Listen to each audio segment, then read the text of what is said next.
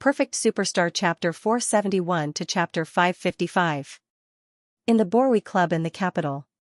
In the ring, Li Mushi, who was wearing a set of black kung fu, was launching a storm-like attack on her opponent. Front kick, whip kick, side kick, knee strike, straight punch, horizontal elbow. Her attacks were so intertwined that people couldn't even breathe.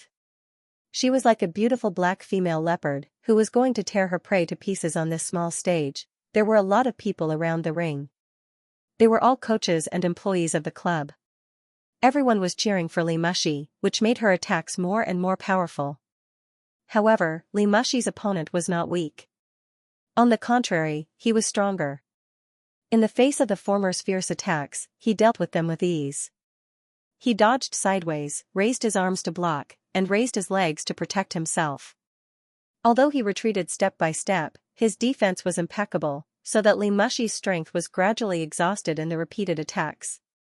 Bang! Li Mushi's side spin kick was once again blocked by Lu Chen's arm. When she jumped down, her left leg, which supported her body, obviously bent down. She staggered and almost fell on the ring. She was exhausted. Lu Chen took 2 steps back and did not take the opportunity to fight back. He looked at Li Mushi with a smile.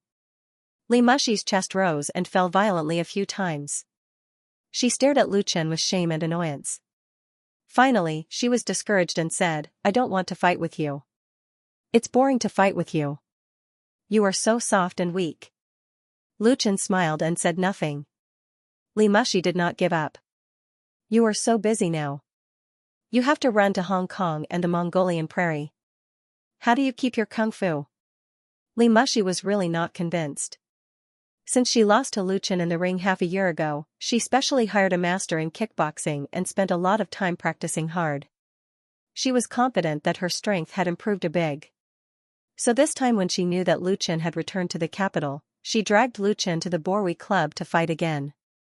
Unexpectedly, this time, Lu Chen completely relied on blocking and parrying, which made her lose confidence.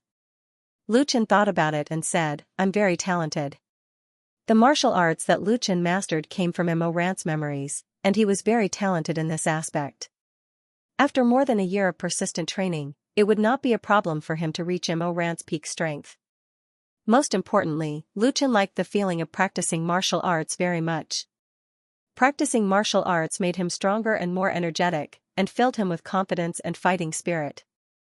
Therefore, no matter how busy he was at work, Lu Chen would never forget to take time to maintain his condition.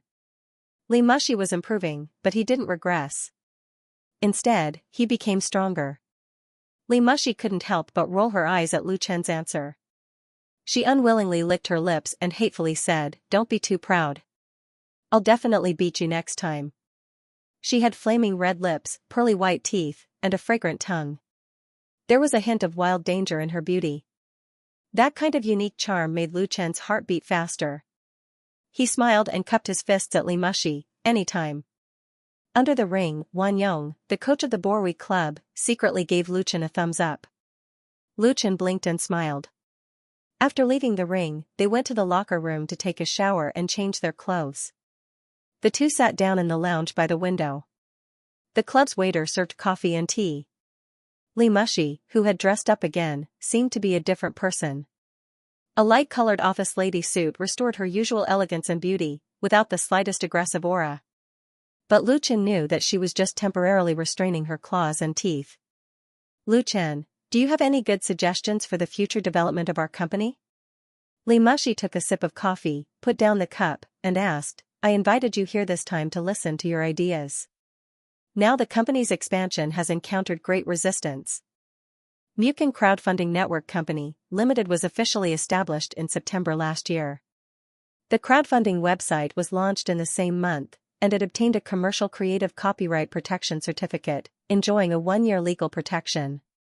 As the founder of the crowdfunding website, Lu Chen has sold his equity in the crowdfunding website twice, and finally retained only 10% of the non-dilutable founder's shares, and basically withdrew from the operation of the crowdfunding website.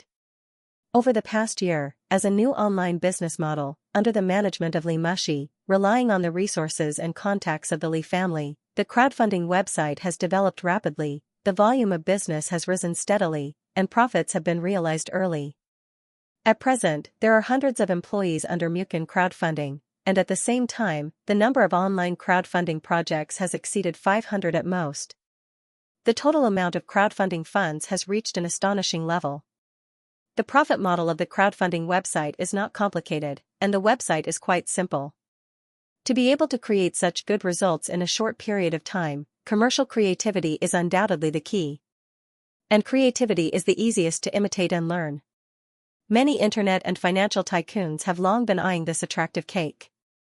Therefore, when the copyright protection of the crowdfunding website expired, more than a dozen similar websites were launched simultaneously in China, and the competition has become extremely fierce. In this way, Li Mushi was under a lot of pressure.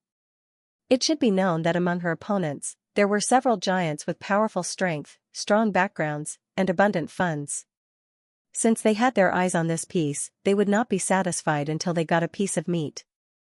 Although Li Mushi had expected such a situation, she did not expect the competitors to be so fierce. The market that originally belonged to her 100% was suddenly eroded by a lot. It would be a lie to say that she was not worried. Today, she pulled Lu Chen over and had a fight with Lu Chen first. In fact, she also took this opportunity to vent the negative emotions accumulated in her heart, and then sought guidance from Lu Chen. I know you must have a way. At present, of course, the market share of the crowdfunding website is still the first, and its market share has left the latecomers far behind. However, be prepared for danger in times of peace. Li Mushi has never thought of lying down and living on her old capital. She is also ready to put the crowdfunding website on the growth enterprise market. The crowdfunding website was founded by you. You don't want your painstaking efforts to be destroyed, do you? Don't forget, you are a shareholder of the crowdfunding website. Once it goes public, first with reason, then with emotion, and then with profit. In order to dig some information from Lu Chen, Li Mushi has put in a lot of effort. Lu Chen didn't know whether to laugh or cry. He quickly said, "Okay, I know. I'll prepare the information for you in the next 2 days." Going back and looking through the memories in the dream world should provide a lot of useful information. Of course, whether the crowdfunding website can defeat many powerful competitors mainly depends on Li Mushi's own ability. Li Mushi was finally satisfied. That's more like it. She suddenly thought of something important. The team that you've trained in our club, are you going to put them to use? Lu Chen was stunned. The Borui Club was an industry of the Li family in Beijing. Its original intention was to train and cultivate security talents. The club had a gym, a swimming pool, a fighting hall, an indoor shooting range, and so on. The facilities were complete and first class. Most of the coaches and staff in the club were retired from the army. In addition to meeting the needs of the Li family, the trained security guards also took on some tasks, so there were usually a lot of people staying in the club. Last year, Lu Chen was taken to the Borui Club by Li Mushi. The special environment and atmosphere here gave him an idea and he put it into practice. That was, Lu Chen recruited a team from the Borui Club and trained them according to his own intentions. This team was not used as bodyguards for Lu Chen. He didn't have such a big show and didn't need it. It was used to shoot a martial arts action film. The martial arts action film that Lu Chen wanted to shoot came from the memory of the dream world. In the dream world, there had been countless wonderful and classic martial arts and action films at home and abroad, which were treasures that made people's blood boil. Lu Chen's big IP plan was closely related to these memories, but he wanted to reproduce the classics in the dream world. In reality, there were no other conditions, but it was difficult to find suitable martial arts action film actors. In Lu Chen's own world, martial arts films had appeared in both Xianxia and China, but it was like a flash in the pan, and did not cause much of a storm before disappearing. Now, what was popular were the mythical fantasy dramas with special effects flying everywhere. As for action films, the situation was better than martial arts films, but they also belonged to the ranks of niche films. In today's domestic and foreign film market, drama films adapted from popular novels, superhero films, and science fiction and magic films were the mainstream. The market share in this area was huge. A blockbuster could easily earn tens or even billions of yuan at the box office, so the competition was naturally extremely fierce. Basically, it was controlled by the giants in the industry. Therefore, if Lu Chen wanted to get a share of the film market, and he had to control his own destiny, he could only find another way. He chose to start in Hong Kong because he had chosen a suitable opportunity, and the training of people with the help of the Borui Club was a plan in advance. There were a total of 12 members in this team. The usual training expenses and salary were all borne by Lu Chen himself. After a year of preparation, it was about time for them to show their usefulness. It was Lu Chen's Lu family squad. Lu Chen didn't expect Li Mushi to bring it up. He asked curiously, "How did you know?" "Don't treat me like an idiot." Li Mushi glared at Lu Chen and said, "Although I don't know much about it, I know it's not fun for you to spend so much money on this team. Now that you've gone to Hong Kong to shoot a movie, they must go there to help, right?" Lu Chen was impressed. "That's right. My first movie in Hong Kong is about to start. They are indispensable." Li Mushi nodded. "Actually, everyone has already guessed it. If you don't say anything, they will become restless. No one from the army is willing to eat for free. Since you've given them a chance, then treat them well and don't let them down. They will also repay your hard work and loyalty." Li Mushi said the last few words very seriously. Lu Chen also became serious. "Don't worry, I won't let the people who follow me down." Lu Chen was not just talking nonsense.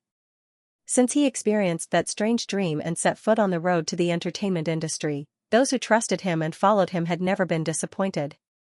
The Lu family squad was built by Lu Chen at a great cost and effort. He definitely attached more importance to it than Li Mushi. "That's good," Li Mushi said with a smile, "I believe your promise. In fact, there are many people who want to follow you. Wan Yong also wants to make a movie. He has asked me several times." Wan Yong was the coach in charge of fighting in the Borui Club. He was 35 years old and had been in the army for 10 years. He once won the championship of the military martial arts competition, so he was deeply valued by Li Mushi.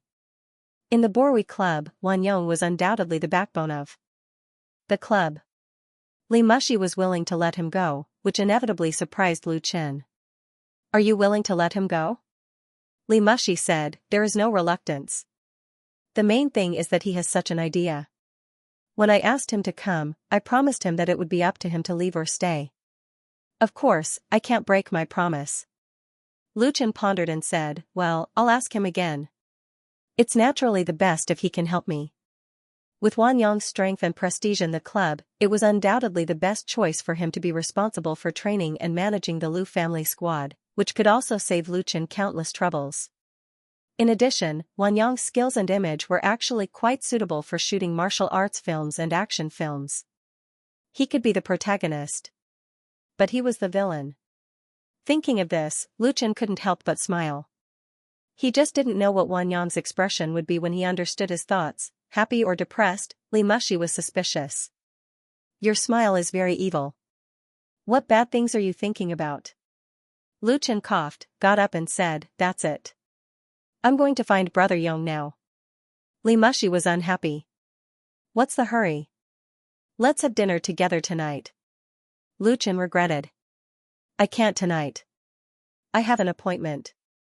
How about I invite you to dinner tomorrow night?" Li Mushi raised her eyebrows. "With your sister?" Lu Chen was very sorry.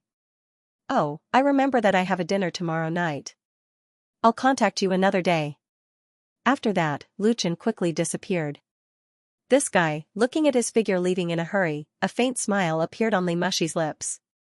In the fight club, Lu Chen found Wan Yong. When he told Wan Yong the reason for his visit, Wan Yong agreed without hesitation. Moreover, he seemed extremely happy. Lu Chen quickly said, "Don't be happy too early. I may need you to play the villain in my future movies. Are you willing?" In fact, it didn't matter if Wan Yong was not willing.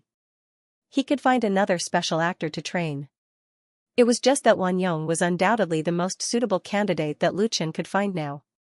In this regard, Wan Yong only hesitated for a few seconds and replied decisively, "No problem. I'll be the villain." Lu Chen couldn't help but be curious. "Brother Yong, why do you want to make a movie with me?"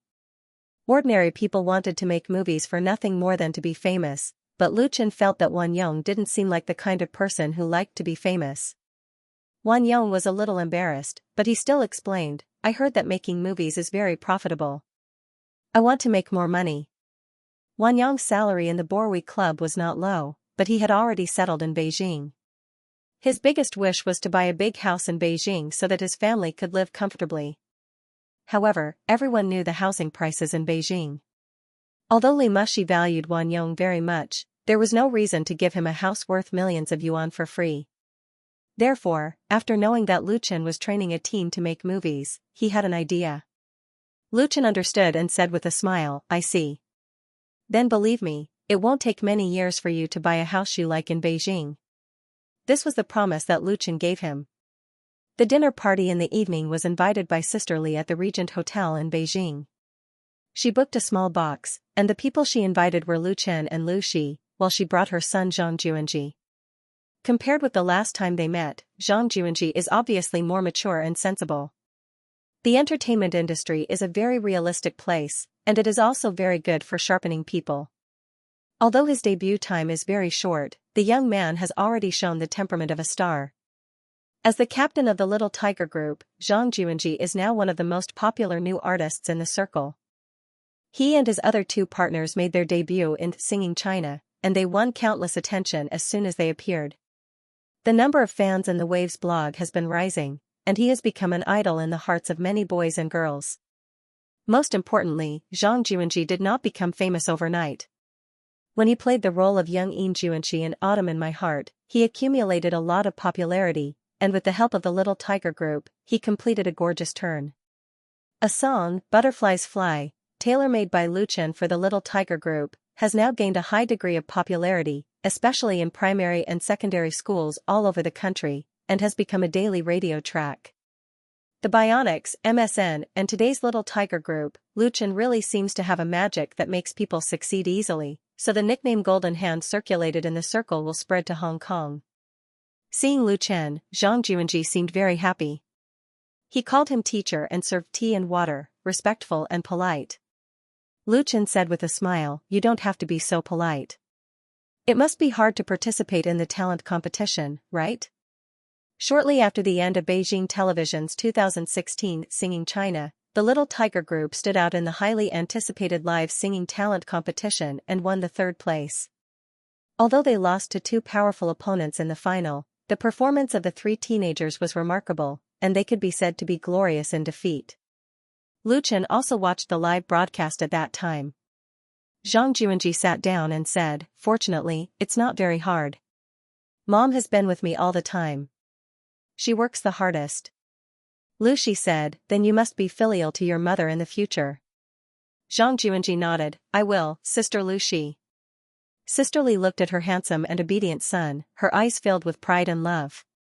What she was most proud of was not the many years she had spent in the industry to establish her own business, nor the wealth and status she had today, but the fact that she had raised Zhang Juanji. For her son, Sister Li was undoubtedly willing to give up everything. This time, Sister Li invited Lu Chen and Lu Shi over. The first thing they talked about was the affairs of Qianfei Charity Foundation. The Qianfei Charity Foundation was established this year by Lu Chen and Qianfei. The purpose of the foundation was to protect leukemia patients from poor families so that they could receive help and treatment. Since the foundation was launched more than half a year ago, hundreds of leukemia patients had been rescued, and Lu Chen and Qianfei had won widespread social reputation. Up until now, the foundation was operating well, and the funds were all under effective supervision. As the chairman of the foundation, Sister Li's contributions could not go unnoticed. I've decided to sell the majority of my shares in the agency, Sister Li said, in the future, focus on managing the foundation and Juanji's affairs. I don't want to care about anything else. Lu Chen and Lu Shi were suddenly shocked. The Rainbow Agency, founded by Sister Li, was a veteran agency in the capital. There had been many popular stars under it. Although its status in the industry was not comparable to the top big shots, it could still be ranked among the top. This agency was also the culmination of her life's efforts. It had been maintained conscientiously for 20 years. It had a good relationship and credibility. Even competitors admired it. Now that Sister Li actually said that she wanted to sell the Rainbow Agency, how could Lu Chen and Lu Shi not be surprised? Lu Chen quickly said, Sister Li, actually, Sister Li interrupted him with a smile, you don't have to persuade me. In fact, I've been very tired these years. I've long wanted to let go and enjoy life. Now, being in charge of the charity foundation is the most suitable for me. I don't have to work so hard and I won't be idle and bored. Also, doing good deeds gives me a sense of accomplishment. As for money, I've already earned enough. No matter how much I have, it's just a number. Besides, I have Juanji. Lu Chen and Lu Shi looked at each other. Both of them could see that this time, Sister Li had really made up her mind. It was the result of careful consideration. Lu Chen said sincerely, it's my luck to know Sister Li. Sister Li smiled embarrassedly, what are you talking about? It's my luck to know you and Fei. Lu Shi smiled and said, we're all very lucky. Then let's have a toast. Cheers. Everyone raised their glasses together. The small private room was filled with a warm and beautiful atmosphere. Tap. Tap. At this time, someone knocked on the door of the private room. The next moment, the hotel waiter opened the door and a middle-aged man walked in. His gaze quickly swept around the private room. His gaze first stopped on Lu Chen, then he nodded and fixed on Sister Li. A warm smile appeared on his face, I heard from my friend that you're also having dinner here tonight, so I came over to take a look. I'm not disturbing you, am I? This middle-aged man was tall and slender. He had an elegant demeanor and was undoubtedly a very handsome man when he was young. Now that time had left its mark on his face, he didn't look old at all. Instead, he had a mature temperament. He spoke well and was very confident. A man like this would definitely be very popular with women. He would always be successful in the field of love. However, when he saw this person, Zhang Juanji's face immediately darkened. He turned his head and picked up some food with his chopsticks, stuffed it into his mouth, and chewed fiercely. Sister Li was very surprised. She immediately stood up and said with a smile, it's not a disturbance. Speaking of which, it's been a long time. She tugged at her son, Juanji, you can't be so rude. Zhang Juanji reluctantly put down his chopsticks and stood up. Reluctantly, he greeted, Dad. As he said that, his eyes drifted to the corner. This middle-aged man was Sister Li's ex-husband and Zhang Juanji's biological father, Zhang Xiaoqiu. Zhang Xiaoqiu took 2 steps forward and said with a smile, Juanji has grown up. I've watched the competition of Singing China. Your performance is so good. I think the champion should belong to you. He tried very hard to praise his son, but all he got was indifference and disregard. This made Zhang Xiaoqiu a little embarrassed and had to change the subject. This is teacher Lu Chen, right? Lu Chen said with a smile, hello, Mr. Zhang. Lu Chen didn't expect that he would see Chen Shimi, who is famous in the circle, here today. Sister Li's real name was Li Jinjin, a rather rustic name, and she was indeed from the countryside. Sister Li was born in poverty. When she was a teenager, she came to Beijing from the countryside to make a living after graduating from junior high school. Like most Beijing drifters, she worked as a waitress in a restaurant, swept the streets, sold insurance, and distributed flyers. However, she was smarter and had a higher EQ than most Beijing drifters. She seized the opportunity to squeeze into the entertainment industry, starting from a small assistant, and finally successfully established the famous Rainbow Agency in the industry. Sister Li's life story could be adapted into an inspirational TV series. However, she was most often mentioned by people in the industry, her marriage that lasted for 5 years. Sister Li's ex-husband, Zhang Xiaoqiu, was a small artist who had debuted for several years, but never became popular. Although he was very handsome, his luck had always been very poor. He had acted in a few films, but all of them were small roles. He had also released albums, but they were a mess of losses. He never got the appreciation of Bull. At a cocktail party, Zhang Xiaoqiu met Li Jinjin, who was working hard to develop her career, so he enthusiastically pursued Sister Li. At that time, people in the industry, including Li Jinjin's friends, didn't think Zhang Xiaoqiu had an ulterior motive. They thought that the two of them had a big difference in appearance, and Zhang Xiaoqiu was younger than Sister Li. However, Sister Li accepted Zhang Xiaoqiu's pursuit. After half a year, the two of them got married, and the following year, Zhang Juanji was born. While managing her agency, Sister Li did her best to support her husband's career. Xianxia's path to stardom changed. He stood out in a TV series and became a hot star. After becoming famous, Xianxia changed. He was not at home for many years, and there were many rumors about him. The marriage between the two lasted for a few years, and Xianxia, who felt that he had grown up, asked for a divorce. Sister Li readily agreed. Her only condition was the custody of her son. Later, when people talked about this matter, they all felt that it was unfair for Sister Li, saying that Xianxia was an ingrate. However, Sister Li never said anything bad about her ex-husband on any occasion. Instead, she said a lot of good things about him. She thought that it was enough to have a very good memory of her life. Such tolerance and open-mindedness won Sister Li the respect of many people, but it also made everyone despise Xianxia even more. After the divorce, Xianxia quickly married a young wife who used to be a model. A few years later, they divorced again. In the beginning, his career was very smooth. He received a lot of publicity and endorsements, and he made a lot of money. However, good times didn't last long. With the changes in the market, Xianxia gradually became outdated. Especially in recent years, he had fallen to a D or D-list position. He still had some fame, but he could not compete with the currently popular Little Fresh Meats.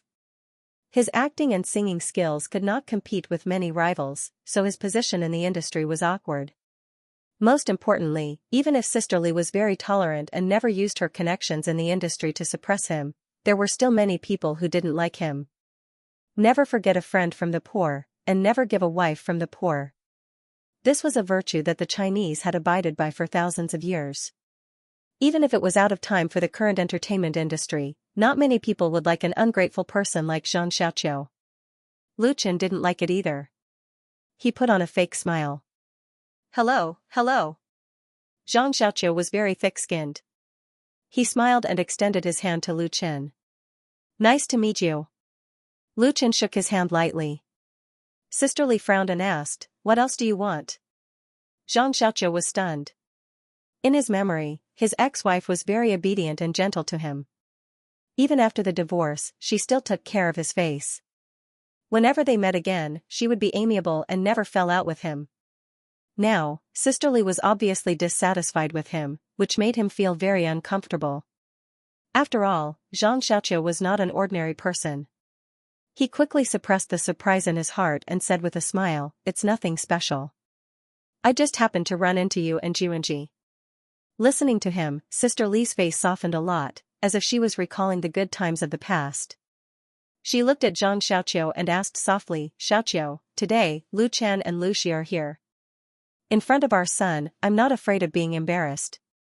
I just want to ask you, during the years when we were husband and wife, did you ever love me? Xianxia's face froze. He hesitated for a moment, but still nodded and said, yes. Slap, a resounding slap landed on his face, causing him to be stunned. Sister Li withdrew her hand and said, liar. You. Xianxia's face turned red. The great sense of humiliation made the veins on his forehead bulge. He impulsively raised his hand to fight back. However, a strong hand locked his wrist like an iron clamp, making him unable to move. It was Lu Chen who had hit him.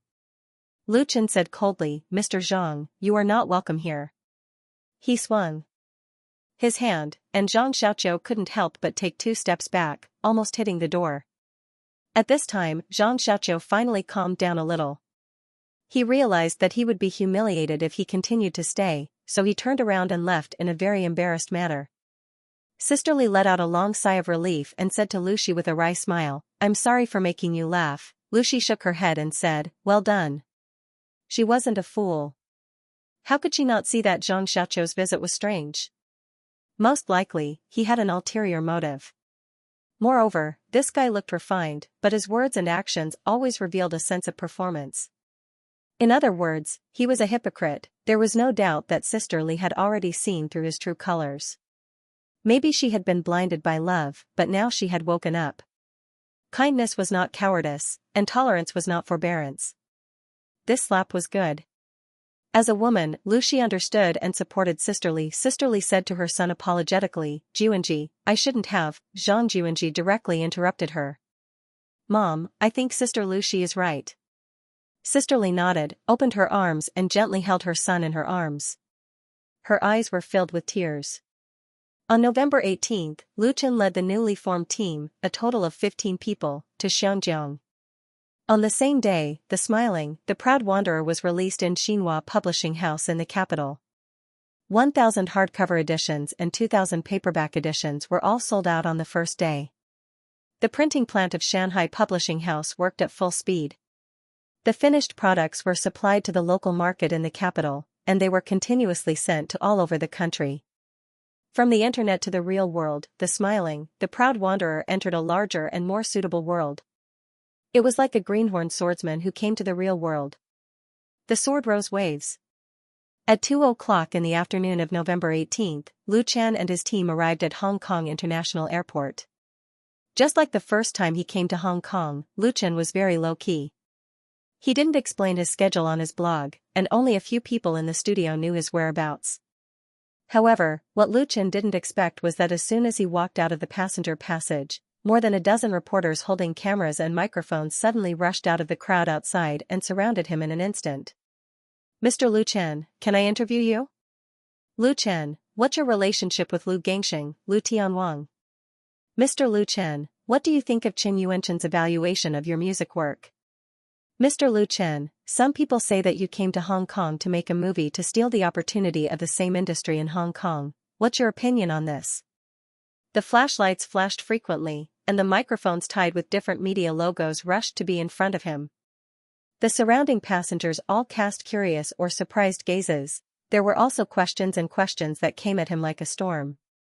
Lu Chen was a little confused for a moment. What was going on? When could he enjoy the treatment of a popular star in Hong Kong? This was a little unscientific. However, Lu Chen was not an ordinary person after all. In the face of a sudden unexpected situation, he could still maintain his calm. He quietly reached out to block the microphones that were about to touch his face and said, Please make way, this is a public passage, thank you. And behind Lu Chen, there was a whole team of people. This team of people was brought back from the capital by Lu Chen. They were 10 men and 2 women, all very young, all of whom had just been discharged from the army. They were at the age of young and vigorous, and had received professional training. So when they saw that Lu Chen was surrounded, they quickly stepped forward and blocked the paparazzi at the first possible moment, creating a safe isolation zone for Lu Chen, allowing him to quickly escape from the awkward situation. The paparazzi did not expect Lu Chen to have so many guards around him. How could they be a match for these elites? The pressure that they had formed to force Lu Chen to abdicate collapsed in an instant, and a reporter fell to the ground in a sorry state. The airport security personnel arrived at the scene in time and stopped the paparazzi who were trying to pester her. Therefore, Lu Chen successfully escaped and sat in the commercial car waiting outside. There were many people returning to Hong Kong this time, so the studio arranged to hire a medium-sized bus. The person in charge of picking them up was Lu Chen's assistant in Hong Kong, Li Zhen.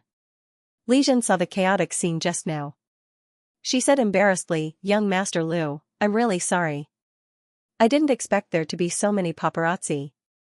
Lu Chen waved his hand to indicate that he didn't mind. What he was puzzled about was why these paparazzi wanted to surround him. Also, what Qin Yuanchen? Snatching the opportunity of the same industry in Hong Kong? It was simply inexplicable. Li Zhen could explain these. It turned out that the source of the disturbance was the Cantonese song The Love of My Life that he sang in Lan Kwai Fong last time. After this song was posted on the internet, it quickly became popular in Hong Kong and was liked by many young people in Hong Kong. There were even many local singers who imitated and sang it. Even the corresponding song appeared in KYV. Nowadays, Hong Kong's pop music scene was no longer as prosperous as it was in the 1980s and 1990s. Especially in recent years, there were fewer and fewer original Cantonese songs. The market was filled with a large number of cover songs and imitations of songs from Europe, America, Japan, and South Korea. The mentality of young singers was becoming more and more impetuous, and people who concentrated on making music were becoming rare. This phenomenon had many similarities with the mainland pop music scene. However, compared to the abundance of domestic talents, Hong Kong's original musicians had withered even more, and there were only a few rising stars. The market environment was bad, and the fans who really loved Cantonese songs were naturally very dissatisfied. On Hong Kong's music forums and blogs, nostalgic songs and criticism of the phenomenon were everywhere. So now that they suddenly heard such an outstanding work that could be called a classic, many fans and even people in the circle were surprised. It was completely reasonable for it to become popular quickly. But for Hong Kong's local musicians, it was a little embarrassing. Because Lu Chen, who wrote and sang this song, not only came from the mainland, but he was also not from Guangdong. Moreover, there were two people who made Lu Chen hate. One of them was the famous comment ID 3 bowls of wine in the pop music and film and TV talk section of Hong Kong's BBS. In the original video post of The Love of My Life, he ridiculed Hong Kong's local musicians and inevitably touched the fragile hearts of some Hong Kong people. The other was the famous Hong Kong blogger Madman of the South Sea. His blog post about The Love of My Life really pushed Lu Chen to the forefront of the storm. Lu Chen knew about this matter and specially wrote a blog post to respond to it. As a result, he won Lu Tianwang's praise. He thought the situation would calm down and return to the capital a few days later. However, the development of things was far beyond his expectations. The war caused by Madman of the South Sea did not completely extinguish. Instead, it spread more and more. Many people in the pop music scene were involved, and it became very popular on the internet. A few days ago, the famous columnist and music and film critic Xianxia published an article in the column of Harbour City Daily. He thought that Hong Kong's musicians did not need to belittle themselves. A Cantonese work by Lu Chen could not prove anything. The Love of My Life was also not a classic that deserved to be bragged about. Moreover, there were suspicions of deliberate hype and the existence of the internet. Harbour City Daily was one of the Chinese newspapers with the largest circulation in Hong Kong. Xianxia's article caused a lot of response and also added firewood to the debate on the internet. At this time, Lu Chen, who was not famous in Hong Kong, was really popular, and his past experience was quickly dug out by people, including the matter that he came to Hong Kong to shoot a movie. This inevitably touched the hearts of people in another circle. So there were rumors that people from the mainland used the support policy of the Hong Kong government to rob the opportunities of the local people, and called for the modification of the policy. Because of the preparation for A Chinese Ghost Story, the work in Hong Kong studio was very busy, and Li Zhen was no exception, so the information she knew was limited. That was all she knew. She said apologetically, "Young Master Lu, I'm really sorry. I should have reported these things to you earlier." Lu Chen finally understood the cause and effect. He couldn't help laughing. You don't want to farm just because you hear Lala's cry? We do our own things and don't need to pay too much attention to these things. His foundation was in China, and Hong Kong was just a platform for him to enter the film industry. It would be too stupid to get involved in gossip disputes, which involved energy and wasted time. And how could a sparrow know the ambition of a swan? Compared to Lu Chen's indifference, Li Zhen was a lot more nervous. During the period when Lu Chen left Hong Kong and returned to Beijing, under the leadership of Chen Wenxiang, the studio cooperated with Jiayang Pictures to prepare for the shooting of A Chinese Ghost Story with Qianyang Pictures. Everyone was so busy, and she was no exception. Because of this, when there was a storm against Lu Chen on the internet, Li Zhen did not send the news back to Beijing immediately. It was also because of her negligence. She thought that this matter would be over soon. This was the norm in Hong Kong's entertainment circle. Unless someone pushed it hard, the media's focus would change very quickly. There were so many gossip news every day. Now that she thought about it, it was a serious matter, so she had to remind Lu Chen, this Xianxia is not an ordinary person. He didn't even give face to Lu Tianwang. He wrote an article to scold people. Lu Chen said with a smile, "If he is strong, let him be strong." Ah? Li Zhen was a little confused. Although she didn't quite understand, it sounded very powerful. Lu Chen smiled and said, "It's nothing. Let's talk about it when we get back." A Chinese Ghost Story was about to start shooting. There were a lot of things to be done. Lu Chen didn't have the time and energy to quarrel with others. No matter how sharp Qin Yuanchen was, what could he do if he ignored him? Those paparazzi and entertainment media must be eager to see the world in chaos. They couldn't wait for Lu Chen and Qin Yuanchen to fight. Lu Chen was not a fool. How could he fall for such a trap? After returning to Hong Kong studio, Lu Chen didn't see Chen Wenqiang and Wan Xiaoquan until evening. You've worked hard. Lu Chen had always been polite to the two important members who had worked hard and made great contributions. Chen Wenqiang shook his head and said, "It's my duty." Although his words were modest, there was still a hint of pride in his eyes. Of course, Chen Wenqiang had a reason to be proud. With his full support and the close cooperation between the studio and Jiayang Pictures, the production team of A Chinese Ghost Story was basically completed.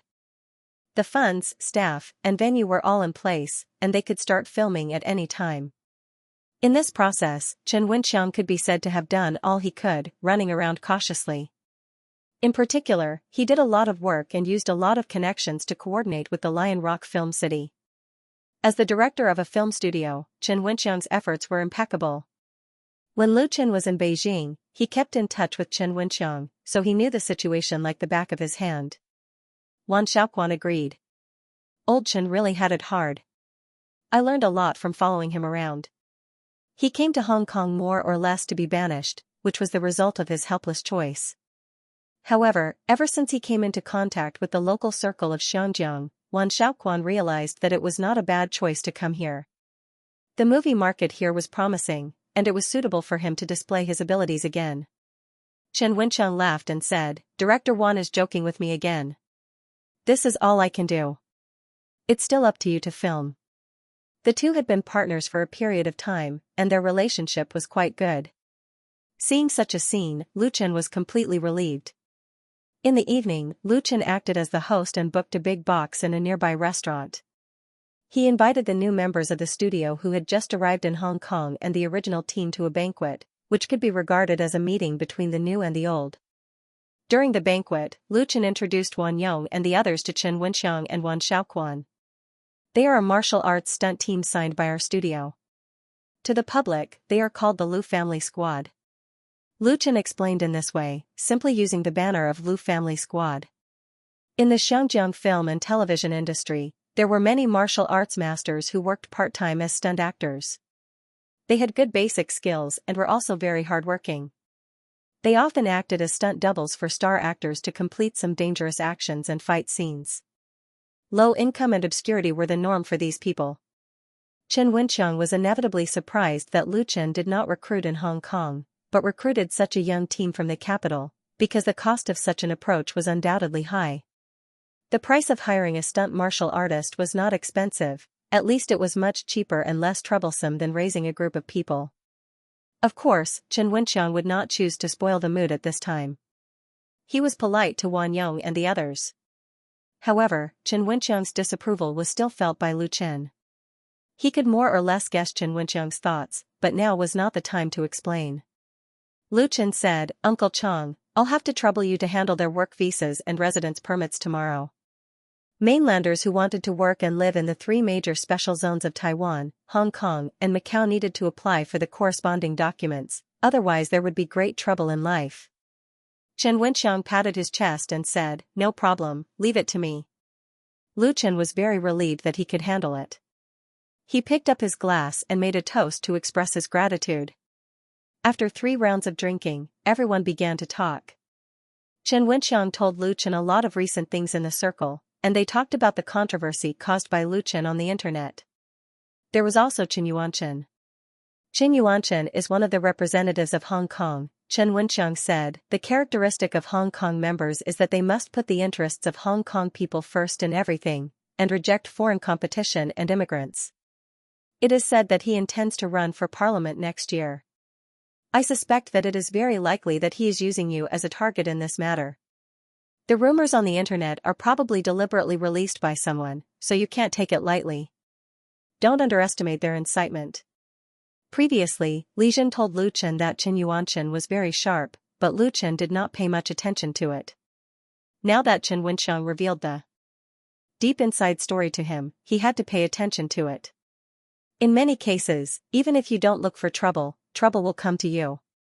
Ignoring and avoiding it is not a solution. Lu Chen thought for a moment and said, then find a chance to clarify it. I was almost blocked by reporters at the airport in the afternoon. He was still very puzzled. How did these reporters know his flight number? Chen Wenxiang said with a smile, these paparazzi have very good noses, and they have insiders in all the major airlines. They will know in advance when stars enter and leave the port. In the future, you'd better take the VIP passage. Lu Chen said that he had learned his lesson. This trick was very sophisticated. Chen Wenxiang continued, if you want to clarify the truth, then don't look for these paparazzi. They specialize in writing nonsense. It's better to be on TV programs. He said to Li Zhen, Zhen, pay attention to which TV stations will send invitations these days. Li Zhen nodded. Okay. As a result, Chen Wenxiang was right. On the second day after Lu Chen returned to Hong Kong, 3 TV stations sent invitations. Xianxia's land area was more than 1,000 square kilometers, with a population of more than 10 million, and its population density was among the highest in the world. This international metropolis was once known as the Hollywood of the East, and its entertainment industry was extremely developed.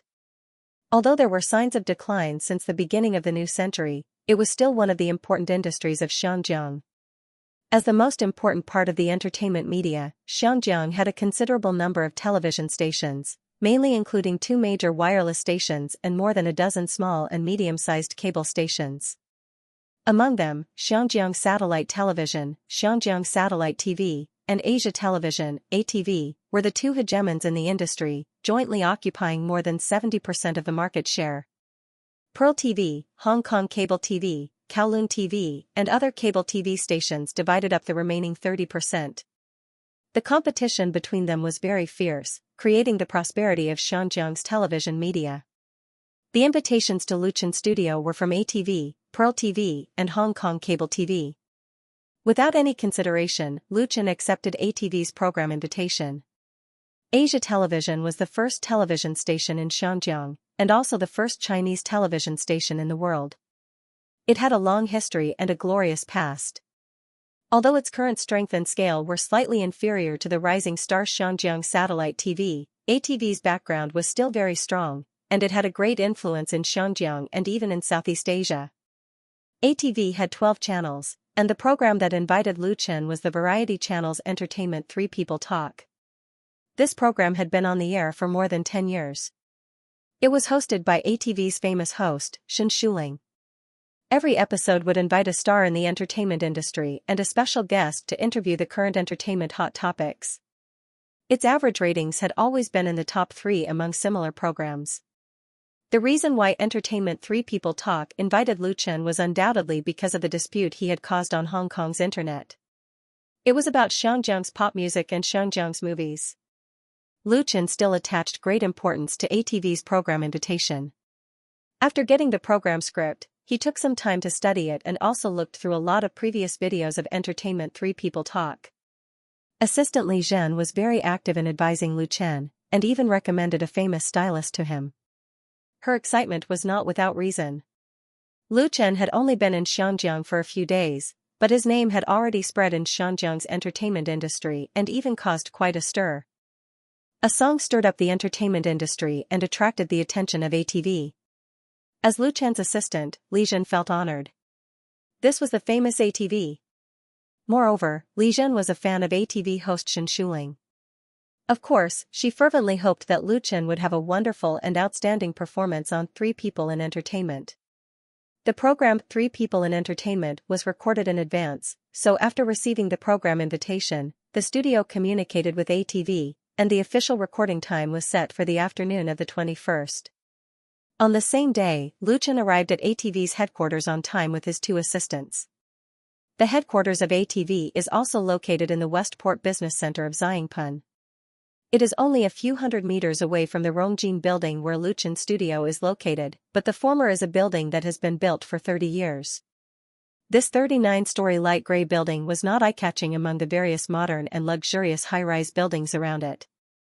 Even the structure and appearance looked outdated, but the words Asia Television and the logo inlaid on the outer wall shone brightly under the sunlight, proudly displaying its glory. Once upon a time, countless artists in Xianxia were proud to walk into this building. At the entrance of the ATV building, Lu Chen first saw Shen Shuling's assistant who came to greet them. After completing the registration, the group took the elevator to the 27th floor, the studio of the ATV variety channel. Shen Shuling and another guest were already waiting there. Shen Shuling was in her 40s, but because she took good care of herself, she looked like a person in her 30s. Her appearance was not very beautiful, but she was dignified, generous, and graceful. Especially when she smiled, it gave people a feeling of being bathed in the spring breeze, giving people a good impression. "Hello, Lu Chen, welcome to ATV," she smiled and shook hands with Lu Chen, and said half-jokingly, "I'm your fan." A simple sentence instantly narrowed the distance between the two of them. Lu Chen smiled and said, "Then I'll give you a limited edition solo album. I only ask Sister Shen to take care of me in the program." Although Shen Shuling looked very amiable, her hosting style was quite sharp. Even in the face of a big star, she dared to ask sensitive questions. In fact, most of the hosts in Xianxia were like this. Because Xianxia's TV stations were all private, in order to pursue the effect of the program, the requirements for the host were naturally very high. When the audience watched variety shows, they liked content with gimmicks, conflicts, and strong topics. If the host did not have unique characteristics, it would be easy to be abandoned. The most important thing was that Xianxia's policies and regulations were different from those in the mainland, so the standards for TV programs were different. Lu Chen had previously watched a lot of previous videos of 3 People in Entertainment Talk.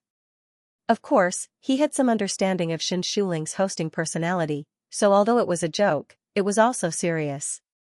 Shen Shuling was stunned at first, then smiled and said, "Okay, I will definitely take care of you." She introduced another guest to Lu Chen. 3 People in Entertainment Talk was, of course, a conversation between 3 people. As the first guest, Lu Chen was definitely the protagonist, but the existence of this guest was not dispensable. His views were undoubtedly an important part of the program.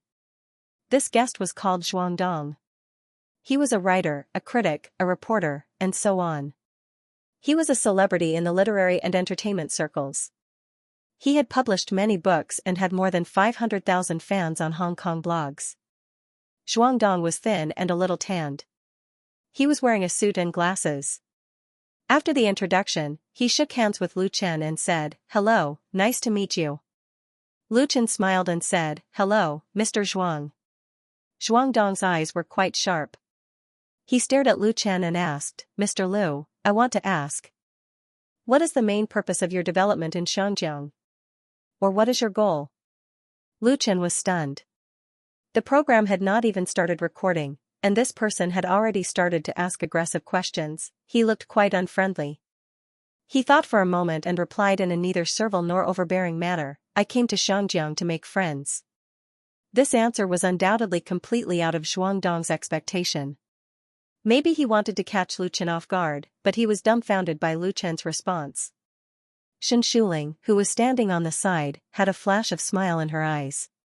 She tried to smooth things over and said, "You too, if you have anything to say, let's talk on the program." She had a feeling that today's episode of 3 People in Entertainment Talk would be quite interesting.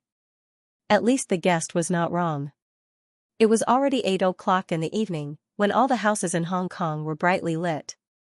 Ah Kong nimbly jumped out of the minibus that had just stopped at the platform, rushed forward a few steps, jumped to the sidewalk, and then walked quickly to his home. Ah Kong had just graduated from college this year. At present, he was working in a trading company, doing the import and export of digital equipment. He did not go to a famous university and had no energy for work, so now he was mainly learning to be an assistant. The work was very hard. He had to go to work at 6 o'clock in the morning and go home at 7 or 8 o'clock in the evening.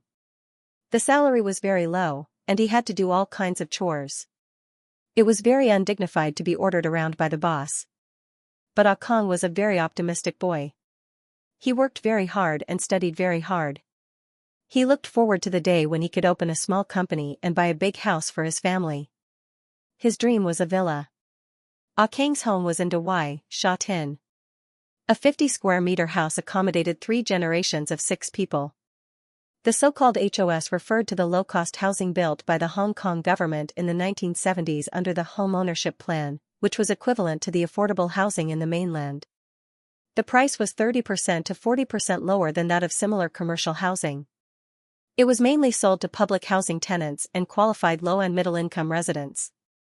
This 50-square-meter HOS was bought by Ah Kang's grandparents with their life savings. After returning home, Ah Kang opened the door with a key. His mother, who was cleaning in the kitchen, heard the noise and poked her head out. She asked, "Kang, have you had dinner?" Ah Kang nodded and said, "Yes, I have. I'm going to my room." His mother looked at his back as he hurried into the room and shook her head.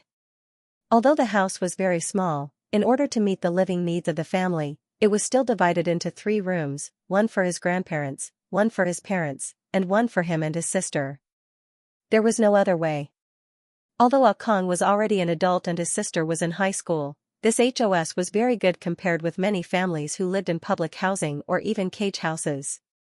In the future, when his sister got married, he could marry a wife and live with her. Dreams were beautiful, but the real life had to go on.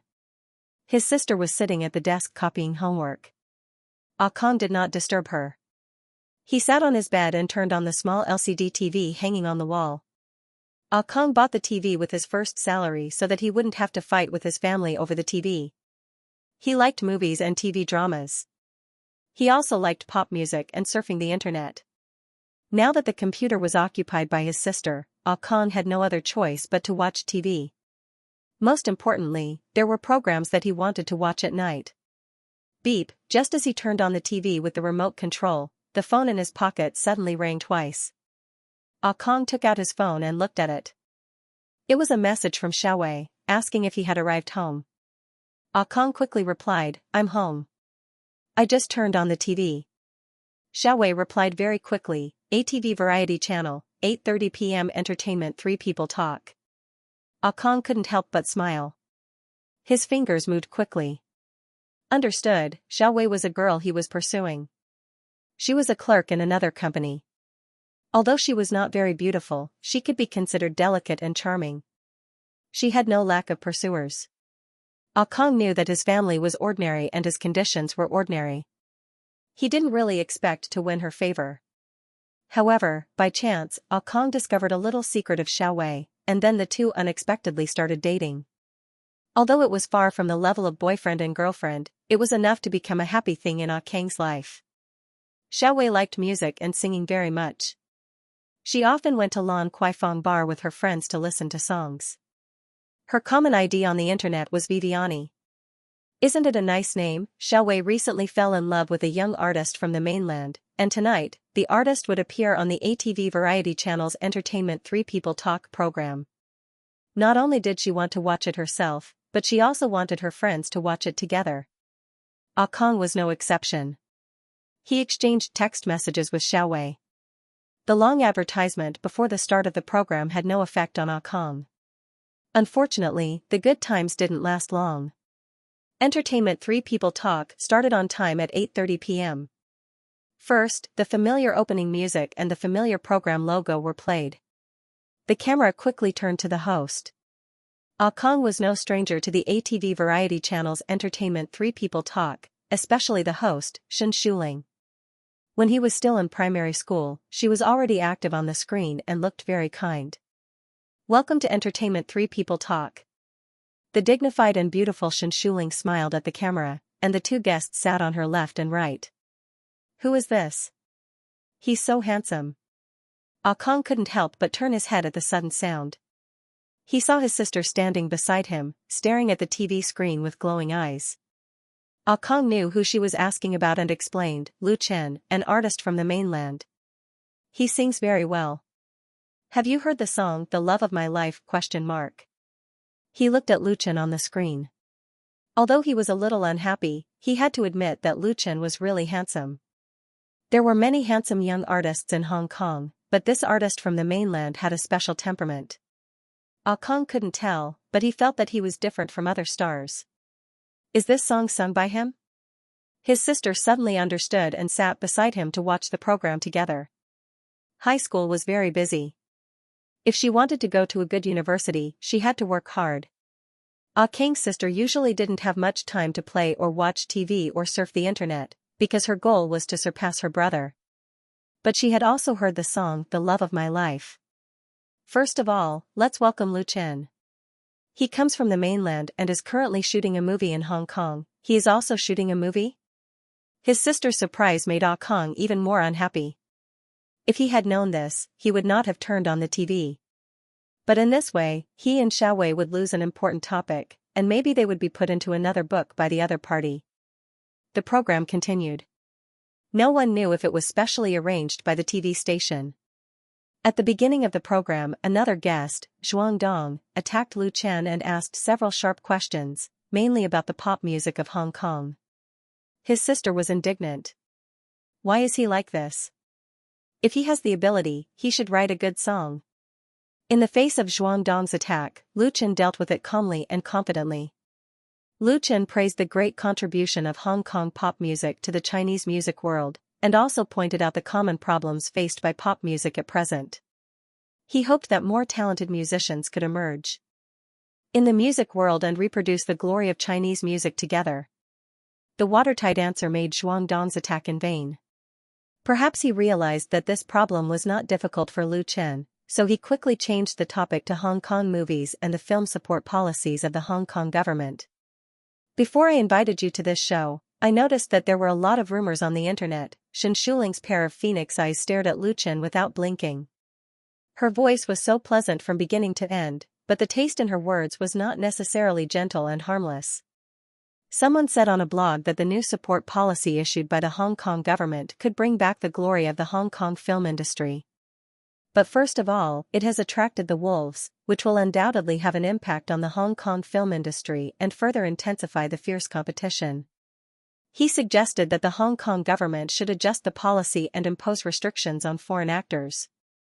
So, Lu Chen, do you think that you are also a member of the wolves? Or do you have any opinion on this? In the show, Shen Shuling was the host, and she was also the topic guide.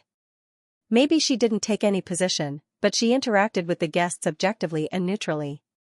However, this didn't mean that she didn't touch on sensitive topics. On the contrary, she was consciously driving the atmosphere of the conversation and creating conflicts and arguments. This was the first topic that Zhuang Dong brought up. He was undoubtedly a supporter of this sensitive topic. Seeing that Shen Shuling brought the fire of war to Lu Chen, a faint smile appeared on his face, as if he was watching a good show. In Zhuang Dong's eyes, Lu Chen was very young, which meant that he lacked enough experience, shrewdness, and adaptability. Moreover, Lu Chen had just come from the mainland, so he must be very unfamiliar with Hong Kong. Shen Shuling's question was very tricky, and it also touched on the sensitive side of Hong Kong people. If Lu Chen's answer was slightly appropriate, then his interview that night would be a failure. In other words, Zhuang Dong would win without a fight, and it would be an easy victory. In fact, it was not good to win too easily. Zhuang Dong even had a little regret. The real victory should be crushing the opponent in a fierce battle. Lu Chen pondered for a moment, as if he was thinking. It seemed that this question had really stumped him, which made Zhuang Dong more and more proud. But the audience sitting in front of the TV and watching this show had a different feeling. Ah Kang's sister complained, "Really, how can you ask such an outrageous question? How do you expect people to answer?" She was really infatuated with Lu Chen's handsomeness and instinctively spoke up for Lu Chen. Ah Kang sympathized with Lu Chen. If he had been questioned like this, he would have behaved even worse. In his heart, Ah Kang agreed with the wolves. When he worked in the company, he often heard from his colleagues that the reason why the market was so bad, the prices were so high, and the housing prices were so expensive, were mainly because of the mainland. Mainlanders came to Xianxia to shop and buy real estate in Xianxia because the mainlanders took over the Xianxia company's business. Now, it was the movie industry's turn. What was the Hong Kong government thinking? Why didn't they think more about the locals? As the saying went, don't let the goodies flow to your own fields. His mind was a mess of thoughts, and then he thought of Xiaowei. I wonder if Xiaowei will be very angry. Just then, Lu Chen spoke on the TV screen. He looked very serious and said, "I think I and my colleagues from the mainland are not wolves. If you want a metaphor, I think I would like to be a catfish." Catfish? Shen Shuling was surprised. Why do you want to be a catfish? She felt that this metaphor was very strange. Lu Chen smiled slightly. His smile was sunny and brilliant, which made Shen Shuling feel a little excited. He said, "Let me tell you a story first. A long time ago, Norwegians liked to eat sardines, especially fresh sardines. But there were no aerators at that time, and the fishermen had to go out to sea to catch sardines for a long time. The sardines raised in the cabin did not like to move, and they often died on the way back to the port, so they could not be sold at a good price. But people found that many of the sardines caught by a fisherman were still alive, and he could always sell them at a high price. This secret was not revealed until the fisherman died." Lu Chen told the story in detail, and there was suspense. Not only did Shen Shuling listen attentively, even Zhuang Dong was curious. He wanted to see what Lu Chen was up to. Lu Chen continued, "It turned out that the fisherman raised a catfish in the cabin. Among the sardines, there was an extra fierce creature. They would swim and dodge instinctively, and they maintained their vitality. Finally, many of them survived to the port." After the story was finished, Shen Shuling, Zhuang Dong, and many of the audience in front of the TV faintly understood. This also included the audience at the recording site, and the atmosphere in the studio became very subtle. Lu Chen continued, "It can be said that I grew up watching Xianxia movies and TV dramas, mainly the Xianxia movies of the 1990s. There are many real classics, such as Big Lawyer, True Love of the World, Hong Kong Hero, Life and Death Rescue, and so on." Shen Shuling laughed and said, "Then you must be a fan of Lu Gangxing."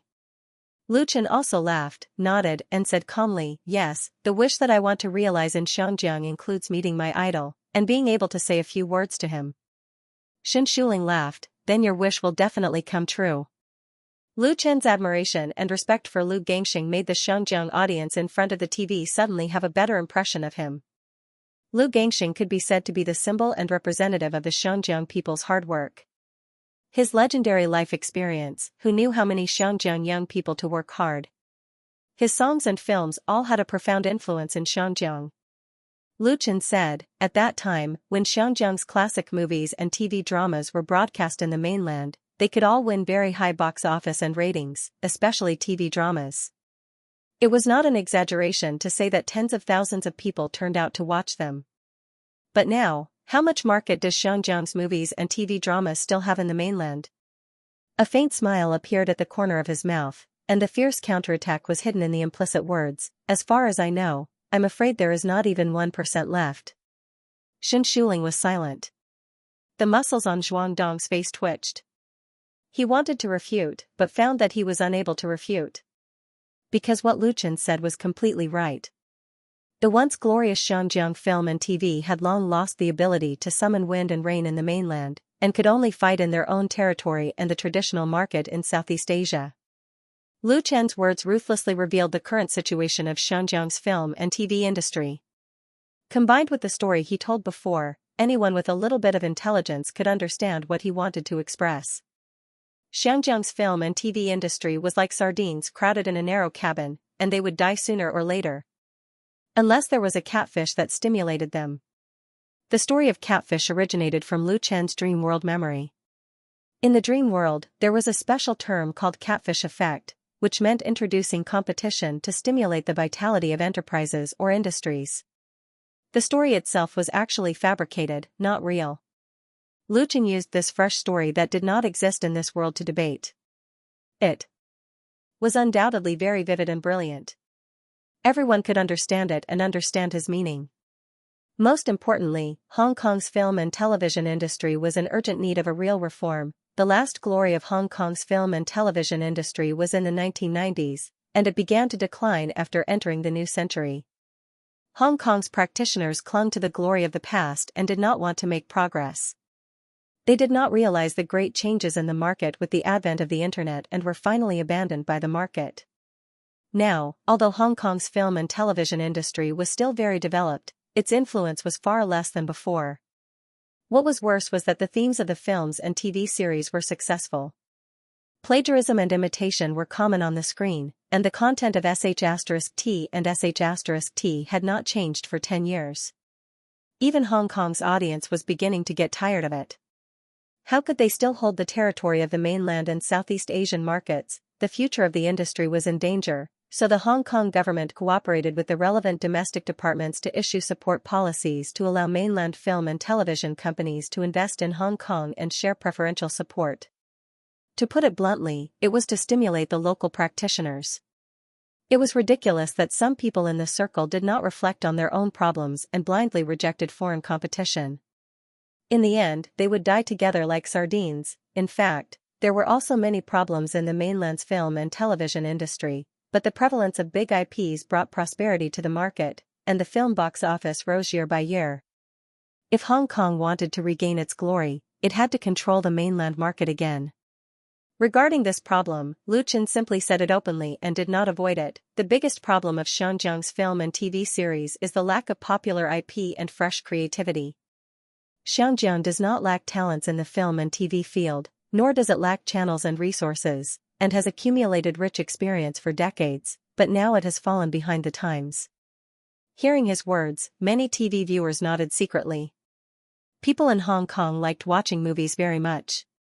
According to statistics, on average, every person in Hong Kong spent more than 300 yuan on movies every year, which was a box office of 3 to 4 billion yuan, not including other expenses in the cinema.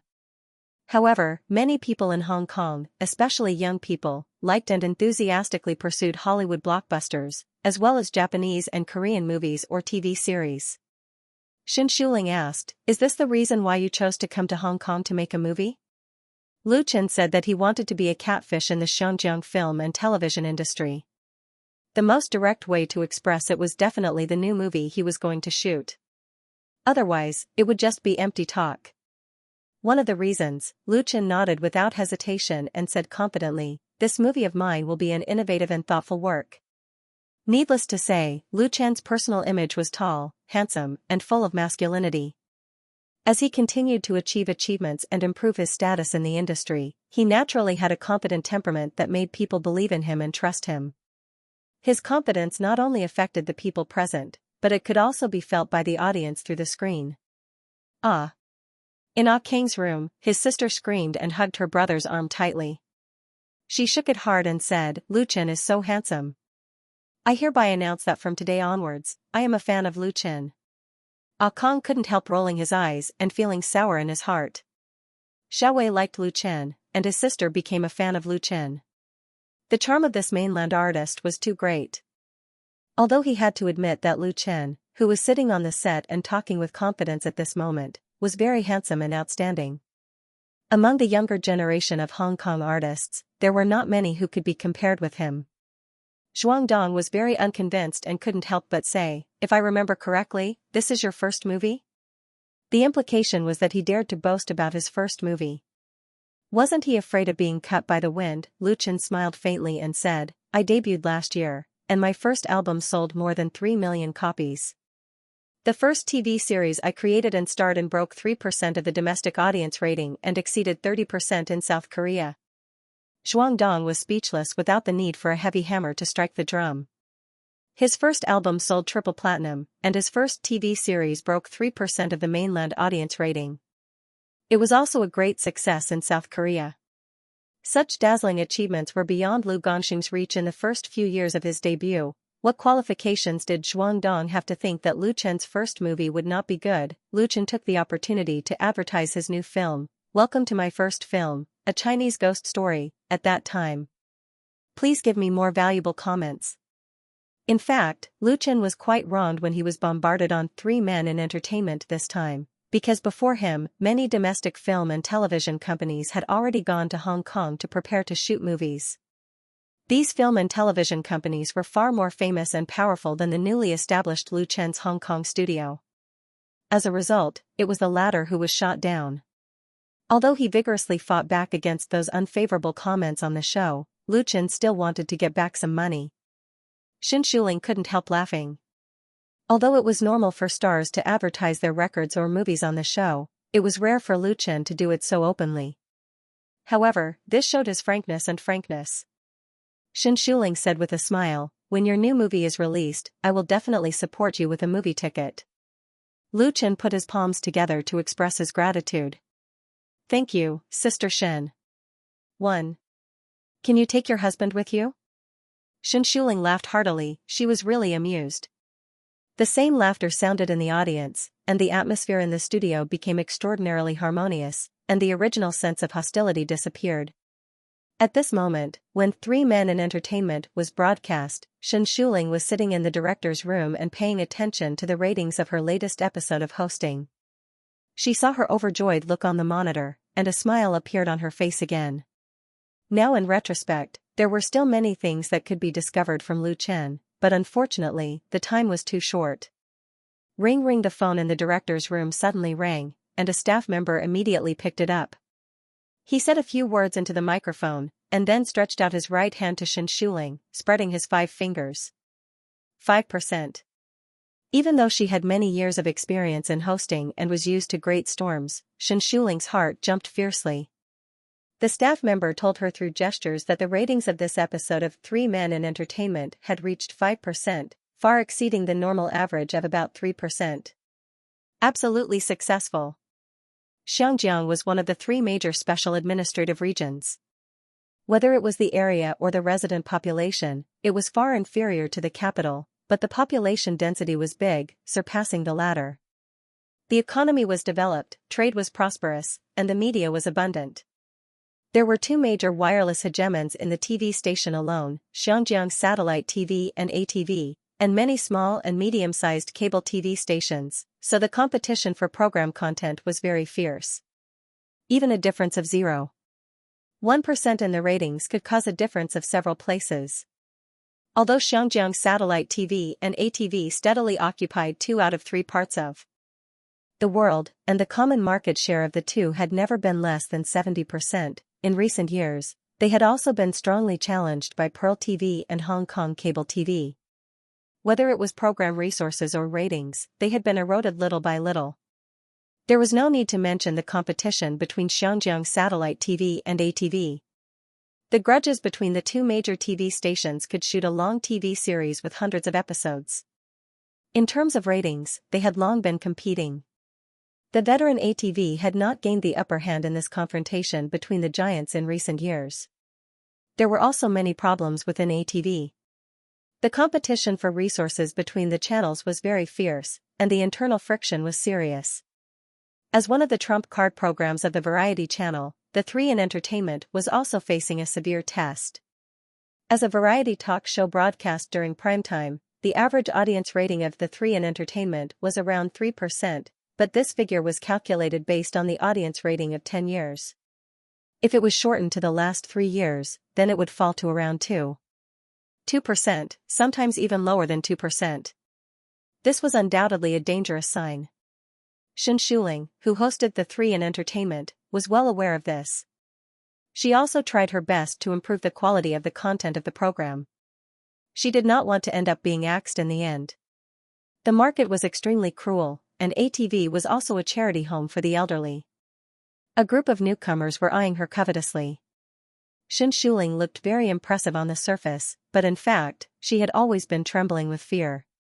It was precisely because of this that she boldly went against the opinions of the public and invited the recent hot topic, Lu Chen, on the 3 in Entertainment to discuss the new film support policies of the Hong Kong government. At that time, the program team, including many people in the station, thought that Lu Chen was a new artist who had just come from the mainland and had no popularity base in Xinjiang. With his identity and status, he did not meet the requirements of the 3 in Entertainment. They were worried that he would be criticized by the audience and people in the circle. However, it turned out that Xianxia's risk was right. Maybe the audience in Xinjiang was very interested in this handsome star from the mainland, or maybe the competition brought about by the new movie support policy touched the sensitive points of many people. The ratings of the program actually rose steadily, and when it was near the end, it broke through 5%. 5%.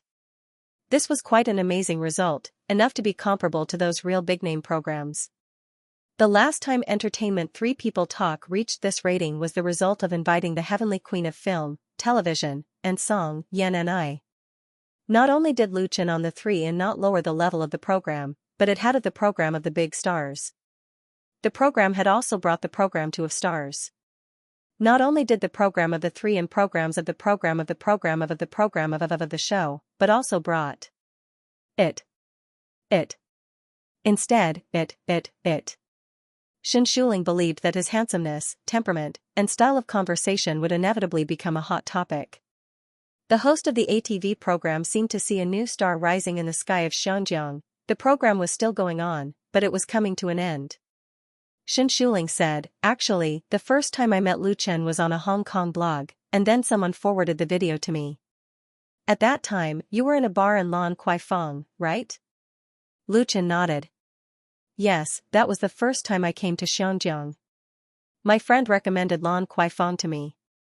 Xianxia said with a smile, "Then you participated in the La Dolce Vita 97 singing competition and sang the song that everyone is familiar with, The Love of My Life. I heard that you wrote this song yourself. Is it for your girlfriend?" Lu Chen nodded. "Yes.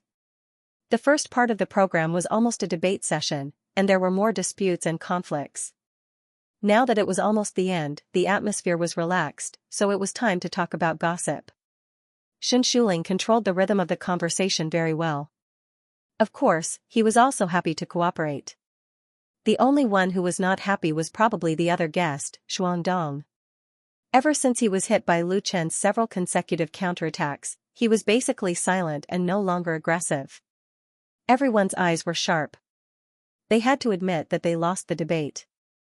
If they continued to pester endlessly, they would only make a fool of themselves in front of the public, and become a joke to their opponents. Xianxia obviously also noticed Xuandong's predicament, so she changed to a relaxed topic.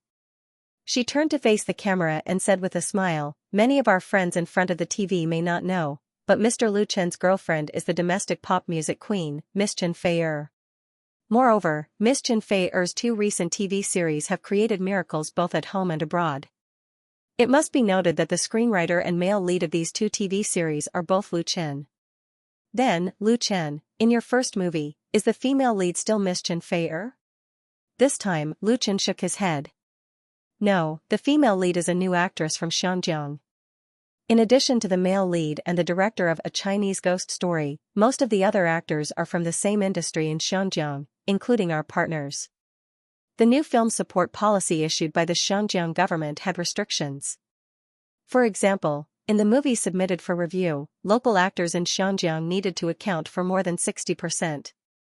This was a hard rule. However, the main reason why Chen Fei-er was not chosen for A Chinese Ghost Story was because of the schedule." Xianxia said, "Then we will wait and see and look forward to the screening of your movie. In addition, at the end of the program, can you respond to the audience's call and sing The Love of My Life again here?"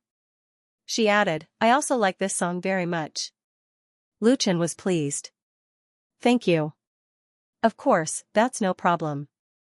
This was arranged in advance by the program team. It was not a sudden attack on Lu Chen. He had already expected it.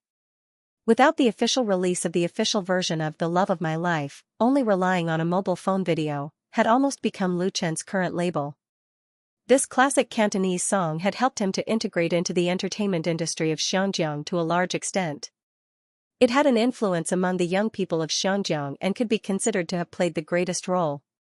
Therefore, this episode of Entertainment Talk with 3 People ended with Lu Chen playing the piano and singing The Love of My Life. After the program was officially broadcast, it caused a great response both inside and outside the circle of Xianxia. November 25, Tianda, Zodiac, Founding Day. Good for opening a business, seeking wealth, trading, traveling, moving, dating. The opening ceremony of Lu Chen's first film, A Chinese Ghost Story, was held in the famed temple of the Lion Rock Film and Television City. The famed temple of the Lion Rock Film and Television City was an old site. It was first built in the late Qing dynasty. Later, it was abandoned after 2 disasters. The ruins were overgrown with weeds, and it became a safe haven for wild foxes. In the early 1990s, when the Lion Rock Film and Television City began to build, the old site of the famed temple was included. The scene designer did not restore and rebuild it, but renovated it on the basis of the ruins, making it an excellent scene for shooting zombie and horror films. Many of the Xianxia zombie and ghost films that were popular in the 1990s were shot here. But now, due to the changes in the market, the popular themes in the past were no longer popular, and the utilization of the old site of the famed temple had decreased a lot. Therefore, it was easy for the studio to rent it at a low cost. There was a long table in front of the temple, which was used to worship gods. It was covered with red velvet, with a statue of Emperor Guan in the middle. On the left and right sides were incense burners, roast suckling pigs, fresh fruits, and so on. A camera was placed on the right side of the table, also covered with a red cloth, so that no one could see it. In the open space a little further away, firecrackers were lit. Then, in the crackling sound, the crew members burned incense and worshipped the gods in turn, praying for a smooth shooting and the new film to be a hit. The ceremony of worshipping gods first originated in Hong Kong. People in Hong Kong believed in feng shui superstitions and liked to pray for good luck. The practice of worshipping gods and Buddha was very popular, and the film crew was no exception. There were many taboos. For example, the direction in which they prayed to the gods could not be wrong. At different times and different locations, everyone prayed to the gods in different directions. Roughly speaking, they had to pay attention to all directions. If they were to place it in the southwest instead of the south, there would be a difference of thousands of miles. Some of them even had to be accurate down to the latitude and longitude. It sounded incredible, but many Xianxia film crews had to invite experts to calculate before they started shooting, and they were not careless at all. Otherwise, if there were any twists and turns during the shooting process, they would inevitably suspect that they had encountered some bad luck. Luchin Studio had just been established, and its partner, Jiayang Pictures, was not a top company in the industry. Therefore, the opening ceremony was not very big, but it was also very grand. Zhou Yi, the behind-the-scenes boss of Jiayang Pictures, personally came to the scene. Of course, he accompanied his cousin, Nian Mingzhu, the heroine of a Chinese ghost story. Mrs. Jean also came, together with her two goddaughters, Ji Xiaodai and Li Xinyan. The two girls had arranged a small role in the film. Chen Wenxiang's daughter, and Chen Si. Chen Xiao Yi Chen Studio. After he graduated, E, and Studio, E, and AO, and E, Chen, E, and and Studio, Chen, and Wen, and E, and Studio, Wu, Wen, Chen Studio, and Chen, Yang, Studio, and Wen, Chen, Studio, Chen, Studio, and Chen, E, and Chen, E, and Chen, E, Yan and Chen. Chen Si played the role of Xiaoqing in a Chinese ghost story, a supporting female character with some weight. In fact, in the movie A Chinese Ghost Story, there were only 4 important characters, Ning Kaichen, Nie Xiaoqian, Yan Qixia, and the villain, Granny Tree Fairy. Basically, all the limelight was focused on them, especially the first 3. As the first supporting female character, Xiaoqing did not have many scenes in the movie, but both Chen Wenxiang and Chen Si were extremely satisfied. Other than Lu Chen, there were no other big-name actors in the movie. Ma Rongzhen had long been outdated and reduced to being an extra, and most of the others were newcomers. Lu Chen himself had just made a name for himself in the film and television industry in Hong Kong, and he did not rely on the work itself. However, the investment of A Chinese Ghost Story was as high as 30 million yuan. Although it was not a top-notch production, it was precisely because there were no big names that there was no high salary. This large sum of money had to be invested in filming and post-production. It would be unfair if it did not produce a high-quality product. Chen Si was already extremely lucky compared to her peers to be able to get such an important supporting female role in a movie for the first time. She was standing at a very high starting point from the beginning. As long as A Chinese Ghost Story did not fail miserably after it was released, she would have valuable qualifications. Seniority represented status. After offering incense and worshipping the gods, Lu Chen, Zhou Yi, Wan Xiaoquan, and Yan Mingzhu worked together to remove the red veil on the camera. The crew members gathered around applauded in unison, and there were also media reporters taking photos. It was said that this procedure originated from the fear of scratching. The so-called scratching referred to the film in the early days of the film era, when the film and the camera was accidentally scratched by the parts inside during filming. Once scratching occurred, it would cause immeasurable losses to the crew. However, machine scratching was unpredictable and difficult to prevent, so the only thing that could be done was to cover the camera with a red cloth to suppress evil. Nowadays, cameras had already been digitized, so there was no possibility of scratching. However, the more precise something was, the greater the problem, so this custom was still retained. After the red cloth was removed, the opening ceremony of A Chinese Ghost Story was basically over. Finally, it was time for the representatives of the crew to be interviewed by the media. Most of the media reporters were invited by Jiayang Pictures. There were more than a dozen of them, both big and small. They were there to support and to promote the film. Every reporter was stuffed with red packets. If a film and television entertainment company wanted to gain a foothold in Hong Kong, they could not afford to offend the people in the media. Otherwise, they would scold them all day on TV and newspapers, or make up some false rumors. Then, they would not be able to make money. Of course, it was impossible to please all the media. Jiayang Pictures was a well-known film and television production company, and its boss, Zhou Yi, was a businessman in Hong Kong. He did not lack connections in the relevant media. However, there was a portion of the media that came uninvited. These reporters were obviously very interested in Lu Chen, so after the opening ceremony ended, they immediately surrounded him and asked him questions. "Mr. Lu Chen, are you going to use this film to change the structure of Hong Kong's film industry? Why do you have such confidence and certainty? If this film flops, what are you going to do? Return to the mainland?" "Mr. Lu Chen, as far as I know, none of the actors in this film are big names. May I ask?" The reporters' questions were like a machine gun, and all of them were aggressive.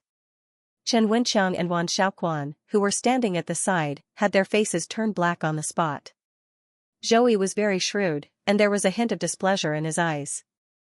The entertainment reporters of Xianxia were the existences that the Xianxia entertainment circle loved and hated. They could praise an artist to the sky, but they could also easily pull them down from the sky. Many Xianxia celebrities had a kind of fear towards entertainment reporters. In Xianxia, how to properly deal with entertainment reporters was a compulsory course for all new artists. If they failed this course, they would suffer sooner or later. There were many examples in the past that could prove it. As soon as the opening ceremony of A Chinese Ghost Story ended, Lu Chen was surrounded by these uninvited entertainment reporters. The questions were more tricky and even worse. This made people feel worried because Lu Chen was a star from the mainland. He had only debuted for a short time, so he definitely had not experienced such a scene. Once his youthful temperament flared up, the consequences would be unpredictable. With the nature of Xianjiang's media, a small matter could be blown up into 10. They were not easy to deal with. Chen Wenqiang saw that the situation was not good and quickly gave Zhang Xiafeng a look. He was ready to step forward to protect Lu Chen and separate him from the entertainment reporters to prevent Lu Chen from saying the wrong thing. However, Lu Chen did not panic at all. Even when he heard the obviously malicious questions, he still had a calm smile on his face, looking extremely calm. A few days ago at Xiangyang Airport, Lu Chen had already seen a similar scene and had a direct understanding of Xiangyang's paparazzi. He pondered for a moment and said to the microphone that was sent to his mouth, "There is no such thing as failure in my dictionary. I believe that this A Chinese Ghost Story will definitely be a success. As for whether it can change the pattern of Xianjiang's movies, I don't dare to boast. Just as I said in ATV's entertainment trio, I want to be a catfish. A catfish is not a crocodile, and I don't have that big of an appetite. As for the quality of the movie, you are very welcome to go to the cinema to watch and evaluate it. You can leave your contact information here. Our studio will give you free tickets and premiere gifts." Lu Chen's answer could be said to be a combination of words and actions. He cleverly avoided the trap of the reporter's question, but he also fully demonstrated his confidence. In the end, he did not forget to give some benefits. Whether it was Chen Wenqiang or Zhou Yi, the heavy burden in their hearts was instantly lifted. Most of the time, Lu Chen's youth made people feel uneasy, but in reality, he had never disappointed them. "There is no such thing as failure in my dictionary." This sentence was absolutely domineering. When the entertainment reporters heard it, their eyes lit up, as if they had grasped something important. One of them eagerly asked, "The investment for A Chinese Ghost Story is said to be 30 million yuan. Although it's not considered a top-notch production, it's still considered very high. Since the investment is so high, why don't I see any stars in the movie? Is it because you can't get him, or is the pay all on your own, or is 30 million just a bluff? Before the launch ceremony, Lu Chen's Hong Kong studio and Jiayong Pictures announced the news related to a Chinese ghost story on their respective blogs, including the investment amount and the cast. The reporter questioned Lu Chen aggressively about the 30 million budget. Lu Chen took a deep look at him and asked, "May I ask which media are you from?" The other party replied proudly, "I'm a reporter from Polo Daily." Polo Daily? Lu Chen had an impression of this Hong Kong newspaper. He smiled faintly and said, "First of all, I'm acting in a Chinese ghost story for free, so there's no problem of me spending the budget on myself." A common method for stars to invest in movies or TV series was to sign a high salary for themselves. On the one hand, it was to increase their value, and on the other hand, it was also to increase the investment amount as a publicity point. For example, Lu Chen's real value was 10 million yuan, but it became 50 million yuan through left-handed publicity. Many star artists, including some big stars, did this, and investors were happy to cooperate. However, in the movie A Chinese Ghost Story, Lu Chen did the opposite. He did not take a penny, and his goal was to use more of the budget on pre-filming and post-production. Zero salary? The budget was used on filming and production. The expressions of the entertainment reporters present couldn't help but be a little strange. In the film and television industry, such a thing could not be said to be unique, but it was also a rare existence now. Nowadays, Hong Kong's movies either took the low-budget, vulgar path or were blockbusters with big stars. There were really very few people who could sink down and seriously produce a movie. Some of them had already been eliminated by the market. The young man in front of them really gave everyone a different feeling. The reporter from Polo Daily did not give up. He was rejected on the budget issue, so he suddenly changed the topic and pointed his spear at Ma Rongqing, who was standing next to him. "As far as I know, Mr. Ma Rongqing is a famous box office poison in the circle. Why did you invite him to play an important supporting role in this movie?" The nickname box office poison was obtained by Ma Rongqing in the later stage of his acting career. At that time, the movies he participated in were losing money, but it was maliciously imposed on him. In fact, at that time, Hong Kong's movies were going downhill. Ma Rongqing's type was relatively fixed, and the roles he was invited to play were basically the same. The theme itself was not good, and coupled with the environment, it was strange that he did not fail. However, after the nickname spread, Ma Rongqing's acting career was basically ruined. No one invited him to act in movies anymore, so his situation was getting worse and worse. He had to be reduced to working as a handyman in Lion Rock to make a living. In front of everyone, the reporter from Polo Daily opened Ma Rongqing's scar, which made Ma Rongqing's face suddenly turn red. He couldn't help clenching his fists. His knuckles turned white because of the excessive force, but he lowered his head. Because he couldn't do anything, whether to refute or fight back, he would only fall into the other party's trap.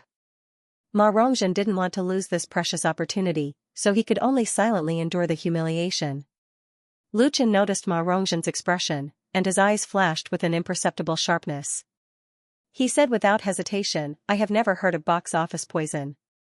In my eyes, there are only good actors and bad actors, and Ma Rongqing is an excellent and dedicated actor. I believe that he will be able to play the important role of Xianxia well. This is why I invited him." Lu Chen's words were sonorous and powerful, with unshakable firmness. It was his strong support for Ma Rongqing. It was also a powerful counterattack to the reporter with ulterior motives. Ma Rongqing couldn't help but straighten his back and raise his head again. At this moment, his heart was filled with the feeling of a gentleman would die for a bosom friend. Mainland star Lu Chen shoots new film for zero pay. Is it real or just hype? Lu Chen supports Ma Rongqing. Is salted fish about to make a comeback?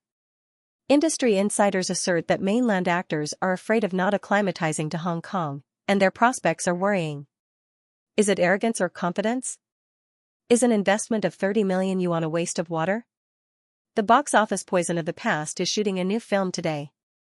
On the second day after A Chinese Ghost Story officially started shooting, many media and entertainment pages in Xianxia published relevant news. Other than a few paid news, most of the other newspapers and periodicals were full of doubts. Such a situation would basically not happen in the mainland. Xianxia's territory was small and the size of the market was limited. There were many media and most of them only paid attention to Hong Kong news. There were not that many gossip news in the entertainment industry to hype. Therefore, Lu Chen, who had recently become the focus of attention, inevitably became the target of some media. The pressure of public opinion he faced was actually related to the mentality of many Hong Kong people. Many people in Xianxia believed that the entry of mainland funds and enterprises would intensify competition and snatch the jobs of local people. Although Lu Chen threw out the catfish theory in 3 Entertainment Men Talk and dispelled the doubts of some people, the influence of the program was limited after all. He still needed to prove himself with more facts. For some of the Xianxia media who were eager to see the world in chaos, Lu Chen had become the representative of the mainland film and television industry in Xianxia. They were desperately trying to dig out topics from him. Among them, the fiercest was the Polo Daily.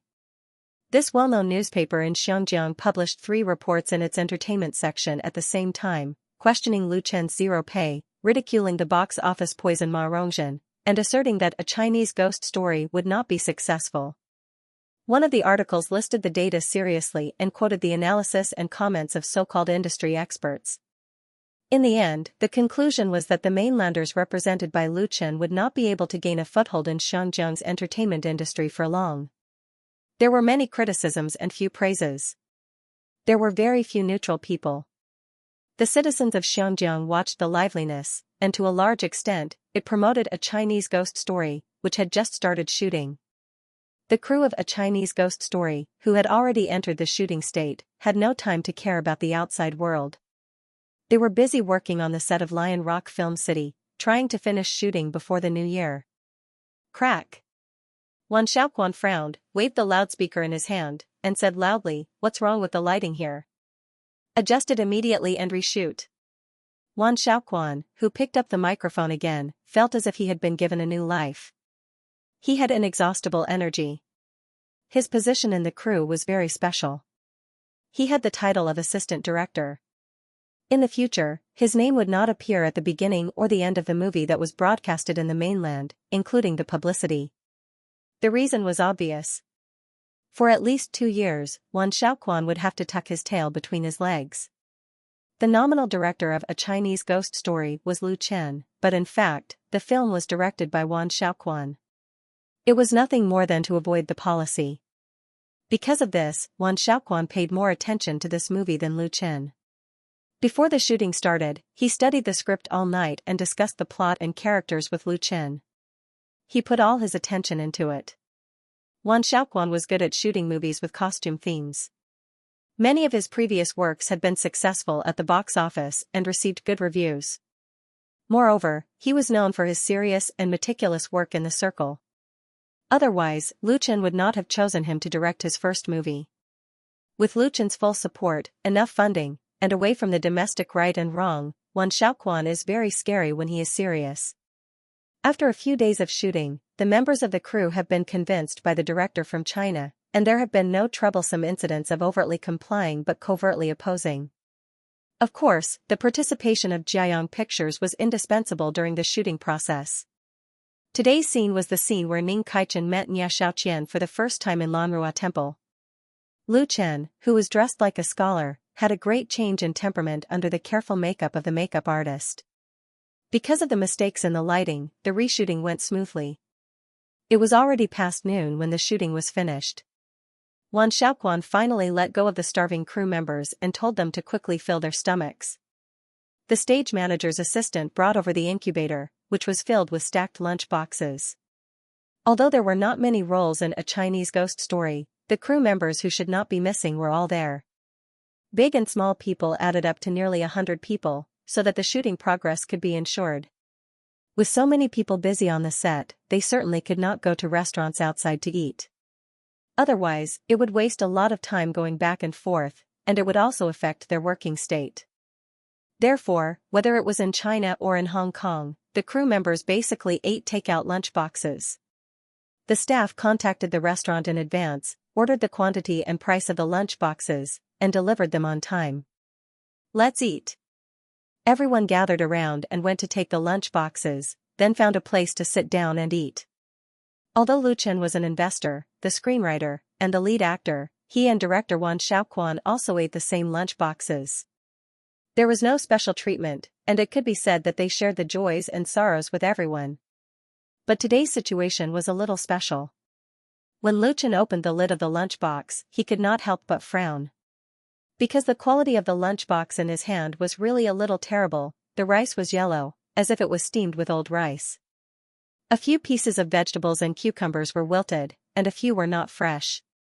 The poached eggs were missing, and the remaining 2 pieces of ribs only had bones and no meat. This lunchbox would probably be considered trash even if it was fed to a dog. What's going on? Today's lunchbox is so bad. Is it even edible? What's going on? It's all rotten. Hee hee, you guys eat, I'll just watch. Damn it. It was not only Lu Chen's lunchbox, but the rest were the same. The crew members all complained. Seeing such a scene, Lu Chen could not sit still. He stood up with a sullen face, waved at the assistant who was still distributing the lunchboxes, and said, "Please come here." The young assistant quickly put down the lunchbox, wiped his hands, ran over and asked, "Young Master Lu, what's the matter?"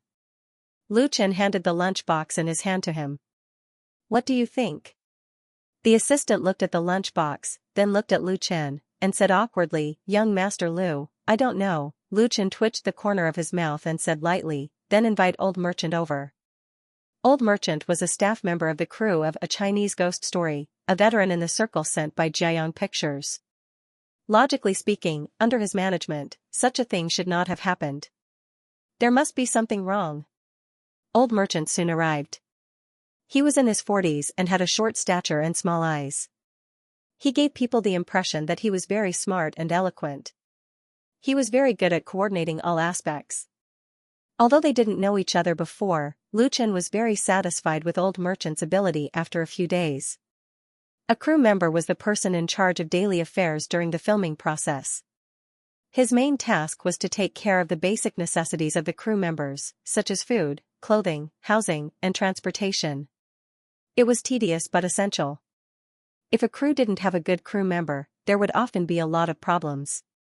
When Old Merchant saw the completely substandard boxed lunches, his expression suddenly changed. He was shocked and angry. "Child Lu, I'm really sorry. I'll go and find out what happened right away." Lu Chen nodded. "Then go and ask them to change the batch, or just order the boxed lunches from another restaurant." Although he didn't reprimand Old Merchant was obviously very stressed. He left in a hurry. Naturally, no one ate the boxed lunches. Everyone put the lunches back into the incubator. The atmosphere on the set was a bit strange. Many people sat together and whispered. Wan Xiaoquan said helplessly, "So, they don't want to do business anymore?" Chen Wenxiang said in a low voice, "I'm afraid it's not that simple." Lu Chen was shocked and asked, "Uncle Chang?" Chen Wenxiang hesitated and said, "The boxed lunches in the Lion Rock studio are occupied by 2 clubs. No one else can intervene. I don't know which restaurant our crew booked, but there's probably something wrong with them. Otherwise, no restaurant would do something like this." Clubs? Lu Chen was stunned. He didn't expect that a small matter like eating boxed lunches would involve Hong Kong's clubs. The clubs Chen Wenxiang mentioned were definitely not regular and good mutual benefit organizations, but gangs.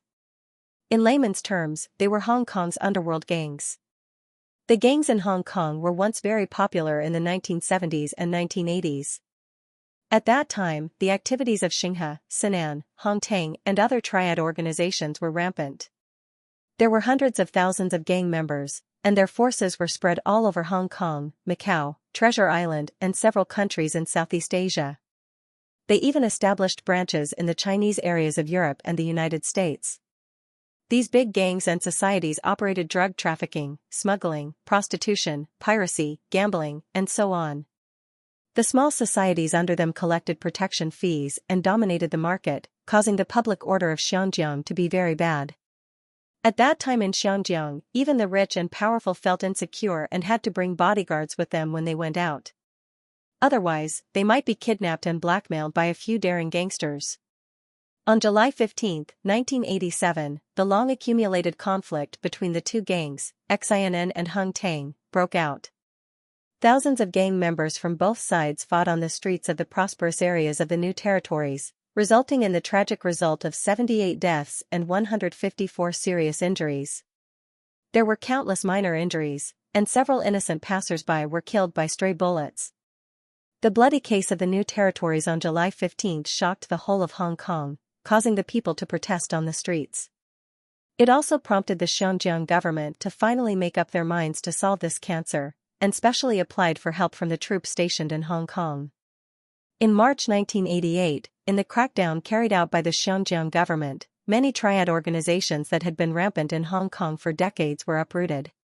A large number of backbone members were either killed on the spot or arrested and imprisoned, which made countless people in Xianxia applaud.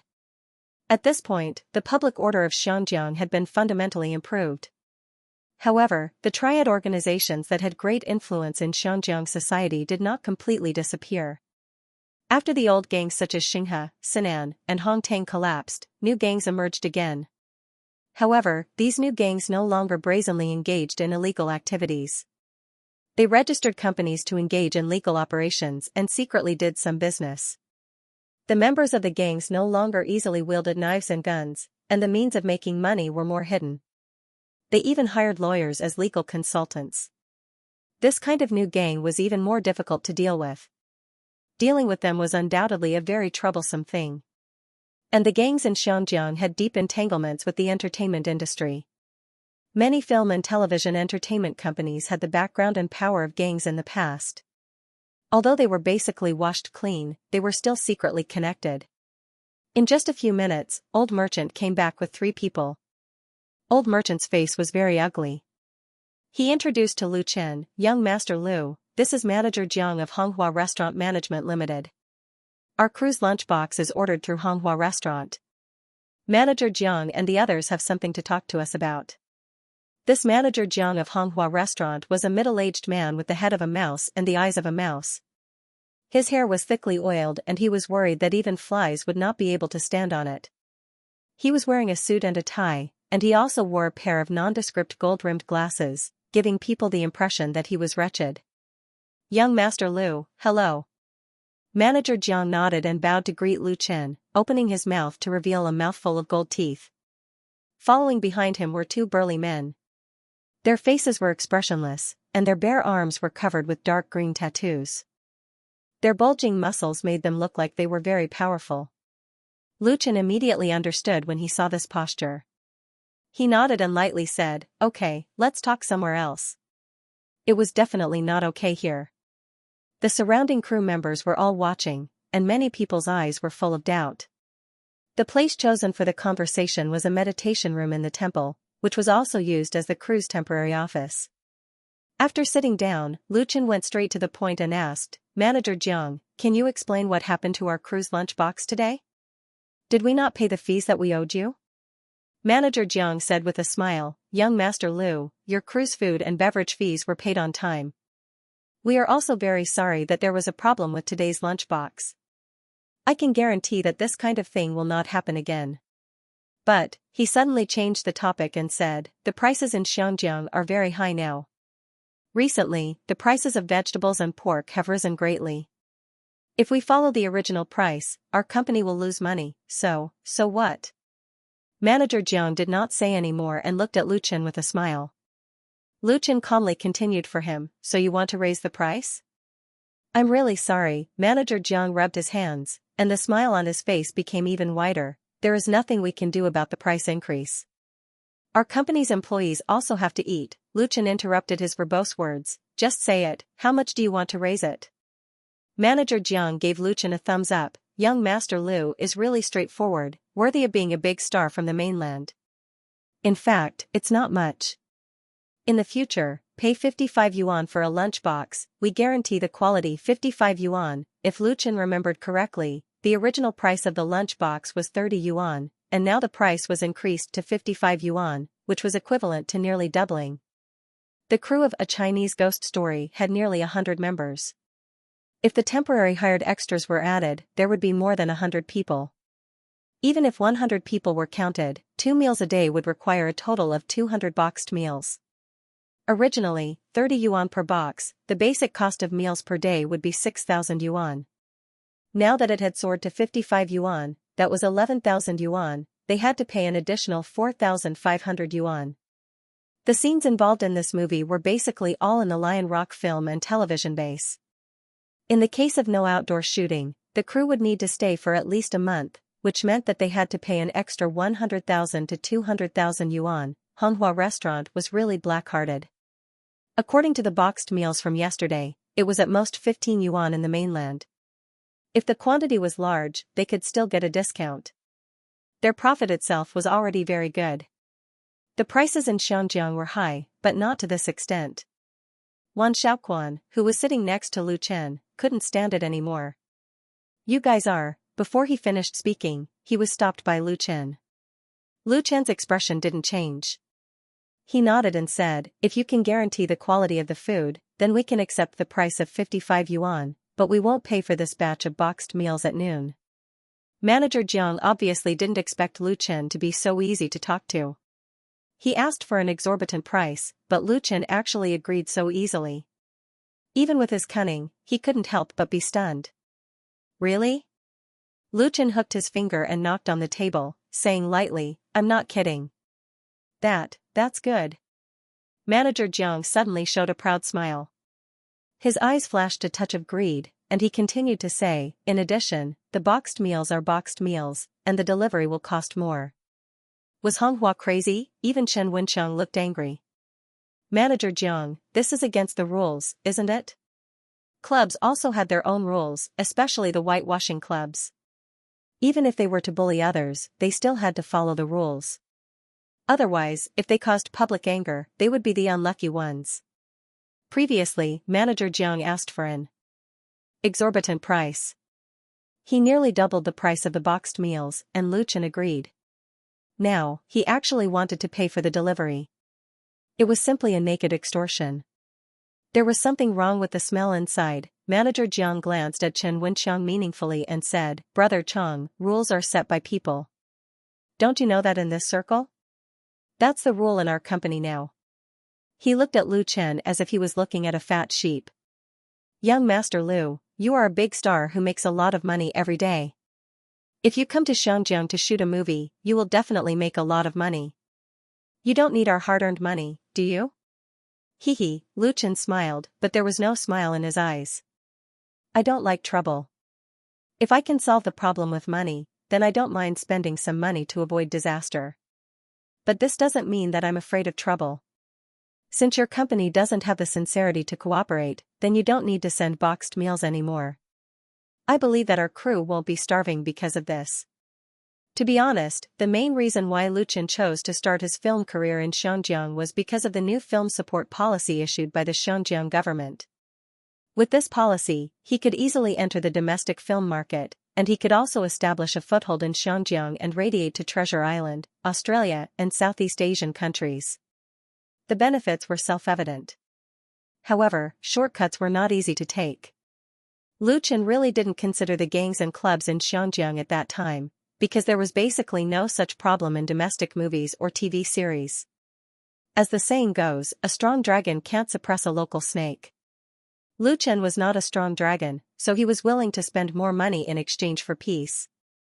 As long as a Chinese ghost story was successfully filmed and released, how much he spent would naturally be earned back. However, the other party's greed and shamelessness were far beyond Lu Chen's expectations. They were insatiable, which made his patience completely disappear. Without Butcher Zhang, did they have to eat pigs with hair? Nonsense. Hearing Lu Chen's resolute refusal, and his attitude turned 180 degrees, Manager Zhang's smile suddenly froze on his face, and he looked quite ridiculous. Lu Chen didn't give him a chance to speak. He got up and said, "Uncle Chang, see the guest out." So ruthless, Manager Jiang was furious. A strong man who had been standing behind him immediately stepped forward, raised his hand and pointed at Lu Chen and shouted, "How can you talk to our Manager Jiang? Don't be so shameless." Gangs and clubs were gangs and clubs. The factor of violence had long been hidden in their blood. Moreover, it was impossible to do this kind of monopoly business without strong power. The people brought by manager Jiang were actually thugs. If everyone was good, they would naturally be decorations. But now that it was time to turn hostile, they had to show their strength. The hairy arms were black and thick, and the fingers with long radishes were about to poke Lu Chen's face. The stern rebuke was 100% deterrent for ordinary people. However, Lu Chen wasn't an ordinary person, and he wasn't alone. There was no need for Lu Chen to respond. Wan Yong, who was originally sitting beside Lu Chen, suddenly made a move.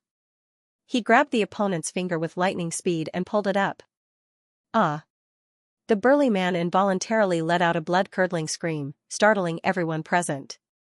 Under the severe pain, he instinctively raised his leg and wanted to kick Wan Yong, but Wan Yong's right foot kicked his knee first, causing him to suddenly lose his balance and heavily fall to the ground. This was the result of Wan Yong being lenient. If it was a life-and-death fight, the finger bones and patella would have been broken into several pieces. Wan Yong let go of his hand and stared at the other thug who was ready to make a move. No one doubted that if this guy made any unusual moves, he would inevitably suffer from Wan Yong's thunderous counterattack. Manager Jiang was also scared. After a while, he came back to his senses, gritted his teeth and said, "Okay, business can't be done, but benevolence and righteousness still exist. Let's wait and see." These two sentences were a bit incoherent, but no one thought it was funny. The people from Honghua restaurant left dejectedly. Wan Xiaoquan, Chen Wenqiang, and the others didn't feel happy at all. Everyone knew that the real trouble was yet to come.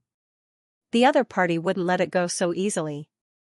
Lu Chen looked at Old Merchant and said, "When we first negotiated the cooperation, Jiayang Pictures had a guarantee. Now that something like this has happened, I want to know what your boss thinks." Compared to Lu Chen's studio, Jiayang Pictures was the local bully. Using the local bully to deal with the local bully was naturally the best choice. Lu Chen wasn't afraid of trouble, and he wouldn't easily take everything on himself. Otherwise, what was the point of having a partner? Under his intense gaze, Old Merchant felt a lot of pressure. Fine beads of sweat appeared on his forehead. "Young Master Lu, Jiayang Pictures will give you an explanation." Lu Chen nodded and said, "That's for the best."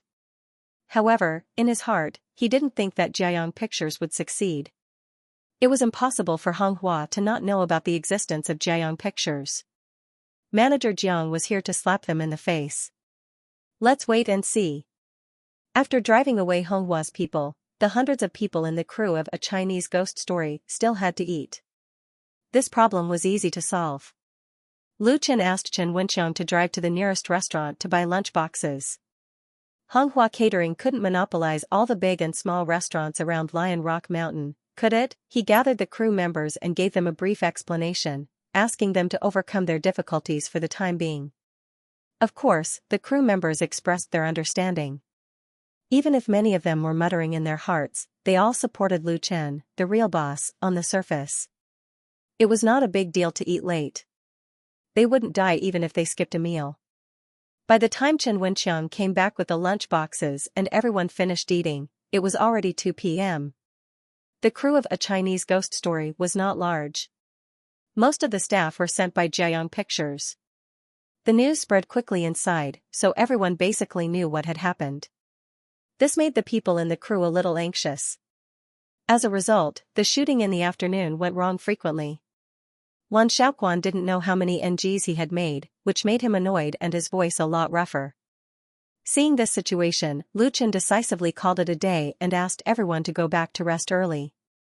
In order to calm people down, he also asked Chen Wenqiang to pay the crew a meal fee. The amount was not much, but it was considered a dinner fee, because the crew originally provided 2 meals for lunch and dinner. At the end of the day, Chen Wenqiang was careful and sent 2 more people to stay on the set to ensure safety. This was the trouble of offending gangs. If the other party played tricks on the set, it was possible that all the previous work of the crew would be wasted. After returning, Lu Chen gathered several important members of the studio together and discussed countermeasures at the same time of dinner. In this regard, the most experienced person was definitely Chen Wenqiang. He said, "I just called my friend to confirm it. The backer of Honghua Catering is Xingyi Hall. At the end of the 80s, the triad organizations in Xianxia were severely attacked by the government. The three major gangs, Xianxia, Sinan, and Hongtang, collapsed. However, a centipede died but did not die, and many new gangs were re-established on the basis of the three gangs. Xingyi Hall was one of them.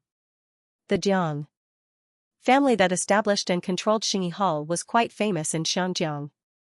On the surface, the businesses they operated involved real estate, finance, import and export trade, catering and so on. The eldest of the Jiang family was called Jiang Tai. He was shrewd and valiant, and his business methods were rather ruthless. He married 5 wives and had more than 10 children. Among them, his 5 sons were known as the 5 Tigers in the Victory Hall. The general manager of Honghua Restaurant was Jiang Tai's third son, Jiang Qinghua. In the industry, Jiang Qinghua's reputation was quite good, so Chen Wenqiang was very puzzled by Honghua Restaurant's tricks against the crew of A Chinese Ghost Story, because it was against the rules. I've already asked a friend in the industry to investigate and see what's going on. Chen Wenqiang continued, we have no grudge against Jiang Qinghua. If Jiayang Pictures is not in trouble, then someone is trying to deal with us through Jiang Qinghua. Chen Wenqiang first suspected Jiayang Pictures when something like this happened. He didn't know Jiang Qinghua at all, and he had never offended the Jiang family. Needless to say, Lu Chen had only been in Xianjiang for a few days. Jiang Qinghua couldn't suddenly go crazy and cause trouble for them for no reason. As for Jiayang Pictures, it was hard to say. The history of Jiayang Pictures could be traced back to the 1980s.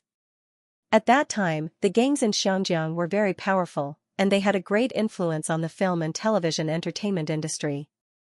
If a film and television entertainment company did not have the background or relationship with a gang, it would be impossible for it to survive.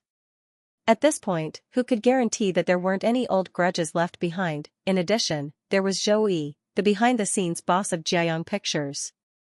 He had been doing business in Xianjiang for so many years, and he was so smart that he must have offended a lot of people. All of these could cause trouble for the crew.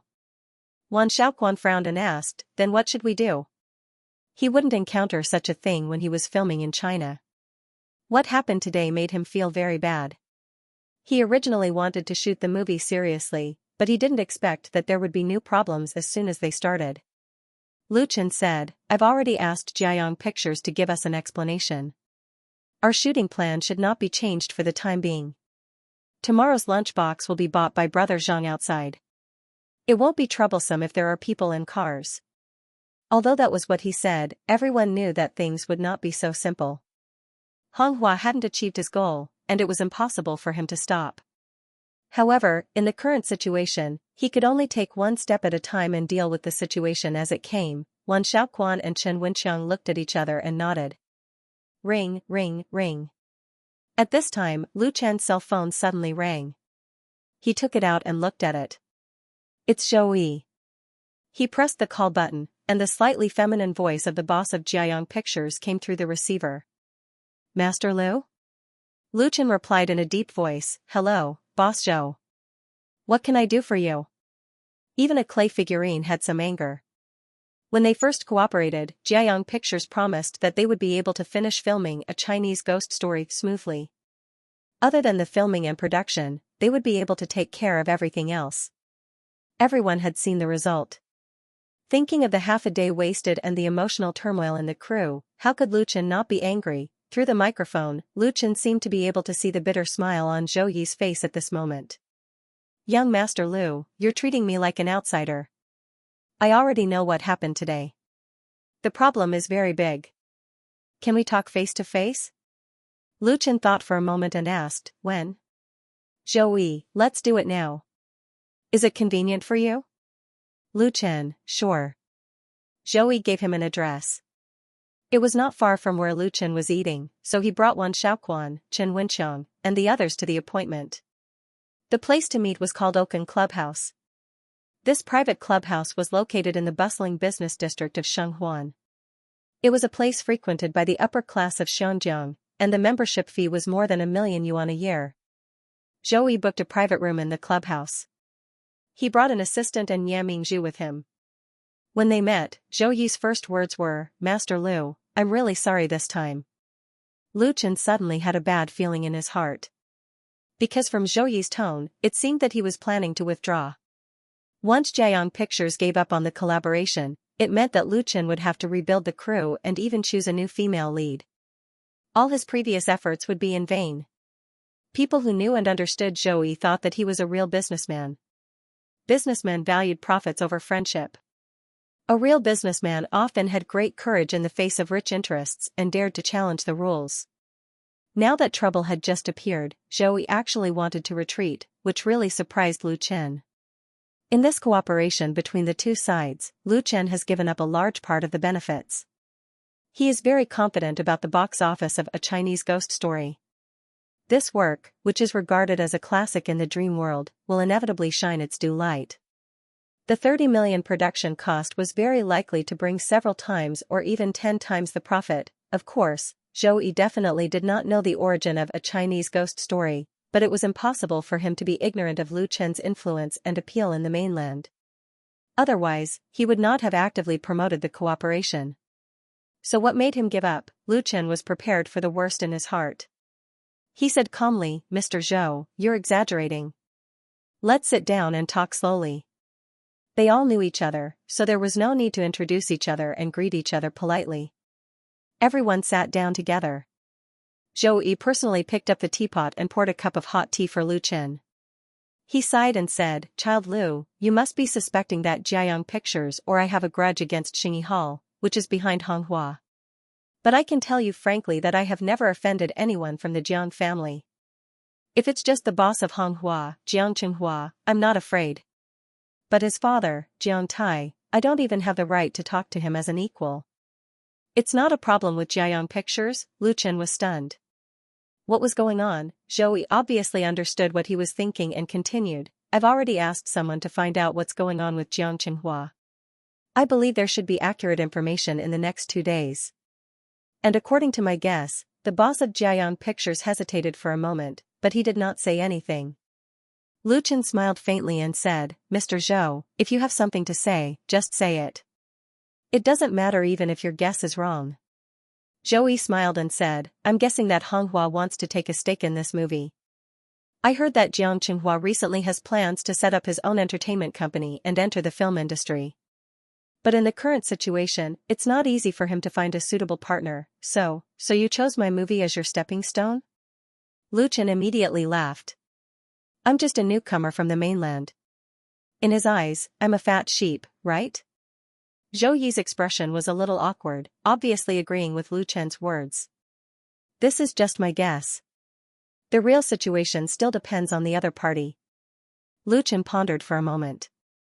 He tapped his fingers on the table and asked, If Honghua really wants to invest and I agree, what are your plans, Boss Zhou?" Zhou Yi replied without hesitation, "Then I'll withdraw.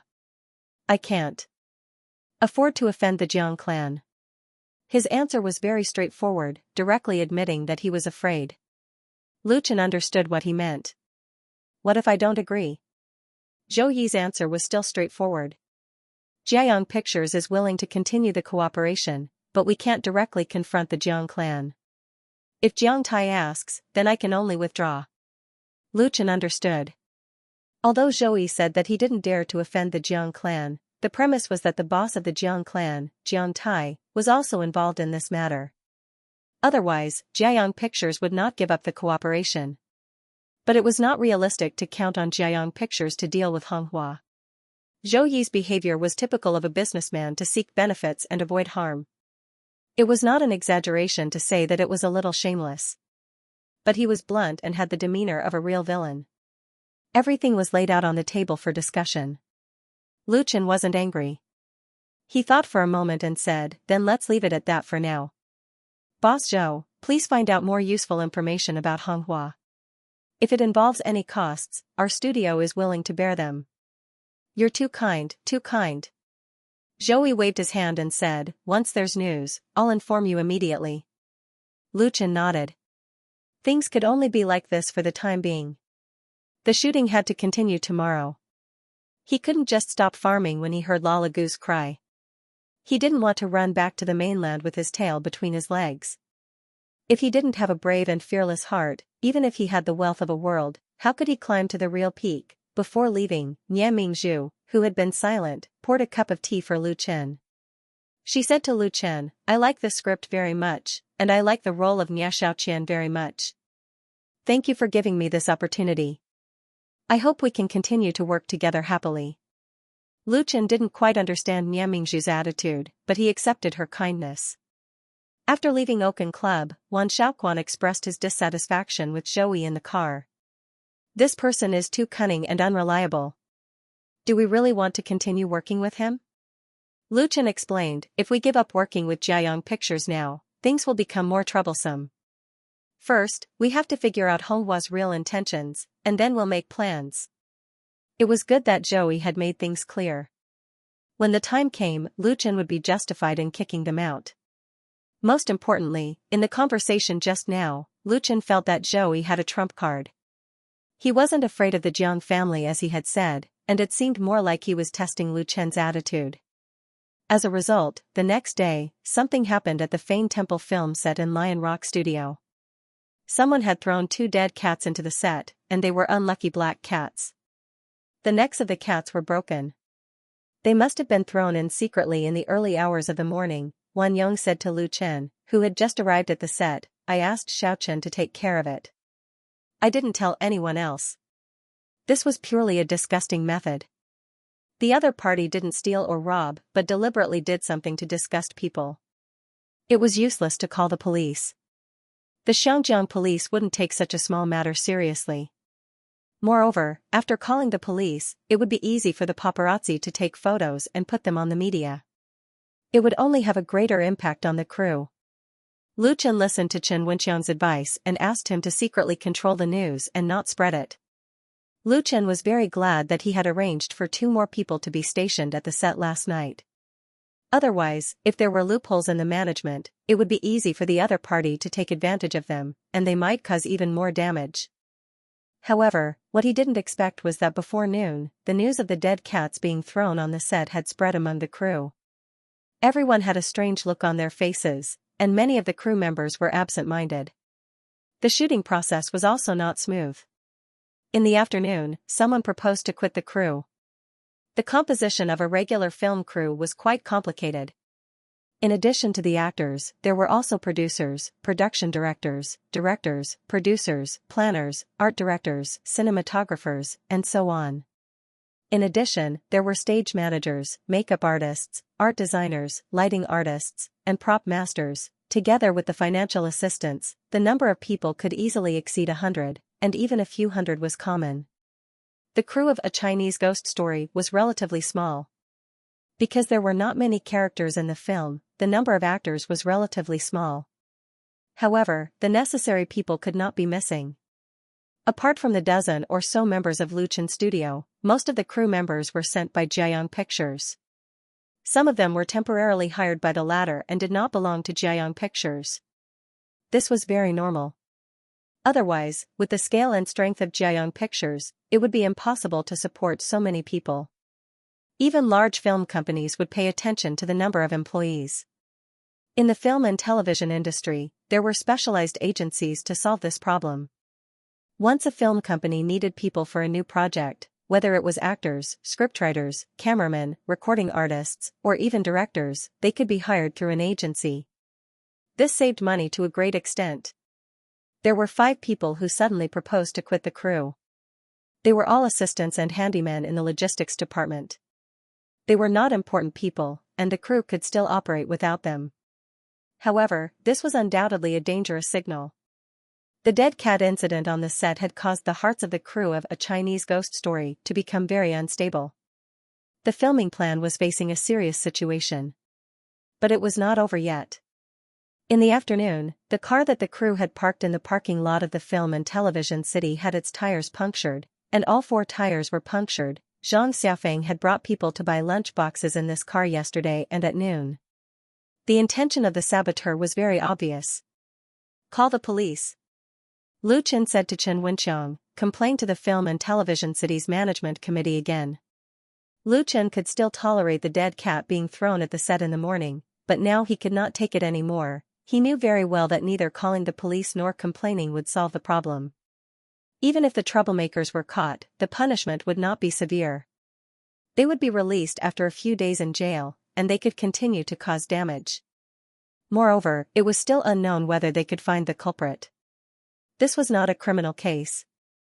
As long as Honghua's side continued to harass them, it would be enough to make the entire production team restless. They would not be able to focus on filming.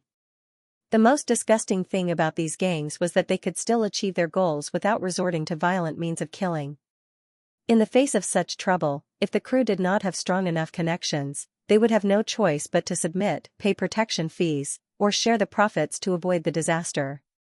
Lu Chen had also thought of spending money to avoid disaster, but the other party wanted a foot after taking an inch. Things definitely wouldn't end well. Calling the police and filing a complaint was to show that he would never bow down. Chen Wenxiang nodded. I'll deal with it right away, but, he hesitated for a moment before saying, but without direct evidence, we'd better not accuse Honghua. Even if you used your toes to think, everyone could figure out that this was done by Honghua. However, knowing was one thing, pointing it out to the police and the management of the film studio was another. Without evidence, the other party would definitely sue them for defamation. Nowadays, these gangs had learned from the lessons of their predecessors. When they started companies, factories, and industries, they would hire lawyers to act as amulets. They were very good at using legal means to achieve their goals. Honghua might even be waiting for the crew to file a complaint against them. Chen Wenxiang's explanation was an eye-opener for Lu Chen. He didn't know that the underworld nowadays could be played like this. However, at this point, he couldn't back down. Chen Wenxiang had just taken out his phone to call the police when his phone suddenly rang. He picked up the phone and said a few words. His expression suddenly changed. The other party hung up very quickly. What's wrong? Lu Chen keenly sensed that something was wrong. He immediately asked, did something happen again? Chen Wenxiang nodded with a bitter smile and replied, Lu Jiahui is not acting anymore. He quit the crew. Lu Jiahui was the actor who played the role of Grandma Tree Spirit. He was a local of Xianxia and had played countless roles in the past few decades. He was quite famous for playing villains. Lu Chen had seen him many times when he watched Xianxia movies. The cast of A Chinese Ghost Story could be said to be weak. Lu Jiahui was also considered a small star. Since Lu Jiahui didn't have any scenes in the past 2 days, he wasn't on the set. However, it was obvious that he knew what had happened here. That was why he took the initiative to quit. This kind of veteran actor was usually very trustworthy. If his reputation was ruined in this industry, then no crew would be willing to hire him. It was equivalent to destroying his own rice bowl.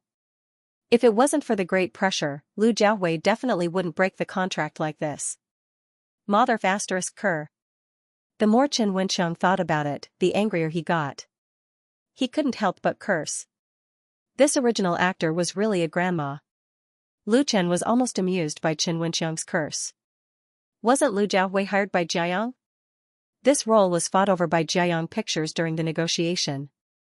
Now that Lu Jiahui broke the contract, it was also a slap in the face to Jiayang Pictures. How could Jiayang remain indifferent? Chen Wenxiang smiled bitterly. It was Jiayang's people who informed me. Then there was no turning back. Lu Chen also had the urge to curse. He suppressed the anger in his heart and said in a deep voice, Uncle Chang, don't call the police. Please ask Uncle Ma to come over. Chen Wenxiang was stunned.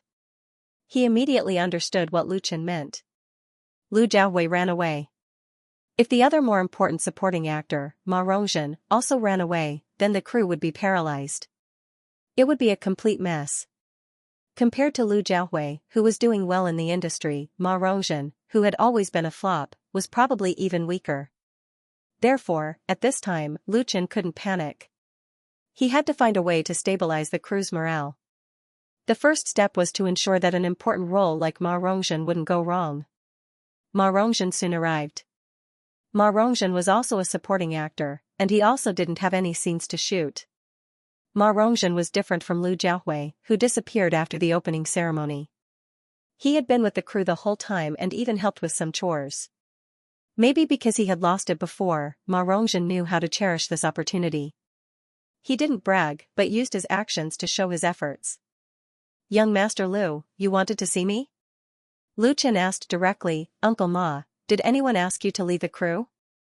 Although Ma Rongzhen was in dire straits now, he had been in the entertainment circle for many years and was experienced. Therefore, he understood what was going on when he heard Lu Chen's words. No. He replied firmly, even if there is, I will never leave the cast unless young Master Lu asks me to. Lu Chen and Chen Wenqiang looked at each other and saw a trace of relief in each other's eyes. If Ma Rongzhen also ran away, it would be really troublesome. Lu Chen was relieved and said with a smile, that's good. Don't worry, I definitely won't let you go. Let's work hard together and make this movie a good one.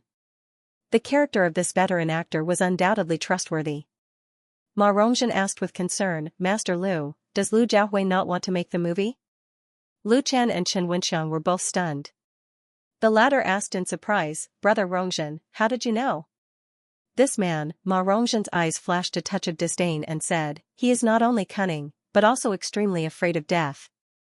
If someone casually threatens him, he will definitely shrink back.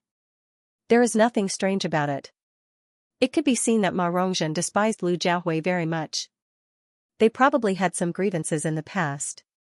Lu Chen didn't care about their gossip. He cared about Ma Rongzhen himself. Uncle Ma, aren't you afraid that Xingyi Hall is behind Honghua? Ma Rongzhen smiled and said, what am I afraid of? My life is worthless now. If Xingyi Hall makes trouble for me, then I will risk my life to fight with them. The current Hong Kong is not the Hong Kong of decades ago. The Jiang family can't cover the sky in Hong Kong.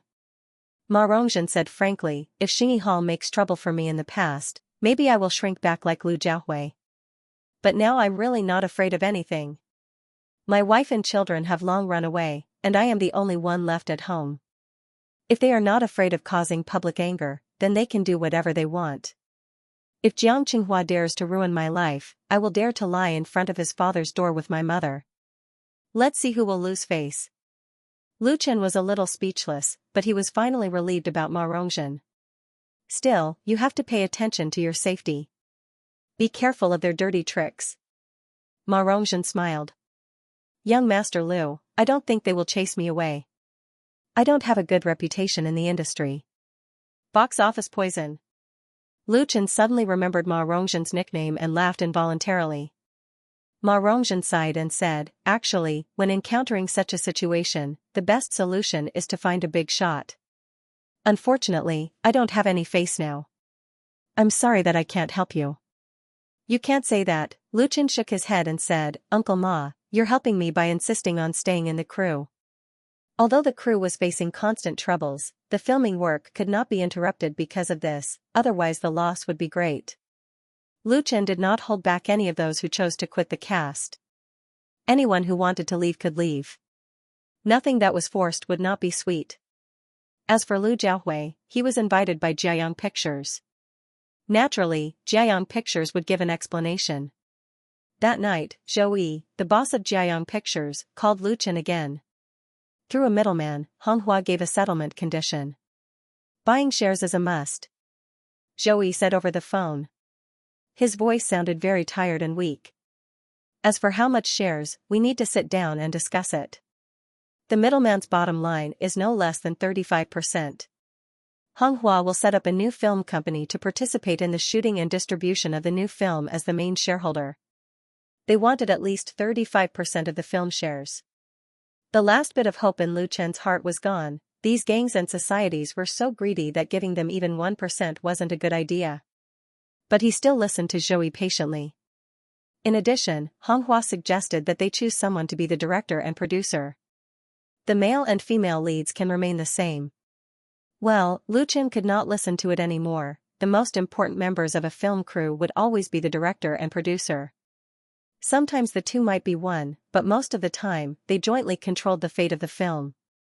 Honghua not only wanted to buy shares, but also wanted to take away the director and producer. It was equivalent to controlling the life and death of a Chinese ghost story in their own hands. How could Lu Chen agree? Boss Zhou, you don't have to say any more. I will not agree to any of their conditions. If they insist on making trouble, then I can only accompany them to the end. Lu Chen's answer was resolute, with unshakable determination and confidence. That was never to bow down. Zhou was not surprised. If it were him, he would rather break up the business than agree to such bad conditions. That was equivalent to directly kneeling on the ground. After thinking for a moment, he still said his guess. Young Master Liu, I think their ultimate goal is not to ask for shares, but to drive you away from Xianxia. Zhou put himself in Honghua's shoes. If he was interested in the movie A Chinese Ghost Story and wanted to take it by force, the time to choose to make trouble was not now. The best time was when the filming was halfway through. At that time, Lu Chen had invested a large amount of money. If he withdrew, the loss would be great, and he might give in. Now that he had just started, he wanted to buy shares and the director and producer. Did he really think others were idiots? Therefore, Zhou Yi suspected that Honghua's purpose was to drive Lu Chen away. Lu Chen felt that Zhou Yi's guess was very reasonable, but he was very puzzled. What good will it do for Honghua if I leave? Lu Chen came to Xiangyang to shoot a movie, so there should be no conflict with Honghua, who was currently in the food and beverage business. Moreover, he had previously ordered box lunches from the latter to do business. Zhou Yi said, I don't know, but I know that Jiang Qinghua is a very smart person. He doesn't do business that loses money, and he won't waste time and energy on things that harm others without benefiting himself. So as to what the truth is, I can only find a way to find out. Be careful here. After ending the call with Zhou Yi, Lu Chen thought for a moment and dialed Wan Yong's cell phone. After so many things had happened, although the crew had already called the police and complained to the management of the film city, the safety of the crew still had to be maintained by themselves. Therefore, he asked Wan Yong to personally stay on the set to look after the equipment at night. After giving a few serious instructions to Wan Yong, Lu Chen went to bed to rest. The next morning, he was woken up from his sleep by the urgent ringing of the phone. Opening his eyes, Lu Chen immediately turned over and grabbed the landline on the bedside table. He put the phone to his ear. Hello? Wan Yong's excited voice came from the phone. Young Master Liu, we caught the two guys who caused trouble. What? Lu Chen was suddenly completely awake. In the early morning of yesterday, someone threw the dead cat into the Fane Temple set, which made Wan Yong angry. Lu Chen did not blame the people in charge of guarding the set, because the set was so big, and without any monitoring equipment, the people who stayed behind could only guard the important equipment, and could not prevent this kind of malicious behavior. But Wan Yong felt ashamed. Because the people guarding the set were several members of the Lu family squad, who were also his subordinates, he felt that he was responsible for such a thing happened. Wan Yong was not an ordinary person. He had been in the army for many years, and had already honed an extraordinary skill, and also mastered special military skills, but after retiring from the army, there had been no place for him to use them. Now that such a situation had happened, Wan Yong certainly could not tolerate a few people from the gangs, who unscrupulously caused trouble under his eyes, so last night he personally led a team to guard the set. And after discussing with Lu Chen, he also bought a set of simple local monitoring equipment and set it up. Once this former elite in the army became serious, a few petty thieves were completely not enough. They were also caught in the early morning of this day, and they were caught red-handed. Just two little yellow-haired boys. Wan Yong said proudly, I used a little means to deal with them, and they all confessed. They are the henchmen of Honghua, usually responsible for delivering lunch boxes, and so on. They sent us 2 dead dogs and a bucket of dog blood, trying to pollute our set. Not only did they throw the dead cat away, but they also sprinkled dog blood.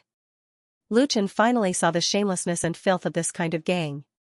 He asked, did they get hurt? Xiangyang was a place of law, and it was the Anglo-American legal system, so there were a lot of lawyers, and trivial matters often had to be solved in court. Wan Yong did not call the police immediately after catching the troublemakers, but first vented his anger. If they really got hurt, then things would be very troublesome.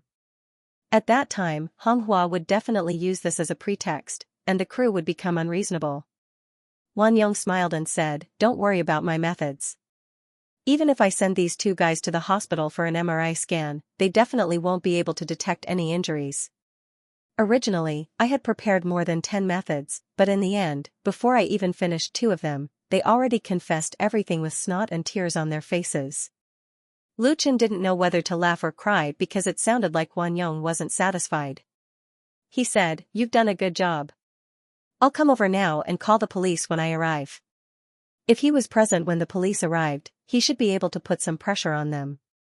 After thinking about it, Lu Chen gave Zhou Yi a call. In the end, it was Zhou Yi's assistant who picked up the phone, saying that the boss was still resting. Lu Chen did not mind and informed the other party about the situation at the set. Then, he hurriedly washed up and contacted Chen Wenxiang to rush to Lion Rock together. Chen Wenxiang was very happy when he found out that the culprit had been caught red-handed. He said that he had finally gotten his revenge. He believed that this time, Honghua's side would have to suffer a little in the lawsuit and reduce the pressure on the production team. However, to the two of them's surprise, Wang Yong made a call halfway through the car. Just a few minutes ago, a group of people wearing Honghua's restaurant uniforms appeared at Fane Temple. They blocked the entrance of the set and clamored for the crew to release the culprit. "How arrogant," Lu Chen replied without hesitation. "Call the police immediately and guard the set. Don't let them break in. Uncle Chong and I will be there in 10 minutes. Wang Yong said, "Don't worry, the people here are all good. Unless they use their weapons, I can guarantee that they won't be able to break in even if there are twice as many of them. Then it's all up to you." After ending the call with Wang Yong, Lu Chen said to Chen Wenxiang, "Uncle Chong, inform the management of the studio." To be honest, Lu Chen was very dissatisfied with the management of Lion Rock Studio.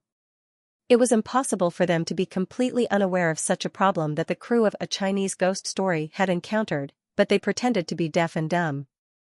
Lu Chen would never believe that there was no internal collusion between Honghua and the management of the studio.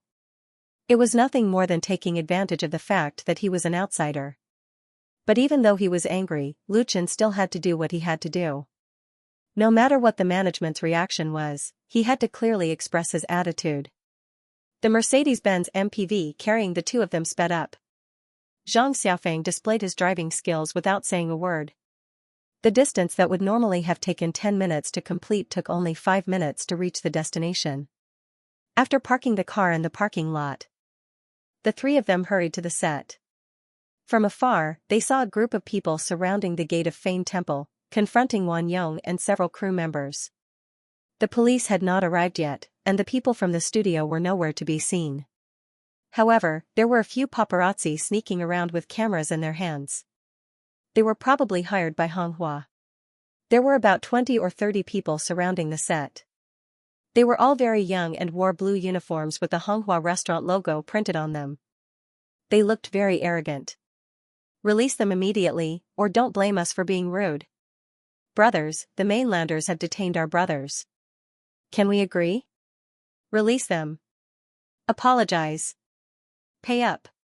What bullshit tea crew is this? You snatched our jobs and captured our people. I'll fight you today. Go back to the mainland." Most of these people from Honghua were barehanded, but there were also a few who were holding baseball bats.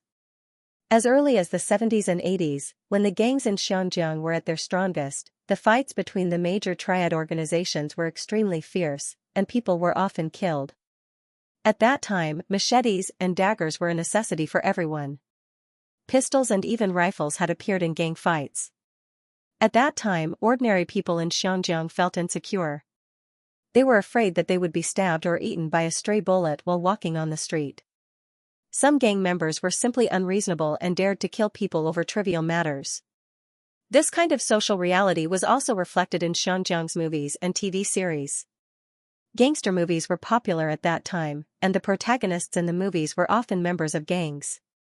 The deliberate whitewashing and flattering of the protagonists affected countless young people in Xinjiang. After several severe attacks, these violent gangs had already disappeared. Later on, the rising gangs would put on a layer of legal armor and would no longer fight and kill at every turn. Moreover, the Xinjiang government had extremely strict control over firearms and controlled knives. Once violated, they would be severely punished. No one dared to openly go on the streets. But a dog can't stop eating *T. As the most direct and effective method, the factor of violence had long been deeply ingrained in the bones of the gang members. Many times, they would still flaunt their strength. Of course, controlled knives and firearms were definitely not allowed to be used. If they were used, it would be a taboo. Therefore, the hard and easy-to-use baseball bats became the best weapon for these people. It was not against the law to hold a baseball bat, but when they hit people, they were still fierce and full of deterrence. When Lu Chen appeared on the set with Chen Wenqiang and Xianxia, someone immediately noticed him. That's him. He's the celebrity boss from the mainland. Stop him, don't let him run away. Let our brothers come out. Hurry up. Several of Hong Hua's men recognized Lu Chen at the first moment.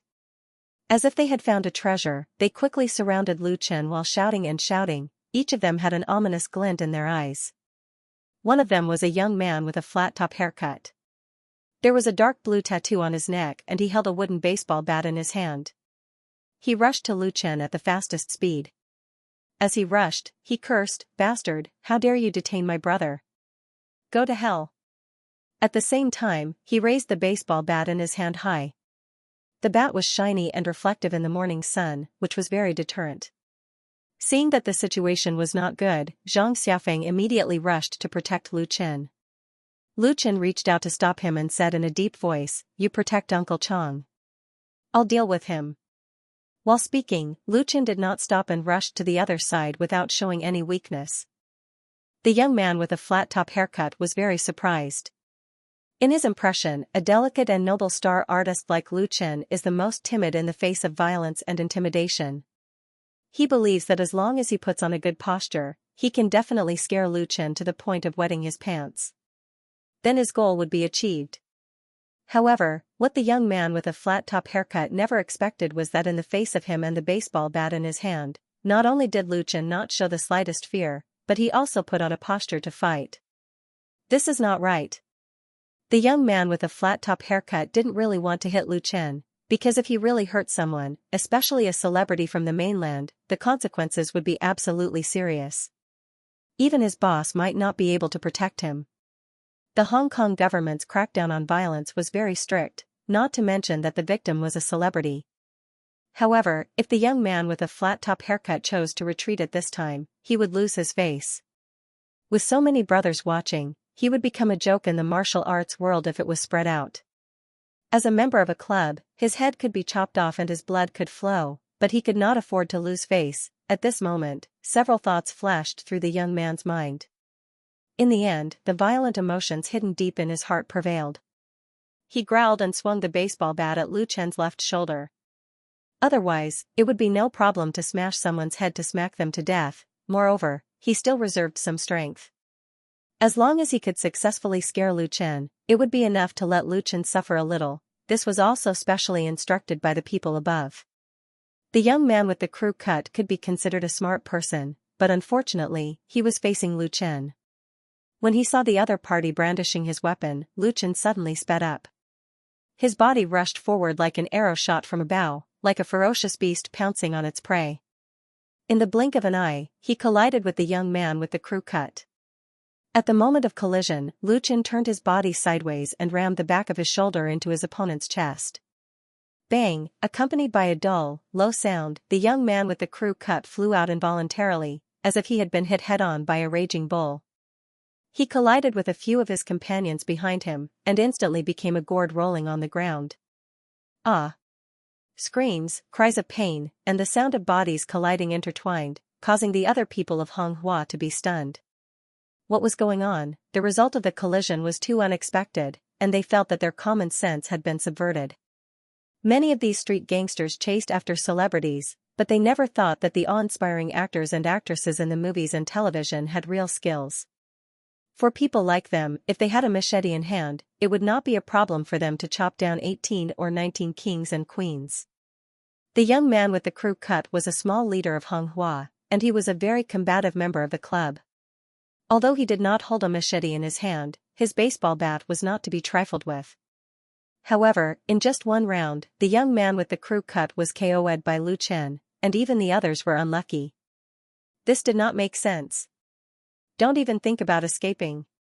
While everyone was still in a daze, Wan Yong, who was stationed at the entrance of the film set, rushed out with a group of crew members.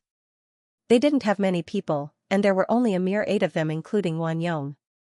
But when faced with an opponent that was 3 to 4 times their number, they were like a group of ferocious tigers that had descended the mountain and brazenly slaughtered their way into a pack of wolves. Last night, most of the Liu family squad that Lu Chen had arranged to stay at the film set finally revealed their sharp fangs. All the members of the Liu family squad were retired military personnel, and they were good at grappling and close combat. Furthermore, they had undergone strict training, and were on a completely different level from Honghua's gangsters. Their previous forbearance was only to wait for Lu Chen's arrival. Now that Lu Chen had personally made a move, of course Wang Yong would not just stand by and watch. He immediately commanded the Liu family squad to move out. The battle, from the very beginning, showed a one-sided trend. Although Honghua's gangsters had the advantage in numbers, in terms of organization, action, and combat effectiveness, they could not be compared to the former at all. Therefore, in an instant, they threw away their helmets and abandoned their armor. The Liu family squad led by Wang Yong captured a gangster and used the plastic buckles that they carried with them to tie up his hands. There were also gangsters who tried to resist, but the result of resistance was even worse. They were punched heavily in the stomach or thrown to the ground, suffering greatly. This was the result of the Liu family squad deliberately controlling their strength. Otherwise, if they were to fight to the death, half of them would be completely lying on the ground within half a minute, never to get up again. The few who dared to resist were all defeated. Seeing their companions being taken care of one by one, the others were scared out of their wits. They threw down the sticks in their hands and ran away like rats. It was really embarrassing to the extreme. At this moment, the paparazzi who were squatting not far away were extremely excited.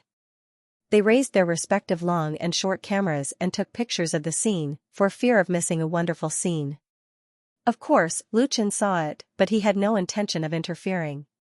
Today's counterattack was completely justified, and he wasn't afraid even if it was brought to court. What he needed was a hearty victory like this to establish his prestige and reputation. Otherwise, he would only be tired of dealing with Honghua's endless sinister tactics and be at a complete disadvantage. When it was time to make a move, Lu Chen would rather go back to the mainland if he had to be cautious and indecisive in every matter. Woo-woo-woo, the heart-palpitating sound of police sirens came from afar, telling everyone that the police had arrived. Interestingly, the gangsters who were put on the ground breathed a sigh of relief. Since the police were here, they were not in any danger. In fact, it was not only the police who showed up, but also the people from the Film City's management organization. The ruins of Fane Temple, located in a remote corner of Lion Rock Hill, had never been as lively as it was now. While Chen Wenxiang was negotiating with the police and the management of Film City, Lu Chen made a second call to Zhou Yi. This time, it was Zhou Yi who answered the phone. He said in a deep voice, "Young Master Liu, I'm on my way. I'll be there in a few minutes at most."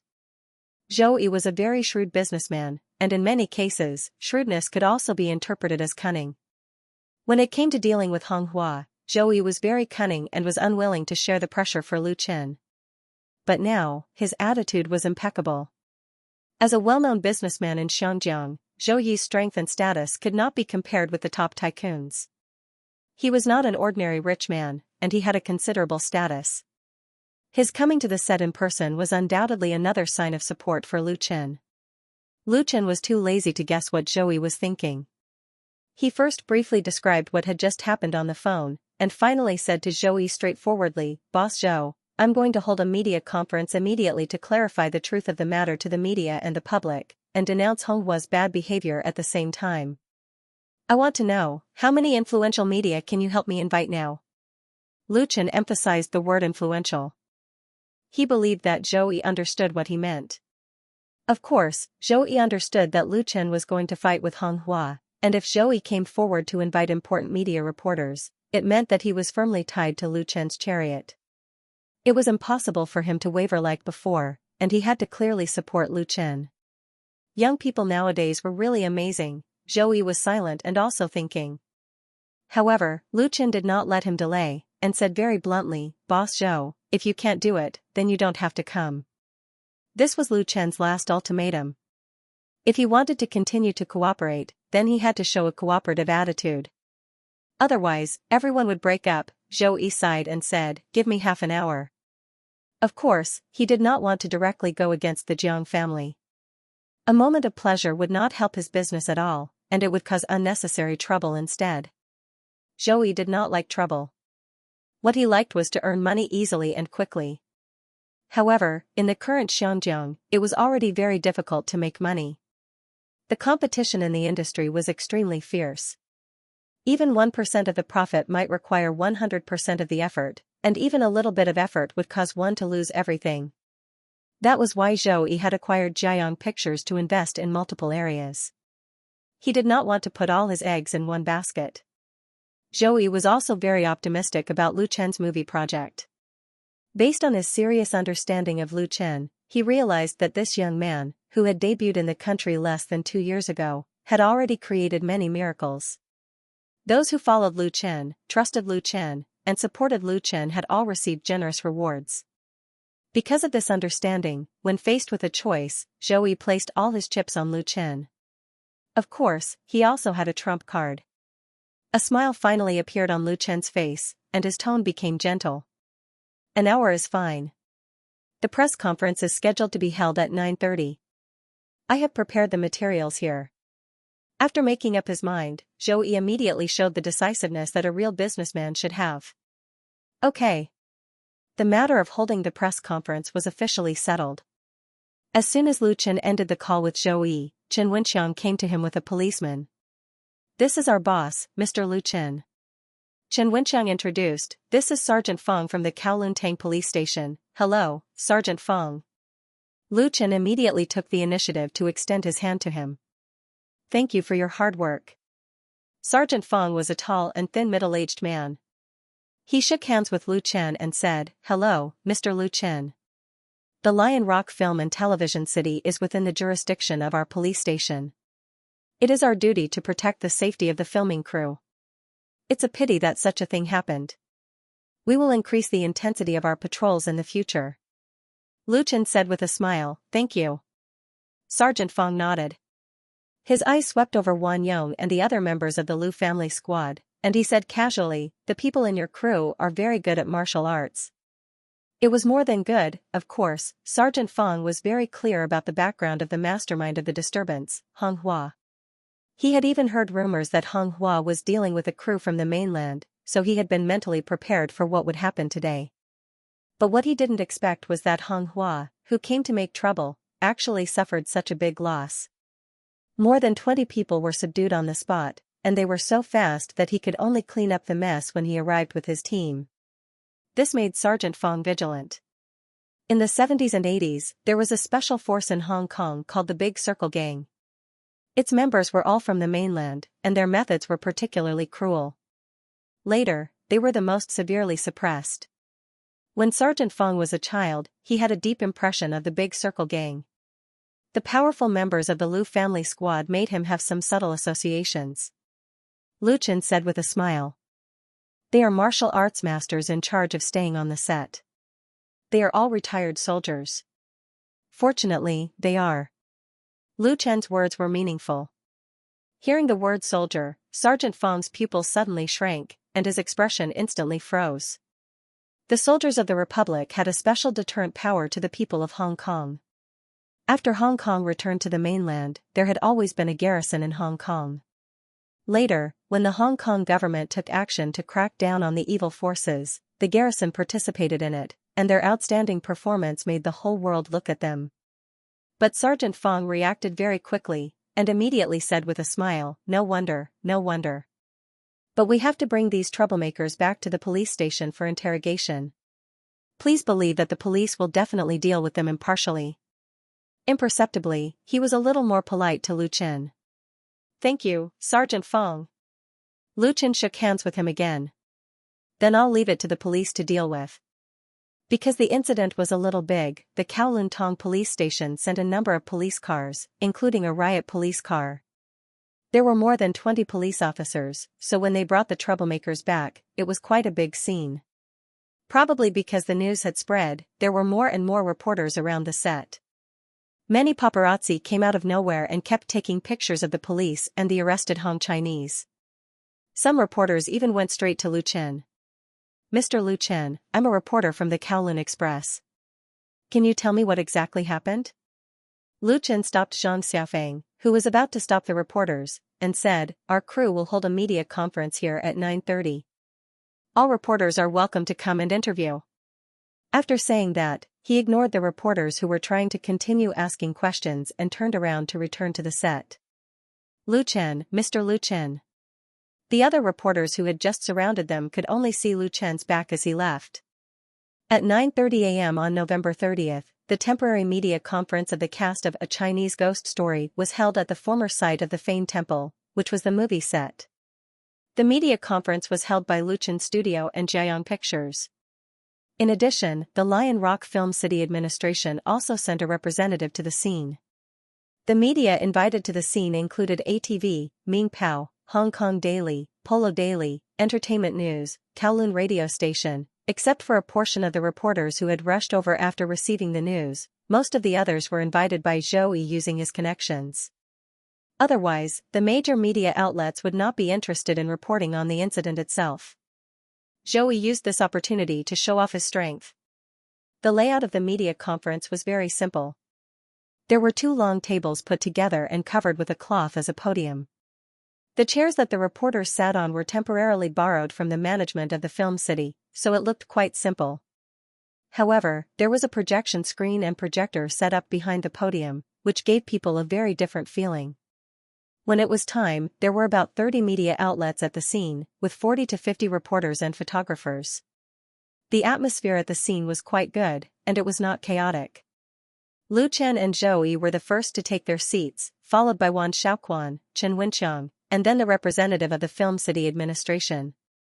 Finally, a middle-aged woman with gold-rimmed glasses came out and sat on the outermost seat. After Chen Wenxiang sat down, he turned to ask Lu Chen, "Mr. Lu, shall we begin?" Lu Chen nodded seriously. "Okay." Chen Wenxiang coughed. He sat up straight and said into the microphone, "Welcome, friends from the media, to the media conference of the cast of A Chinese Ghost Story. Today, I have invited everyone here mainly to explain the bad things that have happened to our crew in the past few days." Chen Wenxiang had been in the industry for decades and was a true veteran. Although being a spokesman for the crew was not his job, he still did it well. His train of thought was very clear, and he told the ins and outs of the whole incident in detail. In the end, he said indignantly, "Xianxia is a legal society, but who would have thought that our crew would encounter such an encounter?" Honghua's bad behavior not only seriously affected the mood of the crew members, but also caused our shooting plan to be interrupted, causing great losses. So, here, we sincerely ask our friends in the media to uphold justice. As soon as Chen Wenxiang finished speaking, the reporters looked at each other. Many of the reporters present were not very clear about what had happened when they were sent over. They only knew that the crew of A Chinese Ghost Story had a conflict with someone. Only now did they have a basic understanding. However, this kind of thing did not seem to have much hype value, unless the production crew of A Chinese Ghost Story wanted to hype it up. They thought that he had understood and was prepared to give him some face and socialize casually. However, the reporters who had witnessed the conflict between the two sides had a lot of questions. Immediately, someone raised his hand and stood up, asking loudly, "Mr. Lu Chen, did you hire a security guard to protect the crew, so that the situation could be settled quickly?" Chen Wenxiang moved the microphone in front of Lu Chen. Lu Chen replied calmly, "The people who subdued the troublemakers weren't the security guards I hired. They were members of the film crew, and I brought them from the mainland." Lu family class, this term was quite fresh, and many reporters were curious. A reporter asked, "Can you introduce the Lu family class in detail?" He had seen the power of the members of the Lu family class with his own eyes. Ordinary martial artists did not have such high combat power.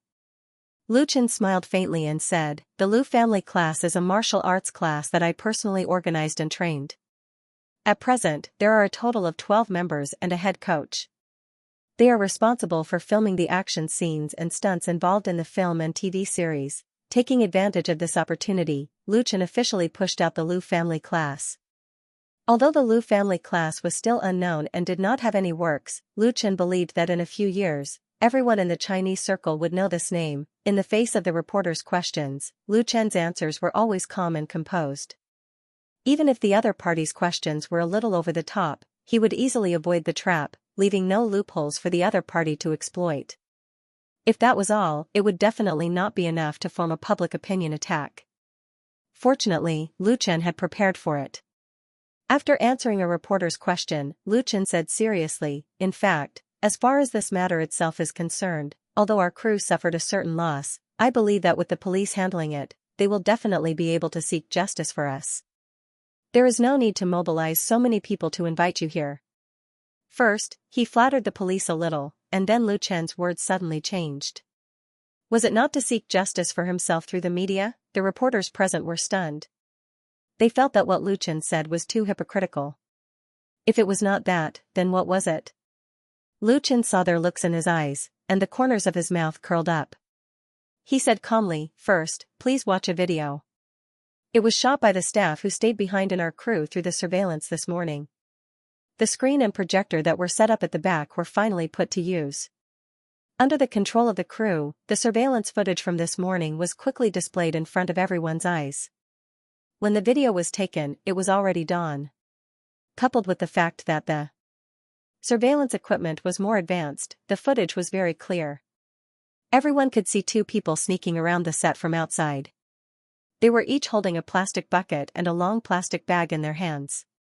From further away, they could vaguely see that someone was responsible for keeping watch. The truth was soon revealed. One of them opened the bag, picked up a dog corpse inside, and was about to throw it over the wall. However, at that moment, a few of the crew members rushed out and caught the two of them on the spot. The video froze there. Lu Chen turned around and said in a heavy tone, "What really angered me was not the bad behavior of Xianxia towards our crew, but the fact that they didn't hesitate to kill small animals to achieve their own goals." As soon as he finished speaking, the scene on the screen instantly changed. Ah! There was a sudden scream from the scene. A few female reporters even closed their eyes, as they couldn't bear to watch. What was displayed on the screen was a photo of a dead dog. The photo was very well taken, and it clearly captured the tragic state of the dog. Its body was covered in blood, and the dog's eyes were wide open with its tongue sticking out. There was a bloody hole on its neck that was pierced by a sharp blade. The zoomed-in close-up was very visually impactful.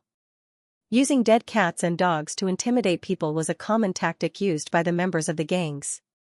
In the past, when the people in the gangs lent money to the loan sharks, the first step was to hang a bloody dead cat on the other party's door, meaning that if they didn't pay the money, the poor cat would be the example. Ever since the triad organization in Xianxia was severely suppressed, the gangs and societies went from being in the light to being in the dark. Now, the usury rarely used this kind of method to collect debts. They changed to splashing red paint on the door of the house and painting big characters. The purpose was the same. However, the method of throwing dead cats and dogs to intimidate people was not extinct, so the media reporters present knew what was going on at a glance. The crew of A Chinese Ghost Story had offended the people from Xianxia and was harassed by them in retaliation. This was undoubtedly a very disgusting act. The problem was that the photo that appeared on the 100-inch projection screen was so horrifying that people would have nightmares at night. Therefore, the knowledgeable reporters couldn't help but exclaim in shock. The next moment, the picture displayed on the screen switched. It was also a very bloody picture, and a bucket of dog blood. Lu Chen said in a deep voice, "Xianxia is a place of law and culture. Modern Xianxia people are civilized and cultured. When I was in the mainland, I heard that Hong Kong has corresponding protection regulations for small animals and pets. They even set up a pet protection association. Even a stray dog can be properly protected. However, I never thought that in broad daylight, someone would cruelly kill innocent cats and dogs for a moment of pleasure. This is simply intolerable." At this time, the purpose of Lu Chen's media conference was already clear. Chen Wenqiang, the representative of the crew, has already told the ins and outs of the incident, so Lu Chen did not elaborate any further. He also did not shout at the top of his lungs to condemn the harassment of the crew by Xianxia, but focused his condemnation on the other party's cruelty to small animals. It was simply a strange peek. None of the reporters present were fools. If they still could not figure out Lu Chen's intentions, they might as well quit the industry, because there was no future for them if they were too stupid. If Lu Chen focused on the conflict between the crew and Xianxia and hoped to use the media to put pressure on them, it would not have much of an effect. The media was very shrewd and realistic. Zhou had used his connections to get the reporters from the television stations and newspapers to rush over to attend the communication meeting. He had already done his best. The next step was to get many media outlets to create momentum at the same time. That would require a lot of energy. In addition, the news had to be explosive and a hot topic that could be hyped up. The incident of a Chinese ghost story crew being defamed was clearly far from meeting the standard. The most important thing was that Lu Chen came from the mainland. With the common xenophobic complex of many people in Hong Kong, when the crew he represented had a conflict with the local community, it was estimated that many people would gloat and be more willing to watch the show. After the reporters went back, they would give a corner of the newspaper the size of a piece of tofu. It was already very nice to say a few words lightly, and it would not have much effect on public opinion. The situation now was completely different. For this, Lu Chen turned sideways. His eyes fell on the middle-aged woman on the far right of the rostrum, and then he continued to say, "I specially sincerely invite Ms. Feng Xinyun, the deputy chairman of the Little Pet Protection Association of Xianxia. Let's welcome Ms. Feng to speak." This middle-aged woman was well-dressed. She had a rich face and a cold expression. She gave people the feeling that she was not to be trifled with. Just now, everyone did not pay attention to her. They thought she was one of the members of the crew, but they did not expect her to be the deputy chairman of the Little Pet Protection Association. The full name of the Little Pet Protection Association was the Xianjiang Small Animals/Pets Protection Association. It was established in the 1990s. As a non-governmental public welfare organization, although it did not have a long history, it had a great influence in Xianjiang. Because the members of the Little Pet Protection Association covered the upper, middle, and lower levels of society, many celebrities and star artists were volunteers of the Little Pet Protection Association. The wives of many senior government officials in Xianjiang held important positions in the Little Pet Protection Association. Its potential power could be said to be huge. In recent years, many cases of animal abuse and pet abuse broke out in Xianjiang, which once became a hot topic in society. Among them, the Little Pet Protection Association could not be separated from it. What made people afraid was that some members of the Little Pet Protection Association protected cats and dogs to an almost abnormal degree. If anyone violated their taboo, it would be really big trouble. There was once a white-collar worker who killed a stray dog. After the incident was exposed, he was besieged by the people of the Little Pet Protection Association.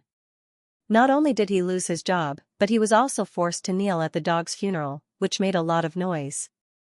Therefore, in the face of the Little Pet Protection Association, which had a mixed reputation, many people could not afford to provoke it and could only hide from it.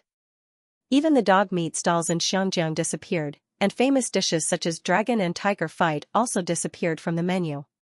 Lu Chen actually invited this great god to attack his opponent. Everyone had a feeling of absurdity in their hearts. Did he have to be so ruthless? But they had to admit that his counterattack was extremely brilliant. Even the underworld could not afford to offend the Little Pet Protection Association. This was an extra-large hornet's nest, which was directly smashed by Lu Chen in Hong Hua's face, and the evidence was irrefutable. Sure enough, as soon as Ms. Feng Xinyun opened her mouth, she scolded the people of Hong Hua. She was simply filled with righteous indignation, and she kept scolding for a full 7 or 8 minutes. Her fighting power was so strong that it made people look at her. The reporter still had to listen patiently, because their superiors or the boss's wife might be a member of the Little Pet Protection Association, a volunteer, or a close friend of a member. In Xianjiang, caring for small animals and pets was the right way of public opinion, and smart people would not do the opposite. As for those gangsters of Hong Hua, before they caught cats and dogs to torture and scare people, the circuit in their brain probably did not have the existence of the words Little Pet Protection Association. However, these people would soon know how terrifying the existence of the Little Pet Protection Association was. Lu Chen, who gave the microphone to Feng Xinyun, looked solemn on the surface, but in his heart, he was secretly amused. Before he came to Xianjiang, Chen Feier told him a lot of things about Xianjiang, including the mention of the Little Pet Protection Association. For example, if a movie or TV needed to use small animals as props, then it must be arranged through the Little Pet Protection Association. Otherwise, once someone complained about animal abuse, there would be a lot of trouble. The movie A Chinese Ghost Story did not need animal actors, but this morning when he came over and saw the 2 dead dogs, he immediately thought of the Little Pet Protection Association, so he inquired about the 24-hour hotline of the Little Pet Protection Association through the voice station and called it. As a result, the other party directly sent a deputy chairman. The Little Pet Protection Association had the largest number of members among all the civil associations in Hong Kong. Therefore, in addition to the 2 bosses, the president and the chairman, there were 20 or 30 vice chairmen and directors. People thought that a position with more people was worthless.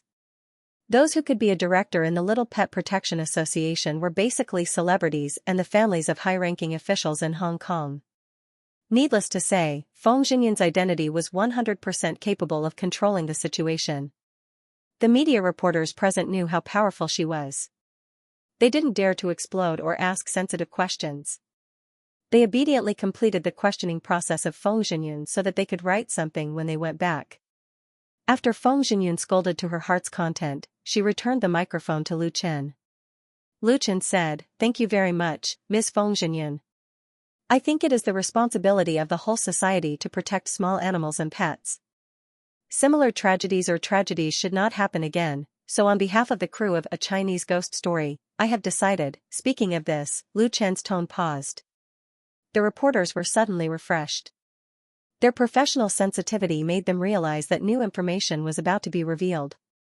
They heard Lu Chen say, "Hand over the 2 dogs who unfortunately died to the Little Pet Protection Association to bury. In the name of Lu Chen Studio, I will personally donate 5 million to the Little Pet Protection Association as support for the cause of animal protection." 5 million, a lot of people were stunned. Hong Kong was economically developed and was the place where the world-renowned rich lived.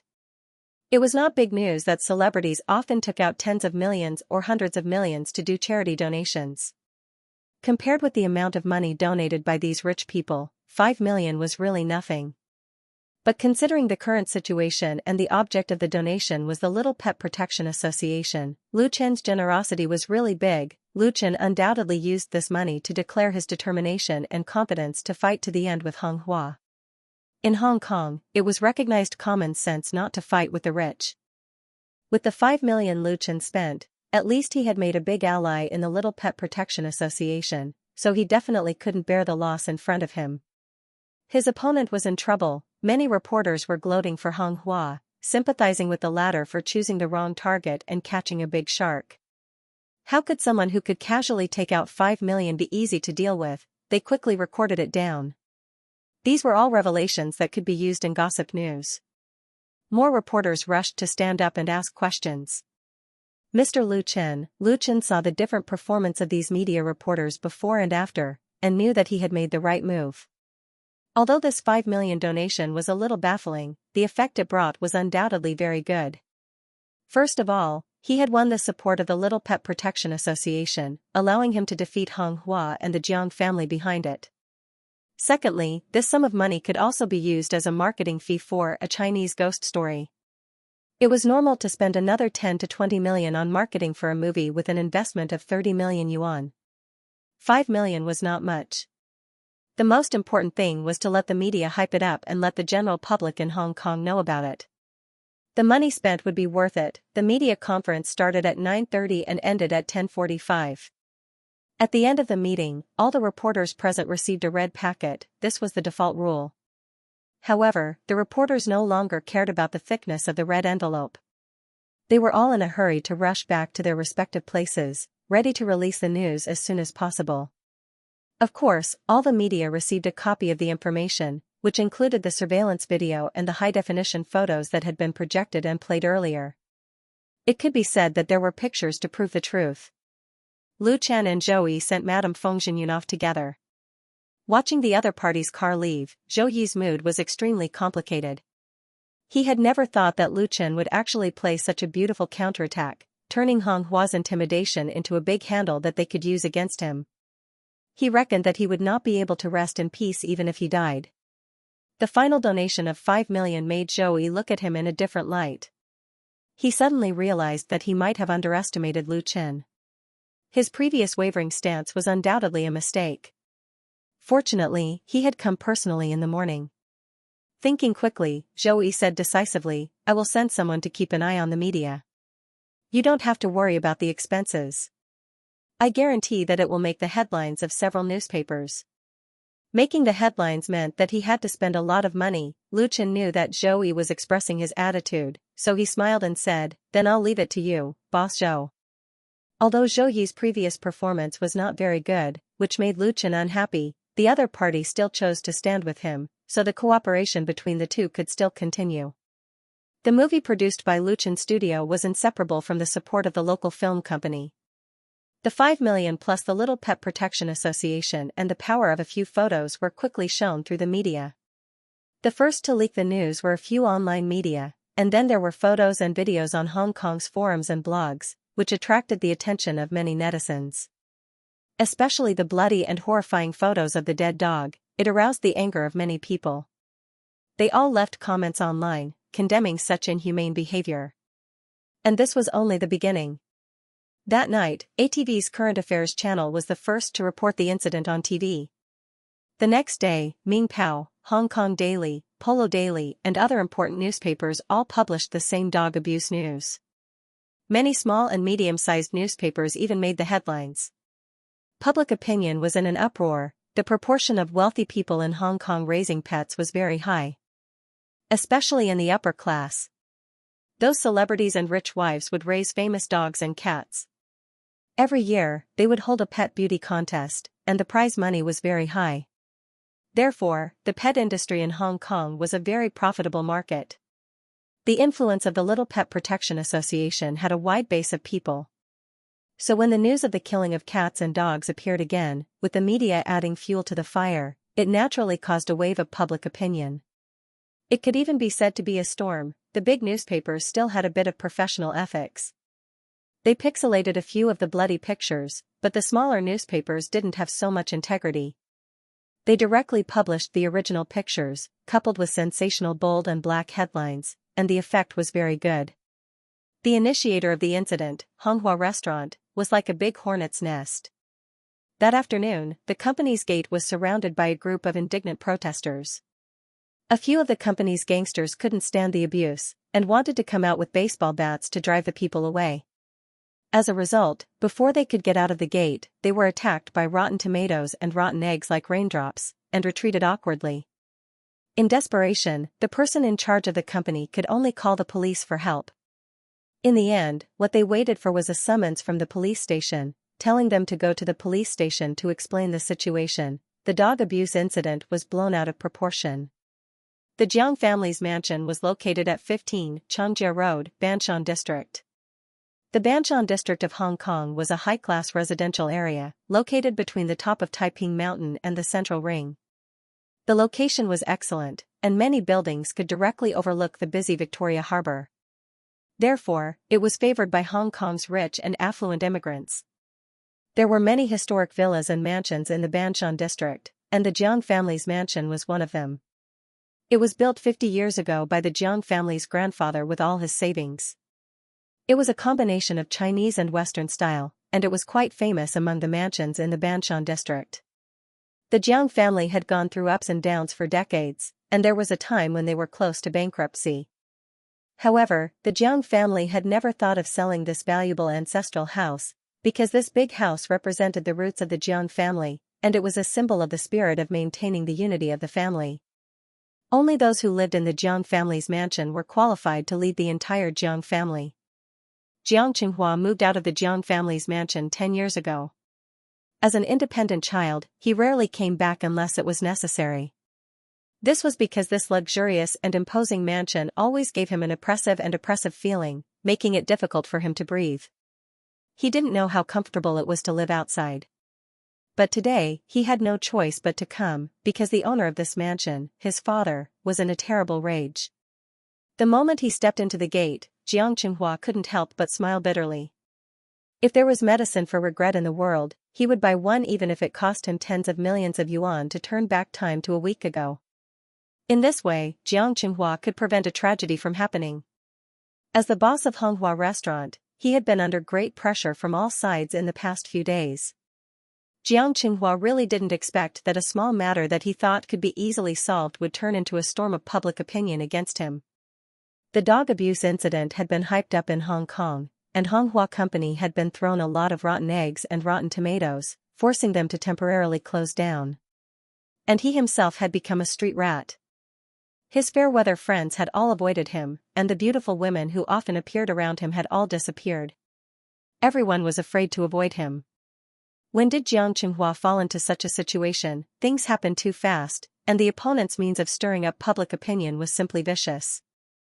They took advantage of the negligence of his people and directly nailed Honghua Company to the pillar of shame and became the target of tens of thousands of people's curses.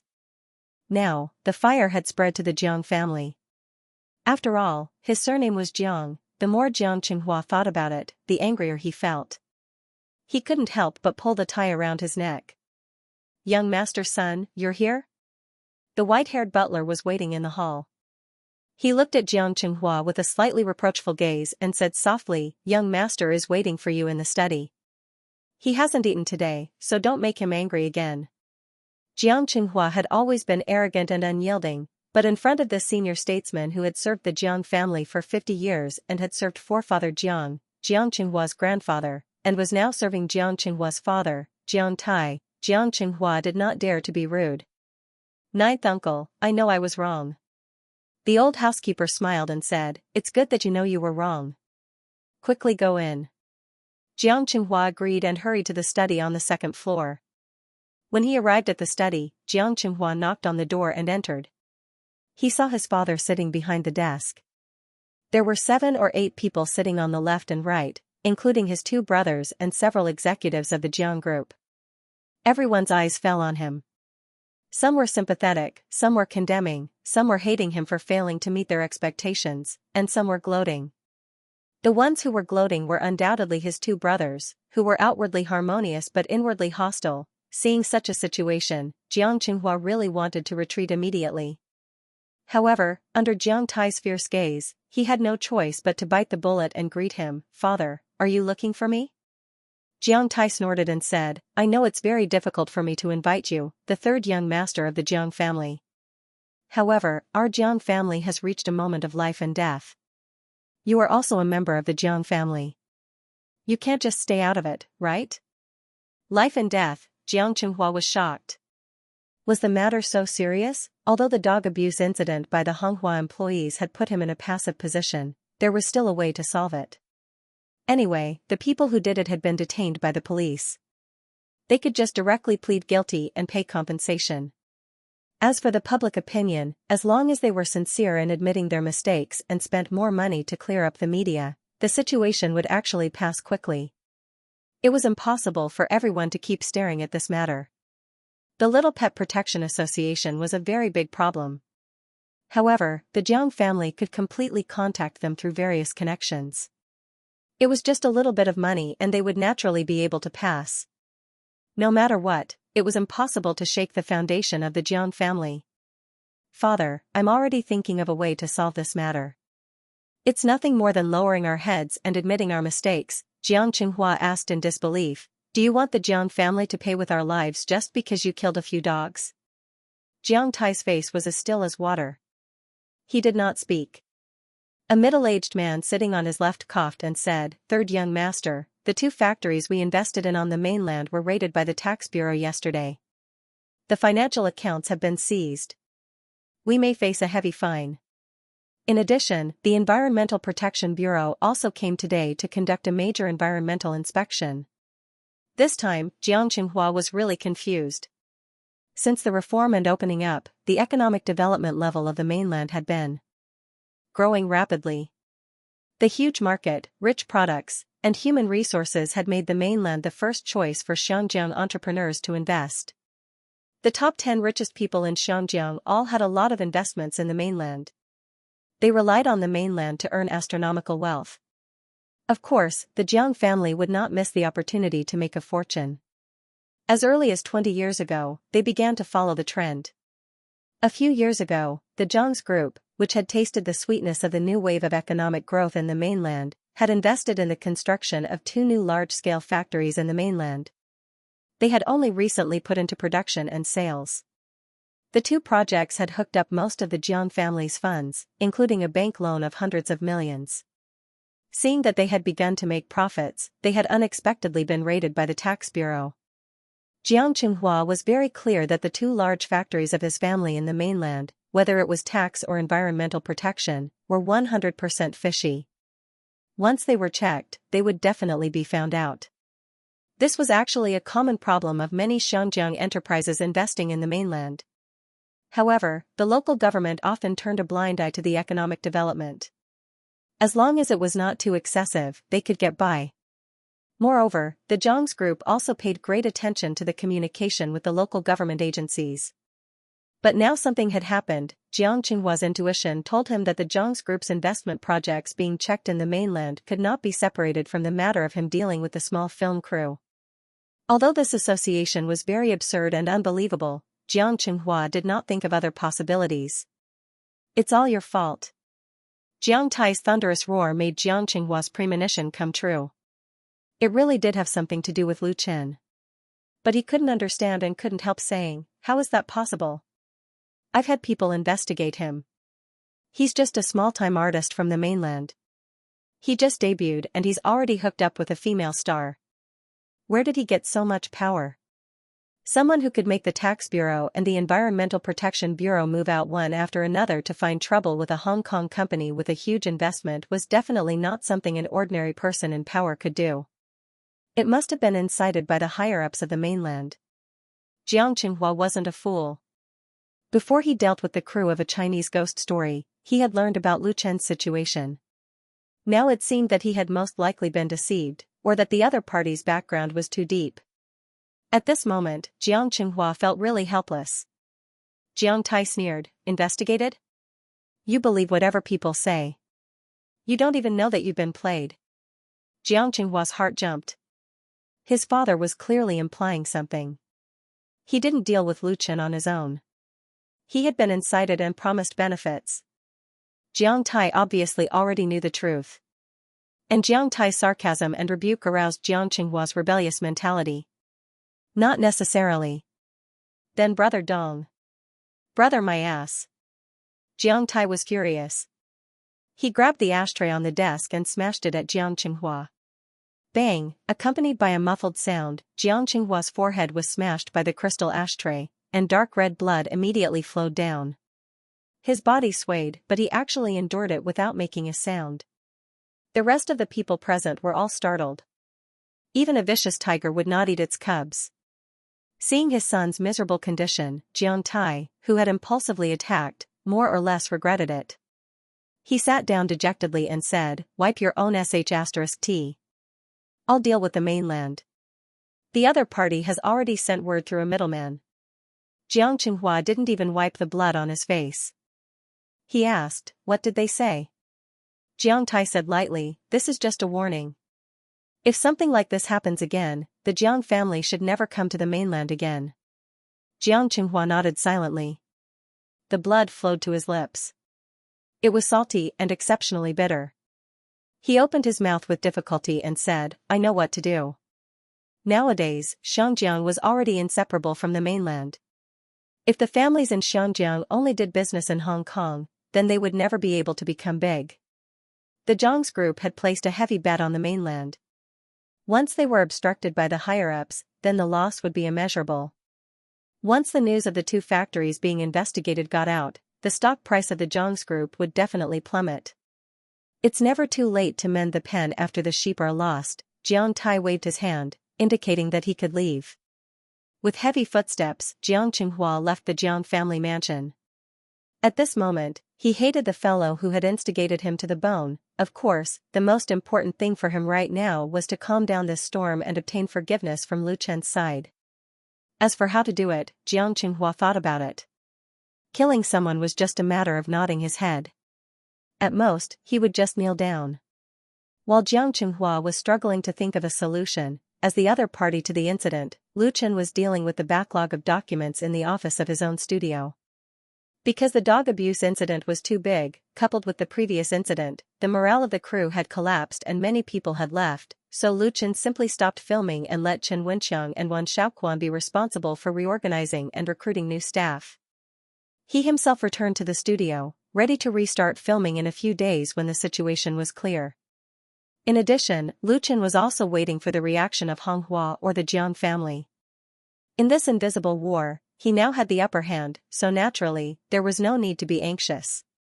The anxious ones should be Jiang Qinghua and his father. Ring ring ring. As soon as Lu Chen finished signing a document, the mobile phone beside the computer rang. After he came to Xiangyang, he bought a new mobile phone and number locally for daily use. Usually, when Chen Wenxiang, Wan Xiaoquan, or Li Zhen wanted to find him, they would call this work phone. In recent days, this work phone had been ringing non-stop, most of which were media interviews. Lu Chen simply left it to his assistant. Out of sight, out of mind, so as not to disturb his work. But now it was his private phone that was ringing, and it was either a family member or a friend. The name displayed on the phone made Lu Chen laugh. He immediately picked it up and asked with a smile, "Child Bai, why do you call me?" The Child Bai in Lu Chen's mouth referred to Li Mubai, which was a teasing nickname for friends, different from that of others. Since coming to Xiangyang, Lu Chen and Li Mubai had basically not contacted each other. When he returned to the capital, he heard from Pastor Li that this guy had taken his girlfriend to Hawaii to play and would not come back until he was tanned. "Brother Chen." Li Mubai's familiar voice came from the phone, but the content was very scary. "I'm downstairs in your studio." "Ah?" Lu Chen was suddenly stunned. "I'm in Xiangyang, not in the capital." "Aren't you in Hawaii?" "I just came back the day before yesterday," Li Mubai said with a smile. "I know you are in Xiangyang." "I am in Xiangyang now, in the Rongjin building. The guards here don't let me in without an appointment, otherwise I will come directly to your studio." Li Mubai actually came here. Lu Chen was a little dizzy and said quickly, "Okay, wait a minute, I'll come down right away." If it were other uninvited guests, he would let Li Zhen receive them, but Li Mubai was different. The two were real friends. Li Mubai came back from Hawaii and came to Xiangyang to find him. How could he sit still in the office? He must go down to meet him in person. After ending the call, Lu Chen immediately left the studio and took the elevator down to the hall on the first floor of the building. The management of the Rongjin building was very strict. Visitors without an appointment must contact the tenants at the entrance of the hall and get permission to go up. This put an end to the disturbance of idle people. When the elevator door opened, Lu Chen saw Li Mubai standing at the entrance. This guy with a coquettish temperament was like a firefly in the dark. It was easy to distinguish him in the crowd. However, Lu Chen's attention did not stay on Li Mubai for a long time. He was soon attracted by the woman wearing sunglasses and a long skirt standing next to Li Mubai. The other party was so familiar. Even if the huge sunglasses covered her real face, Lu Chen could still recognize her identity in an instant. The huge and unexpected surprise made him feel like he was about to fly. Seeing Lu Chen, the woman in the long dress reached out and took off her sunglasses, showing a sweet smile. Her smile was nothing more than this. There was no one else in Lu Chen's eyes. He couldn't help but speed up to her. He resisted the urge to hold her in his arms, held her hand and said, "Why are you here?" The beautiful woman in the white dress was Chen Fei'er.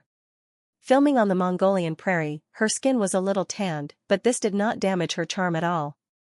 Instead, it showed her healthy beauty and vitality. Every frown and every smile was still so moving. Lu Chen didn't expect that Chen Fei'er would come to Hong Kong with Li Mubai. Chen Fei'er let Lu Chen hold her hands, stared at him affectionately, and said with a chuckle, "I finished my scenes on the prairie, and the director gave me half a month's vacation, so I came here. You didn't tell me about such a big thing. It was Sister Mushi who told me." When she said the last sentence, she rolled her eyes at Lu Chen angrily. Lu Chen smiled bitterly and said nothing. He didn't tell Chen Fei'er, of course, because he was afraid that she would worry and affect the shooting of the TV series. He just didn't expect that it was Li Mushi who told her. Hey, hey, hey. Li Mubai, who was ignored, was dissatisfied. "Please don't show off your love here." Lu Chen laughed, turned around and gave him a big hug. Welcome to Hong Kong. Li Mubai also rolled his eyes. I'm more familiar with Hong Kong than you are, okay? I have a lot of friends here. Lu Chen admitted defeat. Let's go up and talk. Of course, Li Mubai and Chen Feier were not alone. They each brought their assistants. Chen Feier was accompanied by 2 female bodyguards. There were 6 or 7 people in total. In the elevator, Lu Chen asked Li Mubai, I heard from your sister that you went to Hawaii for your honeymoon? What honeymoon? Nonsense. Li Mubai grinned. I'm just accompanying my friend to have some fun and relax. Although he said they were friends, he couldn't hide the proud expression on his face. It was probably because he was in love. Lu Chen asked, why don't you bring her to Xianxia? Li Mubai said helplessly, she has something to do at home. Qin Qian wants to come, but she knows that your girlfriend. Ahem. He coughed twice and secretly glanced at Chen Feier next to him. Lu Chen didn't know whether to laugh or cry. It made it seem as if he and Qin Qian had an unusual relationship. She was afraid of Chen Feier, his real girlfriend, so she didn't dare to follow him. It was simply a deliberate attempt to defame him. To be honest, his impression of that rebellious girl was a little blurry. Chen Feier's eyes twinkled, and there was a faint smile on his face. Fortunately, they arrived at the floor where the studio was located. The elevator door opened, and everyone filed out. You've done a good job here. Under the guidance of Lu Chen, the group of people first visited Lu Chen's studio. When the employees knew that Lu Chen's girlfriend, the future proprietress, had come in person, they all greeted her respectfully and warmly. Chen Feier responded gracefully, which made the atmosphere in the studio particularly harmonious. After the visit, the 3 of them sat down in Lu Chen's office. Li Mubai unceremoniously occupied Lu Chen's seat, and drove him and Chen Feier to the sofa. Then he patted the table and said, I'm going to open an office in Xiangyang, hire 17 or 18 employees, and let them call me boss every day, ha ha ha. Lu Chen was speechless. Have you been too free recently? If possible, he wanted to drive this extra-large third wheel out now, so as not to affect the joy and sweetness of his reunion with Chen Feier after a long time. Li Mubai said with a smile, do you think I'm joking? I'm serious. I'm not here for fun this time. First of all, I'm going to set up Mukin Crowdfunding Xiangyang branch, and then operate Mukin Crowdfunding to be listed on the Hong Kong stock market. Listed on the Hong Kong stock market? Lu Chen was really surprised. It should be known that Mukin Crowdfunding has only been established for more than a year. Li Mushi actually started to operate the Hong Kong stock market. Xiangyang stock market has a long history and strong international connection. Compared with the domestic stock market, it is more mature and rational. Therefore, many domestic powerful enterprises have been listed on the Hong Kong stock market. Originally, Li Mushi told Lu Chen that she intended to be listed on the domestic growth enterprise market. As a result, she suddenly jumped to Xiangyang. The starting point was undoubtedly higher. Once the listing was successful, then Mukin Crowdfunding, which had obtained a lot of funds, would surely soar. This matter is very complicated. We'll talk about it later. Li Mubai waved his hand and said to Lu Chen in a very dissatisfied tone, you're shooting a movie in Xiangyang, and someone is looking for trouble. I can understand why you didn't tell Sister Feier, but why didn't you call your brother? In the end, he was filled with righteous indignation. He almost pointed at Lu Chen's nose and said that he had no brothers in his eyes.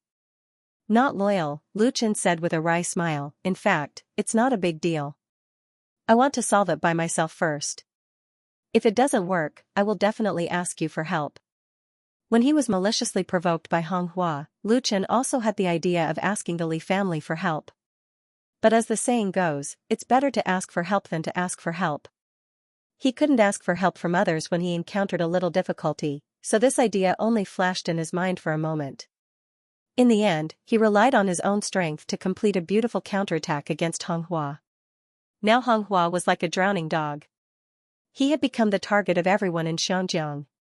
Even Zhou admired his means, which proved that as long as the method was used correctly, any problem was not difficult to solve. The Jiang family still has some power in Xiangyang. Li Mubai obviously already knew the background of Hong Hua. He said seriously, which was rare for him, but you don't have to worry. They should take the initiative to come to apologize to you soon. Lu Chen's heart skipped a beat. He asked, what did you do? If Li Mubai said so, it must have nothing to do with the matter of him using the little pet to deal with Honghua. Li Mubai said with a smile, nothing much. I just asked someone to help me check the 2 big factories that the Zhang's group invested in the mainland. Lu Chen was really shocked. Isn't this too much? It was originally a small matter of collecting protection fees, but now it turned into the Li family dealing with the Jiang family. The matter was completely out of Lu Chen's control. Li Mubai said proudly, bullying you is bullying me. Bullying me is bullying our Li family. I can't say that I can deal with the Jiang family in Shanjiang, but in the mainland, hee. Lu Chen was speechless, but he was grateful. At this time, the phone on the desk rang, and the indicator light showed that it was from the internal line. Lu Chen motioned to Li Mubai to help connect it. The phone was from the receptionist. Young Master Lu, a Mr. Jiang of the Jiang family wants to see you. Before Lu Chen could answer, Li Mubai said first, tell him to get out. Coincidentally, when Lu Chen was talking to Li Mubai about the Zhang's group, the Zhangs sent someone to the door. Li Mubai directly made the decision for Lu Chen and asked the other party to leave. The receptionist didn't know Li Mubai's background. She could tell that it wasn't Lu Chen's voice, so she didn't dare to agree. Lu Chen had to say, since there's no appointment, ask him to go back first. Just say that I'm not here. This time, the receptionist got the order. Li Mubai said disdainfully, what kind of person dares to talk to me face to face? Since you want to settle the trouble, then do it according to the rules of the underworld. It was the tone of a gangster boss. Lu Chen asked with a smile, what kind of gangster rule is that? Serve wine and tea as an apology. Li Mubai said matter-of-factly, at least let the Zhang's family invite a respected senior to come out and talk to us. Otherwise, how can they get through this easily? Lu Chen admired the gangster style of the 3rd young master of the Li family and gave him a thumbs up. Li Mubai was finally a little embarrassed and said with a smile, I also heard it from my friends in Shanjiang before. I haven't seen it myself, but it can't be wrong. Anyway, the other party must give enough face. Now it depends on whether the other party is sincere or not. Chen Fei asked curiously, do you have a lot of friends in the underworld in Shanjiang? Li Mubai scratched his head and said, not many, just some fair-weather friends. He jumped up from Lu Chen's seat and said, Brother Chen, Sister Fei I won't disturb you too lovey-dovey. I'm going to play with my friends. Lu Chen was surprised. Don't be in such a hurry. Let's have dinner together. By the way, where will you stay tonight? Although Li Mubai was a bit of an eyesore now, he helped Lu Chen find trouble with the Zhang's family in the mainland, which was undoubtedly a real friendship. How could Lu Chen let him run away like this? That would be too much. Li Mubai smiled and said, Brother Chen, I'm more familiar with Shanjiang than you are. My brother has a big house here. Let's change the dinner to tomorrow. I've already made an appointment with my friends in Shanjiang before I came. They prepared a lot of programs. He glanced at Chen Fei maliciously and said, if Sister Fei didn't come, I would definitely take you to play with me, so let's save it for today. Lu Chen was really impressed by him. Well then, you can't stand me up again tomorrow night. Li Mubai made an okay gesture to him and then left the studio with his assistant. The relationship between Lu Chen and Li Mubai didn't need too much courtesy, so Lu Chen walked him to the door and came back. After closing the door, he impatiently pulled Chen Fei into his arms and kissed her on the lips. Chen Fei giggled and catered to him coquettishly and softly, letting Lu Chen have enough of her gentle and sweet taste. It was a pity that this was the office, and they couldn't go too far. After a few minutes of tenderness and intimacy, Lu Chen reluctantly let go of the beauty in his arms. If they continued, he really couldn't control himself. Let's go. He took Chen Fei's hand and said, let's go home. Lu Chen asked Li Zhen to settle down Chen Fei's 2 bodyguards and assistants. He drove back to his home in Repulse Bay with his girlfriend and enjoyed the wonderful time alone as he wished. Absence makes the heart grow fonder. When the two ended their passionate entanglement, it was already dark. On the soft and comfortable big bed, Chen Fei leaned in Lu Chen's arms, naughtily drawing circles on his strong chest with her fingers, while telling Lu Chen about what happened after Lu Chen's visit last time.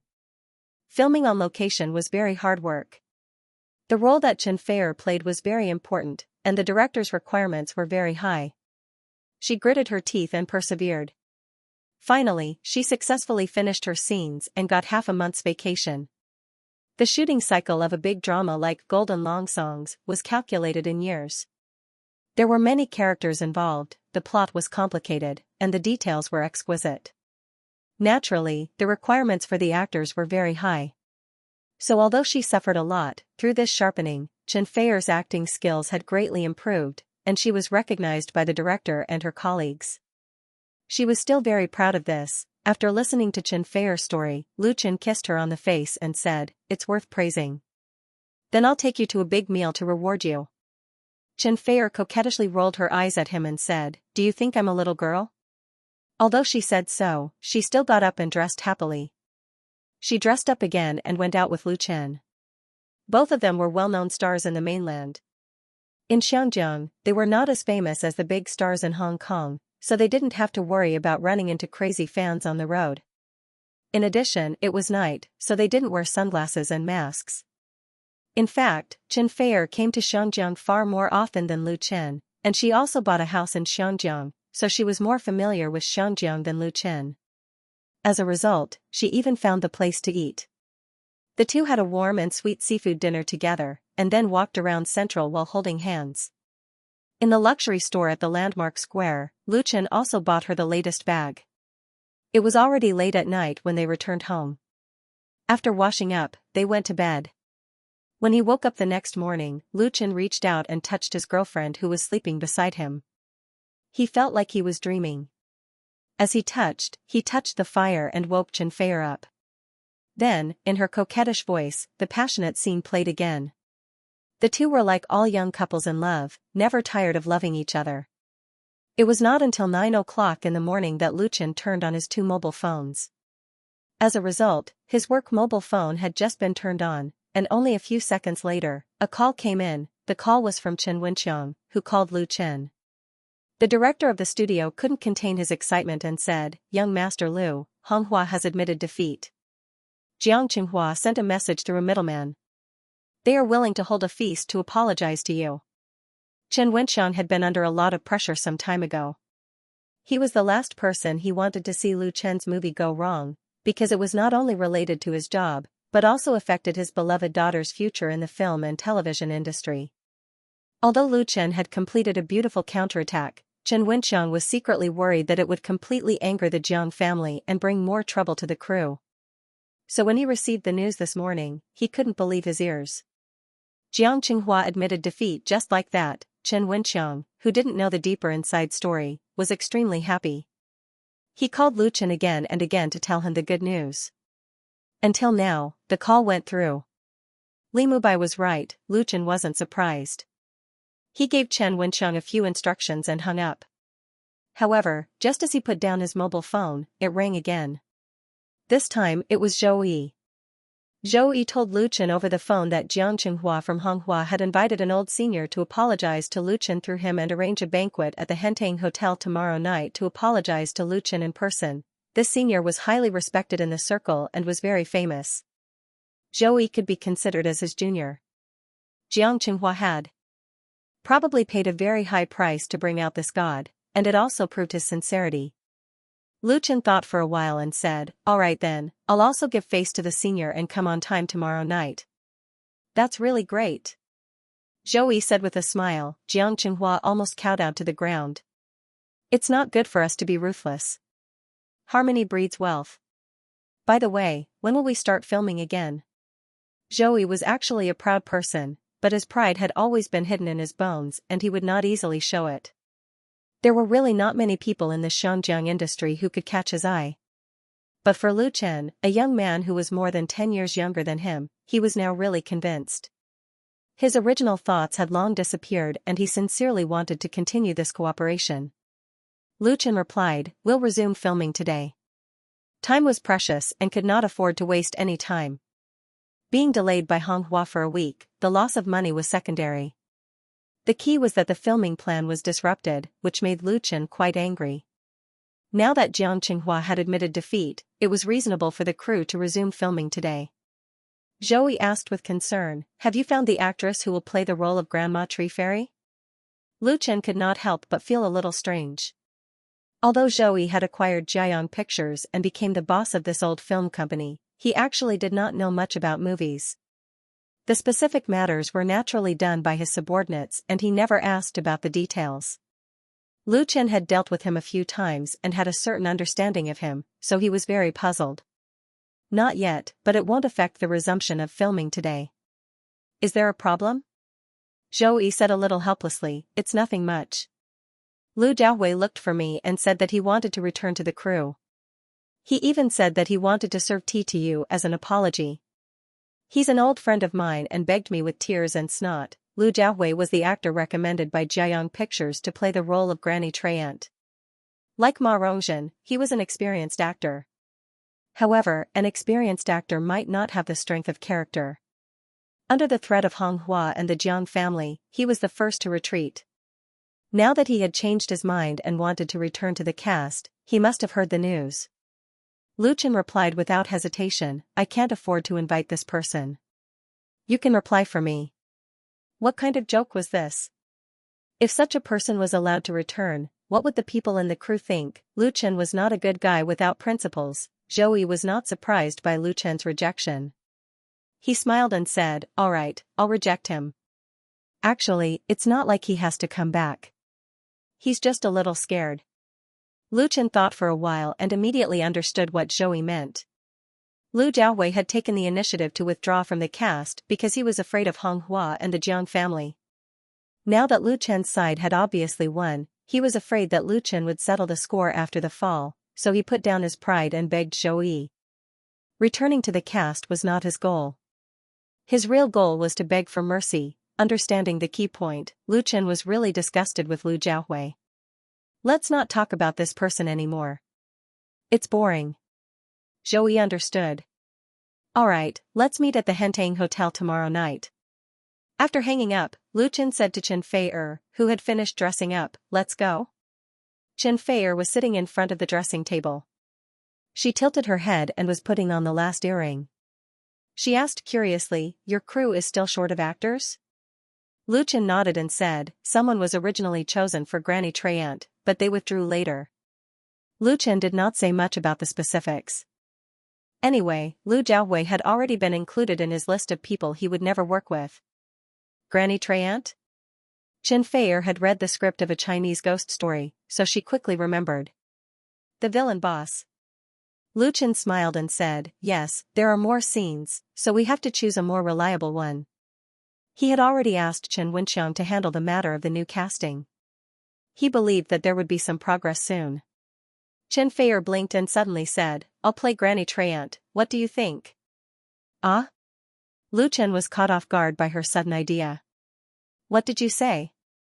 Chen Fei-er smiled and said, I said I'll play Granny Treant. I have half a month's vacation.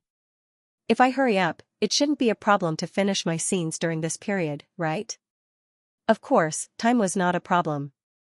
The story of a Chinese ghost story was very strong, but the background of the story was fictitious. There were very few scenes involved, so it was not complicated to shoot. Everything could be settled in Lion Rock film and television.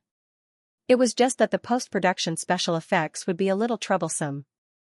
Half a month's time would be enough if it was all used on Chen Fei-er, however, Lu Chen did not even think about it.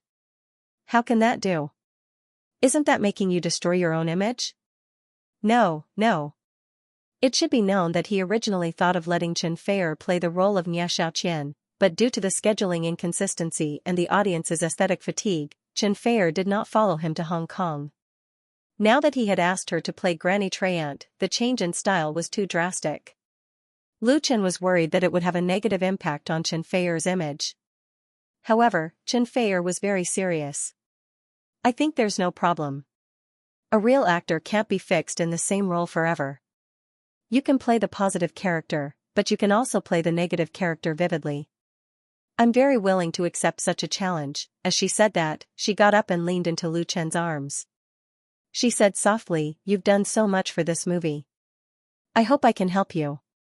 In order to shoot this a Chinese ghost story, Lu Chen had started to lose weight more than a month ago. He had lost more than 10 pounds by now. He was not that kind of strong body, so now he looked a little more gentle and weak, which was in line with the needs of the characters in the movie. He came to Hong Kong alone to work hard and tried to integrate into the circle of Hong Kong. He established Luchin Film Studio from scratch and looked for people to cooperate with to film a movie. He also encountered the provocation of gangs and clubs. This road was not smooth. As a friend of Luchin, Li Mubai had made a big move to deal with the Jiang family in the mainland and helped Luchin deal with his opponents. As Luchin's closest lover, how could she stand by and watch, destroy his own image? That was not necessarily the case. If the villain was played well, it could also improve his image. Needless to say, Luchin understood Chen Fei-er's intentions. He hugged the beautiful woman in his arms and felt happy in his heart. He hoped that time would stop at this moment forever. Lion Rock Film and Television Base, the former site of Fane Temple. The set, which had been quiet for a few days, became lively again. The tarpaulin covering the props was pulled away, and expensive high-definition digital cameras were set up again. Sound recording, lighting, art, makeup, the crew members all seemed to have been injected with chicken blood, and they were all busy in high spirits. A Chinese ghost story was being res-hot. Ever since the opening ceremony of this movie, the mood of the crew members had been on a roller coaster. At one time, everyone was in a panic and thought that they were going to be dismissed. Now that the clouds had cleared, everyone was naturally happy. Nowadays, the competition in Xinjiang's film and television industry was extremely fierce, but the market share did not increase. Many people in the industry could not find suitable jobs, so they had no choice but to change careers, or go to the mainland, Taiwan, Japan, and Korea to find opportunities. It was undoubtedly very difficult to change careers after being used to a familiar job, and the road outside was even more difficult when people were away from home. Therefore, everyone cherished their current job opportunities. Most importantly, as the main investor of the film, Lu Chen was kind and generous, so they would not suffer losses working with him. Therefore, when faced with the pressure from Honghua, they all persisted and did not choose to quit. Their choice was undoubtedly correct. When they received the notice of the reshoot in the morning, everyone rushed to the set as soon as possible. Without Chen Wenxiang's command, they took the initiative to complete the work before the reshoot. When Lu Chen arrived at the Fane Temple set with Chen Fei-er, it was already a boiling cauldron of voices. The atmosphere was excellent. "This is my girlfriend," Lu Chen first introduced Chen Fei-er to Chen Wenxiang. "This is Mr. Chen Wenxiang, the director of the studio." "Hello, Uncle Chang."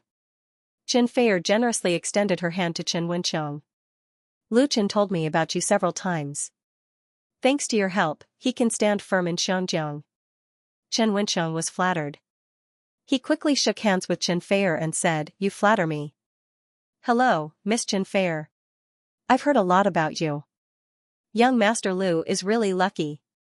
Of course, he knew that Lu Chen's girlfriend was the famous Heavenly Queen, Chen Fei-er. As one of the few mainland stars who were popular in Xinjiang, Chen Fei-er's news could occasionally be seen in Xinjiang's newspapers and magazines. However, the photos in the newspapers and magazines didn't capture Chen Fei-er's true charm at all. She didn't wear any makeup, and her beauty was natural. Every frown and smile of hers had a peerless beauty that could topple cities. She was truly dazzling. Xinjiang was a place that produced beauties. Every year, there would be many outstanding beauties in the Miss Hong Kong and Miss Asia selection. However, Chen Wenxiang felt that those Hong Kong sisters and Asian sisters that he had seen before were lacking in something compared to Chen Fei-er. Wan Shaoquan and Chen Fei-er knew each other, so they exchanged pleasantries when they met. Wan Shaoquan said jokingly, "Since you're already here, why don't you make a cameo in the movie?" Chen Fei-er and Lu Chen looked at each other. The latter smiled and said, "Director Wan, I'm going to let Fei-er play the role of Granny Dryad." "What?" Wan Shaoquan and Chen Wenxiang asked in unison, "Play the role of Granny Dryad?" The role of Granny Dryad in A Chinese Ghost Story was a big villain. Her image was set to be cruel and vicious, and she was full of demonic aura. That was why Lu Jiahui had been asked to disguise himself as a woman to play this role. Lu Jiahui had quit the cast, and Chen Wenxiang was still having a headache over the replacement.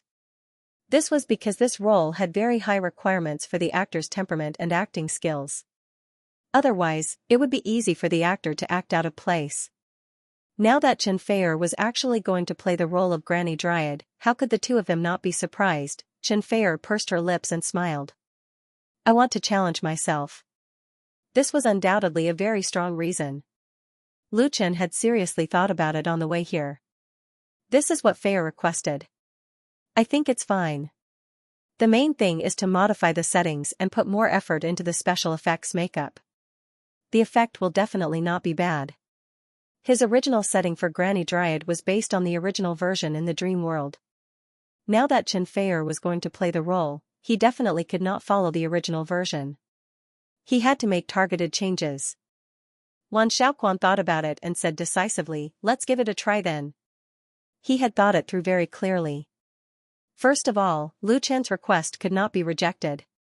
Secondly, Chen Feier joining a Chinese ghost story to play the villain, the big boss. That was undoubtedly an excellent publicity stunt and would be very helpful in increasing the domestic box office. Finally, Chen Feier playing the role of Granny Dryad could make the style of the movie more diverse. Since Lu Chen and Wan Xiaoquan had no objections, Chen Wenxiang naturally did not have any objections. As they were talking, another group of people entered the set. The person walking at the front was Nia Mingzhu. When she saw Chen Feier standing beside Lu Chen, a look of surprise flashed in her eyes. Then, she quickly walked over. Young Master Lu, Director Wan, Uncle Chang, Nia Mingzhu greeted Lu Chen and the others one by one. Finally, her gaze landed on Chen Feier. This must be Sister Chen Feier, right? Lu Chen quickly introduced, this is Miss Nia Mingzhu. She will play Nia Xiaoqian. Chen Feier suddenly understood. She smiled and extended her hand to her. Miss Nia, nice to meet you. It's my honor. Nia Mingzhu said with a smile, you can just call me Mingzhu. I'm a fan of yours. I asked a friend in the mainland to buy 10 sets of your Woman Flower album for my collection. These songs are really nice. Her cheerful appearance was completely devoid of her usual cold and reserved demeanor. She was no different from an ordinary female fan who had met her idol. Her joy came from the bottom of her heart. To be honest, it was impossible for Chen Feier not to feel the slightest bit jealous when she saw that Lu Chen had found such a beautiful female lead. However, when she saw that the other party was not shrewd at all, she felt relieved. Thank you, Sister Mingzhu. As soon as they met, the two of them became familiar with each other and talked intimately. Their topic quickly changed from the role of the actors and the crew to the maintenance of makeup, bags, and other aspects. There was really a lot to talk about. Lu Chen was happy with this. He asked Chen Wenxiang to gather all the staff members of the crew together. After everyone was present, Lu Chen announced 3 things. First of all, the official filming of A Chinese Ghost Story had been resumed. All the problems that had occurred before had been resolved. Second, the mainland's heavenly queen, Miss Chen Feier, had joined the cast to play the role of Granny Tree Spirit. Finally, after A Chinese Ghost Story was released, Lu Chen's studio would take out 10% of the box office profits as a bonus and reward it to all the members of the crew according to their contribution. When Lu Chen announced something, the crew members responded with warm applause and cheers. In the end, the applause and cheers almost blew the roof off. With such an atmosphere and momentum, if they still could not film A Chinese Ghost Story well, it would really be a sin. Chen Feier joining A Chinese Ghost Story was undoubtedly good news for the crew. By now, even the handymen and logistics workers in the crew knew the background of Lu Chen, the film's investor and male lead. They also knew how popular he was in the mainland. For a movie, the popularity of the lead was undoubtedly a guarantee of the box office. Take Hong Kong's movies for example.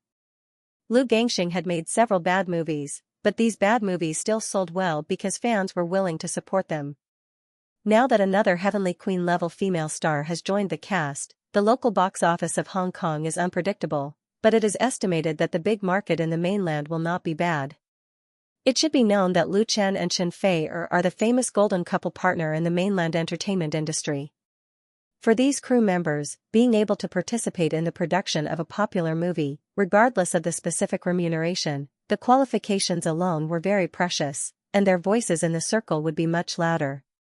What's more, Lu Chen had generously taken out 10% of the box office profits as a bonus.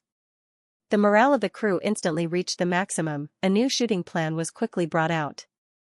The stylists and makeup artists of Jiayang Pictures worked overnight to redesign the image of Grandma Tree and create it perfectly on Chen Fei-er. The new boss combined Chen Fei-er's own characteristics. She was beautiful and enchanting with a hint of ruthlessness. Her heavy gold makeup and gorgeous clothes formed a sharp contrast with Xianxia, who was as pure as water in a white dress. In Lu Chen's opinion, Chen Fei-er's role as Grandma Tree was undoubtedly more attractive than the classic character in the original version in his memory, whether it was in terms of image or temperament. It could be said that it was full of highlights. Chen Fei-er also felt good. After finishing the makeup, he specially asked his assistant to take a photo of himself and asked the crew's art designers to slightly retouch it before posting it on his blog. The content of the blog post was very simple. What do you think of my character in A Chinese Ghost Story? This informal makeup photo appeared on Chen Fei-er's blog and immediately attracted the attention of countless fans. Some were surprised, screaming, complaining, asking. The number of clicks and comments flooded the page. Ah! What am I doing? A Chinese Ghost Story? Isn't it the movie I shot in Xianxia this morning? I, Fei, am going to be a guest star too? This is too demonic. I can't believe this is my Fei. This can't be the female lead, right? I've read strange stories from a Chinese studio, and Ye Xiaoqian wouldn't look like this. It's time to guess the riddle. May I know who Fei is playing? Someone guessed correctly. Could it be the antagonist Tree Demon? No way. Chen Fei-er posted a photo of himself without giving any explanation. He left the fans with countless puzzles. Actually, this was a very clever marketing method. It deliberately left everyone in suspense and let the fans discuss it. Invisibly, it would promote the movie A Chinese Ghost Story. Of course, only a big shot like her, who had tens of millions of fans on her blog, could play this game well. Otherwise, if she was not popular and only had zombie fans, the number of comments would be very few. She would only be asking to be humiliated. As Chen Fei-er's vacation time was limited, in the following days, the entire crew would film around her and finish all the scenes involving her first. At this time, it showed the maturity and strength of the Xinjiang film industry. Probably in order to make up for their previous mistakes, Jiayang Pictures had sent all their elites over, increasing the number of people in the crew to more than 150. In several important parts, they had also hired professional experts in the industry. They were nervous but orderly, busy but not chaotic. With the cooperation of Chen Wenqiang and the director of Jiayang Pictures, the entire crew was like a tightly wound machine, working against time. During the most prosperous period of the Xinjiang film industry, many film companies shot low-budget movies. They could produce a new film in a few weeks. Although there were many shoddy productions, the efficiency was undoubtedly very high. Although the current Xinjiang movies were already declining, this kind of efficiency had been continued. Except for a few directors who were very individualistic, most of the Xinjiang directors were experts in making movies with high efficiency. The characteristics of the directors affected the crew, and even the professionals in the Xinjiang industry were used to working overtime. Everyone worked together to make up for the lost time. Lu Chen was also very busy. Not only did he have to work on the crew, but he also had a lot of things to do outside the crew. For example, attending Jiang Qinghua's apology banquet. The third young master of the Jiang family and the boss of Honghua held a banquet at the famous Hentang Hotel in Shenzhen. He invited Lu Jinghao, a senior in the circle, to act as a mediator and Zhou Yi as a witness. It could be said that he had given enough face. According to the words of the circle, Jiang Qinghua almost kowtowed to the ground. Therefore, Lu Chen must attend in person. Otherwise, it would mean that he would fight to the death with the other party, which was more ruthless than slapping his face. Of course, he would not attend the banquet alone. Li Mubai, his assistant Xianxia, and Wan Yong would go with him. The four of them were neither too many nor too few.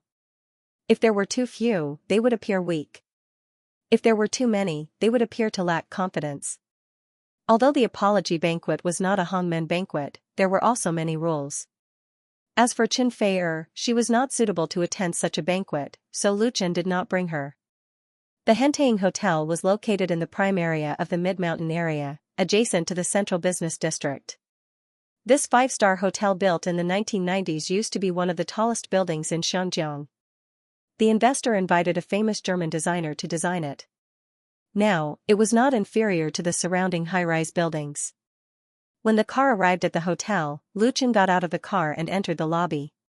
He saw Zhou waiting in the lobby. He was very surprised. "Boss Zhou, why are you here?" Zhou said seriously, "I'm waiting for you. We're together. Of course, we have to go up together." Lu Chen was speechless. "Boss Zhou, you're making me so embarrassed." He knew that this was Zhou Yi's determination to stand with him. Lu Chen really admired this Xianjiang businessman. He could take it easy and let it go. In the face of benefits, he did not care about his face. He was really smooth and slick. No wonder he could build such a big family business from scratch. Zhou Yi said with a smile, "Actually, I've just arrived, and I'm not familiar with Jiangqinghua. It's more appropriate for me to wait for you to come." He keenly noticed Li Mubai standing beside Lu Chen. He asked curiously, "This is?" Lu Chen briefly introduced him. "This is my friend Li Mubai. He just came from the mainland." Zhou Yi's eyes suddenly lit up. He took half a step forward and took the initiative to extend his hand to Li Mubai. "Hello, Mr. Li." Li Mubai smiled faintly and shook hands with him. "Hello, Boss Zhou." A thoughtful look flashed in Zhou Yi's eyes. He immediately recovered his smile. "Then let's go up." They took the elevator and went straight to the floor where the banquet was booked. Jiang Qinghua stood at the entrance of the banquet hall, waiting for Lu Chen. The banquet hall he booked at the Hentang Hotel was called the Crane Hall. This hall with an area of more than 100 square meters was very famous in the circle. The name Crane Hall was taken from the poem "Thousands of years old cranes still have regrets, how can a year of people be heartless," but later it was homophoned as "Harmony is precious, harmony is precious." Therefore, the Crane Hall became the place of choice for many high-level people in the circle to negotiate, and the circle here referred to the circle of Jianghu in Hong Kong. Jiang Qinghua was a person of status. Even if he apologized, he would not humbly wait at the entrance of the hotel. But after hearing the news of Lu Chen's arrival, he still sat at the table, which was not sincere. And beside him, there was a white-haired old man with a ruddy face. When Lu Chen and the others came to the door of the Crane Hall under the guidance of the waiter, the two immediately looked at each other. This was the first time Lu Chen saw Jiang Qinghua. Jiang Qinghua looked about 30 years old, with regular facial features and quite manly, but his thick black eyebrows made him look slightly fierce, and his bright eyes left a deep impression. He took the initiative to greet Lu Chen. And with a smile on his face, he stretched out his hand and said, "This must be young Master Lu? I'm Jiang Qinghua. I've heard a lot about young Master Lu. It's my honor to take the time to come." If others didn't know, they would think that Jiang Qinghua was an admirer of Lu Chen. Lu Chen shook hands with him calmly and said, "Mr. Jiang, you're too polite." This was how social occasions were. Even if both sides wanted to pull out a knife to kill each other, they would still be polite on the surface, as if they were very harmonious. If you didn't learn this, you wouldn't be able to survive in this circle. The current Jianghu was not the Jianghu of the past. Jiang Qinghua had a very special feeling. Jiang Qinghua had seen Lu Chen's information, but the photos were completely different from the real person. Lu Chen was young beyond imagination. He was tall and handsome, and had the temperament of a star idol, but his speech and behavior were steady like a veteran. He was neither humble nor arrogant, nor impatient, as if everything was under his control, and his whole body was full of maturity and confidence. Jiang Qinghua had never seen such a young man before.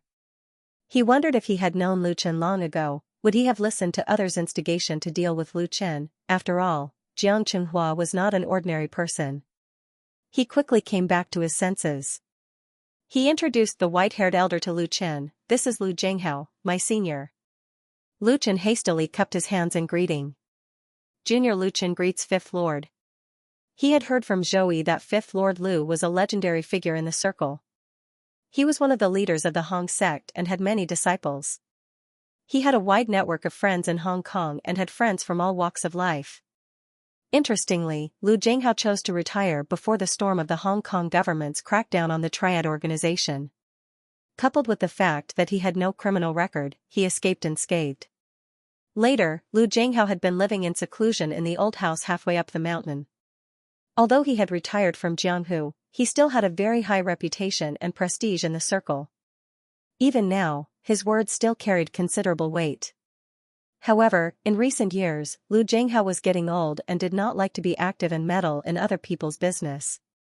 Jiang Qinghua must have paid a high price to be able to invite this master.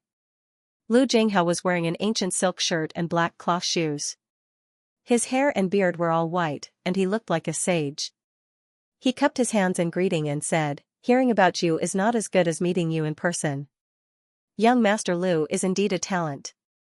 You have come to Hong Kong, and you have surpassed all the young people in Hong Kong."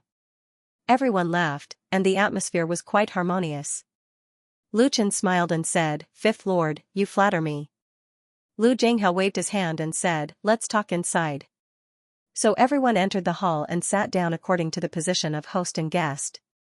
Lu Jianghao naturally sat at the head of the table. After sitting down, Lu Jianghao curiously looked at Lu Chen's companions and said, "Young Master Lu, these are?"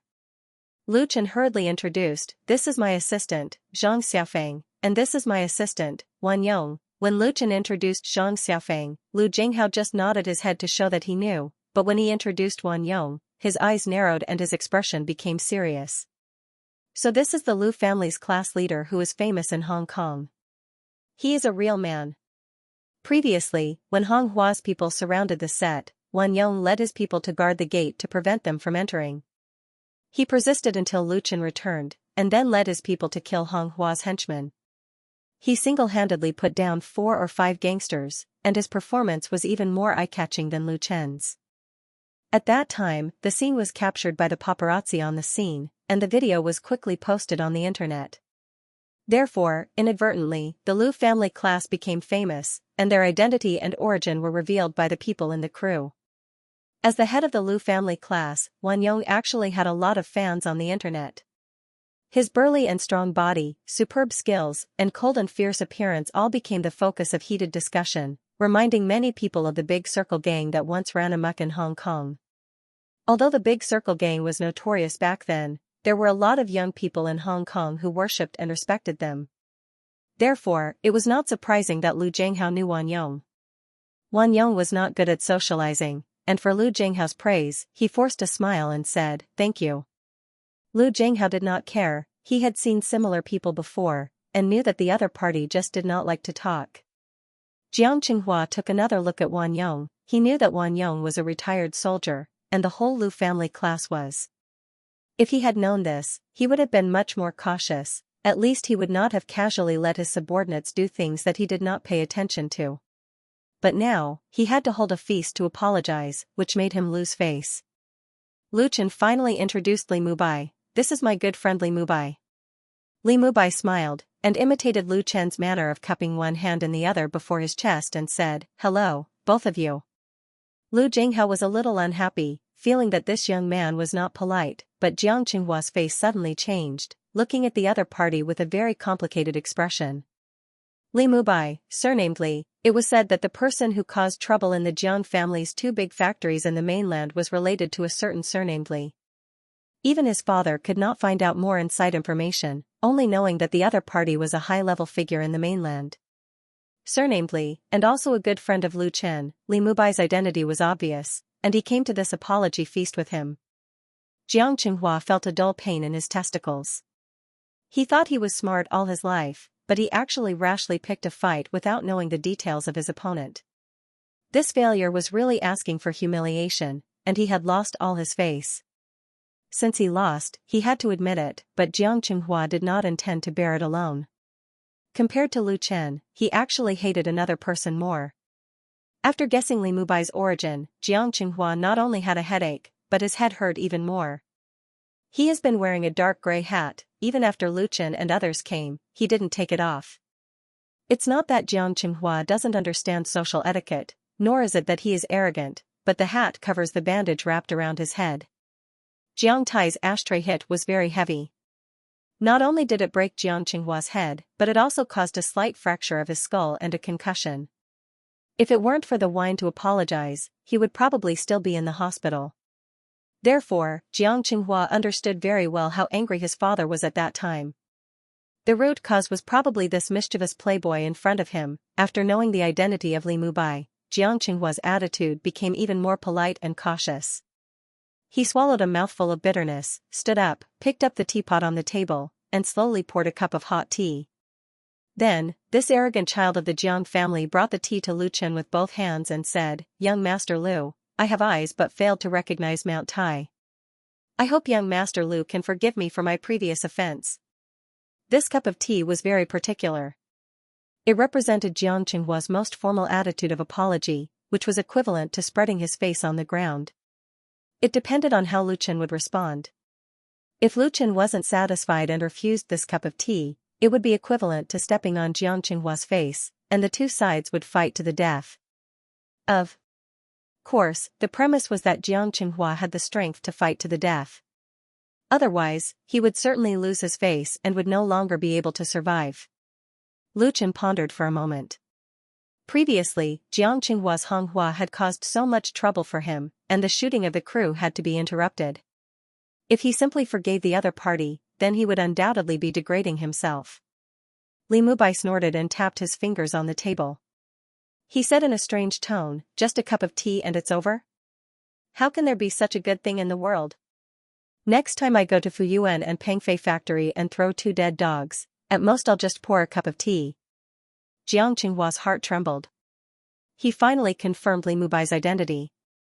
Fuyuan and Pengfei were 2 large factories that the Jiang Group had invested in and built in the mainland. Currently, they were being investigated by the tax and environmental protection departments, causing Jiang Tai to be badly battered. Jiang Qinghua hurriedly smiled apologetically and said, "Li Xiao's words are too serious. I have also prepared a gift as an apology." He winked, and the assistant standing behind him immediately presented a thin envelope to Lu Chen. Jiang Qinghua said, "This is just a small apology. Please accept it, young Master Lu." Lu Chen looked at Li Mubai, and the latter nodded slightly. He then opened the envelope on the spot. Inside the envelope was a check from a bank in China for 10 million yuan. In order to fight back against Honghua, Lu Chen had donated 5 million yuan to the Little Pet Foundation. Jiang Qinghua must have known that, so he was now taking out double the amount to apologize, which was very sincere. At this time, Lu Jianghao said, "Young Master Lu, this time it was Xiao Zhang's fault, but he was also deceived and encouraged, so, let's be harmonious and make money." Lu Chen's eyes flashed. He put the check back into the envelope and gave it to Zhang Xiaofeng to put away. He smiled faintly and said, "Since Fifth Master has said so, I will definitely give him face and let this matter go." With that, he took the teacup from Jiang Qinghua's hand. Lu Chen took the tea from Jiang Qinghua, and the atmosphere in the hall suddenly relaxed. Lu Jianghao, Zhou Yi, and the others all had smiles on their faces. As Lu Jianghao said, being harmonious and making money was the only way to make money. It was not the 70s and 80s anymore, and the old ways of fighting and killing were no longer feasible. Lu Chen sipped the tea in his cup, put down the teacup and said, but? Jiang Qinghua's face suddenly froze. What he was most worried about was that Lu Chen would be unforgiving and ask for more. Lu Chen continued, "But I'm curious, who on earth is deceiving and encouraging Mr. Jiang?" Lu Chen stared at him with bright eyes. Jiang Qinghua, on the other hand, breathed a big sigh of relief and said with a wry smile, "This matter is also shameful, but since young Master Lu wants to know, I will naturally tell you everything I know." In fact, even if Lu Chen did not ask, he would have taken the initiative to tell him. Jiang Qinghua was born in a rich and powerful family. It could be said that he had been living in luxury since he was a child, and his life had been smooth sailing. Even after he became independent, he had never suffered any losses in the business world. This time, he had suffered a particularly heavy and severe setback. Because of this, he hated the person who encouraged him to deal with Lu Chen the most. This person was not an ordinary person, but Cui Xingxian, the head of Huaguan Pictures. Huaguan Pictures was one of the top 10 film companies in China, and it was a subsidiary of Huaguan Entertainment Group. The current general manager, Cui Xingxian, was in his early 30s, and he was a young man in the mainland film and television circle. The common characteristic of young men was that they were ambitious. Xianxia had always been unwilling to be lonely.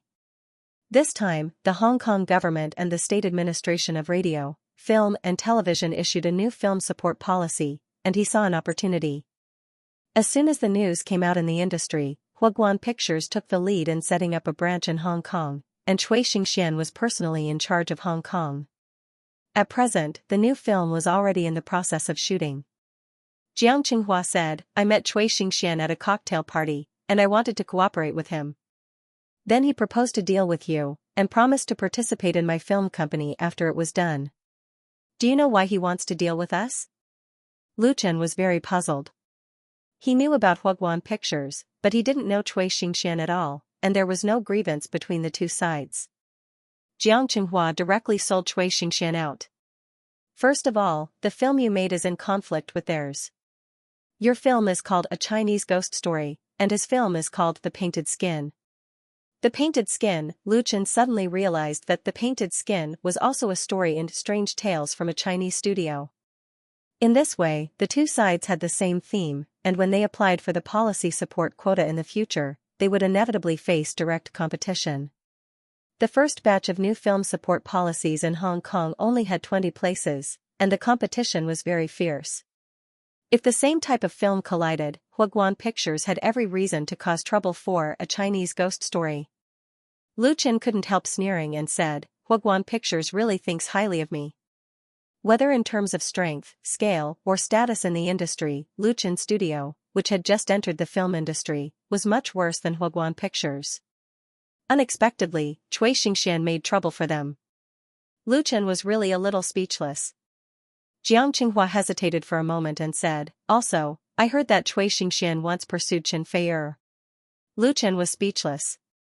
It turned out that this was Chen Fei'er's pursuer, and he probably hated him for failing. At this point, the truth was revealed.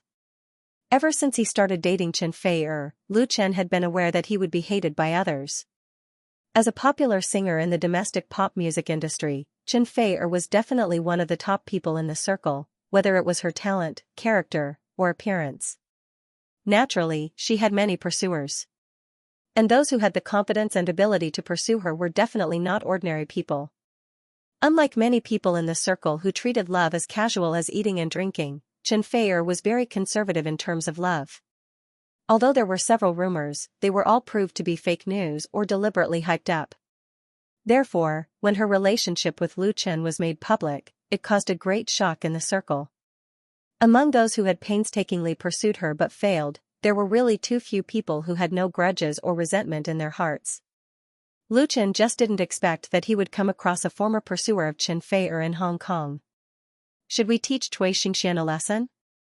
When coming out of the Hentang Hotel, Li Mubai was eager to try. Let him know that we are not to be trifled with. Under the leadership of Lu Zhenghao, Jiang apologized with tea and took out 10 million as compensation. The two sides shook hands and the storm came to an end. As for the trouble that Hong Hua was currently facing, it had nothing to do with Lu Chen. In general, such an ending was not bad. But the third young master of the Li family was eager to see the world in chaos. How dare he have ideas about Sister Fei'er? Let's beat him up. Lu Chen couldn't help laughing. Forget it. He already owed the Li family a lot. If he let Li Mubai deal with Xianxia, it would be too immature. Even if it was to fight back against Xianxia, Lu Chen had to rely on his own strength. Li Mubai was dissatisfied. Are we just going to let him go like this? Lu Chen shook his head. No, let's wait and see. If he wanted to fight back, he naturally had to fight back through the movie that was currently being filmed. As long as A Chinese Ghost Story could win the policy support slot and squeeze out the opponent's painted skin, that would be the biggest victory. This incident also made Lu Chen realize that not only did he have to shoot his own movie well, but he also had to understand his opponent's situation. Lu Chen left the task of gathering information to Chen Wenqiang. He took out the envelope with the $10 million check and handed it to Li Mubai. Li Mubai couldn't help but roll his eyes. What? Lu Chen said, "Of course it's for you. You contributed the most in this matter. You can't help for nothing, right?" Li Mubai gave him the middle finger. Do you think I lack this little money? Lu Chen smiled and said, your sister has already called me. Don't be stubborn. Just take it. There's no need to be polite between us. Li Mubai, who had been exposed, suddenly couldn't hold on anymore. He said with a bitter face, my sister is too stingy. She asked me to come to Hong Kong to open a company and only gave me a few million. It's not even enough to eat with friends. Lu Chen laughed and forced the envelope into his hand. You can spend it first. If it's not enough, you can ask me for more. Li Mubai smiled and put away the envelope with a little embarrassment. The friendship between the two of them really didn't need to be hypocritical and polite, let alone a mere 10 million. It was late at night, and third young Master Li's nightlife had just begun. After taking the money, he called his friends. Of course, Lu Chen didn't accompany him. He asked Xianxia to drive him back to his home in Repulse Bay. When he got home, Chen Feier hadn't fallen asleep yet. She was doing beauty maintenance. She was born beautiful, and her skin was better than most people's, but no one's face could stand the ravages of time. Youth couldn't last forever, and could only be delayed through beauty maintenance. Especially for actors who often put on makeup, skin care was a very important daily work. You're back? With a mask on her face, she asked vaguely, how's it going? Lu Chen took off his coat, hugged his girlfriend, then sat down on the edge of the bed and said, we made up. Chen Feier chuckled and said, peace makes money. But then again, what's their purpose in doing so much? Do they want to invest in your film or studio? Lu Chen hesitated for a moment and answered truthfully, it was ordered by someone else. Ordered by someone else? Chen Feier was surprised. She took off the mask and asked, do you know who it is? It wasn't terrible to have enemies. In the entertainment circle, if you didn't want to be in cahoots with others, you would definitely offend someone. What was terrible was that the enemy was hiding in the dark and stabbing you at the critical moment. Chen Feier had been in the entertainment circle for more than 10 years, and she had seen the sinister people in the circle, so she was particularly concerned. It's Huaguan Pictures, Lu Chen had to explain, they are also shooting a film in Hong Kong, and the theme is the same as ours.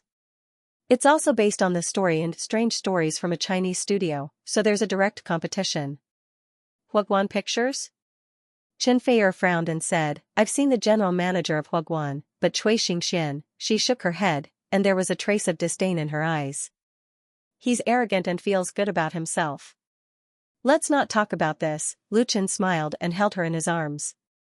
Honey, let's go to bed early. Then, he kissed Chen Feier's fragrant lips. Chen Feier giggled and reached out to cover his mouth.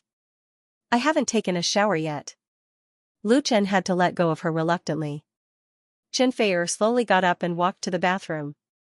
After a few steps, she stopped and looked back at Lu Chen with a seductive look. Do you want to go together?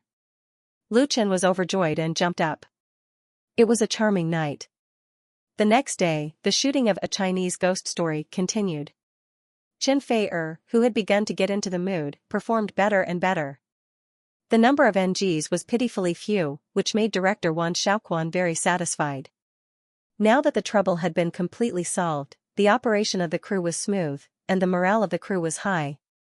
It was expected that all the shooting would be completed within the limited time. In the afternoon, Chen Wenxiang brought a piece of information to Lu Chen. This information, which was not very detailed, surprised Lu Chen more or less, because he only now knew that there were more than 20 film and television agencies in the country that had started shooting new films in Hong Kong. In addition to the films that the local film companies in Hong Kong had already finished shooting or had just started shooting, there were at least 100 films participating in the competition for policy support next year. The competition was definitely extremely fierce. According to the information that Chen Wenxiang had learned, in addition to the painted skin of Huaguan Pictures, there were also Eternal Love, Spirit Fox and many other new films that were similar to the theme of A Chinese Ghost Story. A Chinese Ghost Story was facing the competitive pressure of strong opponents. Whether it could stand out among these similar films and get the precious pass was undoubtedly still unknown. But Lu Chen was not afraid of challenges. Lion Rock Film Base, Studio No. 5. In the huge shed with a real scene arrangement, 3 high-definition digital cameras were pointed up at Chen Feier, who was in the air. Her long sleeves fluttered in the air, and accompanied by the sound of xiao xiao, blood-red ribbons whistled out. The scene was spectacular. The studio was surrounded by a green screen. This kind of shooting method, which used real scenes and post-production special effects, was the most popular and the most mature technology. Cut. Wan Xiaoquan waved the script in his hand and praised loudly, "Good." Today was the most important scene in A Chinese Ghost Story, the battle between Xianxia and the thousand-year tree demon. The atmosphere of the whole film had reached its climax, and it was also the part that required the most post-production. The scenes were heavy, the filming was difficult, and the requirements for the actors were high. Wan Xiaoquan originally wanted to use Xianxia as a stunt double, but the latter refused. The heavenly queen of the music industry personally went into the scene to hang the wire. After many NGs, they finally finished shooting today's scene. The frequent NGs brought about high-intensity work pressure. Just now, everyone was very tired, but seeing that the protagonist, Xianxia, was gritting her teeth and persevering, they had no reason to sit down and rest. Now that the filming was finally completed, many of the crew members could not help but cheer in joy. The wire that was hanging Xianxia was slowly lowered. As soon as her feet touched the ground, her body suddenly went limp, and she lost her balance and was about to fall. Lu Chen was quick-witted. He quickly rushed forward and hugged her. "Fair." The others immediately turned pale with fright and hurriedly gathered around, including Wan Xiaoquan. If anything happened to Xianxia, everyone would have a hard time. It would definitely have a huge impact on the crew, and whether they could finish shooting on time would be a problem. Although she had heavy makeup on, the exhaustion on Xianxia's face could not be hidden. She leaned in Lu Chen's arms, forced a smile, and said, "I'm fine. I'm just too tired." How could she not be tired? She had spent at least half of the day hanging in the air with all kinds of fighting moves. If she had been physically weak, she would have been paralyzed. Fortunately, Xianxia exercised every day, and she had been sharpened by filming on the prairie, so she could persevere under such high-intensity filming. Even then, she was exhausted to the point of being unable to speak, and her forehead was covered in crystalline beads of sweat. Lu Chen hurriedly untied the wire equipment on Xianxia, then picked her up by the waist and sent her to the lounge. The assistant brought towels, ice packs, and water. After wiping her sweat and drinking water, Xianxia's spirit was obviously much better. Just now, she was just a little exhausted, and now she had almost recovered. But after staying in the wire for so long, coupled with the bumps during the shooting process, she had many bruises on her body, which was very painful when touched, so Lu Chen couldn't help complaining, "I told you not to use a stunt double." He was really distressed. A Chinese Ghost Story involved a lot of fighting and special effects scenes.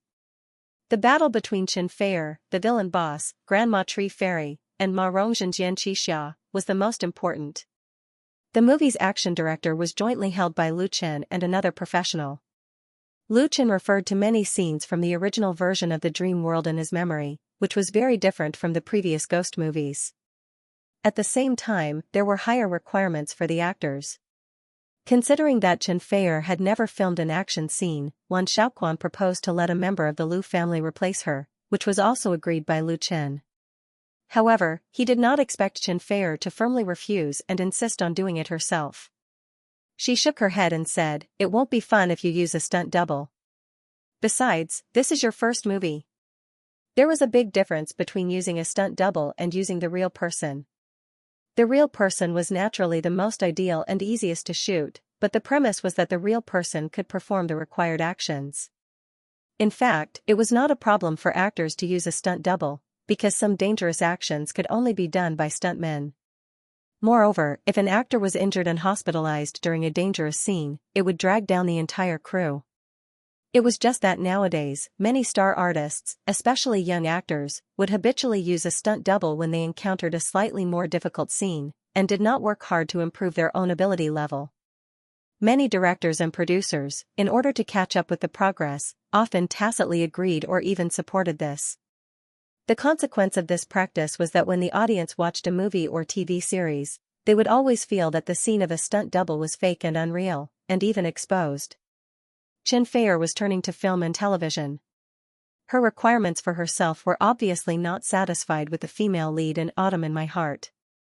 If she did not do a move well, she would have to repeat it 10 times to pass. It would be strange if she was not tired. Lu Chen was moved and said, compared to the movie, you are the most important. The pursuit of career was his life goal, but in Lu Chen's heart, the most important thing was not career and fame, but family, lover, and friends. So what if he gave up the whole world for them? Chen Fei felt Lu Chen's sincerity and love from the bottom of his heart. She smiled sweetly and gently held Lu Chen's hand. A wordless sweet and warm atmosphere pervaded the small lounge. The assistant quietly shrank to the corner, trying to make himself invisible so as not to disturb the two. Unfortunately, some people did not see this scene. Fei, are you okay? Wan Xiaoquan came over and asked with concern, do you want to go to the hospital for a checkup or something? Although Chen Fei was not the real female lead, in the eyes of this director, she was much more important than Ye Mingzhu, so he naturally cared about her. Chen Fei was a little embarrassed and let go of Lu Chen's hand. She smiled and said, I'm fine. I'll be fine after a night of rest. Then rest for one more day. Wan Xiaoquan said seriously, the scenes to be shot tomorrow are not very important. Let the double do it. He was afraid that Chen Fei would be stubborn again and insist on acting by herself, so he quickly added, you have a good rest. Then we will work together the day after tomorrow and finish all your scenes. Lu Chen said quickly, Director Wan's words make sense. Chen Fei rolled her eyes at Lu Chen coquettishly. She hesitated for a moment and nodded. Okay, Director Wan. She was not the kind of person who did not know what was good for her. She would not do something that was obviously not necessary. Wan Xiaoquan suddenly felt relieved and said with a smile, you have been in Hong Kong for more than 10 days. Tomorrow, let Lu Chen play with you. Leave the rest to us. Be gentle, it's so sore, a little harder, a little lower. It's here. In the spacious bedroom, the lamp on the bedside table was on, the soft orange light sprinkled on the big bed, and also sprinkled on the body of Chen Fei, who was lying on her stomach. She was only wearing a nightgown, her jade back was bare, and half of her breasts were exposed. Her eyes were closed, and her pretty face was flushed, with an indescribable charm. As for the strange and greasy voice, the culprit who made her moan softly, was currently moving his hands up and down her body, busy to the point of sweating profusely. Chen Fei, whose vital part was pressed, couldn't help but let out a long moan, like a swan that was shot by an arrow. She couldn't help but raise her pink neck, and then heavily fell down, hitting the soft pillow. After a long time, she came back to her senses, turned her face to the side, opened her starry eyes, and weakly asked, where did you learn this from? It's really amazing. Lu Chen sat on the edge of the bed, picked up the bottle on the bedside table, poured some medicinal oil into his hand, and said with a smile, I used to know an old massage master, and learned a few moves from him. Do you feel better now? Today, Chen Fei hung on the wire on the set for half a day, and when she returned home at night, she was lying on the bed, so tired that she couldn't get up, and after taking off her clothes, her body was covered with bruises. Lu Chen looked distressed, so he rummaged through the medicine cabinet, found a bottle of medicinal oil, and gave Chen Fei medicine and massage. He bought the medicinal oil when he went shopping last time. It was an authentic Xianxia time-honored brand, the materials used were very authentic, and the method of using medicinal oil to massage to reduce bruises came from Mo Ran's memory. Mo Ran had been practicing martial arts since she was a child, so injuries from falls were common. Therefore, she had learned a set of treatment methods, which happened to be used by Lu Chen on Chen Fei. The effect was really good. The medicinal oil was kneaded and seeped into the skin, and the bruises under the skin dissipated a lot. Most of these bruises were caused by hanging on the wire for a long time, and some of them were caused by bumps during the filming process. Although they were not serious injuries, the consequences would be very troublesome if they were not treated. Chen Fei turned to look at Lu Chen, who was massaging her arm. Her eyes were filled with happiness and sweetness, but after her body and mind were completely relaxed, sleepiness washed over her like a tide, causing her eyelids to droop. Soon, Chen Fei's breathing became long and smooth, and he fell into a deep sleep. There was still a faint smile on her lips. Lu Chen put down her arm and carefully covered her with a thin blanket. He then turned the brightness of the lamp to the lowest setting. After doing all this, Lu Chen left the bedroom. He still had a lot of work to do. The next day, when Xianxia woke up from her sleep, the first thing she saw was Lu Chen, who had just walked into the bedroom with eggs and hot porridge. Lu Chen came to the bed with the plate in his hands and said with a smile, "You're awake? I was just about to wake you up." Xianxia straightened up and watched Lu Chen place the breakfast in front of her. She asked, "What time is it?" Lu Chen smiled and said, "It's noon. You must be hungry now, right?" "It's noon." Hearing Lu Chen's words, Xianxia really felt hungry. She couldn't help blushing and said coquettishly, "Why didn't you wake me up earlier?" Lu Chen smiled and said, "You slept like a pig. How could I wake you up? It's not too late now." Xianxia wrinkled her nose and said, "You're the pig." It was very strange that Xianxia was several years older than Lu Chen, and her debut event was much longer than Lu Chen's. However, in front of Lu Chen, she preferred to be a spoiled little girl, because this feeling made her very warm and comfortable. Lu Chen reached out to scratch her nose and said, "Eat breakfast first, then go wash your face and brush your teeth. I'll take you to a party in the afternoon." Xianxia asked curiously, "What party?" Lu Chen said, "You should know that the Bell Tower Music Salon of Lan Kuaifeng was invited by Yi Xian. Yi Xian was a well-known singer in Xianjiang, and his position was between the second and third tier. When Lu Chen first came to Xianjiang, he went to Lan Kuaifeng to play and sang on the stage with Yi Xian at La Dolce Vita 97 bar, so he got to know him. At that time, Lu Chen sang a song called The Love of My Life, which was still one of the top 3 popular songs on Hong Kong radio station, which made him have a large number of fans in Xianjiang. Yi Xian had a good reputation in the circle, so Lu Chen didn't refuse his invitation. It just happened that he was resting today, so he was going to take Xianxia to join in the fun. Most importantly, the Bell Tower Music Salon had a very special position in the pop music world of Xianjiang. Bell Tower Music Salon? Xianxia had also heard of it. "I know. When I came to Xianjiang before, someone invited me to participate. Unfortunately, I didn't have time to perform at that time." The Bell Tower Music Salon was founded at the end of the 1980s by several leading figures in the music world at that time. The venue of the party was the Bell Tower Bar in Lan Kuaifeng. The Hong Kong Musicians Salon was held irregularly, and the people invited were all powerful figures in the circle, including but not limited to singers, producers, songwriters, musicians, and music critics. As long as they had real talent, they had a chance to be invited. People in the pop music world of Xianjiang could also participate in the Bell Tower Music Salon, because it was a recognition of their own strength, and they could make more friends in the party. The original intention of the Bell Tower Music Salon was to communicate, to exchange music, to exchange ideas, and to exchange ideas about music. When Lu Chen and Xianxia arrived at the Bell Tower Bar in Lan Kuaifeng, it was already past 3 o'clock in the afternoon. There was no other way. After yesterday's tiredness and Lu Chen's devastation, Xianxia, who woke up at noon, was ready to use her best appearance to participate in this gathering of Xianjiang musicians, which naturally took a lot of time. After carefully dressing up, she looked radiant, and no one could tell that she was so tired yesterday that she almost fell down. Among the many bars in Lan Kuaifeng, the Bell Tower Bar was neither the largest nor the most popular, but anyone who had been in Lan Kuaifeng knew how long its history was. Long before Lan Kuaifeng became a bar street, the Bell Tower Bar opened early. Because it rented the first and second floors of the Lan Kuaifeng Bell Tower, it got its name. Today, the Bell Tower Bar had become a historical building in Xianjiang, and the Bell Tower Bar had also become a part of history, a place that many tourists and drinkers yearned for. But at noon today, the Bell Tower Bar hung up a sign saying it was closed, because the music salon was held here, and many famous singers of Xianjiang attended.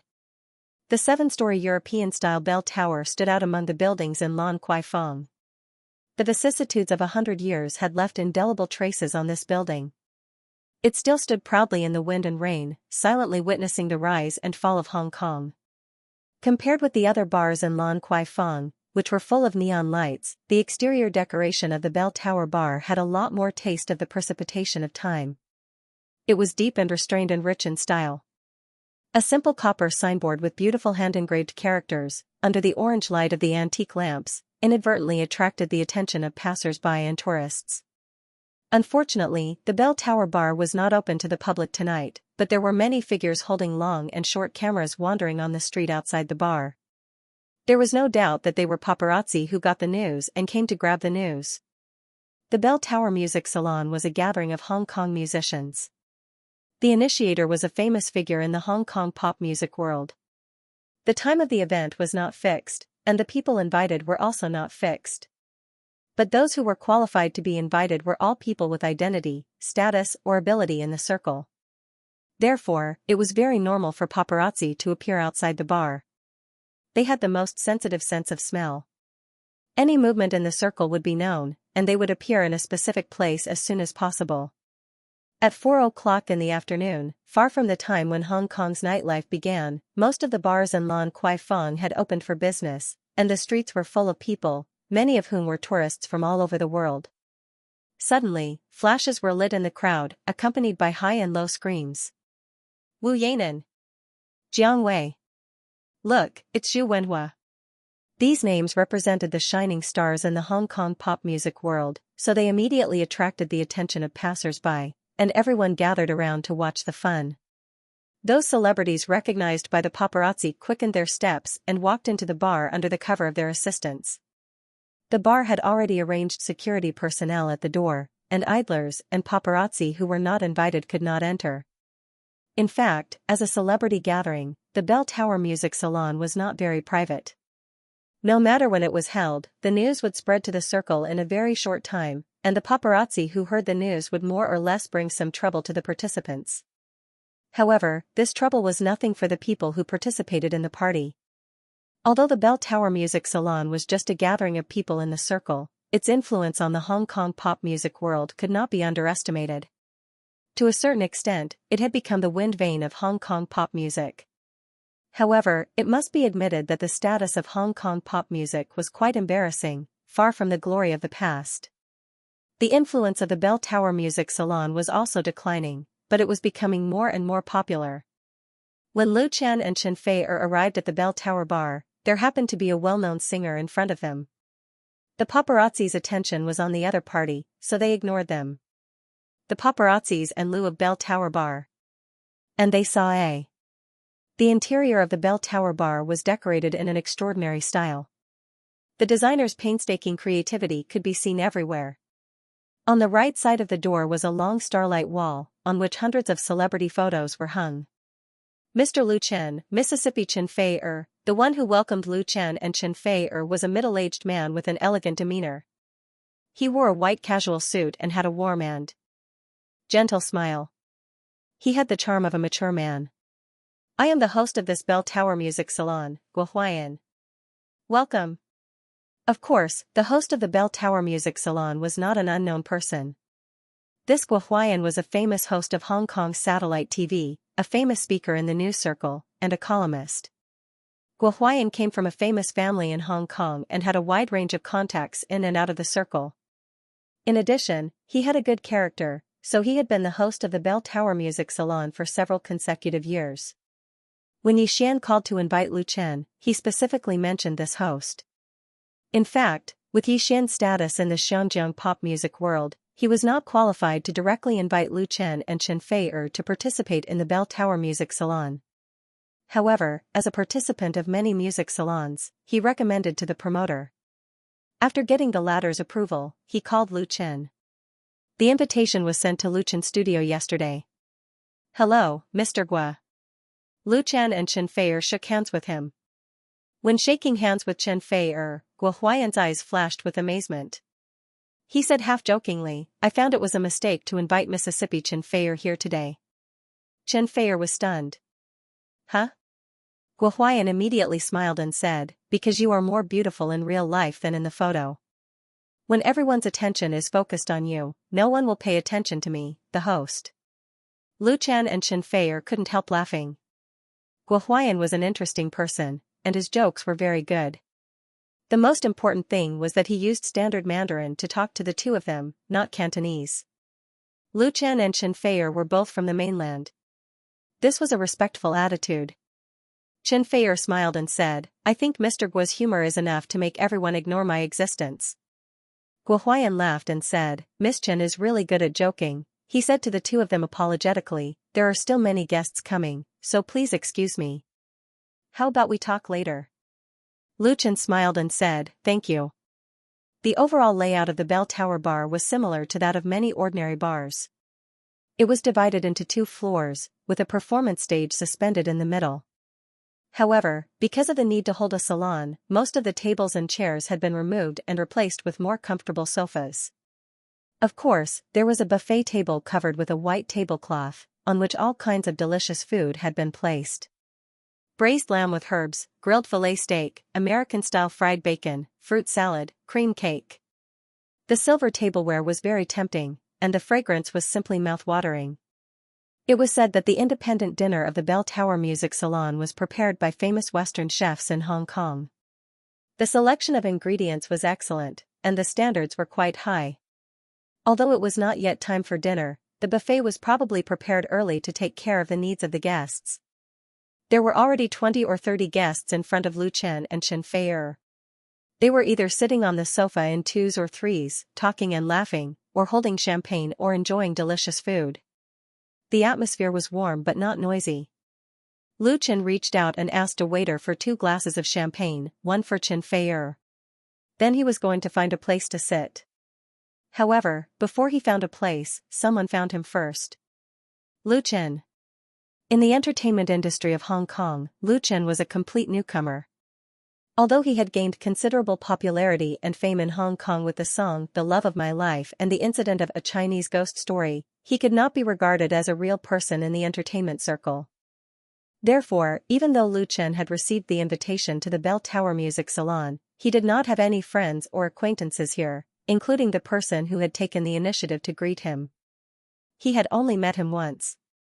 However, Yi Xian's warm attitude made it easy for people to misunderstand that the two of them were friends who had known each other for many years. He smiled and said, I was just about to call you and ask when you would come over. As he spoke, his gaze fell on Chen Fei'er and he revealed a pleasantly surprised expression. This is your girlfriend, Miss Chen Fei'er, right? According to the rules of the Bell Tower Music Salon, invited guests were allowed to bring a companion. A male companion, female companion, or assistant manager were all fine. Yi Xian had invited Lu Chen. He didn't expect Lu Chen to bring Chen Fei'er along. This made him, the inviter, feel very honored, and his smile became much more sincere. Lu Chen smiled and said, yes, thank you for your invitation. Thank you for giving us the opportunity to participate in this music event. Fei'er, this is Mr. Yi Xian. Chen Fei'er smiled faintly and nodded. Hello, Mr. Yi. Hello, hello. Yi Xian became more and more enthusiastic, and there was even a hint of eagerness in his smile. This scene happened to be seen by a few young people who were chatting not far away. One of them, a thin man, curled his lips in disdain and said, this Yi Xian, he's even flattering people from the mainland. He's not afraid of losing face. One of his companions smiled and said, I've heard that Yi Xian intends to enter the mainland market. It's normal for him to flatter these two. As a local pop singer in Xianxia, Yi Xian's status wasn't high. He belonged to the 2nd or 3rd tier stars, but his talent were not bad. He could write lyrics, write songs, and play guitar, bass, and keyboard. He was quite popular with fans on many occasions. In terms of conduct, Yi Xian's personality was rather tactful. He never easily offended others, nor did he take the initiative to scheme against others. He didn't speak ill of others behind their backs, and he didn't act like a big shot. He would never have a temper.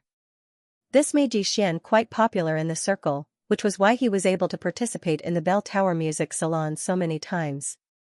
However, in the eyes of many of the new idols in Xianjiang's pop music world who pursued individuality, Yi Xian wasn't a big shot senior that they could submit to, nor was he a peer that had a common topic with them. The thin man glanced at another tall and handsome young man and chuckled, Dawei, that's Lu Chen who's filming A Chinese Ghost Story. He's your opponent, right? Aren't you going to say hello? He added meaningfully, Chen Fei'er is really beautiful. She's the heavenly queen of the mainland music industry. The young man named Dawei laughed and said, what the hell are you trying to do now? The thin man shrugged innocently and said, I'm not playing tricks, I'm just stating the facts. If you don't want to go, it doesn't matter. It's not like we're friends. Dawei curled his lips and expressed his contempt for the thin man's clumsy provocation. However, after pondering for a moment, he still picked up a glass of champagne and walked towards Lu Chen. Although he knew that his companion was deliberately provoking him, his pride made it impossible for him to retreat. Seeing that Dawei was really going to greet Lu Chen, the thin man's lips curled into a sly smile. He also picked up a glass of wine, gently shook it and said, "There's a good show to watch." The other two companions also laughed. "You are Lu Chen?" Dawei walked straight to Lu Chen and asked bluntly. Lu Chen, who was chatting with Yi Xian, was stunned. He didn't know who this slightly aggressive fellow was. The avant-garde dress, handsome appearance, and not low height. The other party's age and image were the popular little fresh meat type in the entertainment industry, including the arrogance and confidence between his eyebrows. Yi Xian was still smooth and quickly introduced, "Lu Chen, this is Jiang Wei from Star Art Entertainment, the star of hope of our Hong Kong pop music industry. He has already released a music album in the past year." However, Lu Chen had never heard of Jiang Wei's name. He just nodded out of politeness and said, "Hello." The other party's attitude made Lu Chen unhappy, so his attitude could not be said to be enthusiastic.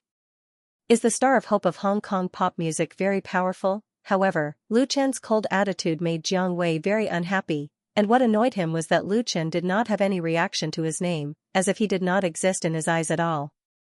As a new generation of idol artists in Hong Kong entertainment industry, this was the most intolerable thing for Jiang Wei. He raised his chin and said, "Please remember my name, because I will be the one to defeat you." After saying that, Jiang Wei turned around and left. However, when he left, he couldn't help but take another look at Chen Feier. There were quite a few guests who had already arrived at the Bell Tower bar, including several female celebrities and socialites in the circle. There were also many guests who had brought their female companions, and there were quite a few beauties present. However, regardless of appearance or temperament, none of them could compare to Chen Feier. Jiang Wei was also a little tempted. However, as arrogant as he was, he would never choose this time to curry favor with Chen Feier. His provocation towards Lu Chen was also to leave a deep impression on Chen Feier. However, Chen Feier looked at the champagne glass in his hand with a smile on his face, as if he did not exist at all. Yi Xian, who introduced him to Jiang Wei, couldn't help but feel awkward. He said with a wry smile, "Jiang Wei, he is the male lead of the new film Painted Skin produced by Star Art Entertainment and Huaguan Pictures." As expected, Yi Xian never spoke ill of others behind their backs, even if the other party had just slapped him in the face. However, he pointed out Jiang Wei's other identity. Lu Chen suddenly understood. It turned out that he was really a competitor. No wonder he said he wanted to defeat him. Some time ago, due to the accident of the crew, Lu Chen specially asked Chen Wenxiang to collect information about the new movies that were being filmed in Xinjiang at the same time and were interested in participating in the competition for the support policy. Know yourself and know your enemy, and you will never be defeated. He had neglected this point in the past, until the emergence of Huaguan Pictures. In this circle, most of the time, it was not just about doing your own thing, but also about paying attention to your opponent's movements. Only in this way can you make targeted adjustments at any time and make yourself invincible. Among the opponent information that Chen Wenxiang had collected, the new film Painted Skin produced by Star Art Entertainment and Huaguan Pictures was undoubtedly the most important, because this film was undoubtedly the biggest competitor of A Chinese Ghost Story. It was true that enemies would not meet unless they met. Lu Chen did not expect to meet the male lead of Painted Skin at the music salon. He finally remembered Jiang Wei's name. The entertainment circle of Xinjiang was really small. Strategically, one had to look down on the enemy, and tactically, one had to pay attention to the enemy. Although Lu Chen has strong confidence in A Chinese Ghost Story, which he led, he will never underestimate any opponent, especially a highly competitive film of the same type like Painted Skin. The Painted Skin was a heavy investment by Huaguan Pictures into Xinjiang. This film adaptation of Strange Tales from a Chinese studio claimed to have a total investment of more than 100 million yuan, a strong cast, and a large number of popular stars from both sides of the Taiwan Strait. It was also said that the post-production special effects were assigned to Xianxia's New Visual Imaging. New Visual Imaging was a famous film and television post-production special effects company in Xianxiang. Its founder had worked in a large special effects company in Hollywood for 10 years and had accumulated rich experience. He returned to Xianxiang to start a business and recruited a large number of professional talents. He participated in the production of many blockbusters in Xianxiang and the mainland, and had a good reputation in the industry. The director of The Painted Skin, Ding Tai, had won 2 Best Director awards at the Xianjiang Film Awards. Huaguan Pictures and Star Art Entertainment had teamed up and made such a big move. They had invested so much in The Painted Skin, so Cui Xianxia naturally could not allow himself to fail. He was determined to get the green passage. He had mobilized a large number of people to make a movie in Xianjiang. Of course, it was not just for Xianjiang's film support policy, but also to expand the film market in Xianjiang, and at the same time to Taiwan and Southeast Asia. This was an important part of Huaguan Pictures' plan to go south. Under such circumstances, Lu Chen's A Chinese Ghost Story had naturally become a rather conspicuous stumbling block. If Lu Chen was just an unknown newcomer, Cui Xianxian would not care at all. He could directly crush him with his work. However, Lu Chen was now a hot star in the country. The great success of his 2 TV series made him a well-known existence in the film and television industry. Cui Xianxian could not ignore him. Most importantly, Lu Chen's second TV series, Full House of Romance, once defeated a strong opponent with a weak one, and made Xiangnan satellite TV almost lose face.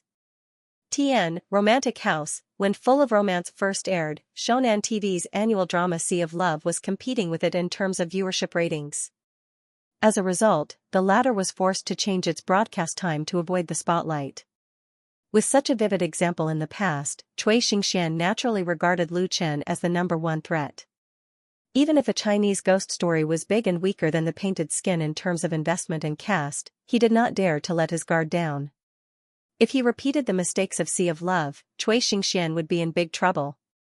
The TV could still change the broadcast time, but it was impossible to change the movie when it was released. It would be a crushing defeat. It was precisely because Cui Xianxian valued Lu Chen, coupled with personal emotional factors, that the incident of Hong Hua harassing A Chinese Ghost Story happened. Although Cui Xianxian's claws had been cut off cleanly, he obviously would not let it go. If he couldn't do it in the dark, then he would do it openly. Now, Huaguan Pictures and Star Art Entertainment had recognized A Chinese Ghost Story as their #1 opponent and had arranged a corresponding publicity plan. This was the root cause of Jiang Wei's provocation towards Lu Chen. Yi Xian had a little understanding of such complicated internal affairs, but he had no intention of getting involved. He cleverly changed the topic and chatted with Lu Chen about the theme of this salon. Since its inception, the Bell Tower Music Salon had been successfully held hundreds of times. Almost all the big shots in the Hong Kong pop music world had participated in it, so it had a great influence in the industry.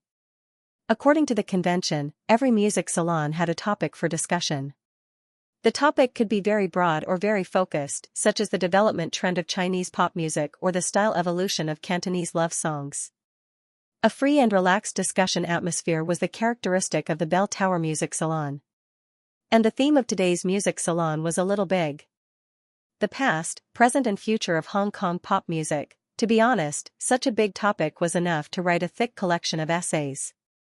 As the founder of Chinese pop music, Hong Kong pop music had too many things to say.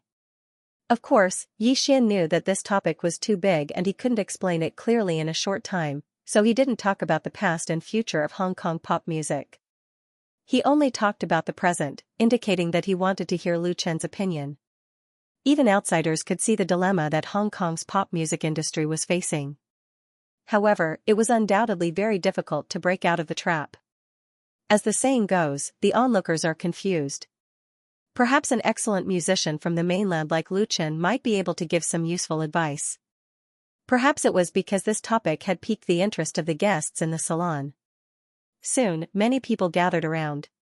Some were serious out of good intentions, while others were not so kind and were ready to nitpick. Although most of the people present had met Lu Chen for the first time, they basically knew where Lu Chen came from. This young artist from the mainland had been in the limelight in Hong Kong recently. In the face of all kinds of gazes from around, Lu Chen was a little speechless. Yi Xian had given him a big topic. If he really talked about it, he wouldn't be able to finish it even after a few days and nights. Hong Kong pop music started in the middle and late 1970s. Japanese songs began to be popular in the Hong Kong music industry. Like the economic status of Hong Kong, it entered a period of rapid rise. It was common for popular singers to release 2 or 3 songs a year. Due to the lack of local composers, Japanese songs and Cantonese lyrics became a trend, and there were also a number of singing stars who became famous by covering songs until the 1980s. In the 1980s, Hong Kong was innocent and bright, and had a beautiful fantasy of the future. The times were rumbling forward, and everything was not worth mentioning. In the middle and late 1980s, people in Hong Kong began to emphasize emotional consumption. Everyone pursued a unique personal style and tried to get rid of single consumption to show personal taste. This social trend of thought brought new demands, including pop music. Covers of Japanese songs and Cantonese lyrics could no longer meet the appreciation needs of the majority of fans. Record companies began to pay attention to original works and recruited a large number of professional songwriters. As a result, Hong Kong pop music entered a new period of development. Good songs and classics emerged one after another, and a large number of them were imported to the mainland, which had a huge impact on the mainland pop music. The 1980s and 1990s were the golden age of Hong Kong pop music. The heavenly king and queen of the singing industry each led the coquettish, songwriters emerged one after another, and hundreds of flowers competed for beauty. However, in the new century, Hong Kong pop music gradually could not keep up with the times. The heavenly king and queen gradually aged, and the songwriters lacked inspiration. The new generation of singers and artists learned from Japanese and Korean stars and embarked on the path of idols. History seemed to be reincarnating. In the current Hong Kong pop music world, imitation and plagiarism became the trend. However, the imitation and cover targets increased from Japan to Europe, America, Japan, and South Korea. Singers no longer relied on selling albums to make money. It was mainstream for celebrities and singers to sell their looks and looks. This was where the interests of the major entertainment media companies lay, so how could they abandon this good way to make money? As for the Hong Kong pop music world, who cared about life and death, there was a dilemma, and it was difficult to break it. The current situation of Hong Kong's pop music world had many similarities with that of the mainland. How could Lu Chen have the ability to break the predicament with bold words? But if he did not say anything, or only said something in general, he would be looked down upon. After thinking about it, Lu Chen decided to say something. I think that in terms of original pop music, Xianxia should learn from the mainland. Lu Chen didn't say much at the beginning, but as soon as he opened his mouth, it caused an uproar. Some of the Xianxia musicians who gathered around to listen to the excitement were dumbfounded, some sneered disdainfully, some were thoughtful, and some were furious. Many people thought that Lu Chen's words were ridiculous. For a long time in the past, excluding niche types of music such as national rock, the mainland pop music had always been the imitator and follower of Xianxia pop music. The latter had a huge influence on the former. From the late 1990s to the beginning of the new century, many Xianxia musicians went north to develop, which greatly promoted the development of mainland pop music. Therefore, to some extent, it was not an exaggeration to say that Xianxia was the teacher of the mainland in terms of pop music. Although Xianxia's pop music had declined, it was impossible for them, the local musicians of Xianxia, to say that Xianxia should learn from the mainland. Especially since this sentence came from the mouth of Lu Chen, a singer-artist from the mainland. For a moment, the crowd was in an uproar, and there was a somewhat tense atmosphere. If it wasn't for the basic courtesy of social occasions, someone would have already come out and scolded Lu Chen loudly. Such a scene made Yi Xian, who started the topic, secretly complain. He didn't expect Lu Chen to be so straightforward, causing him to fall into a rather awkward situation. Fortunately, Yi Xian was also somewhat quick-witted, so he simply continued the topic, "Why do you say that?" If the conversation between the two of them was regarded as a crosstalk, then Yi Xian was undoubtedly playing the role of a supporting character. This way, he could take away the firepower and make others pay more attention to Lu Chen, and forget about him, the culprit.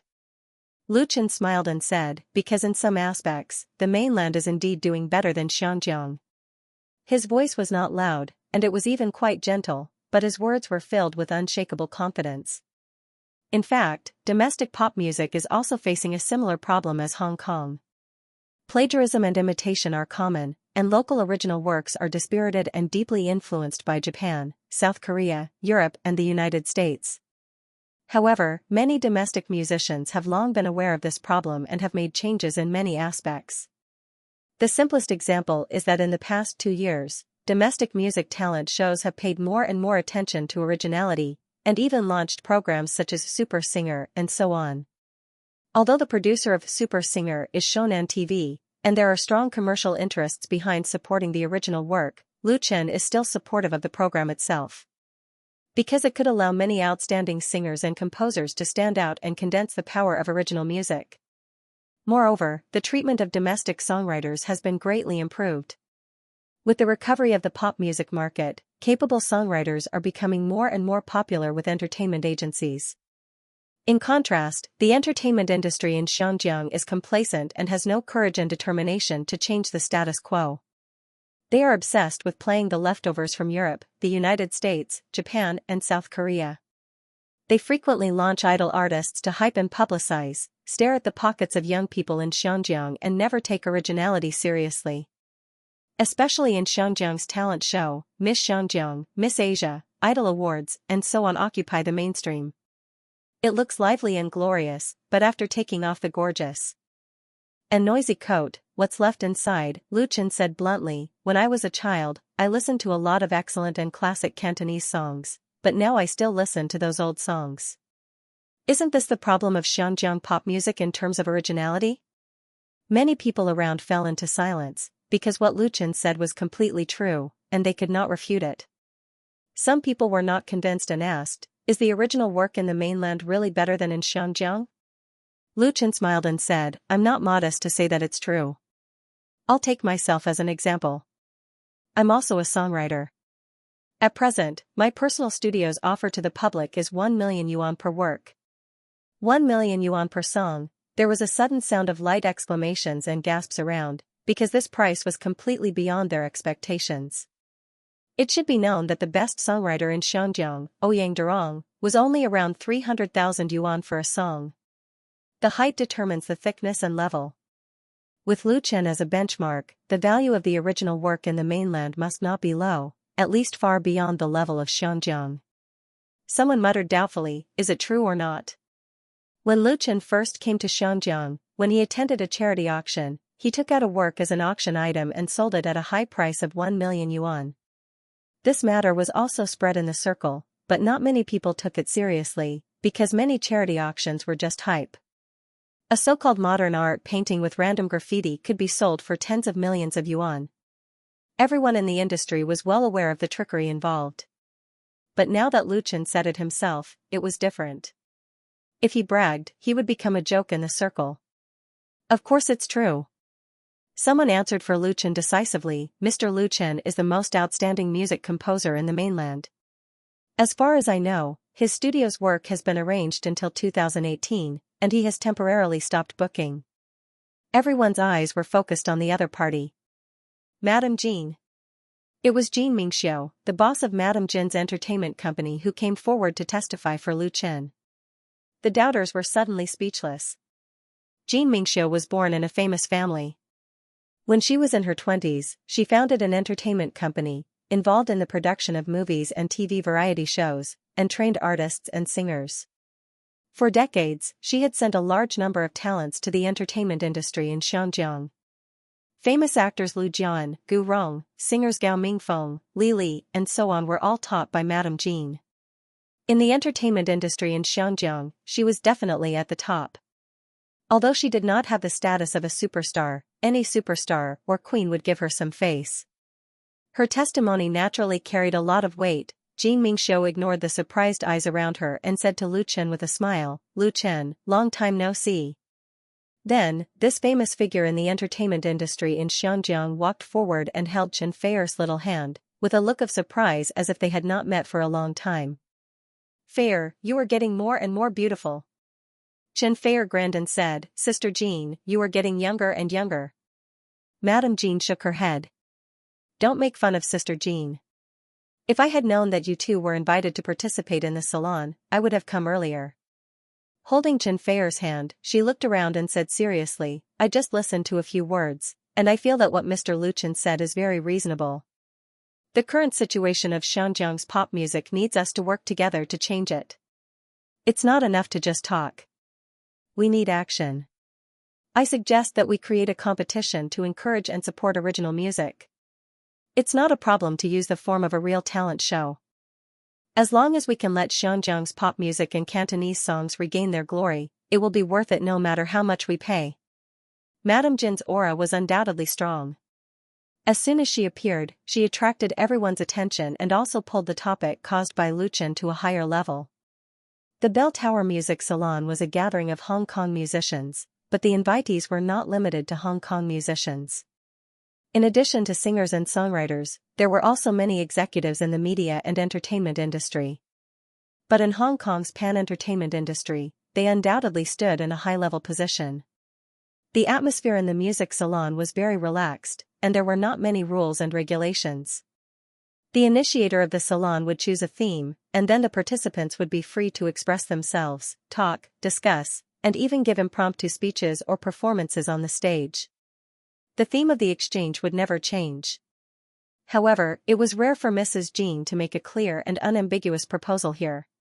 And this proposal was very sensitive to everyone. Since the beginning of the new century, the domestic entertainment industry had developed rapidly. Influenced by the entertainment trend in Europe, the United States, Japan, and South Korea, domestic reality talent shows had emerged one after another. Although there were many voices of criticism, a large number of talent show stars had emerged, and many of them were eventually promoted to A-list positions. Many artists from Hong Kong's Treasure Island were envious of them and rushed to the mainland to fight for their lives. On the surface, it seemed that Hong Kong's entertainment industry did not care much about this, and even a little disdainful. But in fact, many entertainment media companies had cooperated with Hong Kong TV stations to launch talent shows and singing competitions, but they either ended in failure or embarrassment, and did not have much influence. The reasons were the lack of capital investment, the poor publicity of the TV stations, and so on. The most typical example was the judges of talent shows. Their appearance fees were often very low, and it was difficult to attract the real big stars to participate, or even if they participated, they would not work hard.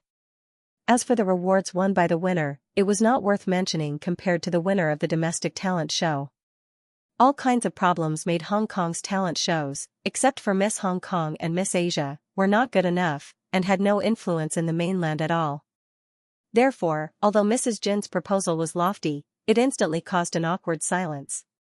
Everyone looked at each other, not knowing what to say directly. They each had their own positions, and each represented their own interests. It was really unrealistic to want to unite and organize a talent show with the theme of encouraging and supporting original music. Mrs. Jin's idea was a little too idealistic.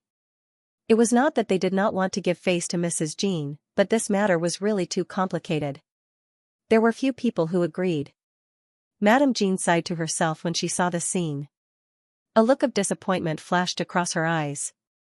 The influence of the Bell Tower Music Salon in Hong Kong's entertainment circle was constantly weakening, which had a lot to do with the fact that most of the participants could only talk and did not know how to act. Now, it had basically become a social gathering within the circle. What's the difference between this and other gatherings? She had been in the entertainment industry for decades and knew the current situation in the industry like the back of her hand. Just now, after listening to Lu Chen's words, she couldn't help but stand up and really wanted to do something for Hong Kong pop music. The result was still so disappointing. Lu Chen said, "I think Jin's suggestion is very good. Lu Chen Studio is willing to contribute to it." Madame Jean smiled gratefully at Lu Chen, who helped her out. It was a pity that Lu Chen came from the mainland and was destined not to belong to Xianjiang, otherwise, count me in. At this moment, a warm and mellow voice rang out from the crowd. Who is it? Everyone could understand why Lu Chen supported Madame Jean. After all, the latter had just supported the former, and the two were supporting each other. But who agreed with Madame Jin's unreliable idea? Everyone wanted to see. As a result, everyone was dumbfounded. The person who said "count me in" looked like he was in his 40s. He was not tall and had a faint smile on his face, but no one present dared to look down on him. Because this middle-aged man was the top big shot in Hong Kong's entertainment circle, the most popular heavenly king, Lu Gangxing. No one expected that Lu Gangxing would also participate in this music salon, but it was actually normal for him to appear here, because Lu Gangxing was one of the founders of the Bell Tower Music Salon. At that time, the young Lu Gangxing was already one of the leading figures in Hong Kong's pop music world. The head of the heavenly king, the chief idol of Asia, Hong Kong's non-official justice of the peace, an Asian superstar, there were too many titles and honors on this person. The voice he made, in a sense, represented the will of Hong Kong's entertainment circle, which no one could compare with. Brother Sheng. Hong Kong student. Mr. Liu. Whether in the entertainment circle or outside, regardless of their status, everyone present greeted Lu Gangxing. Lu Gangxing responded to them one by one with a smile. Under everyone's gaze, he walked in front of Lu Chen and took the initiative to reach out to the latter. Hello. Lu Chen quickly shook his hand. Hello, Brother Hua. This was one of his idols when he was a child. Today was the first time he saw him in person, so he was really excited. Lu Gangxing said with a smile, I'm here today to see a music genius like you. I'm not disappointed. There were low exclamations of surprise around. A music genius, Lu Gangxing's evaluation of Lu Chen was very high. Lu Chen said modestly, Brother Hua, you flatter me. I still have a lot to learn from you. Lu Gangxing nodded with a smile and looked at Chen Feier. Miss Chen, we meet again. Chen Feier reached out and said, Hello, Brother Hua. She was a heavenly queen of the pop music world in the mainland, but in terms of influence, she was not as influential as this person in front of her. The two had met when they participated in a large-scale cultural performance. Finally, Lu Gangxing looked at Mrs. Jean and said, Sister Jean, you will organize this competition. I can spare some time to be a judge. Mrs. Jean was pleasantly surprised. Thank you, Hong Kong student. The two were old acquaintances, but they could not be regarded as real friends. Lu Gangxing came out to support her, obviously not because of this shallow friendship, but because of his support and love for Hong Kong's pop music. If Mrs. Jin's previous proposal was just a flashy idea, then now with Lu Gangxing's participation, the idea suddenly became practical and highly operable. Many people's minds suddenly became active. Lu Gangxing looked at Lu Chen again and said, Lu Chen, since Sister Jin's idea is because of you, you can think of a name for this pop music competition, and I also hope that you can be one of the judges. In an instant, it was as if another bomb had exploded in the crowd, and many people were shocked. Hong Kong has two major wireless channels, Xianxia Satellite TV and Asia Television, and more than a dozen small and medium-sized cable channels. Every year, there are countless variety entertainment programs, including various reality talent competitions. However, there has never been a competition specifically for original pop music, so Mrs. Jin's previous proposal was not approved by many people, and they felt that she was a bit whimsical. However, Lu Gangxing's support and participation suddenly made this whimsical idea very operable. If he was willing to serve as a judge, I'm afraid that both the satellite TV and ATV would rush to host it. It should be known that as the top big shot in Hong Kong's entertainment industry, Lu Gangxing rarely appeared in variety shows. At most, he appeared in high-end interview programs. His firm attitude made people speculate that the Heavenly King might have the same idea. What really surprised people was not Lu Gangxing's attitude, but his appreciation for Lu Chen. In the circle, Lu Gangxing has always had a good reputation for being willing to promote newcomers. Many popular stars have been recommended and recognized by him. However, his appreciation for Lu Chen was obviously beyond the ordinary level. Letting Lu Chen name the competition and sincerely inviting Lu Chen to be a judge was tantamount to elevating Lu Chen to almost the same position as him. What did a young artist from the mainland do to make Heavenly King Lu favor him so much? Looking at Lu Chen, there were shock, doubt, jealousy, and scorching eyes that seemed to be able to melt gold and iron. If it was any other Xianxia artist, even if they were unknown before, as long as the news spread out, they would definitely be on the prominent position of the major entertainment sections and even the headlines, becoming famous overnight. It was like a big pie falling from the sky. Lu Chen himself was also very surprised, and even felt a little incredulous, but he saw true appreciation and sincerity in Lu Gongxing's eyes. "Thank you, Brother Xing," Lu Chen pondered for a moment and said, "Then I'll start with a name. How about Xianxia New Voice?" "Xianxia New Voice?" Lu Gongxing's eyes lit up, nodded and praised, "This name is good, easy to understand, and has a good meaning. What do you think about using Hong Kong New Voice?" Since Lao Tianwang had already acknowledged and praised it, who wouldn't give him face?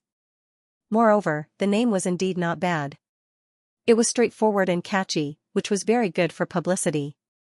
Not bad, not bad. Xiangjiang New Voice, good name. I agree. They looked at Lu Chen with increasingly scorching eyes. If the original music talent contest Hong Kong New Voice could really be held and succeeded, Lu Chen would undoubtedly engrave his name in the history of Hong Kong pop music and leave an indelible mark in the Hong Kong pop music world. Lu Gangxing was very satisfied. Since everyone supports it, let's use this name. Pa. Pa. Pa. As soon as he finished speaking, there was a warm round of applause. More and more guests gathered around Lu Chen and Lu Gangxing. Almost all the people in the circle had gathered here. When they learned the ins and outs of the matter, they all felt as if they had witnessed history. Lu Chen said, "I have a suggestion. I think the standard of Hong Kong New Voice must be the highest, and we can't be stingy in terms of rewards. Therefore, on behalf of Lu Chen Studio, I will donate 5 million yuan as the competition reward fund." One of the characteristics of Hong Kong talent shows was that the rewards were quite stingy. Even the most popular Hong Kong sister and Asian sister would not receive more than 1 million yuan as the reward for the champion. At most, it was just a reputation reward. As for other ordinary talent shows, it was already very good to give tens of thousands of yuan. The invited guests and judges could only get a notice fee, which was completely incomparable to the situation in the mainland. The theme of Hong Kong New Voice was to encourage and support original works. If there were no generous rewards, how could it attract more powerful and talented singers and authors to participate enthusiastically? It was not enough to rely on Lu Gongxing's reputation alone. As the saying goes, there will always be brave men under great rewards. However, his good proposal made many people present a little embarrassed. Everyone knew their own situation. How could people in the circle not know the morality of Hong Kong TV station? Lu Gangxing said with a smile. Then Hong Kong Xing Media will donate 10 million yuan. Hong Kong Xing Media was Lu Gongxing's own company. It was basically similar to a studio, but on a larger scale. Lu Chen had donated 5 million yuan. As a top big shot in Hong Kong's entertainment circle and a superstar in the pop music world, it was impossible for him to donate less than Lu Chen. 10 million yuan, everyone present knew that Lu Gangxing was serious this time, because he had never spoken a lie. Madame Jean then said with a smile, "Then Madame Jean Entertainment will also support 5 million yuan. That would be 20 million yuan. Even as a reward fund, this number was quite dazzling, not to mention that it was just the beginning. Many people could not stand it anymore and immediately followed suit. Oriental Records will support 1 million yuan. I personally support 500,000 yuan. Chen's Media will support 1 million yuan. Chen Feier said with a smile, I personally support 2 million yuan. Just the total amount of people who donated and supported on the spot had steadily exceeded 50 million yuan. There were still many people who needed to report to their respective companies, and the amount would definitely increase later. This music salon with the theme of the past, present and future of Hong Kong's pop music turned out to be a fundraising meeting for an original talent competition, which made people more or less not know whether to laugh or cry. However, if one were to look at the essence from the surface, even though such a situation was largely accidental, there was also an inevitable element in the unseen world. That was the musicians of Hong Kong. They were worried about the present and future of Hong Kong's pop music. They were also seeking change and exploration. The appearance of Hong Kong New Singing was just in time. There was also a reason that most people could not say, and that was to learn from the mainland. We, ATV, are willing to host Hong Kong New Singing with high standards. At this time, a middle-aged man squeezed out of the crowd and said loudly, I guarantee that it will be the same standard as Sister Ya's selection. Everyone recognized that this middle-aged man was Lu Hanyang, the music director of ATV's variety channel. Haha, how can Sister Ya compare to Sister Hong? Before he finished speaking, another slightly hoarse voice immediately sounded. Such a program should naturally be hosted by our satellite TV for the best effect. The person who opposed Lu Hanyang was a short and strong man. And this person was the producer of Hong Kong's satellite TV music channel, Li Mingyuan. In the traditional media circle of Xianxia, Xianxia's satellite TV and ATV were undoubtedly the real enemies. The feud between the two wireless hegemons could be traced back decades, and the entanglement could be made into a long drama of hundreds of episodes. The competition between them had been running through the history of Xianxia's screen. It was normal for the guests attending the Bell Tower Music Salon to include people from satellite TV and ATV. Whether it was the music director of ATV Variety Channel, Lu Hanyang, or the producer of satellite TV music channel, Li Mingyuan, they could all be regarded as part of Xianxia's pop music scene. As musicians, none of them were fools to be able to sit in their respective positions today.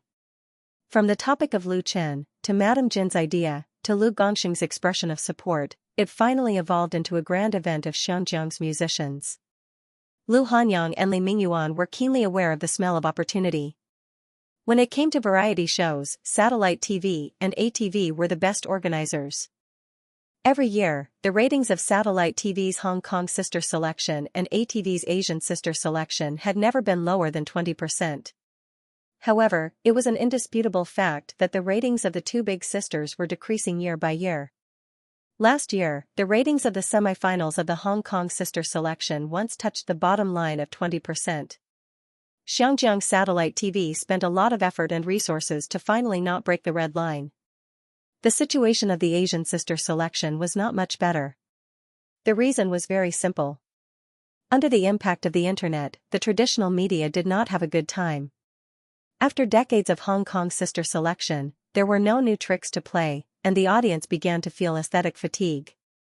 Under such circumstances, seeking innovation and change became the pursuit of the program producers of the two major wireless stations. Xianxiang New Singing was undoubtedly an excellent program. It had ideas, a source of funding, and the support of a heavenly king like Lu Gongxing. It was difficult to fail. It was like a golden hen that had just jumped out of the wild. Who wouldn't want to carry it home? Lu Hanyang and Li Mingyuan suddenly became aggressive roosters, staring at each other and not giving in. If they missed the production of this promising talent competition, it would be hard for anyone to explain it when they went back. The smell of gunpowder between the two was getting stronger and stronger. Lu Gongxing, who was very experienced, smiled and helped them out of the predicament. Don't argue for the time being. Right now, Hong Kong New Voice is just a preliminary idea. It's better for you to make a plan first and then show it to everyone. Whoever's plan is better will be chosen. What do you think? Heavenly King Lu deserved to be called Heavenly King Lu. He easily solved the dispute between the two of them and also set up a new benchmark for Hong Kong New Voice. Big increase in operability. Whether it was the satellite TV or ATV, whichever plan was better would be chosen. The supporters of the project would vote on the plan, which was fair and reasonable. Lu Hanyang and Li Mingyuan had nothing to say, and the guests present all applauded in agreement. No one knew who started it, but warm applause sounded in the bar again, because everyone had witnessed the birth of a grand event in the pop music world of Xianxiang, which was likely to change the future of the music world of Xianxiang. Lu Chen, Chen Fei-er, Lu Gongxing, and Madame Jean were surrounded by everyone. The applause was for them. Some of the people around them were well-known singers in the music world, some were seniors in the industry, and some were senior executives in the media. People like Yi Xian couldn't even squeeze into the top two circles. As for Jiang Wei, who had previously said that he would defeat Lu Chen, he could only shrink in the corner with a few friends. Compared to Lu Gongxing, they were not even as good as the stars under the bright moon. Lu Gongxing's appreciation for Lu Chen made Jiang Wei's previous provocation seem extremely ridiculous. At this time, the host of the music salon, Guo Huiyan, finally appeared. He said with a smile, "Everyone, our chef has prepared today's special delicacies for you. Talking is important, but eating is equally important." One of the traditions of the Bell Tower Music Salon was that there was a reception dinner, which was usually a Western-style buffet. The chefs were famous chefs in Xinjiang, and these Western-style chefs would take out their best works during the meal time. The atmosphere at the scene suddenly became relaxed. Everyone chatted and laughed as they went to taste the delicacies. Lu Gangxing said to Lu Chen, "How about we eat something first, and then we sit down and talk?" Lu Chen said with a smile, "That's exactly what I want." Lu Gangxing looked like he was only in his 40s. He had a face that could leave a deep impression on people. He was handsome and resolute, and had the maturity and confidence of the years. In fact, this king of Xianjiang was already 54 years old. In this superstar, Lu Chen saw the shadow of Tan Hong. The two were very similar in many ways. They were also the strongest in their respective fields. They had won so many awards that they lost interest. However, Tan Hong had chosen to retire early, and Lu Gangxing was active in the singing and film circles. However, fame and fortune were not important to this king of Xinjiang. He sincerely wanted to do something for the pop music of Xinjiang and wanted to save the Cantonese pop song that was currently in danger. This was the most important reason why Lu Gangxing appreciated Lu Chen. It was because he saw the future hope of Chinese pop music in Lu Chen. For Lu Chen, it was really wonderful to be able to communicate with his idol in his youth like this. There was a kind of fulfillment of a dream that exceeded his wish. "I really hope that you can stay in Xinjiang," the king of Xianjiang said to Lu Chen very seriously, "create more and better Cantonese songs. If you can't stay, please create more Cantonese works in the future, a good song like The Love of My Life." Lu Chen nodded and replied solemnly, "I will work hard." Lu Gangxing smiled and gave Lu Chen his personal business card. "You can look for me at any time if you need anything." Lu Gangxing rarely gave his personal business card to others, except for his real friends. Madame Jean said with a smile, "I'll take a picture of you as a souvenir." Lu Gangxing, who was about to leave, readily agreed. Not only did he take a picture with Lu Chen, but he also took several pictures with Chen Fei and the other three. Then, several of the photos were uploaded to his blog by Chen Fei with his mobile phone. It immediately caused a lot of sensation in her and Lu Chen's fan circle. Heavenly King Lu. Two new and old handsome guys taking a picture together, so cool. Could it be that Lu Gangxing will also make a cameo appearance in the new movie? I like him very much. My Chen is so talented, Heavenly King Lu must appreciate it very much. I look forward to the cooperation between my Chen, Fei, and Heavenly King Lu. Cooperation +1. No matter how much the internet was buzzing, for Lu Chen, the Bell Tower Music Salon was undoubtedly a key step for him to integrate into the Xinjiang entertainment circle. 2 days later, Chen Fei, who had finished all the filming of A Chinese Ghost Story, left Xinjiang. As a result, Lu Chen's first movie entered a rapid sprint. On December 29, A Chinese Ghost Story was officially completed. On November 25, Lu Chen's first movie, A Chinese Ghost Story, officially started shooting at the old site of the famed temple in the Lion Rock Film and Television City in Hong Kong. On December 29, A Chinese Ghost Story was officially completed. All in all, it only took slightly more than a month. During that period, filming was stopped for a few days due to an accident. This speed and efficiency was considered very high because A Chinese Ghost Story was not a shoddy fast food movie. In this movie, Lu Chen played many roles as director, male lead, screenwriter, and arranger. In order to make A Chinese Ghost Story, the hard work he put in was not something ordinary people could imagine. Especially in the later stages of filming, in order to catch up with the progress, Lu Chen often filmed from morning to night. He ate and lived on the set of the Lion Rock Film and Television City. It was common for him to stay up all night. Lu Chen had personally hand-drawn dozens of scripts. Together with Wan Xiaoquan and the art designers of the crew, the number of scripts was even more. Many of the script drawings were derived from his memory of the original A Chinese Ghost Story in the dream world. This made the shooting of the movie simpler and more accurate. Big also reduced the number of NGs during the shooting process. Many of the scenes were done in one go, which was why they could be completed in such a short period of time. However, finishing did not mean that it was over. The post-production special effects, editing, dubbing, and soundtrack were all very complicated work, especially in terms of special effects. It was normal for many blockbusters to take a year and a half to make special effects. Of course, there were not that many special effects for A Chinese Ghost Story because more of the real scenes and props were used during the shooting process. However, the budget for special effects was not low. Lu Chen was not sure if it could be released in early February 2017. However, he could only hand over all the work to Wan Shaoquan for the time being and flew back to Beijing. That was because December 31st was the day of the Global Chinese Original Songs Awards ceremony. Lu Chen could not miss this music event no matter what. The Global Chinese Original Songs Chart was formed by the reorganization and merger of the Asian Chinese Music Chart and the Chinese Original Music Chart. Its standard was unparalleled in the Chinese music circle and far surpassed other Chinese music awards. Just look at the organizers of the Global Chinese Top Songs Chart, the Chinese Music Association, China Central Television, China Central Radio, and the Voice of China. There were 5 that started with the word medium, and the other joint organizations were even more dazzling. Any one of them was a well-known brand name. The first Global Chinese Top Original Songs Chart of 2016 was held at the National Grand Theatre. It was broadcasted live to the world by CCTV Variety Channel and Music Channel. In this grand ceremony of Chinese music, Lu Chen was undoubtedly one of the most prominent stars. In total, he was nominated for Best Male Singer, Best Album, Best Lyrics, and Best Composition. In addition, he was also nominated for Best Producer and Media Recommendation. In addition, Chen Fei-er was also nominated for Best Female Singer, Best Album, Best Stage Performance, and Media Recommendation. Among them, Best Album and Media Recommendation were in direct competition with Lu Chen. As the award ceremony approached, the blog had been flooded with the topic of the Top Original Songs Chart. The star singers of the domestic pop music industry took the lead to appear on the internet, making the topic extremely hot. Among them, the lovers' competition between Lu Chen and Chen Fei-er was undoubtedly a hot topic among the big topics. Especially for the best album, the fans were mainly divided into 3 factions.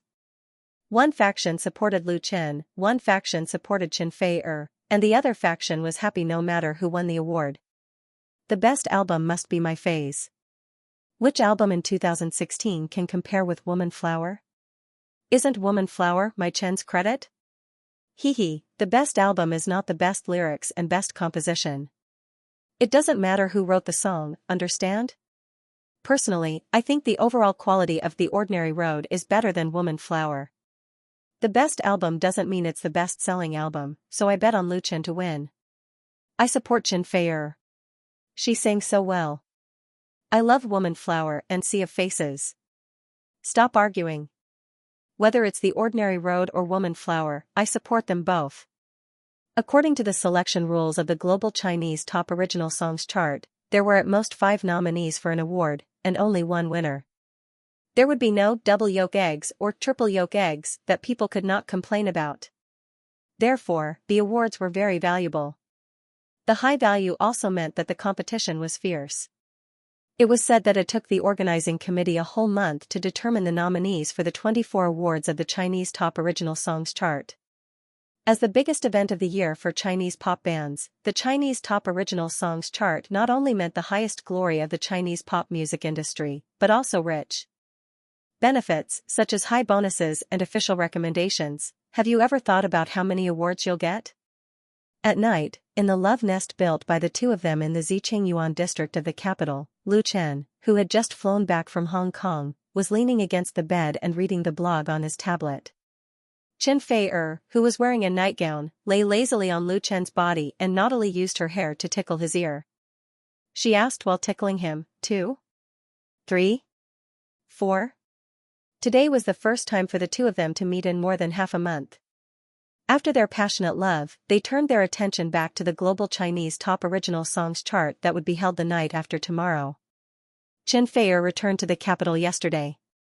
She had not finished shooting all the scenes in Xianxia Long Song, but because she got 4 nominations for the Top Original Songs Chart, the director happily gave her a leave.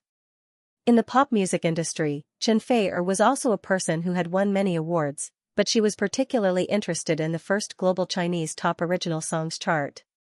She had another goal to strive for. Lu Chen said with a wry smile, "You think too highly of me. To be honest, I'm very satisfied if I can get one." Lu Chen was not pretending to be modest, but his real thoughts.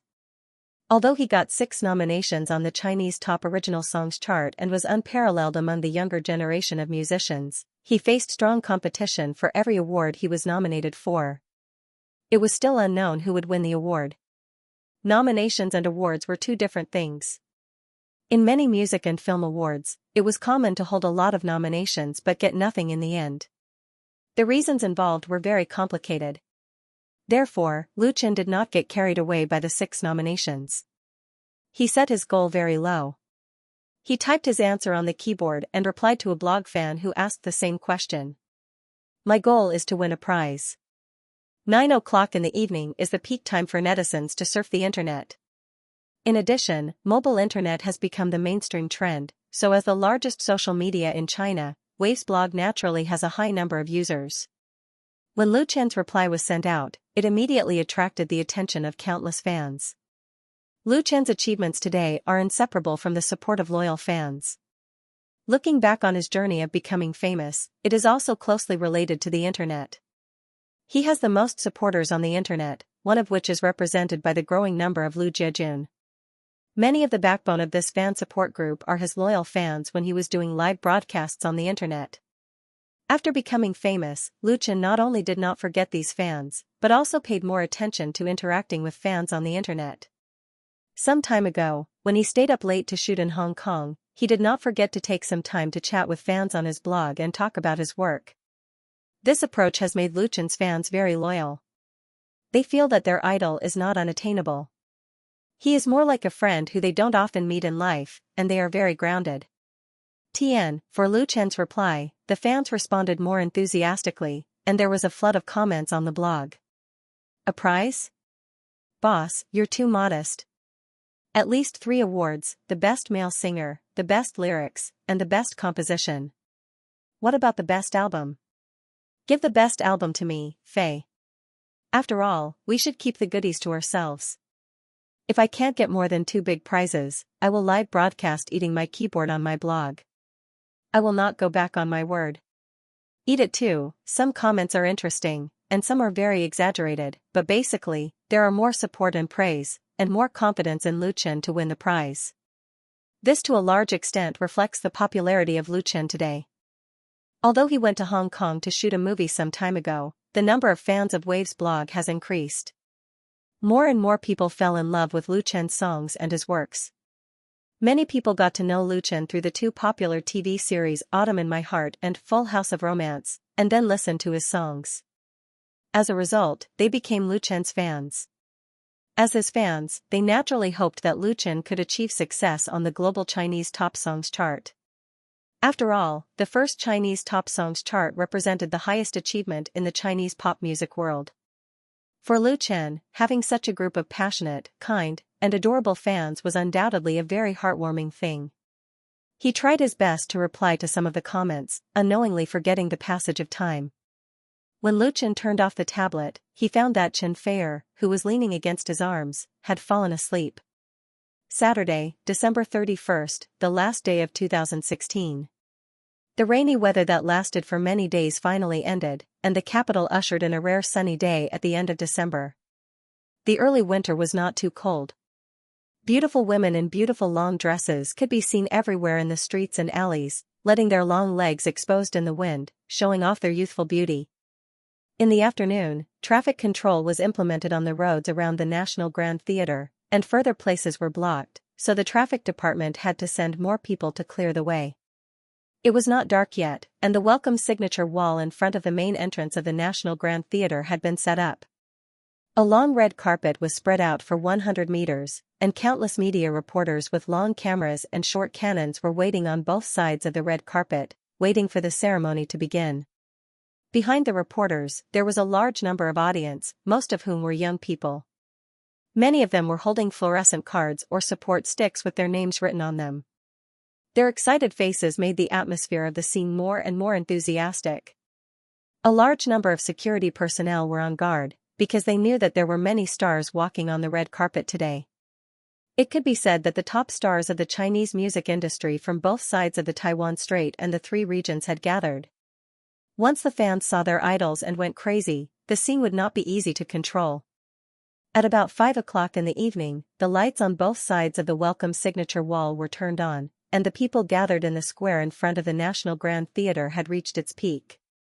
Fortunately, there were many large live broadcast screens arranged around to disperse the crowd, otherwise, it would be hard to imagine how crowded both sides of the red carpet would be. At 6 o'clock, pedestrians were only allowed to exit in the restricted area. The first black welcome car drove to the starting point of the red carpet under the attention of thousands of people and stopped steadily. The door opened, and a middle-aged man in a suit got out and stood on the red carpet. In an instant, countless flashes lit up, shining on his face and body, and the middle-aged man was obviously used to it. He still smiled and waved to the audience around him. "Yu Ming." The crowd immediately burst into earth-shattering shouts. This elegant middle-aged man was Yu Ming, a big brother in the domestic pop music industry. He made his debut in the late 1980s and rose to prominence in the early 1990s. In the past 30 years, he had released more than a dozen solo albums, conquered a large number of fans with folk songs and love songs, and also won the love of countless people. At the red carpet ceremony of the Global Chinese Original Songs Chart Award ceremony, the first guest to appear was Yu Ming, who also deserved his fame. Enjoying the baptism of the flashes and the cheers of the fans, Yu Ming walked the long red carpet alone in high spirits. After him, the big stars, superstars, and idols in the domestic, Hong Kong, and Taiwan appeared one by one.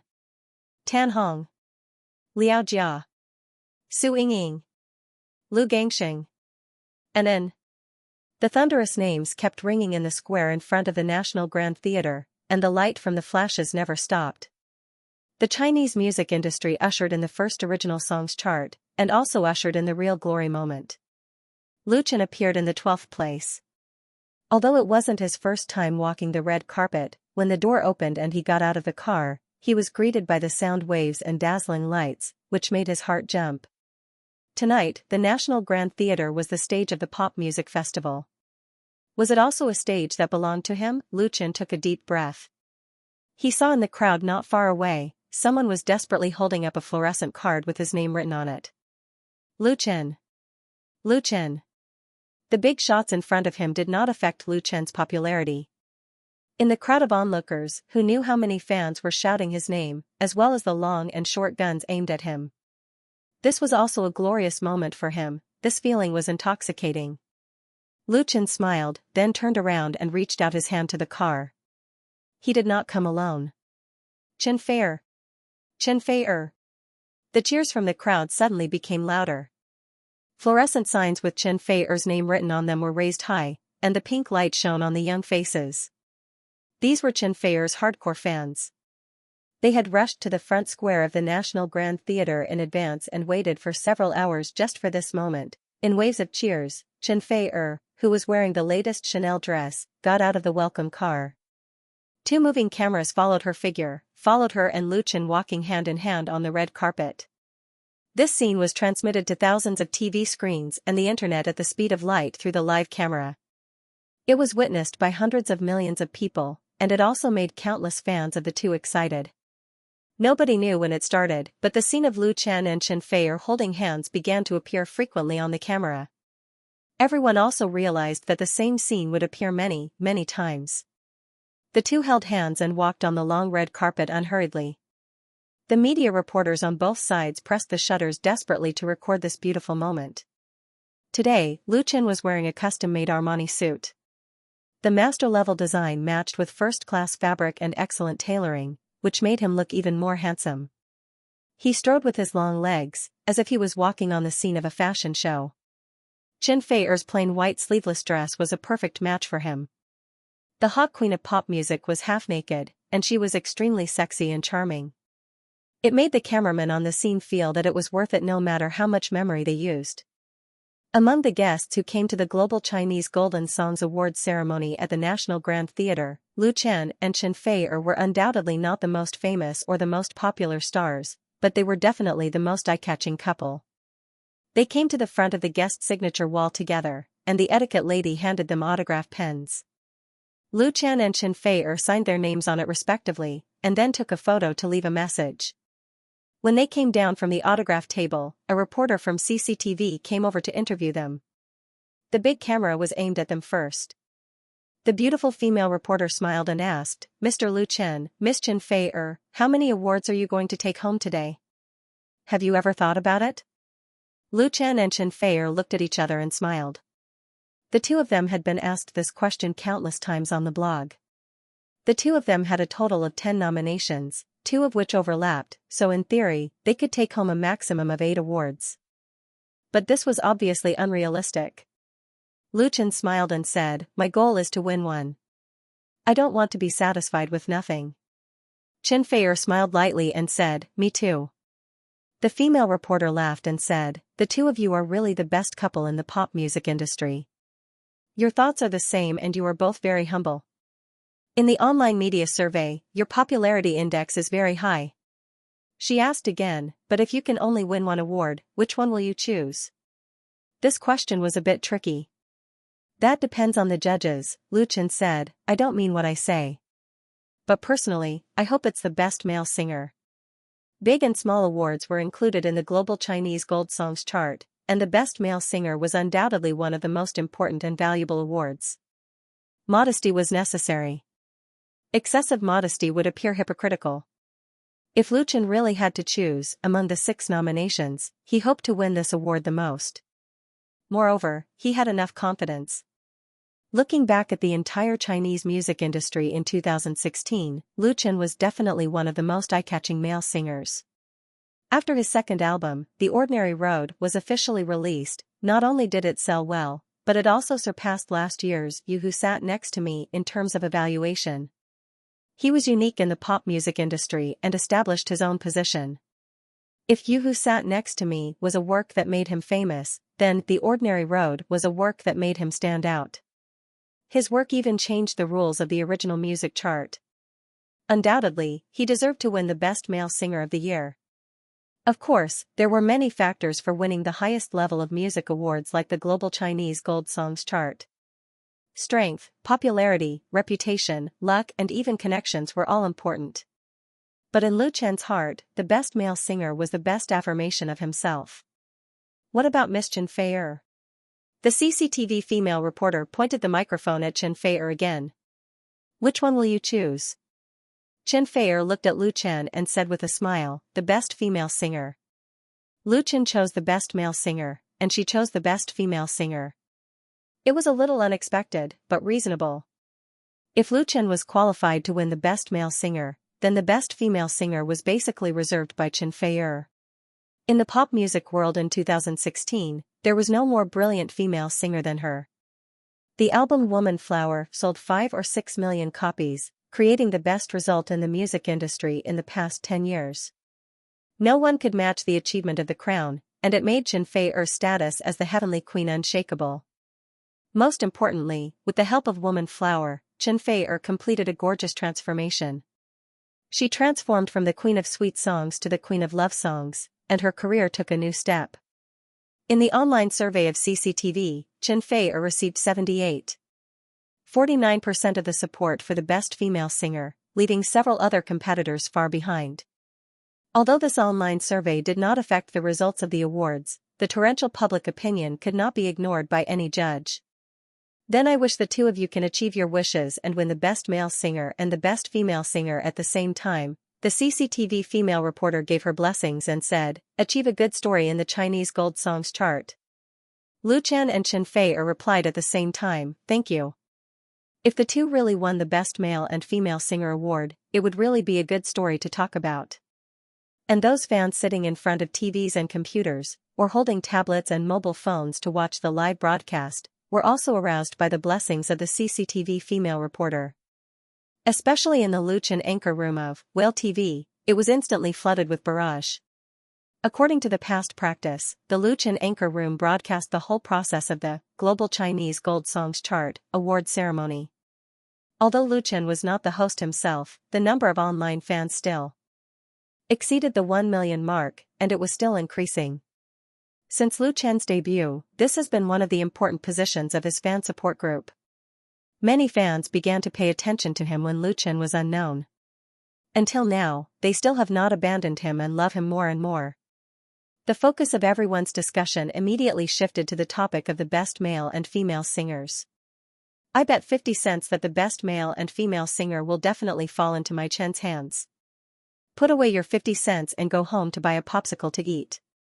Do you understand the principle of death in hot weather? I think it's very dangerous. My Chen's best singer is a bit dangerous, but your Fei's best female singer should not be a problem. I have nothing to say to you. If the best male and female singer are given to someone else, I swear I will never look at the Golden Song chart. Don't quarrel, everyone. The results haven't come out yet. The Whale TV anchor room was in full swing, and the noise was earth-shattering. Many fans firmly believed that there was no suspense for the best male and female singer, but more fans were not so sure, and some even believed that both of them would lose. Why? Because it's impossible for there to be no tricks in this kind of award. It's not the first time that Lu Chen has been suppressed. It's good to win the award, but don't be disappointed if you can't win it. Lu Chen's talent and strength don't need to be proved by a prize, so it's better for everyone to keep calm.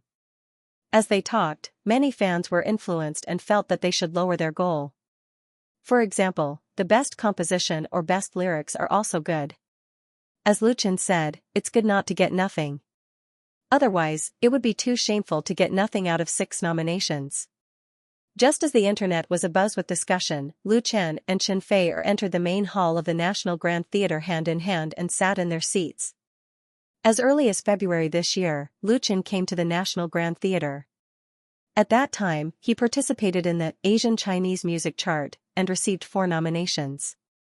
In the end, he won 2 Golden Lark Awards for Best Newcomer and Best Composition. This Asian Chinese Music Chart was also the last one, because it has been merged into the Global Chinese Music Chart, but the glory of that night is still fresh in Lu Chen's memory. It was with the 2 Golden Lark Awards that Lu Chen established his position in the Chinese pop music world. At that time, his relationship with Xianxia had not been officially announced. In a sense, the National Grand Theatre is his lucky place. So this time, he has a total of 6 nominations. How many prizes can he win in the end? Lu Chen was also looking forward to the results. The main hall of the National Center for the Performing Arts had a total of 5,000 seats. Lu Chen and Xianxia were seated on the right side of the second row. Sitting in the same row were many familiar faces. Tan Hong, Liao Jia, Li Xing, Su Yingying. They were all superstars in the Chinese music industry. Lu Chen also saw Lu Gangxing, who smiled and waved at him, attracting the attention of the people around them. Tonight was undoubtedly a grand gathering of the Chinese pop music industry. At 7:30 in the evening, the main hall of the National Center for the Performing Arts was full of 5,000 seats. Under the brilliant lights, cameras were faithfully recording everything from different angles. The huge screen on the big stage slowly lit up, and the golden words Global Chinese Original Songs Award Ceremony shone brightly. The white mist formed by dry ice filled the air. Together with the special lighting of the scene, it gave people a dreamy feeling. Soft music began to play, and the hall quickly quietened down. The host officially appeared on stage. According to the usual practice, the host of the Global Chinese Original Songs Award Ceremony was still a big shot of CCTV. The audience was very familiar with the 4-person group of 2 men and 2 women. Respected leaders and distinguished guests. Dear audience at the scene and in front of the TV. Good evening, everyone. It was still a familiar voice. However, the 5,000 audience at the scene, including the big stars of the pop music industry in front of them, listened carefully to the opening remarks of the 4 hosts, which were like poetry recitation. As soon as the last sentence was finished, the audience burst into thunderous applause. The Global Chinese Original Songs Award ceremony officially began with celebratory singing and dancing.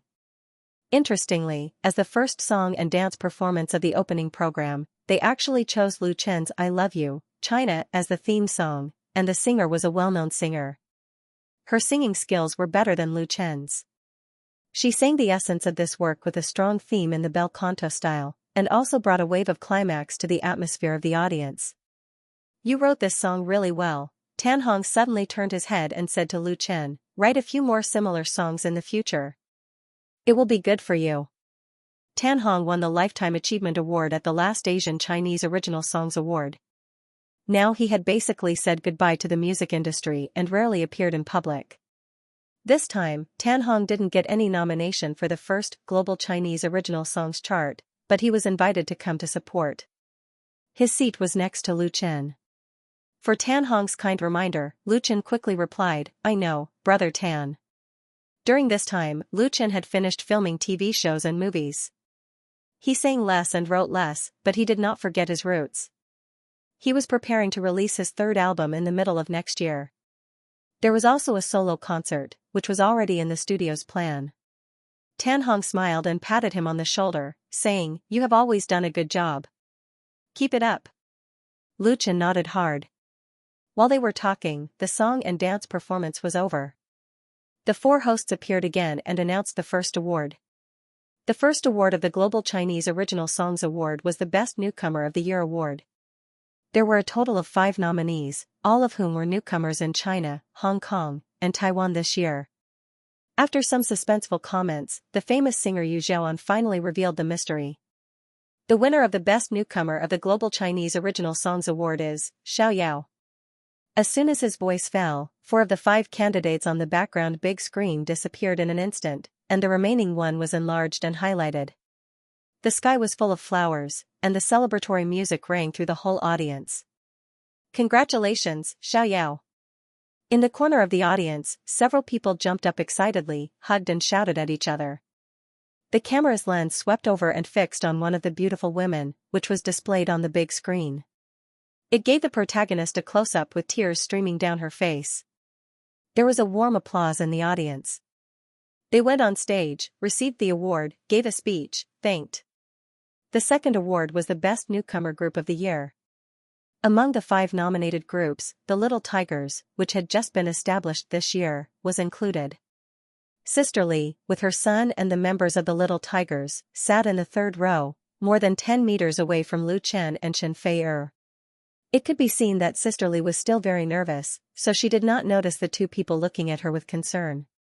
Liao Jia was in charge of announcing the winners.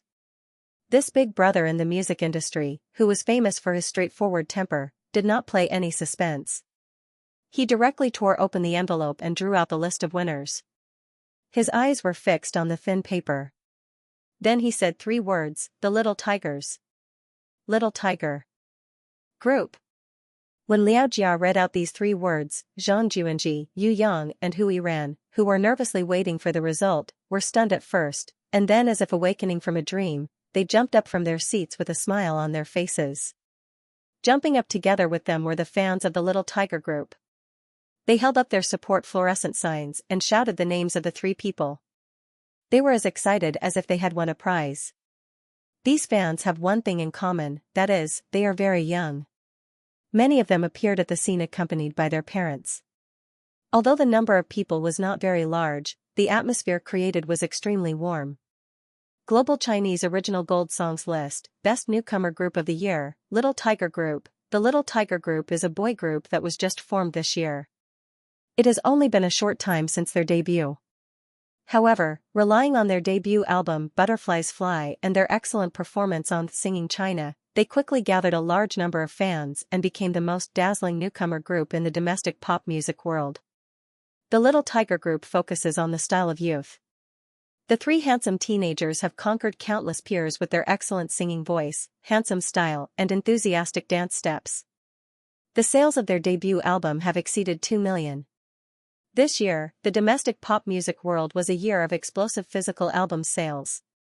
The CD, which was regarded as being on the verge of elimination, seemed to have suddenly regained its powerful charm. Chen Fei-er's Woman Flower, Lu Chen's The Ordinary Road and the Little Tiger Group's Butterflies Fly have all come up with a proud report card. Although a large part of CDs are sold on the basis of limited edition bundles, the influence of these best-selling albums is great.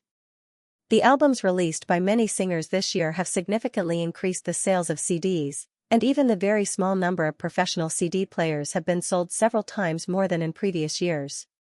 Such a phenomenon makes many people in the industry feel incredible.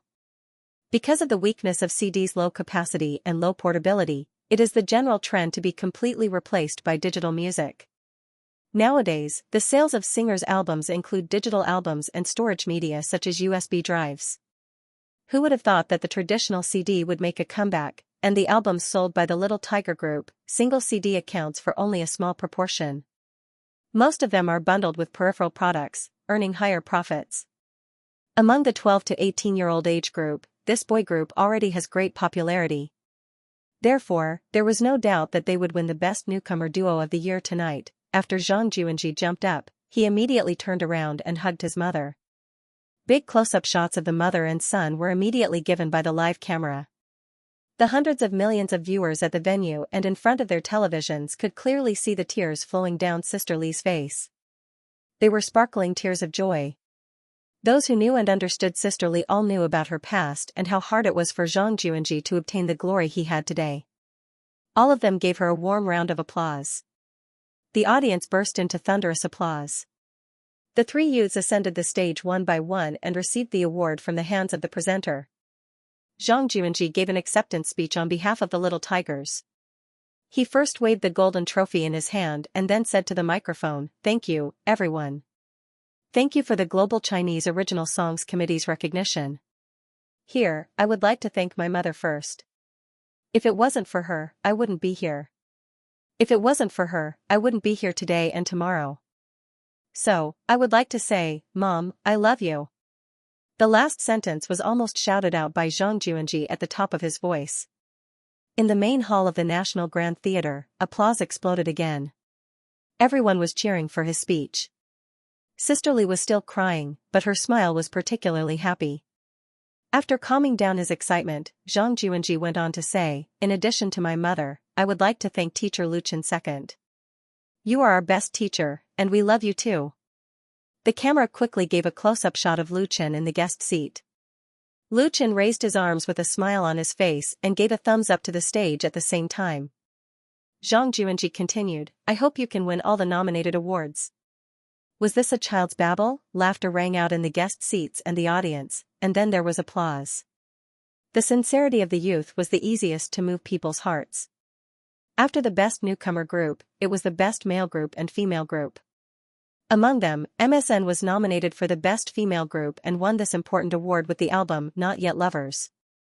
As the first female group under Flying Stone Records, MSN was undoubtedly one of the most popular female groups in the domestic pop music world. Their debut album, Not Yet Lovers, released last year, had already won double platinum. They had more than 10 million fans on Wave's blog, and received a lot of notices, commercial performances, and endorsements. At the last Asian Chinese Gold Songs Chart award ceremony, MSN was defeated by the July Sky Group in the Best Newcomer Group. Now the three girls finally proved themselves with a more valuable, Global Chinese Gold Songs Chart award, and they also won the throne of the first female group in the Chinese music world. Mu Xiaochu delivered an award speech on behalf of MSN. Her first thanks was to Lu Chen. At this time, the audience suddenly discovered that although Lu Chen had not won a prize so far, his name had already appeared in the mouths of the two winners, and the weight was heavy. Looking back at 2016, among the groups in the pop music world, MSN and the newly rising Little Tiger Group were undoubtedly the two brightest stars, and their success was inseparable from Lu Chen. Compared with last year, MSN's popularity was higher, and its position in the circle was unshakable. They're Not Yet Lovers, Where's Love, He Still Doesn't Understand, and the singles Ocean of Love and Tropical Rainforest released this year, were incomparable on the original music chart and became popular songs played on the streets. These works were all created by Lu Chen. The success of MSN has also brought about a wave of beautiful girl groups in the domestic entertainment industry. This year, there were as many as a dozen new girl groups, and the influence could be seen. As for the Little Tiger Group, there was no need to mention. At least half of the credit for the success of Butterfly Flight was due to Lu Chen. He used his amazing talent to make the two new groups soar to the sky and became the biggest contributor behind the two awards.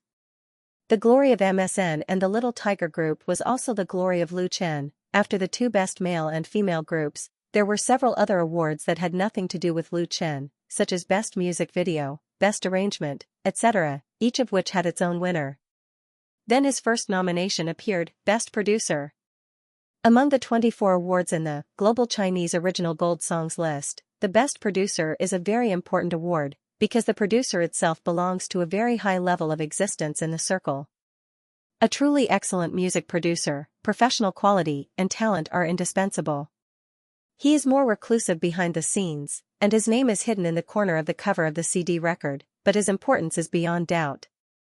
There are many excellent producers in the domestic pop music world. Basically, they work for major record entertainment companies, or have their own independent door. The other 4 nominees with Lu Chen are all well-known figures in the industry. Tien, not sure what to do.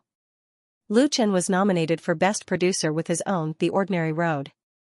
To be honest, he really doesn't have much ambition for this award. Because the Best Producer, to a large extent, is determined by the connections of the nominees in the circle. And the fact was as Lu Chen expected.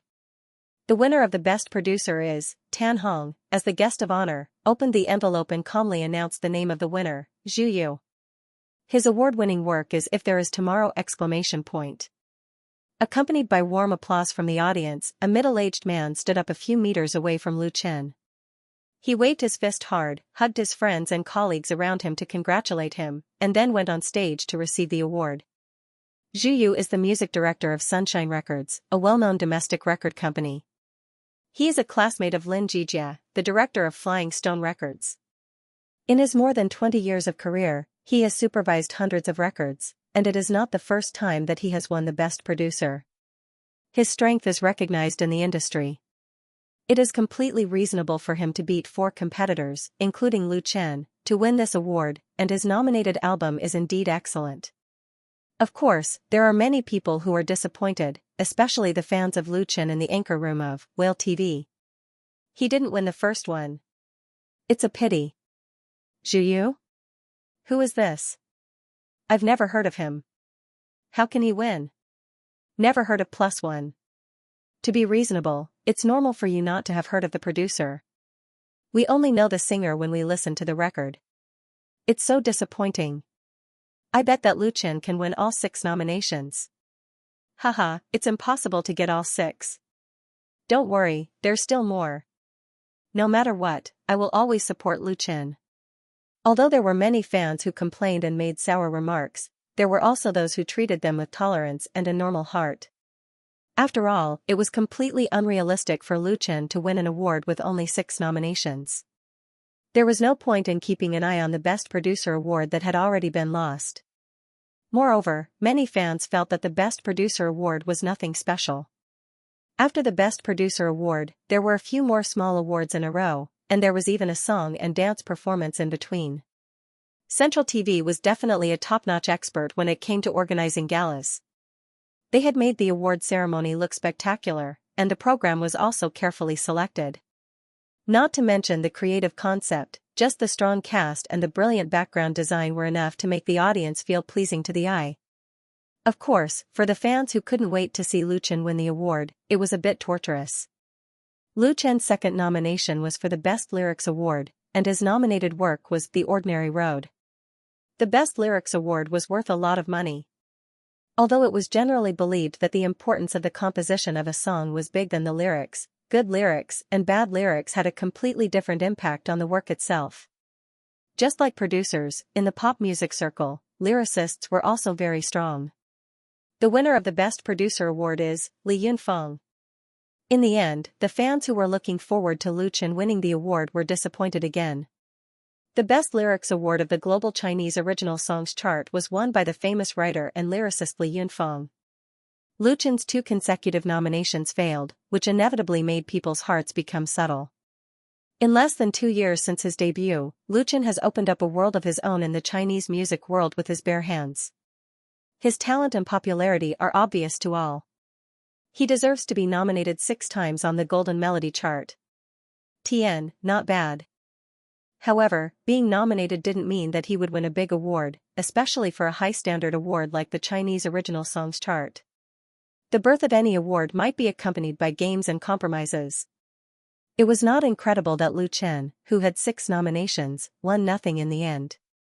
Compared with his talent and strength, his foundation and connections in the circle were much worse. After the Best Lyrics Award was the Best Composition Award. It was Lu Chen's nomination award again. The Best Composition Award was second only to the Best Male and Female Singer Award. Among the 5 nominees, the other 4 of Lu Chen's opponents were all well-known figures in the industry for many years. The guest in charge of announcing the winner was none other than Lu Gangxing from Hong Kong. Because Lu Gangxing didn't release any album or single in 2016, he was not nominated in the first Chinese original songs chart. However, as a top star in the Chinese music industry, he was still invited to tonight's award ceremony. The King of Hong Kong walked on the stage and waved to the audience from time to time, which attracted a burst of warm applause and cheers, fully showing his great popularity in the mainland. Taking the envelope from the etiquette lady, Lu Gangxing opened it with a smile. At this moment, the covers of the 5 nominees' works appeared on the big screen in the background of the stage. Lu Chen's nomination for the Best Composition Award was Jiangnan. This song was first sung by Lu Chen at the fan meeting in Hangzhou in August this year, and then quickly spread out and became one of his most popular representative works. There was a period of time when the song Jiangnan was repeatedly played in the streets and alleys of Jiangnan. It only took 2 weeks for it to reach the top of the original music chart, but it occupied the top position for 5 weeks and became one of the most requested pop songs on major radio stations. Many well-known music critics wrote comments on this song, among which the highest praise was that Lu Chen created a new style of music. So now, could Lu Chen win the Best Composition Award with Jiangnan? In the main hall of the National Grand Theatre, hundreds of audiences stared at Lu Gangxing standing on the stage, and there were even more people waiting for the results in front of the TV and computers. Lu Gangxing took out the letter unhurriedly. He glanced at the printed text and was surprised. The next moment, his surprise turned into a smile, and he said loudly in Mandarin with a Hong Kong accent, "The winner of the Best Composition Award is Lu Chen, Jiangnan." Although he was mentally prepared, Lu Chen was still shocked at this moment. "Congratulations!" Until Chen Feier gently hugged him. The moment of glory that truly belonged to Lu Chen had finally arrived. Lu Chen was the first to lose the Best Producer of the Global Chinese Original Gold Songs list. He had no chance of winning the Best Lyrics. 2 of the 6 nominations that Lu Chen had received had been lost, which gave people a very bad feeling. The curse of certain death seemed to hover over the National Grand Theatre, becoming a dark cloud over the heads of all the people who paid attention to him. If he lost the Best Composition, then Lu Chen might go away dismally tonight. Maybe some people would gloat, but his fans would definitely be extremely disappointed.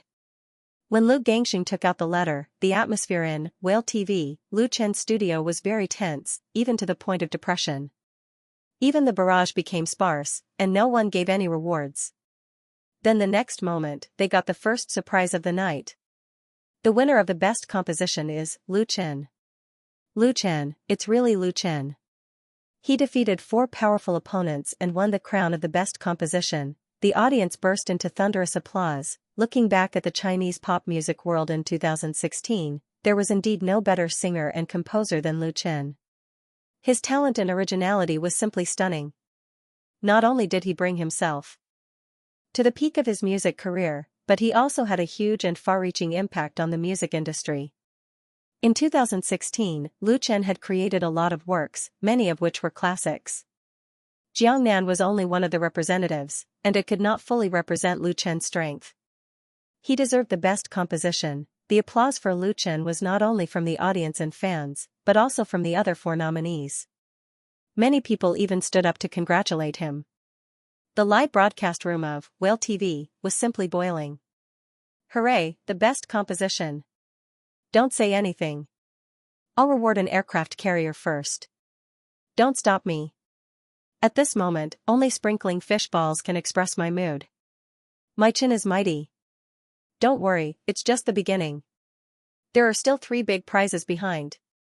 Ha ha ha, I guessed right. There really is the Best Composition.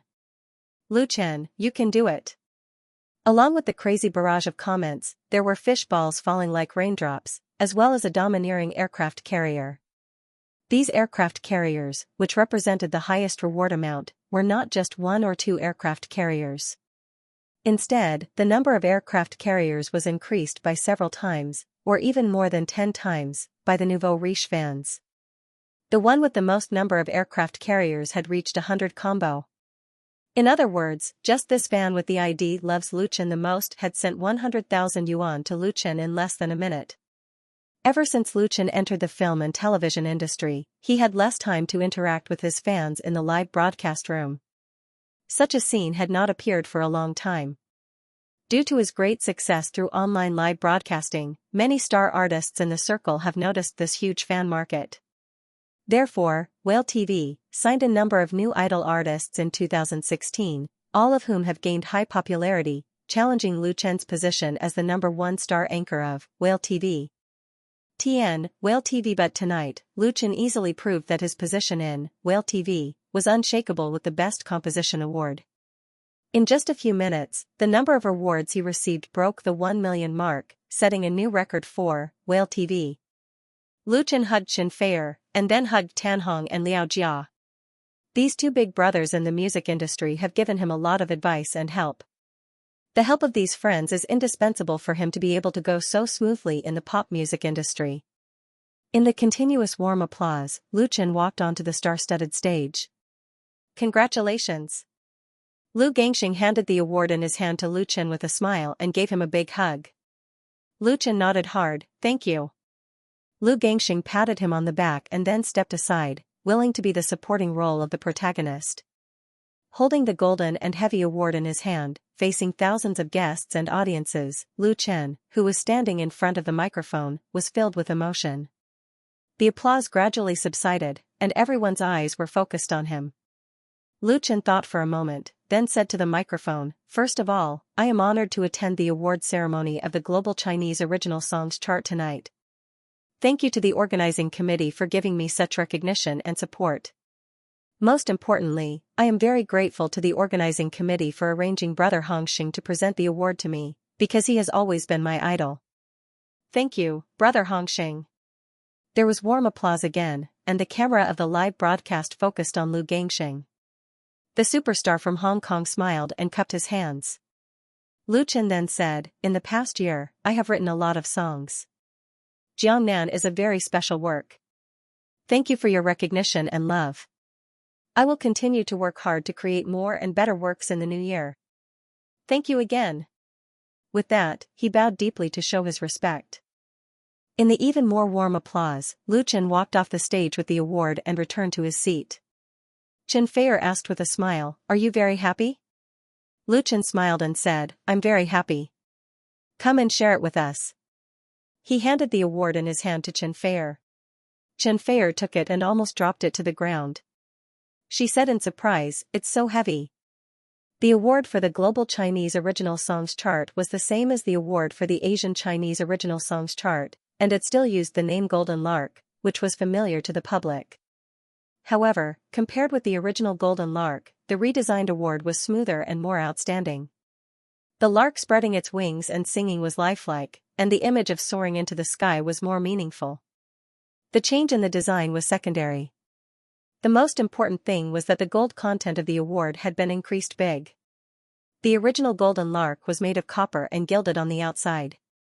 Not to mention the lightweight, it would fade after a long time. And now, the new award stands were made of solid copper core with multiple layers of gold plating. Each award stand contained more than 50 grams of gold. The base of the award stand was also inlaid with gems and crushed diamonds. The production cost was very high. Therefore, even if there were many winners of the Best Group Award, they could only share one award. Previously, Xianxia had been nominated for the Best Stage Performance Award. Unfortunately, she did not win it, so the two of them had a total of 10 nominations. The first to win the award was Lu Chen. But don't be too proud, Xianxia, who had let Lu Chen show off, said proudly, "I won't lose to you." The next award was the Media Recommendation Award. Interestingly, both Lu Chen and Xianxia were nominated. They were competitors for this award. Before the Global Chinese Top Original Songs Chart was born, the three major domestic pop music awards all included the Media Recommendation Award. The Media Recommendation Award was a very special award. It was the only award that was not selected by the judges or the audience. Instead, it was recommended by various traditional and online media. There were a total of 235 media recommending the global Chinese top original songs chart, which basically included the three major special zones and many important overseas Chinese media. Therefore, the Media Recommendation Award was very important. It was bigger than the original three major music awards. In addition to Lu Chen and Chen Feier, there were three other real celebrities who were nominated for the Media Recommendation Award. The competition was no less fierce than the most important awards such as Best Male and Female Singer, Best Album, and so on. Accompanied by the exciting music, the close-up photos of the five nominees appeared on the big screen in the background. Lu Chen and Chen Feier were listed side by side in the middle, which made the audience laugh. It was very interesting. These two popular singers were a couple. Now they were competing on the same stage. No one knew who would win, or would they both lose. The guest who announced the award was Huang Yuan, the CEO of Waves blog. As the founder of the largest new media in the country, he was undoubtedly one of the best representatives of many entertainment-related media. Huang Yuan was only in his 30s this year. He was dressed in a well-ironed suit and looked energetic. He opened the envelope with a smile and directly announced the answer. The winner of the Global Chinese Top Original Songs Chart by Media Recommendation Award is Miss Chen Feier. Chen Feier. Chen Feier won the Media Recommendation Award and got her first personal award. This result was not unexpected. Because in the past year, Chen Feier had been the darling of the major domestic media. Her album Woman Flower, her successful transformation, her 2 TV series. God knows how much material has been provided for the media. Her personal portrait has also appeared on the cover of more than 10 fashion and entertainment media, and there are countless other headlines. At the same time, the big screen showed Chen Feier's votes. 109, this was a very high number. After all, the total number of votes was only 235, and she took nearly half of it. In the applause, Chen Feier went on the stage to receive the award and then gave a brief acceptance speech. After coming back, she smiled and shook her award to Lu Chen. Lu Chen couldn't help laughing. But this was obviously not Chen Feier's real moment, because the first super heavyweight award of the night was coming soon, Best Female Singer. It was recognized in the industry that in any pop music awards, Best Male Singer, Best Female Singer, and Best Album were the three most important awards, representing the highest glory of singers. The weight was the heaviest, so of course, the competition was the fiercest. In the past, in some pop music awards, there were many strange things where many singers won the Best Male and Female Singer awards at the same time. In fact, it was also because of this competition. And the selection rules of the Global Chinese Original Songs Chart limited the winner to only one, so as to ensure the value of the award. Therefore, the competition was even stronger. Which singer didn't want to win this award, which represented the highest honor of Chinese pop music? Chen Feier's opponents were not ordinary people. However, this highly anticipated prize was basically out of suspense from the beginning, and the result seemed to have been doomed long ago. The Chinese pop music world in 2016 belonged to Chen Feier. This was the headline of a very influential domestic media article 2 months ago. Although it was slightly exaggerated, it was also based on facts and was not excessive flattery. 2016 was the year of transformation for Chen Feier, which was extremely important for the Queen of Sweet Songs, who had made her debut for more than 10 years. Before the release of her new album, she was facing a bottleneck and dilemma in her career. Although her popularity was still high, her fans were constantly losing. As early as last year, Chen Feier's position in the music industry was a little awkward. She couldn't get rid of the shackles of her past style, but it was difficult for her to transform. In desperation, she could only develop in variety shows. At that time, she served as a judge of Singing China, based on the needs of various development. Then Chen Feier met Lu Chen. Lu Chen created a new album for her called Woman Flower. Woman Flower was officially launched on April 16 this year. So far, the total sales of online digital, physical CDs, and peripheral packages have reached more than 7 million, setting the highest record of domestic record sales in the past decade, and some of them were even sold to many countries in Southeast Asia. Who else could be the best female singer but her? Although the curse of certain death appears from time to time, if the judges of the Global Chinese Original Songs chart will choose someone else for this award, the result will not be as simple as a public uproar. In fact, the jury of the Golden Melody chart did not want to make a big news to please the public. Xianxia winning the Best Female Singer was expected. Xianxia, who won the award, was also very excited. In her acceptance speech, she first routinely thanked the organizing committee, the judges, and the team members, and then said, "I would also like to thank a gentleman here. Thank him for his tolerance, support and love for me all this time." Everyone immediately understood who Xianxia was talking about, and the cameraman at the scene gave Lu Chen a shot in time. Lu Chen, with a smile, stared at his girlfriend standing on the stage, his eyes full of tenderness. "It's worth paying the whole world to have you. Half of this award belongs to you." Xianxia's last sentence caused a thunderous applause in the main hall of the National Grand Theatre, which also pushed the atmosphere of the scene to a climax. Xianxia bowed to thank everyone. Her eyes sparkled with crystal tears, not because of the sadness of memories, but because of sweet joy. When she returned to her seat, Lu Chen gently held her hand. Xianxia whispered, "It's up to you." After the Best Female Singer, the winner of the Best Male Singer was announced. The photos of the 5 nominees appeared on the big screen in the background. They were Lu Chen, Yu Ming, Wang Quanfeng, Xuan and O Yanghan. Among them, Xuan is a famous singer from Taiwan, O Yanghan is a singer from Hong Kong, and Yu Ming is a big figure in the domestic pop music industry. Only Wang Quanfeng is slightly less famous, but he also has 3 solo albums in hand.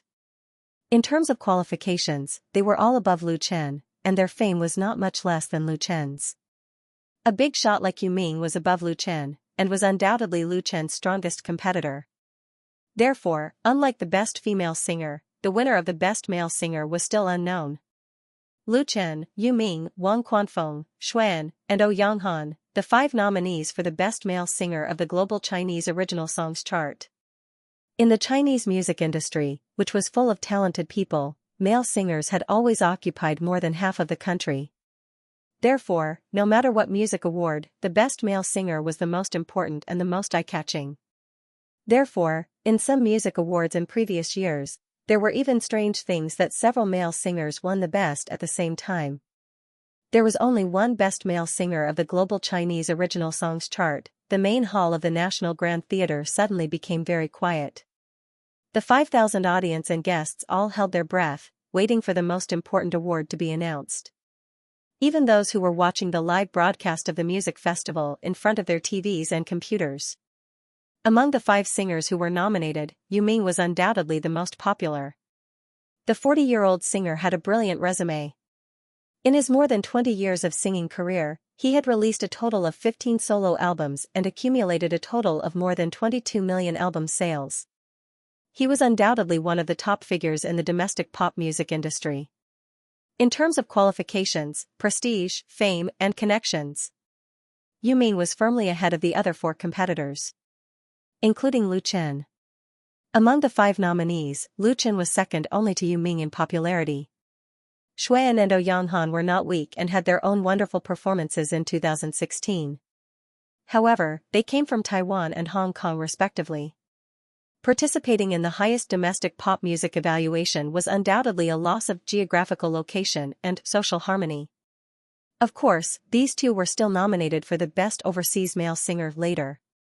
The overseas here mainly referred to the 3 special zones and Southeast Asian countries, and also included the Chinese people in Europe, America, Japan, and South Korea. It was a general concept. As for Wang Quanfeng, he was basically an accompaniment. Therefore, in the eyes of most people, the Best Male Singer was mainly between Lu Chen and Yu Ming. Yu Ming's advantage was obvious, but he was not without weaknesses. In 2016, Yu Ming did not release a solo album. He only released 2 singles. Although both songs had topped the original music chart, compared with Lu Chen's proud achievements in the pop music industry, they were undoubtedly dwarfed. This made the Best Male Singer competition a huge suspense. Who would the judges of the Global Chinese Original Songs chart give more votes to? Everyone was waiting to see what would happen. The person in charge of revealing the answer was Lu Ning, the vice president of the Chinese Musicians Association. This highly respected and famous musician had always been concerned about the development of domestic pop music. The establishment of the global Chinese top songs chart was inseparable from his strong support and promotion. In addition, Lu Ning was also the chairman of the Golden Melody Chart's judging panel. The panel of judges consisted of 72 judges, who were basically well-known figures in the industry. Some of them were great seniors of the pop music industry who had retired long ago, some were senior executives of the media and news circle, and some were famous music critics and educators. Impartiality, openness, and fairness were the principles of the judging panel of the Golden Melody Chart. Lu Ning was the cornerstone that guaranteed the three principles of the selection. He personally came to present the Best Male Singer Award, which fully demonstrated the importance and value of this award. In front of the 5,000 audience, the white-haired Lu Ning calmly opened the red envelope and took out the paper with the winner's name printed inside. The 7 cameras at the scene were all pointed at him. Lu Ning's gaze froze for 3 seconds as he stared at the unfolded letter. These 3 seconds felt like an eternity, making people wonder if something had gone wrong. The atmosphere at the scene suddenly became heavy and oppressive. At this time, under the director's command, several cameras promptly focused on the 5 candidates. Yu Ming looked very calm with a smile on his face, but there was still a hint of nervousness in his eyes. Although he had won countless awards in the first 20 years of his singing career, the Best Male Singer Award in the first global Chinese top songs chart had a completely different meaning. Lu Chen was calm and focused. His hand was tightly holding Chen Feier's hand. Obviously, his heart was different from what he looked like on the surface. Xuan, Yanghan, and the others were either nervous or excited, showing their strong expectations. Lu Ning slowly opened his mouth and said, 1. The best male singer of the global Chinese top songs chart is Lu Chen. The famous musician emphasized the last 2 words and enunciated them particularly clearly. His voice was transmitted through the microphone to the digital music processing equipment at the speed of light along the cable. Then, with the help of the high-fidelity sound system arranged around the hall, it was clearly transmitted to the 5,000 guests and the tens of millions of people in front of their televisions and computers. Lu Chen, the best male singer of the first global Chinese top songs chart, belonged to Lu Chen, a young singer who had debuted less than 2 years ago, and it also pushed him to the peak of the Chinese pop music world.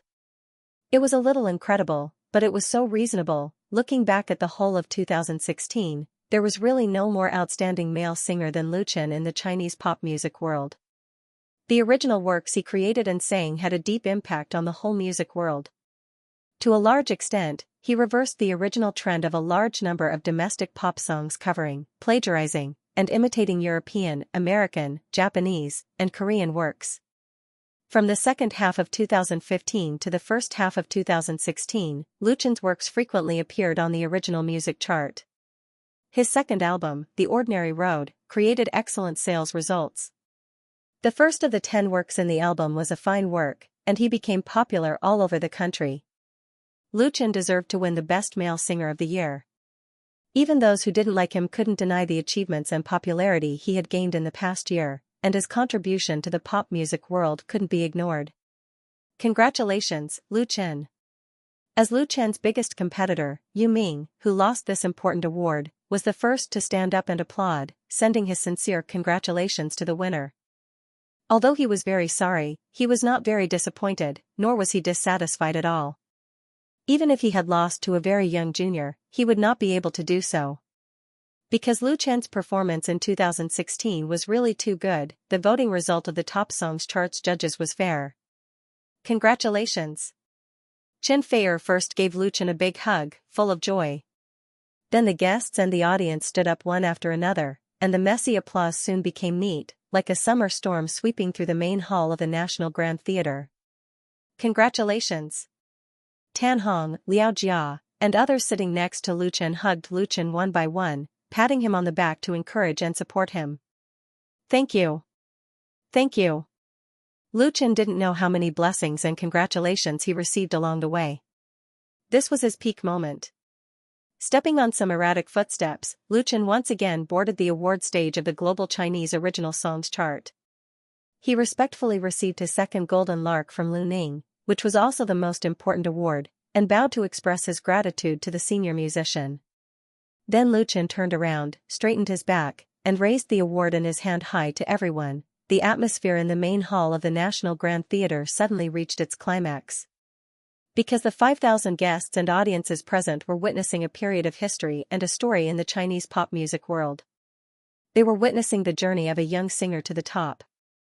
They were honored. This was a scene that was bound to be recorded in the history of Chinese pop music. As for the story, wouldn't it be the most interesting story for a couple to win the best male and female singers at the same time? There was no doubt that the news of Lu Chen and Xianxia winning the best male and female singers on the Chinese original songs chart would inevitably make the headlines in the entertainment sections of major media tomorrow. Hooray! Equally excited was the Lu Chen anchor room of Whale TV. More than 3 million fans and audiences had gathered in this special network space, celebrating Lu Chen's victory in their own way. The best male singer, Chen, deserve it. Scattering flowers to celebrate, Chen, am mighty. Ha ha ha, sure enough, Lu Chen won the best male singer. The Golden Songs chart is fair. I guessed right. Chen, am the best male singer, and Fei, am the best female singer. The combination of the two is invincible. The people of Beijing send their congratulations. The people of Shanghai send their congratulations. Hangzhou, along with the congratulatory bullet screen, there were so many gifts that it was terrifying. The total number of fish balls received by the anchor room was skyrocketing at an alarming rate. It was estimated that after the live broadcast of the award ceremony, Lu Chen could get at least 3 million plus gifts from Whale TV, making him a legend of this online live broadcasting platform. At the same time, Lu Chen's studio timely updated a new blog post, expressing sincere gratitude to all his fans who supported Lu Chen for winning the best male singer of the global Chinese original songs chart. And this blog post, in just a few minutes, had more than 500,000 views, and the number of forwards, comments, and replies was even more amazing. Lu Chen's fans left messages on the official V of the studio and Lu Chen's blog to express their congratulations, hoping that he could make persistent efforts to make another good achievement. The only regret was that Lu Chen could not appear on the network in person, and he had to deliver his acceptance speech on the spot. Thank you. Thank you to the organizing committee and judging panel of the Global Chinese Top Songs chart for giving me this honor. And thank you, Mr. Lu, for personally awarding me this award. Facing the audience that gradually quieted down, Lu Chen held the Golden Lark Award and said sincerely, "Before I came here, I told the media that I hoped to win the best male singer. In fact, I just took it as an encouragement for myself. It was my dream. Now, my dream has come true." His voice suddenly rose a notch, and he won warm applause from the audience again. When the applause stopped, Lu Chen continued, "There are many people I want to thank, my family, my friends, my teachers and seniors, and my girlfriend who is always by my side." He looked at Xianxia, his eyes affectionate and gentle. Xianxia smiled and waved her hand, and the corners of her eyes were faintly glistening with tears. She was happy for Lu Chen and proud for Lu Chen. She remembered the scene when she first met Lu Chen, and the moment when she had feelings for Lu Chen for the first time. That moment of love made her grasp the happiness of a lifetime. In contrast, it was not important whether he could win the grand prize or not. The two looked at each other and had the same thought. It was just that the scene was not suitable for public displays of affection. Lu Chen retracted his gaze and continued, "For me, music is one of the most important parts of my life. It carries my happiness, anger, sorrow, and joy, as well as my dreams and wishes." Although Lu Chen had now focused his career on movies and had been busy with his first movie for months, he had not released a new album or single. However, in his heart, his career in pop music was still incomparably important and irreplaceable. The dream in 2015 changed Lu Chen's life. It was music that led him to embark on a completely different life path.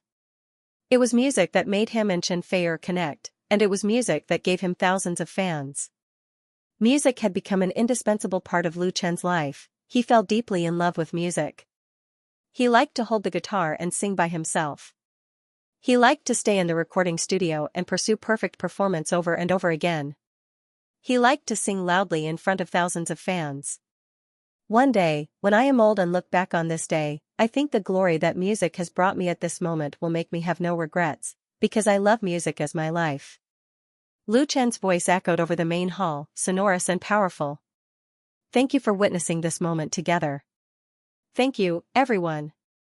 As the applause rang out, the audience and guests stood up again to pay their respects to Lu Chen. They congratulated Lu Chen and thanked him for his contribution to the Chinese pop music world. Lu Chen, who won the Best Male Singer, did not immediately leave the stage after delivering his acceptance speech. According to the arrangement of the organizing committee, he sang a song for the live audience. This song was chosen by Lu Chen himself early. At that time, he did not know if he would have a chance to sing it. This song was Chasing Dream with a Childlike Heart. Where is the world full of flowers? If it really exists, I will definitely go there. I want to stand on the highest mountain there.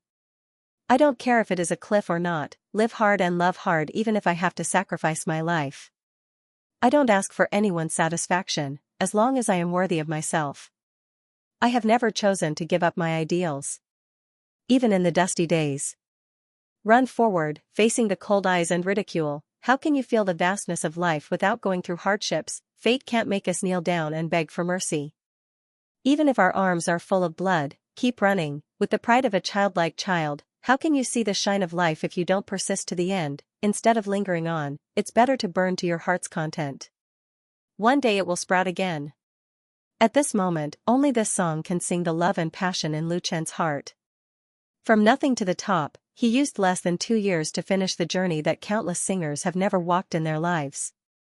Even with the memory wealth from another world, he also paid his own countless efforts, bitter persistence, and persistent pursuit for this. Lu Chen held the guitar and sang with his head held high. The whole world seemed to be cheering for him.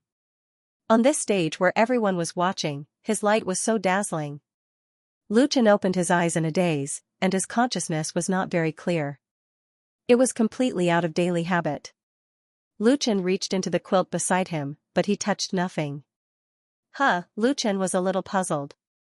He turned over and stretched out his arm, accurately grabbing the phone on the bedside table. He turned on the screen, and the time displayed on it surprised him. It was already 10:03 in the morning. Lu Chen instinctively sat up on the bed, and the dull pain in his head made him groan in a low voice. Memories emerged in his mind like a tide, and Lu Chen shook his head helplessly. Last night, after the Global Chinese Top Songs Award ceremony, he was dragged by Liao Jia and Tan Hong to a private club to celebrate, and then he was forced to drink a lot of alcohol. Lu Chen felt that he had never drunk so much alcohol in his life, so it was the first time he drank so much that he passed out. As for how he came back later, Lu Chen had almost forgotten it. It was also because his physical fitness was good enough, otherwise the hangover would not have been so easy. However, the habit of morning exercise was still broken. The biological clock could not withstand the power of alcohol. "You're awake?" At this time, Chen Fei-er, who was in pajamas, opened the bedroom door and walked in. She asked with concern, "Does your head hurt? I'll give you 2 aspirin, and you can sleep a little longer." Lu Chen took a long breath and smiled, "I'm fine, no need." Chen Fei-er sat on the edge of the bed and said coquettishly, "You still have the nerve to say that?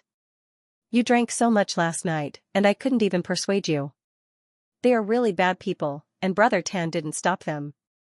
Lu Chen could only smile bitterly. Excessive smoking and drinking were very harmful to singers. Lu Chen did not smoke, and he rarely drank alcohol. At most, he would drink red wine or low-alcohol beer to protect his throat. But the situation last night was different.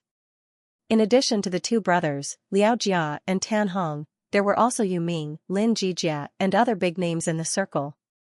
Who could not be disrespected, 1 glass for another, and 1 glass for another. Lu Chen had to drink all of them, no one missing. In Jianghu, there were many times when one had no choice. Chen Fei-er said a few words, and then said, "I prepared breakfast for you. It's in the kitchen." Lu Chen pulled her over and kissed her on the cheek. "Thank you, wife. Go, go, go." Chen Fei-er smiled and pushed him away. "Hurry up, you have an important interview this afternoon." In the afternoon, the interviewer was a reporter from the Central TV Variety channel. The work had already been arranged, so they couldn't miss the appointment. They had to wait at the studio on time. Lu Chen cheered up, immediately got up to put on his clothes, and ran to the bathroom to wash up. Lu Chen usually exercised a lot and was busy with work, so he had a good appetite. Although the hangover affected his appetite to some extent, he still cleaned up all of the breakfast. When he came out, Chen Fei, who had been sitting at the table with him, handed Lu Chen a napkin, and then asked with a smile, "Do you feel anything different at home?" After eating and drinking, Chen Fei, who had been sitting at the table with him, handed Lu Chen a napkin, and then asked with a smile, "Do you feel anything different at home?" Lu Chen took the napkin and wiped his mouth. He looked around in confusion and soon found the answer. His home was a little different. On the left side of the living room, there was a beautiful glass display cabinet, on which 5 golden awards were neatly placed. Lu Chen couldn't help but get up and walk over. He asked in surprise, "When did you buy it?" Chen Fei followed him closely, reached out and hugged his waist, and asked, "It was just delivered this morning. Do you like it?" Lu Chen nodded hard. These 5 Golden Lark Awards were what he and Chen Fei had won at the Global Chinese Original Songs Award ceremony last night. They were Media Recommendation, Best Composition, Best Male Singer, Best Female Singer, and Best Album. Among them, Lu Chen was Best Composition and Best Male Singer, and the other 3 were won by Chen Fei. Among these 5 awards, the most interesting one was probably Best Album. As the last heavyweight award on the Golden Songs chart, Lu Chen's The Ordinary Road and Chen Fei's Woman Flower were both nominated, and they were both popular candidates. In the end, the couple's duel was won by the woman. After the winner was announced, Lu Chen even went on stage to sing a love song with Chen Fei as the finale of the award ceremony. Later, when they were drinking, Lu Chen heard from Tan Hong that when the panel of judges chose the best album, the votes for these 2 albums were very close. Woman Flower narrowly beat The Ordinary Road by only 3 votes. Tan Hong was a member of the panel of judges for the Global Chinese Original Songs chart, so he knew the inside story. However, according to Liao Jia, no matter who won, the best album would be Lu Chen's album. Recalling the bits and pieces of last night, Lu Chen's lips couldn't help but curl up into a smile. Chen Fei put his delicate and round chin on his shoulder and said with a smile, "Now I have one more award than you. In the future, all the awards we won will be placed here. Let's see who has more." In the past, the 2 have also won awards, especially for Chen Fei, but the awards were placed in their respective studios, not in their own homes. The Golden Lark Award was undoubtedly the beginning. Lu Chen said with a smile, "I'm afraid this cabinet can't hold all of them, right?" For Lu Chen, the Global Chinese Original Songs chart was the peak of his music career. In fact, it was also a new beginning. The road ahead for him was still very, very long, and there were infinite prospects. Although Chen Fei had been in the music industry for more than 10 years, she had just completed the transformation of her career and embarked on the road of all-round development in film, television, and song. In the future, she would definitely win many awards. Chen Fei said domineeringly, "Then we'll buy another cabinet, and we'll only put the most important ones. As for the other small awards, we'll throw them to the studio." Lu Chen chuckled, turned around and held her in his arms. He lowered his head and gave her a deep and long kiss. Chen Fei welcomed him warmly. After being kissed until her eyes were like silk and her eyes were full of spring water, she broke free from Lu Chen's arms and said, "I have an appointment to have lunch with Sister Lucy at noon. We're going to be late." Thinking of his sister's serious look, Lu Chen had to reluctantly let go of the beauty. Yesterday's glorious moment had passed, and life had to go on. In the foreseeable future, there would always be busy work. Lu Chen was ready to face new challenges. Time flew by. Unknowingly, 2016 had passed, and 2017 had come quietly. On the first day of the new year, Lu Chen's first lunch was at Suji restaurant with his girlfriend and sister. There were many private restaurants in the capital that were not familiar to the public. They were often hidden in deep alleys and corners. Only real foodies knew the exact location, and they often needed to make a reservation to enjoy the delicious food. Suji Restaurant, located on the edge of the Third Ring Road, was one of them. Its chef was a retired special chef of the state banquet. He enjoyed a high reputation in the industry, so this restaurant had become a frequent place for many celebrities in the capital. In a small private room, Lu Shi, who had just tasted a braised deer tendon in a clay pot, wiped her mouth with satisfaction. She elegantly picked up the teacup, cleared her mouth, and said casually, "When I go back this time, my mother asked me to ask you, when are you going to get married?" Last night, Lucy did not attend the Global Chinese Original Songs Awards ceremony. It was not that she did not want to come, but that she had something important to do in her hometown in Benhai, so she could not be there. Of course, she also visited her family. Her sister had not been home for a long time. Now Luchen's studio was supported by Lucy alone. Although Luchen had temporarily put the focus of his career in Hong Kong, it did not mean that he could relax in the capital. There were many things in all aspects. For example, at the end of the year, the accounts of the studio needed to be checked, and the amount of money involved was quite large. Lucy was completely tied to Luchen's side. Her sister was so busy that she did not even have time to fall in love. So when she saw Luchen and Xianxia being intimate with each other, she was a little unhappy. Ah? Luchen was stunned and did not know how to answer. He had not thought about this problem until now. What ah? Lucy rolled her eyes at him and said, "Are you going to keep dragging Fayer like this? Of course, you men are fine. The older you are, the more popular you are. We women do not have much youth to squander. Besides, Mom still wants to hold a grandson."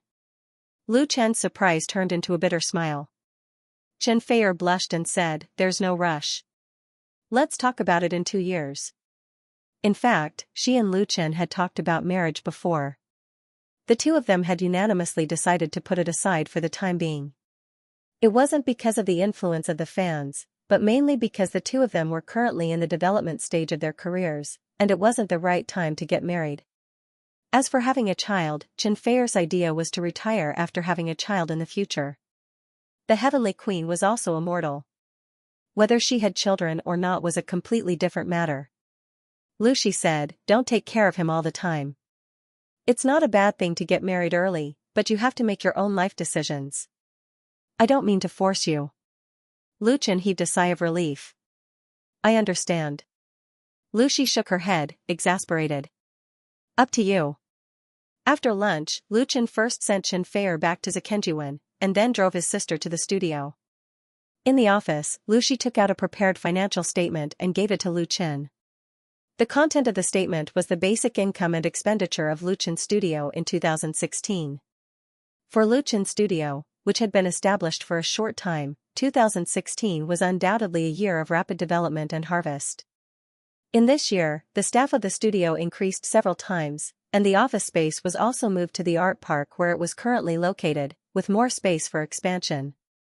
Although the increase of staff and the change of office space brought a lot of costs, and the construction of a high-grade recording studio also cost a huge amount of money, compared to the income, it was nothing at all. Autumn in My Heart and A Full House of Romance made Lu Chen's studio a dark horse in the film and television industry. The benefits brought by the super high ratings made the studio earn a lot of money.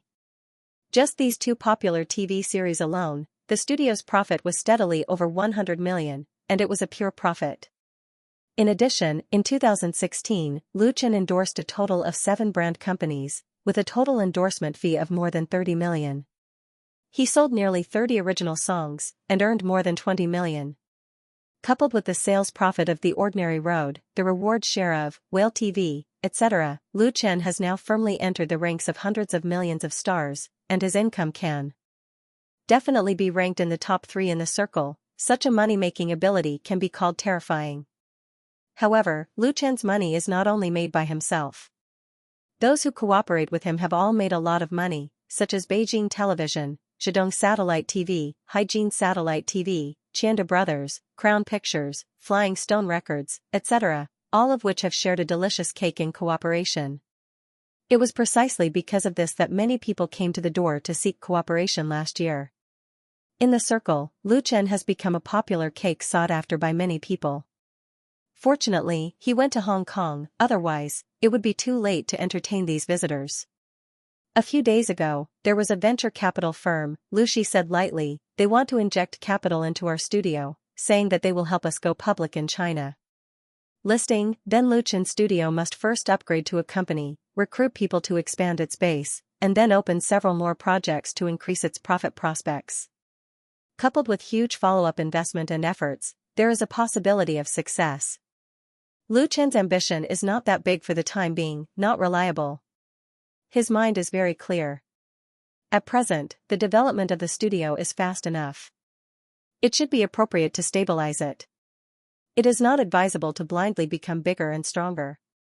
It's not reliable, Lu Shi said with a smile. We have made enough money. It doesn't matter whether we go public or not. It's good as long as we don't make a wedding dress for others. I heard that Mukin crowdfunding is going to go public in Hong Kong.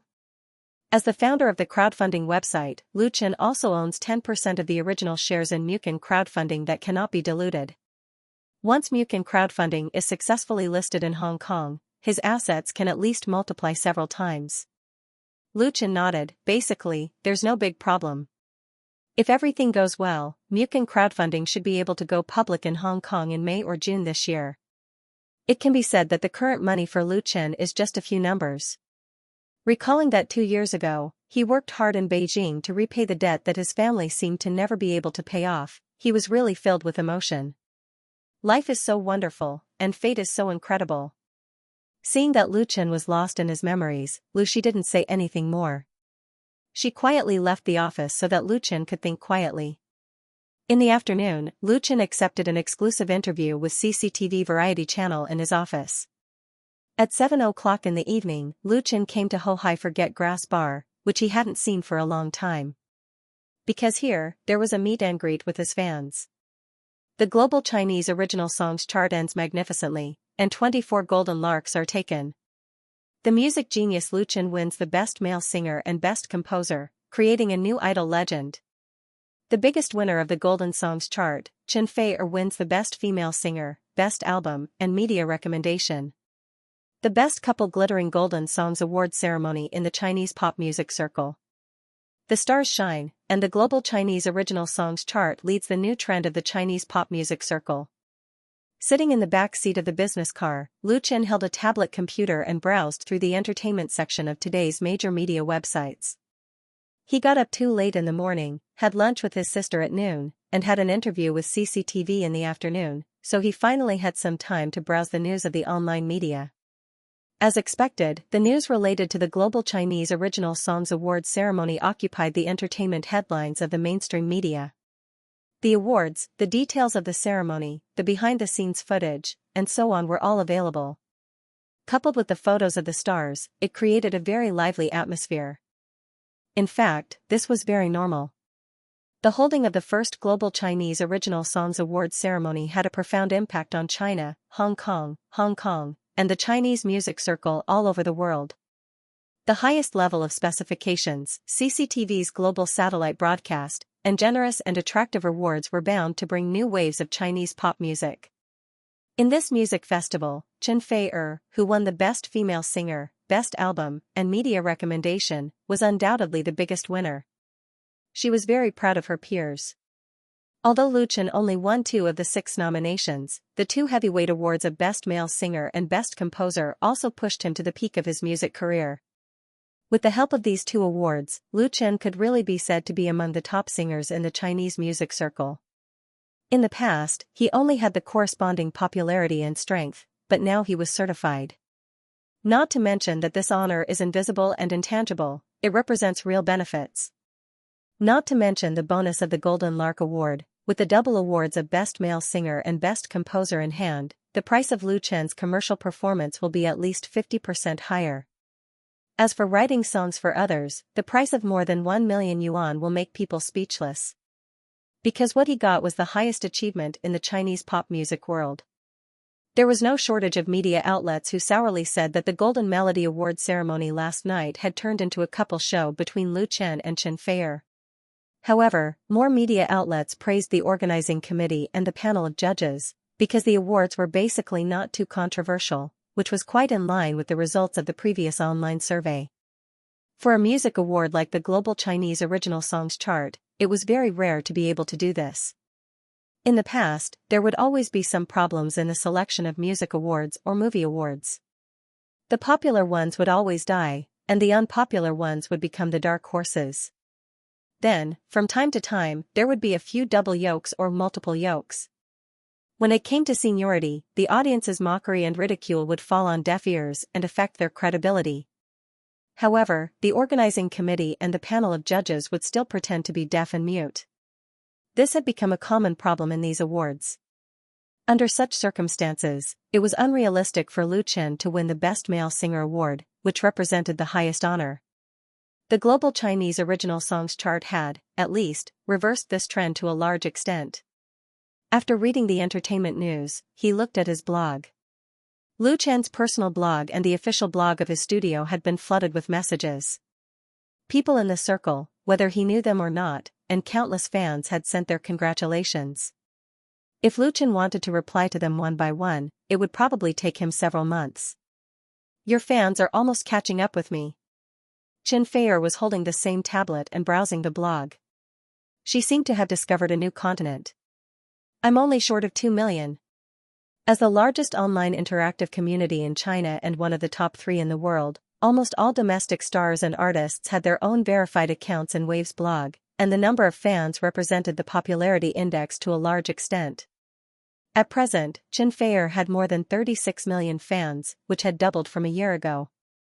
This was mainly due to the 2 TV series she starred in, Autumn in My Heart and Full of Romance, which had attracted a large number of fans for her. On the other hand, Lu Chen had more than 34 million fans. Although he was short of 2 million fans from his girlfriend, it should be noted that his blog had been opened more than a year ago, and the speed of the increase was terrifying.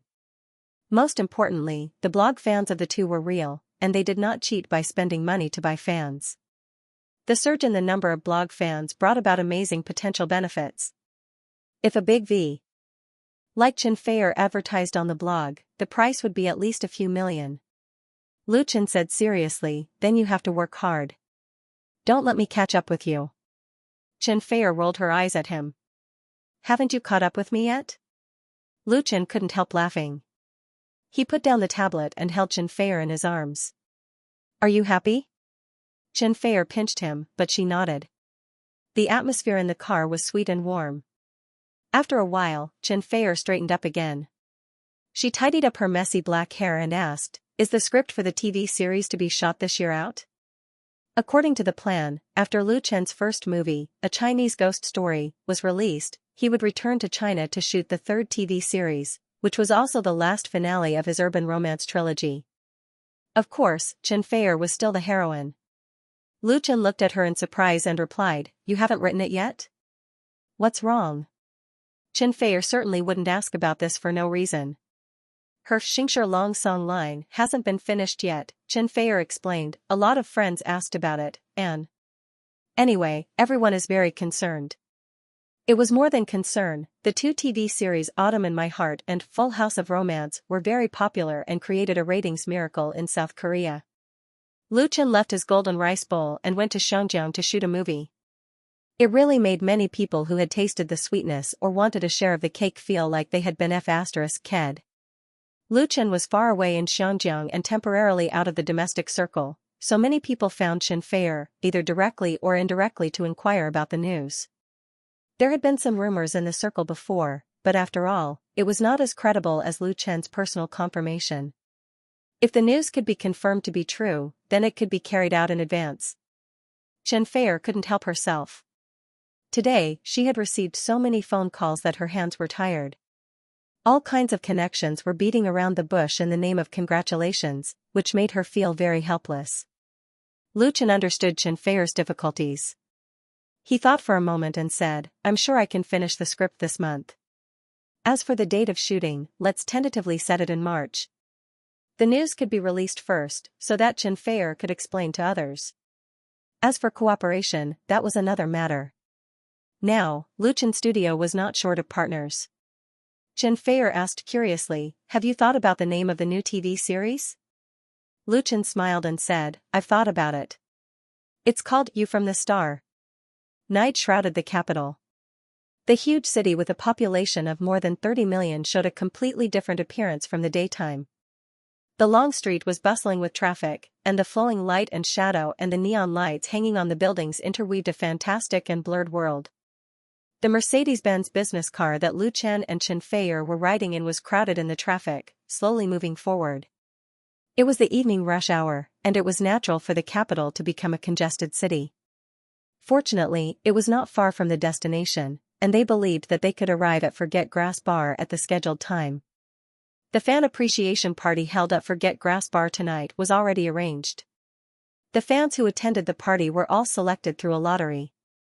Only fans who bought the hardcover, limited edition and commemorative package of The Ordinary Road can participate in the lottery.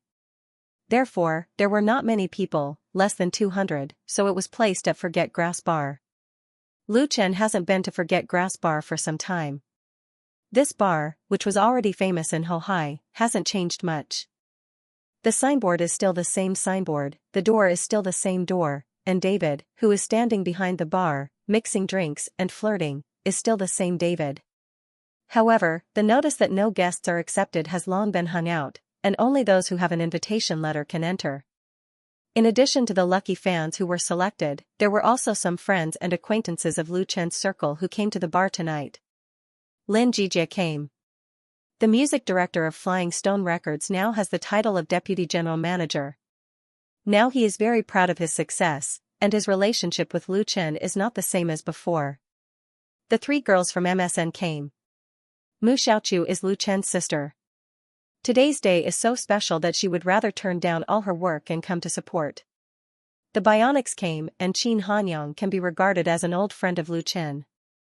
Sisterly came, but the Little Tiger group didn't come, because the latter is participating in the evening program of Shanghai TV station and can't come.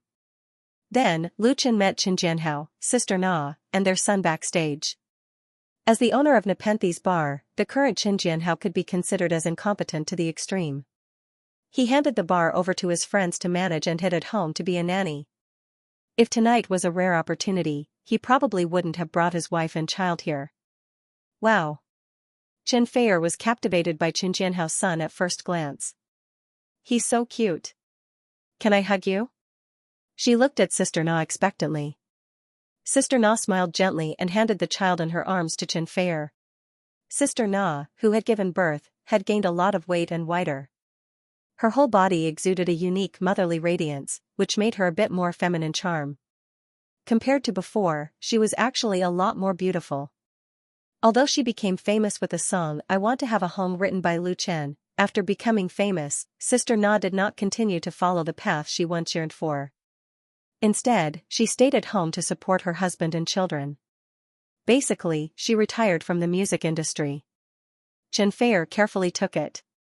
The little guy, who was only a few months old, was not afraid of strangers at all. He opened his big eyes and giggled, and then stretched out his chubby hand to greet Chen Feier, making Chen Feier smile. What's his name? Sister Na proudly replied, Chen Kong Ping, Healthy Kong, Safe Ping. He didn't ask for great wealth, only health and peace. Qin Jianhao's son was born in September last year. He was born with a weight of 8 pounds, a real fat son. Lu Chen wasn't in Beijing at the full moon, so he asked his sister to send a congratulatory gift. Speaking of which, this was the second time Lu Chen saw Qin Jianhao's son, and Chen Feier was the first time. Chen Feier liked the little guy very much. Qin Jianhao, who has become a father, has lost a lot of his character. Even the lines on his face have softened a lot.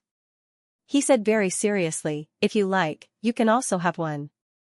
Lu Chen smiled and said, we are not in a hurry. Let's start as godparents first. Sister Na immediately agreed, okay, then let's set a date for the banquet. When she was pregnant, Lu Chen jokingly said that he wanted to be the child's godfather. Now it was like bringing up the past again. Sister Na was very happy. She has no intention of entering the entertainment industry again. In the future, she will basically stay at home to take care of the child or help Qin Jianhao manage the bar, but maybe their son will walk on this road in the future.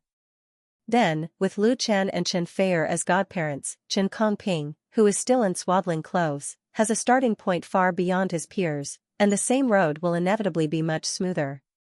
Even if he doesn't enter the entertainment industry, there are still many advantages and no disadvantages. Qin Jianhao said with a wry smile, why are you in such a hurry? Let's not talk about this first. It's about to start. Sister Na stared at her husband angrily. Qin Jianhao had to raise his hand and surrender. Okay, then set a date. Chen Feier smiled and teased Chen Kongping with her fingers. Call her godmother, call her godmother, ah. She suddenly let out a cry of surprise. Everyone was taken aback. What's wrong? Chen Feier was at a loss and said with a red face, he seems to have peed, and it's oozing out. Everyone was suddenly happy. Sister Na smiled and took the child back to change the diaper. Chen Feier found an opportunity to secretly say to Lu Chen, let's have another child in a few years. Lu Chen was dumbfounded. At 7 o'clock in the evening, Lu Chen's fan appreciation party officially began in Forget Grass Bar. All of the 188 fans who won the lucky prize were present.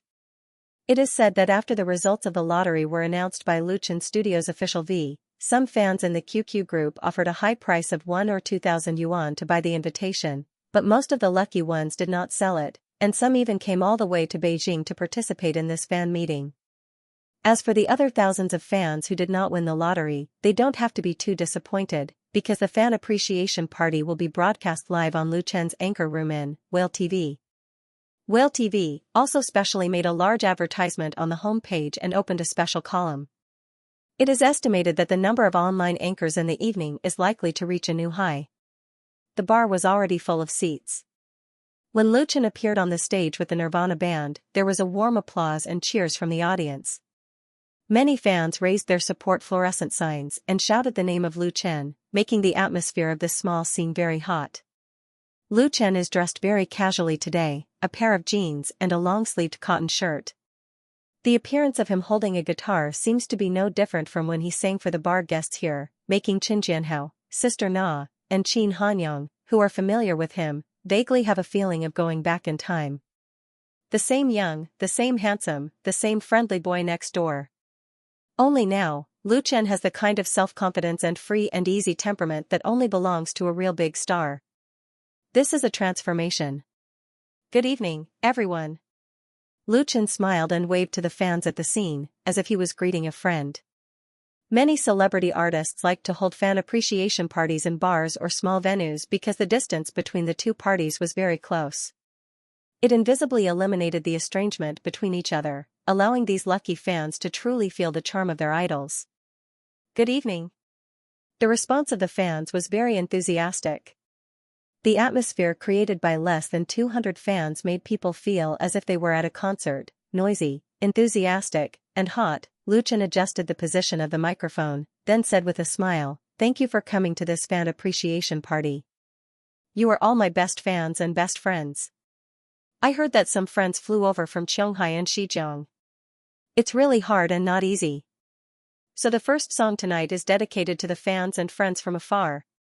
A song, The Ordinary Road, for everyone." Applause rang out, and pieces of support fluorescent signs were waved, reflecting the lights on the stage. Lu Chen held the guitar, he took a deep breath, and his expression became serious and solemn. His eyes looked forward, as if he was looking at the future through the void. Wandering, on the road, do you want to go, via via? Fragile, proud, that was once my appearance. Boiling, restless, where are you going, via via? Enigmatic, silent, story, are you really listening? I once crossed mountains and seas, and passed through a sea of people. Everything I once had, was scattered like smoke in the blink of an eye. I once lost, disappointed, and lost all direction, until I saw that ordinary is the only answer. As the title song of Lu Chen's second album, The Ordinary Road has long been a work that fans are familiar with. It is also one of Lu Chen's representative works. Hearing such a familiar melody, such a familiar voice, the fans at the scene quickly quieted down. They listened attentively and enjoyed the unique charm of the live show. At this moment, for those fans sitting in front of the computer or holding the tablet phone to watch the live broadcast of Whale TV, the feeling is very different. Especially those loyal fans who had been following Lu Chen and had witnessed his growth, they were all inexplicably touched. Time flew by. The past could not be repeated, but bits and pieces of memories remained in his heart. These beautiful, warm, and touching memories were reawakened by the song, The Ordinary Road. Tomorrow is already in Xianxia. The road where the wind blows is still far away. Where did your story end? After the song ended, the atmosphere in the venue froze for 3 seconds, and then there was an explosion of applause. Someone even whistled loudly. Thank you everyone. Lu Chen looked around with a smile on his face and bowed to express his gratitude. The applause became even more enthusiastic, and the sound of cheers and applause rose and fell one after another. The sound waves were about to overturn the roof of the bar. After a few minutes, the atmosphere at the scene finally returned to normal. Lu Chen said, "As you all know, last night I was lucky to win the Best Composition and Best Male Singer awards in the Global Chinese Original Songs chart. Although these two awards were chosen by the panel of judges, I think that without everyone's support and love, I definitely wouldn't have been able to win these two awards. Of course, I also wanted to make tonight's thank you party legitimate. Otherwise, if I didn't win, I could only change it to a fan meeting so that I could vent my bitterness." There was a burst of laughter in the bar, and then there was applause. Lu Chen continued, "The past year has been like a dream for me." He spoke softly and said some of his feelings and thoughts. He was not pretentious or pretentious. It was as if he was chatting with a friend, letting his fans see a more real side of him. Peeling off the halo of a star idol, Lu Chen was not much different from an ordinary big boy next door. He was kind, easygoing, and never treated his fans high and mighty. After chatting for a few minutes, Lu Chen said, "Thank you for listening to me patiently. There must be some friends who are scolding me for not singing yet. I want to listen to songs." Everyone immediately burst into laughter. In the anchor room of Whale TV, there were a lot of fans who sent barrage messages to listen to songs. Then these impatient guys were scolded by the big guys. Lu Chen expressed his understanding, "Then I will sing a song.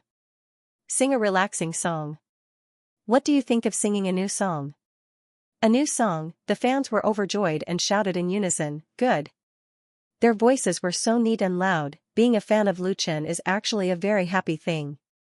Why do you say that? Because Lu Chen can always come up with one or several new songs from time to time, and these songs are all excellent and pleasant to listen to, which surprises his fans constantly.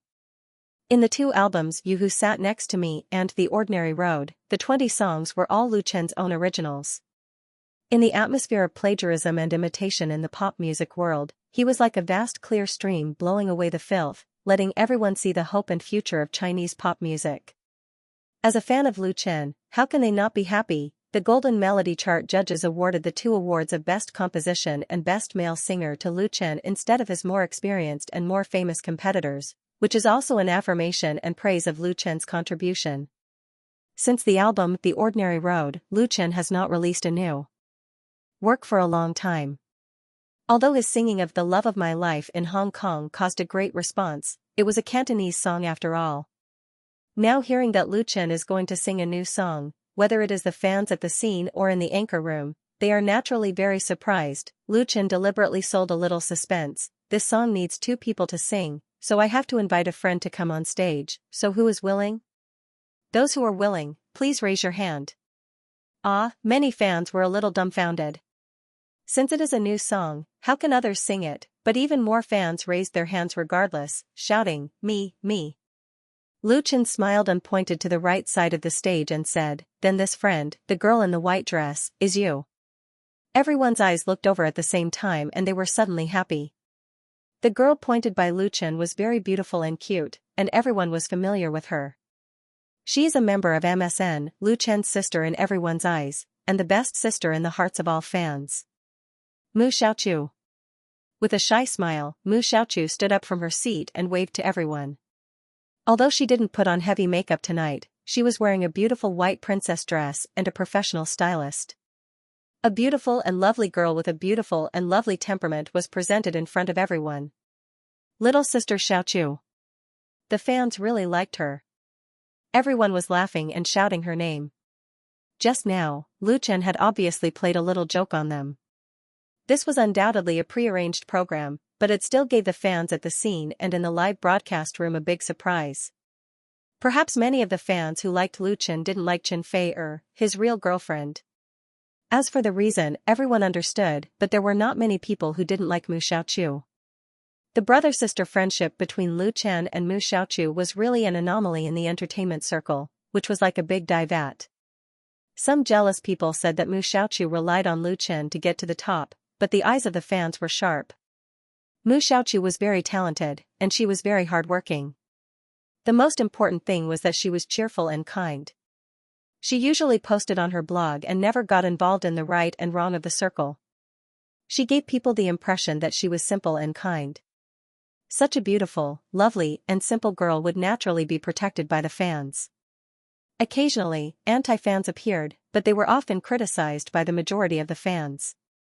In the cheers, Mu Xiaoqiu walked on the stage, took the microphone, and stood side by side with Lu Chen. Her face had a faint blush, showing a bit of joy and shyness. Lu Chen said, "This song will be sung by little sister Xiaoqiu and me." Everyone applauded. Needless to say, everyone clapped their hands hard, rendering the atmosphere lively. The prelude of the music sounded.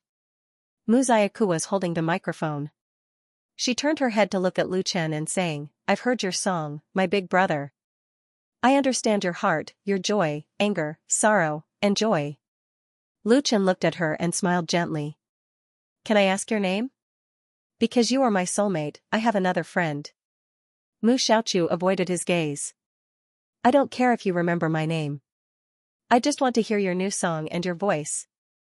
"Lu Chen, I sincerely thank you for your love and your sincerity. I will send this moment to you with music. May your voice always accompany me.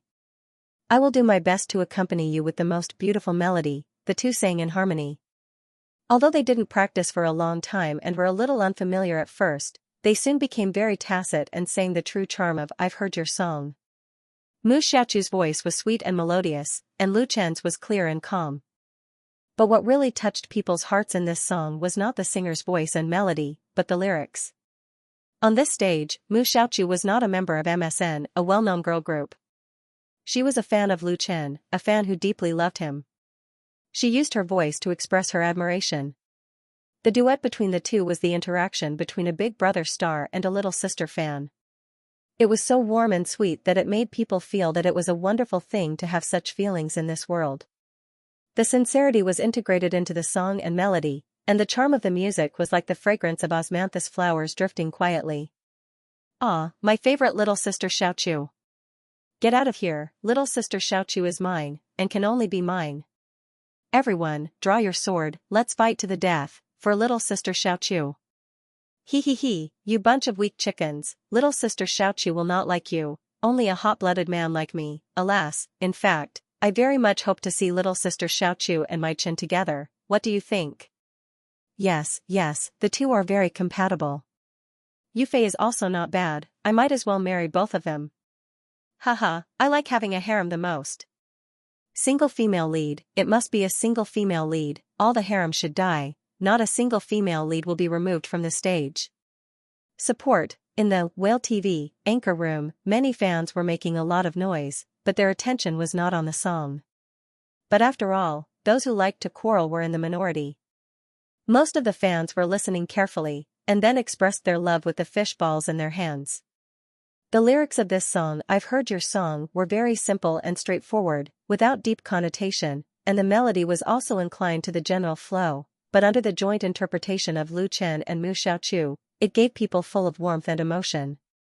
"I've heard your song, my big brother, I wish you all the best and happy every day.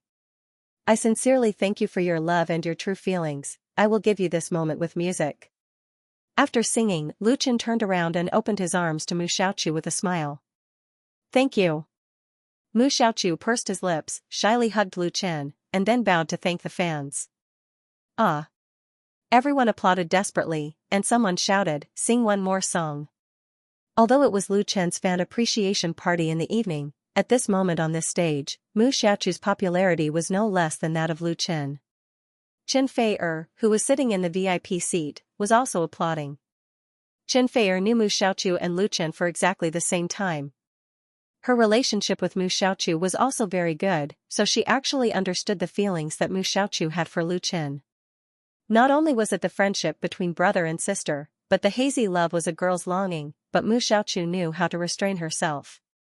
She was not like many girls who dared to love and hate, and dared to pour out her heart bluntly. Instead, she hid this love deep in her heart and had no intention of intervening in the relationship between Lu Chen and Chen Fei-er. To be honest, it was impossible for Chen Fei-er to say that she did not have a little bit of jealousy. Women in love were always selfish. They hoped that their lover would always belong to them and could not tolerate any covetousness from others. But for the simple and kind Mu Xiaoqiu, Chen Fei'er really did not have any jealousy. The most important thing was that she knew that Lu Chen only had feelings for Mu Xiaoqiu as a brother and sister. Maybe time would dilute everything. She believed that when Mu Xiaoqiu grew up and matured, she would naturally find true love. Chen Fei'er thought to herself and sent Mu Xiaoqiu off the stage with applause. Of course, Lu Chen was still on the stage. Tonight, he was the protagonist.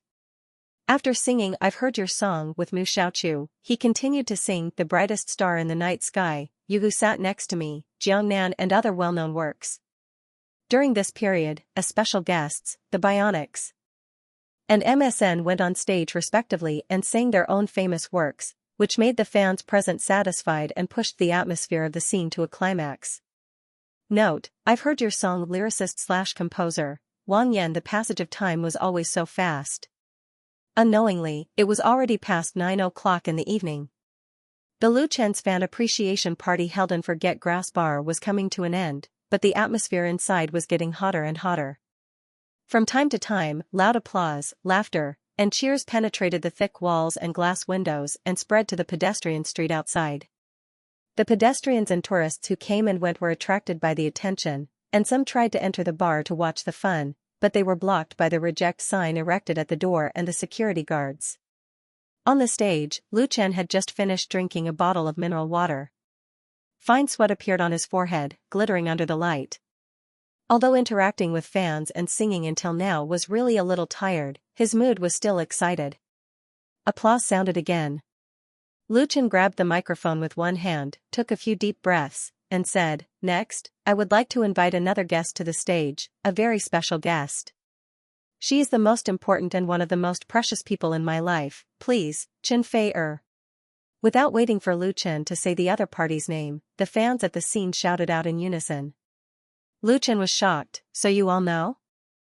Everyone cast a contemptuous look at Lu Chen, who deliberately pretended to be ignorant. Chen Fei'er had been sitting there all the time. Lu Chen surrendered. "Well, I was wrong, so now let's invite Miss Chen Fei'er." Yeah. The cheers were so loud. The fans who were lucky enough to attend the fan appreciation party tonight were really happy.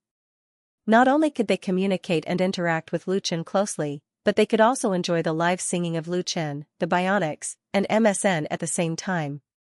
Now, it was Chen Fei'er. As the guests of the fan appreciation party, the Bionics and MSN undoubtedly had enough weight. Any one of them could be a surprise, but compared to Chen Fei'er, they were much worse. The meaning was different. Chen Fei'er was not only Lu Chen's girlfriend, but also the queen of pop music. More importantly, she won the title of Best Female Singer at the Golden Melody Awards ceremony last night. Lu Chen was the best male singer, and she was the best female singer. Together, they were invincible. Amidst the cheers, Chen Fei'er gracefully walked onto the stage. She smiled and said, "Thank you, everyone. I wonder if there are any of you here who are my fans." As soon as he finished speaking, arms were raised high into the air. "So many," Chen Fei'er smiled and said, "Is it really okay for you to do this? You are making Mr. Lu Chen lose face." Lu Chen made a helpless expression, and everyone burst into laughter. Chen Fei'er smiled and said, "Stop joking. The next song is also a new work by Mr. Lu Chen.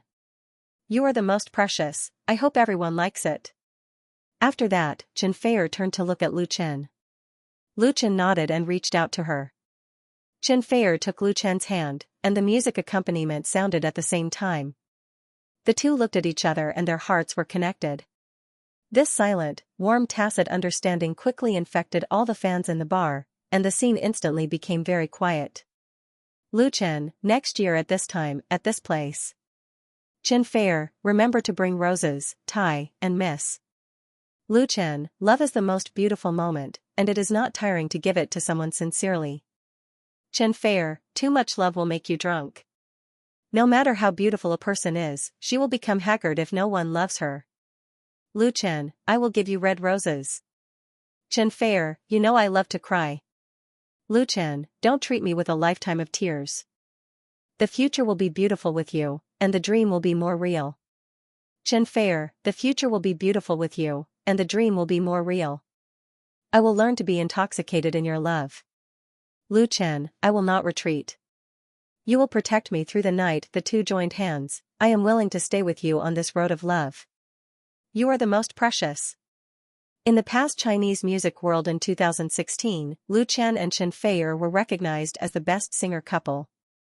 However, although both of them have released a hit album, there are only a handful of works sung by a man and a woman.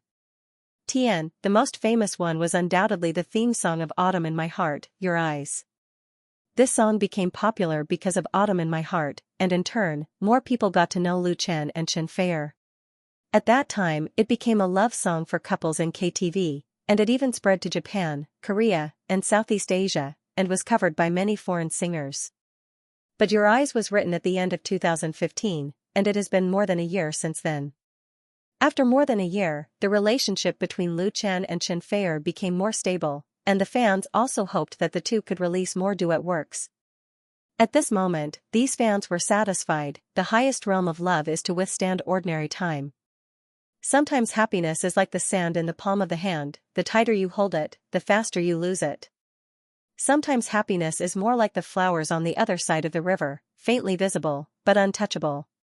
The love between Lu Chen and Xianxia was born because of fate. It was not a vigorous and passionate love, but it could withstand the erosion of time, like old wine, becoming more and more fragrant with the passage of time. Because in each other's hearts, they were the most precious existence, who ignited the heart of waiting in the dark night, who waited for the persistence of love in loneliness, and who let the yearning radiate the light of love in the morning and dusk. This song, You're the Most Precious, was written by Lu Chen for Xianxia, and it sang his unwavering faith in love. Only in this way could it be the most touching. In the Forget Grass bar, it was very quiet, and only the two's voices were intertwined and lingering in everyone's ears, touching the heartstrings, and feeling the sweetness and beauty of love. The same melody, the same lyrics, repeated over and over again, the suppressed feelings gradually accumulated until the climax came, like the waves of the sea hitting the dam of the heart, making a loud sound. I am willing to stay with you on this road of love, you're the most precious. When Xianxia and Lu Chen finished singing the last sentence, both of them saw the unchanging tenderness and firmness in each other's eyes, and their feelings were sublimated to a higher level at this moment. And this unspeakable tacit understanding deeply infected everyone present, including the fans, the guests, and friends. The bar was so quiet that even the sound of a pin dropping could be heard, and even the breathing had stopped. It was Lu Chen who broke the silence, holding Xianxia's hand tightly and said, You're the most precious. Thank you, everyone. The next moment, the applause broke out fiercely, pushing the atmosphere of the fan appreciation party to the climax in an instant. There were no cheers, no whistles, only the purest applause. In the corner, Mu Xiaochu secretly wiped the tears from the corners of his eyes, smiled and applauded. Note, You're the Most Precious lyricist, Lin Mingyang / composer, Ling Wei. When the song You're the Most Precious touched the whole audience, and also touched the thousands of fans in the live broadcast room. What the hell, it's another inhumane single abuse. I feel like I've been hit by 10,000 points of critical damage again. Single dogs have no human rights. Mai-chan is so romantic. If anyone writes a love song for me like this, I will definitely marry him. I silently took a bite of the steamed bun. I'd better go back to bachelor. Star. The earth is too dangerous. It's easy to show love. It's good. Sing another song. The fans' demand was so strong, so after singing You're the Most Precious, Xianxia and Lu Chen sang Your Eyes, which everyone was familiar with. Tian, Your Eyes. On the first day of 2017, the Lu Chen's fan appreciation party held at Forget Grass Bar in Beijing Hohai basically came to an end. Although the fans wanted to say more, but the good times were always too fast. Life is like a journey. Lu Chen picked up the guitar again, stood in front of the microphone and said, You never know what kind of scenery there will be along the way, whether you will encounter wind and rain or sunshine, but because you are accompanying me, I will never feel afraid, really. Thank you very much, everyone. Thank all my friends who support me. The last song Journey is for everyone. It was the last song, and everyone couldn't help but be disappointed. However, Lu Chen gave everyone another surprise at the end. Because this song was also a new song, the third original work tonight. Gusts of evening wind blow the pine trees, blowing the wind chimes is like the sound of nature. Standing in the silence of the city, let all the noise go away. Only the green mountains hide among the white clouds. Butterflies freely pass through the clear stream, watching the sunset bloom on the horizon, a flock of birds returning to the west. With a simple and pure guitar accompaniment, coupled with Lu Chen's wholehearted interpretation, this song journey instantly brought the fans at the scene into a wild world with clear clouds and beautiful mountains. His voice was warm and bright, lingering in everyone's ears, as if it had the power to penetrate the soul. It made people yearn for it. Who painted this world, drew me and you, let our world be colorful, who made us cry, another surprise for us. Let us love each other like this. We always have to say goodbye, gathering and parting, always on the long road. The lyrics, melody, and artistic conception of this song journey were highly harmonious and unified. It had a deep feeling of entering the world, as well as the freedom of being born into the world. It showed the composer's extraordinary musical thoughts and emotions. The pine trees, wind chimes, butterflies, and sunset glow in the lyrics were like colorful flowers that could be picked up at will, exuding a poetic fragrance. Listening to such a song was definitely enjoyable, and the fans were already enjoying it. The surging emotions in their hearts were quietly soothed, and they no longer had any regrets. Many of the fans who attended the thank you ceremony would return home after tonight. It was believed that with this song accompanying them on their journeys, they would not be lonely, nor would they be reluctant to part. Goodbye. At the entrance of Forget Grass Bar, Lu Chen personally sent off the last few fans. Since they were all girls, he specifically reminded them, rest early, be careful, and have a safe trip. One of the female fans took a few steps before reluctantly turning her head back. Suddenly, she turned around and threw herself at Lu Chen. Lu Chen reacted quickly and quickly held her up. Be careful. The other party was obviously too reluctant to leave. Tears were flowing down her face as she grabbed onto Lu Chen's arm and refused to let go. Fortunately, her companion was very sensible and coaxed her to take her away, saving Lu Chen a lot of trouble. Lin Jijia, who came out together with them, said teasingly, Lu Chen, your charm is getting bigger and bigger.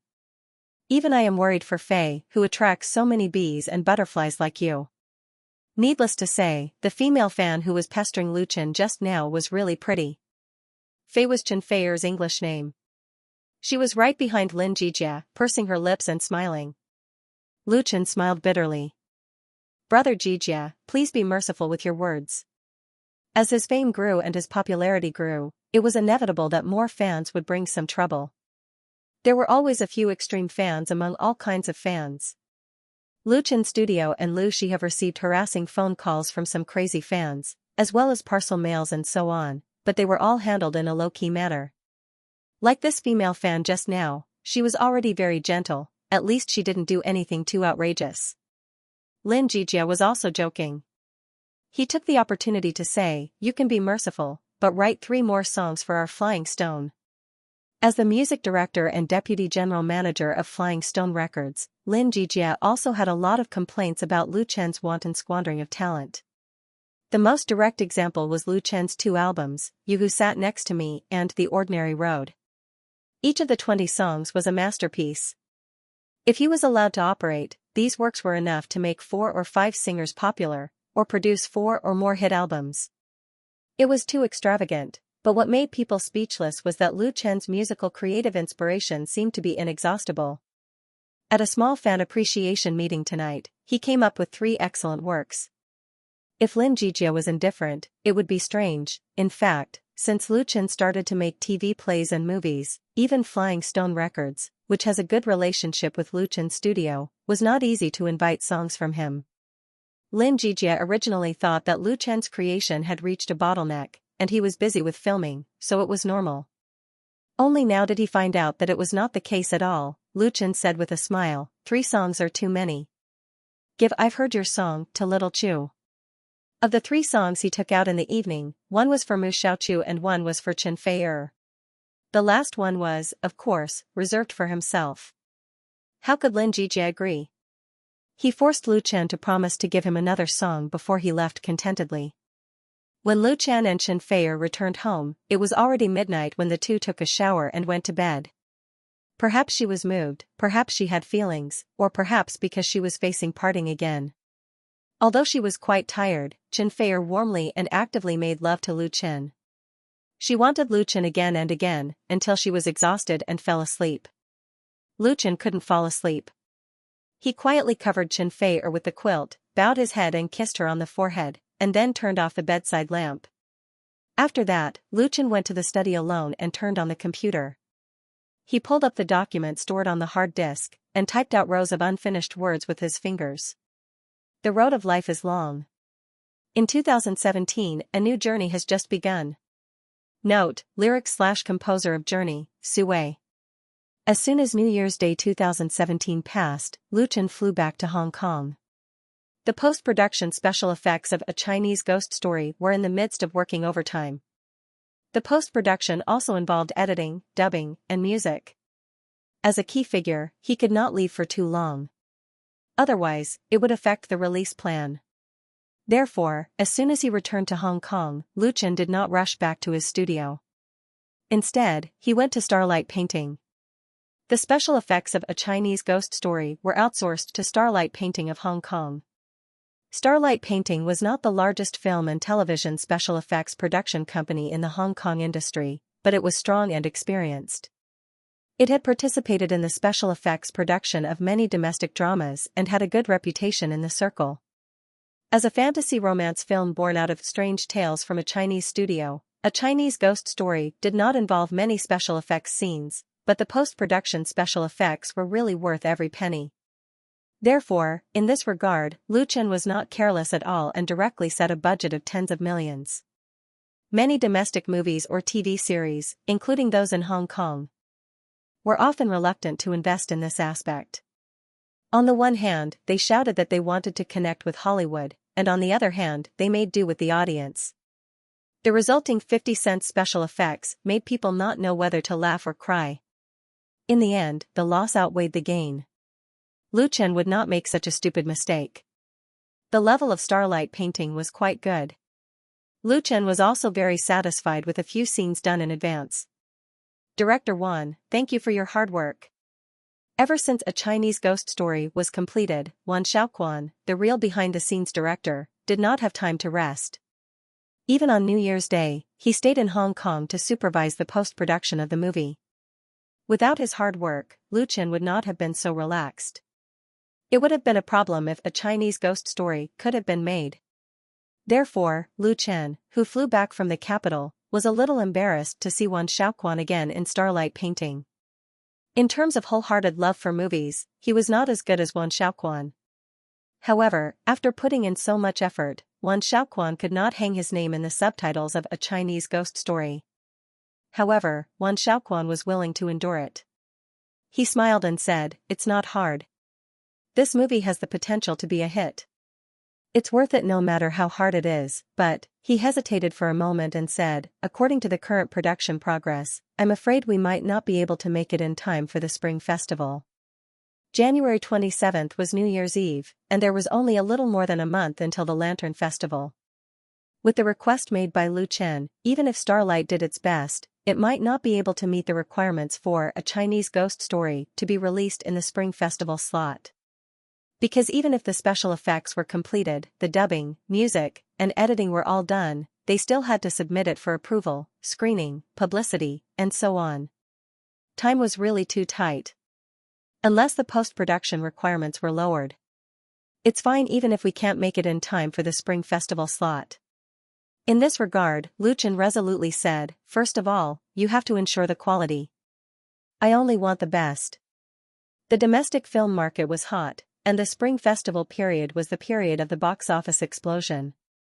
Originally, Lu Chen had planned to use Xianxia's new film support policy to benefit from the Spring Festival period. But he would never lower his expectations for the quality of the film because of this. In Lu Chen's dream world, the original version of A Chinese Ghost Story was undoubtedly a real classic. Now that he had moved this movie into reality, he could only do it better with all his heart so that he would not ruin the classic. Lu Chen would not forgive himself if he worked so hard at the beginning but did it carelessly in order to meet the schedule. His attitude made Wan Xiaoquan very pleased. Wan Xiaoquan had been in the industry for so many years and had made many movies. He had also encountered investors and producers who were eager for quick success and profits. In order to rush back the funds, they made all kinds of unreasonable requests. In Wan Xiaoquan's opinion, there were many bad movies in China, and these people had to bear a lot of responsibility. He had once worried that Lu Chen was young and impetuous, or that he was anxious to make money and would not pay attention to the post-production. Now it seemed that Wan Xiaoquan's worries were unnecessary. Only then would his work be valuable. Then there's no problem. After staying at Starlight Studio for the whole afternoon, it was not until evening that Lu Chen returned to the studio. It was past the time to get off work, and there was basically no one in the office, but the light in the secretary's office was still on. Li Zhen was sitting in front of the computer, busy working, and did not even notice the appearance of Lu Chen. Seeing this scene, Lu Chen, who had just come in, could not help but ask, "Zhen, you haven't gone back yet?" "Ah." Li Zhen was shocked. Seeing that it was Lu Chen, she breathed a big sigh of relief. She quickly got up and said, "Young Master Lu, you're back? I'm about to get off work." She knew that Lu Chen returned to Hong Kong today, and she also knew that Lu Chen went to Starlight Studio to supervise the work. She did not expect that he would come to the studio so late. "What can I do for you? Do you need my help?" Lu Chen said with a smile, "No, I'm here to get something and leave. I can send you back." "Thank you, young Master Lu." Li Zhen hurriedly tidied up the scattered documents on the table, as well as the invitations and business cards, and said, "I also have work to report to you." Lu Chen nodded and said, "Then let's talk in the car." Since the last time he defeated Hong Hua and defeated the local tyrant with a strong background, Lu Chen Film and Television Studio was really famous in the circle of Hong Kong, and more people knew about it. Lu Gongxing's appreciation of Lu Chen made his reputation even higher. After that, people came to the studio to seek cooperation in various ways, and people invited Lu Chen to dinner or to participate in programs. He had only left Hong Kong for a few days, but Li Zhen had a thick stack of invitations. Sitting in Lu Chen's car, she reported to Lu Chen as if she was familiar with her family's treasures. "Hong Kong Star Entertainment invites you to attend their company reception tomorrow night. This is the business card of the chairman of Baolu Group. He wants to ask you to meet, and this one was sent by Miss Xu Jing herself. She hopes you can attend the release conference of her new album. In addition, wait." Lu Chen suddenly interrupted her. "You mean Miss Xu Jing?" Yes." Li Zhen was stupefied, and immediately reacted. She took out the invitation letter and handed it to Lu Chen. Lu Chen took it and looked at it carefully. Xu Jing's album release conference was tomorrow night. Xu Jing was a celebrity in the circle that Lu Chen met when he first came to Hong Kong. She debuted very early and married into a rich family after becoming famous. Later, she divorced her husband and returned to the entertainment circle. Xu Jing was very enthusiastic about charity and had a lot of connections in the circle. She was friends with Chen Feier.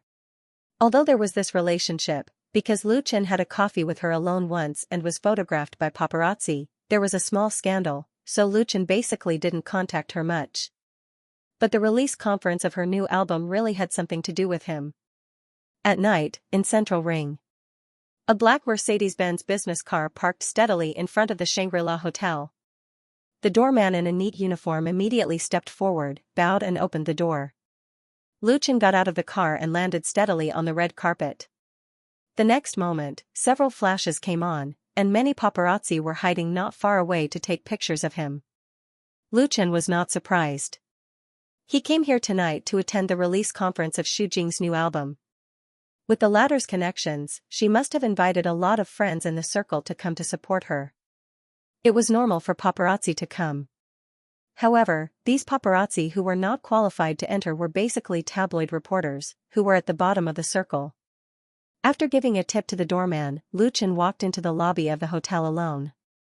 Xu Jing's press conference was held in the large conference hall on the third floor of the hotel. When Lu Chen arrived, there were already many guests inside, and the atmosphere was very lively. Interestingly, this magnificent conference hall had been rearranged and decorated. The background was full of blue sky, white clouds, beaches, coconut trees, boats. It was as if people had suddenly come to a tropical Island. Beautiful hotel waiters in Hawaiian skirts shuttled through the crowd with champagne and snacks. On the long T-shaped stage, a band was playing cheerful music, and there was laughter everywhere. Xu Jing, in a red dress, was waiting for guests at the door. Seeing Lu Chen appear, the former little queen of Hong Kong suddenly showed a charming smile. "Lu Chen, why are you so late?" Lu Chen said embarrassedly, "There was a traffic jam on the way." He took out the gift that he had prepared and presented it. "Sister Jing, I wish your album a hit." Xu Jing smiled and said, "Thank you. I believe that this album will be a success, because the theme song was written by you." Lu Chen smiled without saying anything. Because of their relationship with Chen Fei, Lu Chen wrote 2 songs for Xu Jing at her request, one of which was the title song of her new album. "Alone tonight?" Xu Jing handed the gift to her assistant and asked for 2 glasses of champagne from the waiter. She handed 1 glass to Lu Chen. She asked curiously, "Why didn't you bring an assistant?" Lu Chen said, "Zhen had something to do at home, so I didn't let her come, so she's alone now." Xu Jing pursed her lips and smiled, "You make it sound so pitiful. You're really a good boss. Do you want me to introduce you to a temporary female companion? I have a few girlfriends who admire you very much." Usually, male guests who attended such occasions would bring a female companion or assistant. Being alone would inevitably give others a feeling of being down and out or unsociable. Lu Chen didn't mind at all. He surrendered and said, "Sister Jing, please spare me." Xu Jing giggled. "All right, I won't play with you anymore. You can do whatever you want. I won't bother you anymore." Lu Chen clasped his hands and said, "Sister Jing is magnanimous." The more Xu Jing looked at Lu Chen, the more she liked him. He was young, handsome and talented. What was rare was that he was not arrogant. He was easygoing on the outside but square on the inside. He was definitely a rare figure among the new generation of idol artists. She didn't have any special thoughts about Lu Chen. She just felt that Chen Fei was really lucky to find such a boyfriend. Of course, Lu Chen was also very lucky. It was just that the lucky Lu Chen encountered trouble after entering the press conference. He was about to find a place to sit down with a glass of champagne in his hand. Suddenly, he was blocked by someone and almost collided with them. Lu Chen didn't know who the other party was. Out of politeness, he quickly apologized, "I'm sorry, are you Lu Chen?" However, the other party's response was not so polite. There was a trace of hostility in the arrogance. Lu Chen couldn't help but stare at him. The man who blocked his way was about 30 years old. He was not very tall. He was wearing a navy suit. His facial features were angular and quite handsome. He looked awe-inspiring and his eyes were sharp. He stared at Lu Chen like a hawk staring at its prey. "May I ask who you are?" Lu Chen was very unfamiliar with this person. He had no impression of this person at all. The arrogant man pulled his face, as if he didn't care to answer the question at all, or ridiculed Lu Chen's ignorance. It was the female companion who followed him who said in a sweet voice, "This is President Cui of Huaguan Pictures." Huaguan Pictures. Lu Chen suddenly remembered that the other party was Cui Xianxia, the head of Huaguan Pictures. Huaguan Pictures was one of the top 10 film companies in China. It was also a subsidiary of Huaguan Entertainment Group. Cui Xianxia, who served as the general manager, was a young and vigorous person in the mainland film and television industry. He was very famous in the circle. In the past 2 years, Huaguan Pictures had been attacking everywhere in China. They had poached many well-known actors and directors to join them. They had continuously shot many films and TV series, and they had been in the limelight. Now this ambitious film company had extended its tentacles to Xinjiang. It had cooperated with local entertainment companies in Xinjiang to shoot the ghost movie Painted Skin, intending to expand its business territory with the help of Xinjiang's film support policy. Cui Xianxia even personally stayed in Xinjiang to supervise the production of this co-production. Painted Skin happened to be the biggest competitor of A Chinese Ghost Story. Cui Xianxia regarded Lu Chen as a threat and used the Jiang family to make trouble for Lu Chen.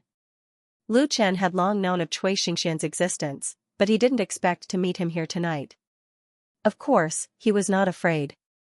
He said with a smile, "It turns out to be President Cui of Huaguan Pictures. I've heard a lot about you. now I finally meet you in person.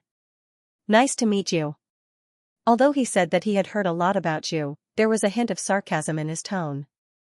What was he sarcastic about?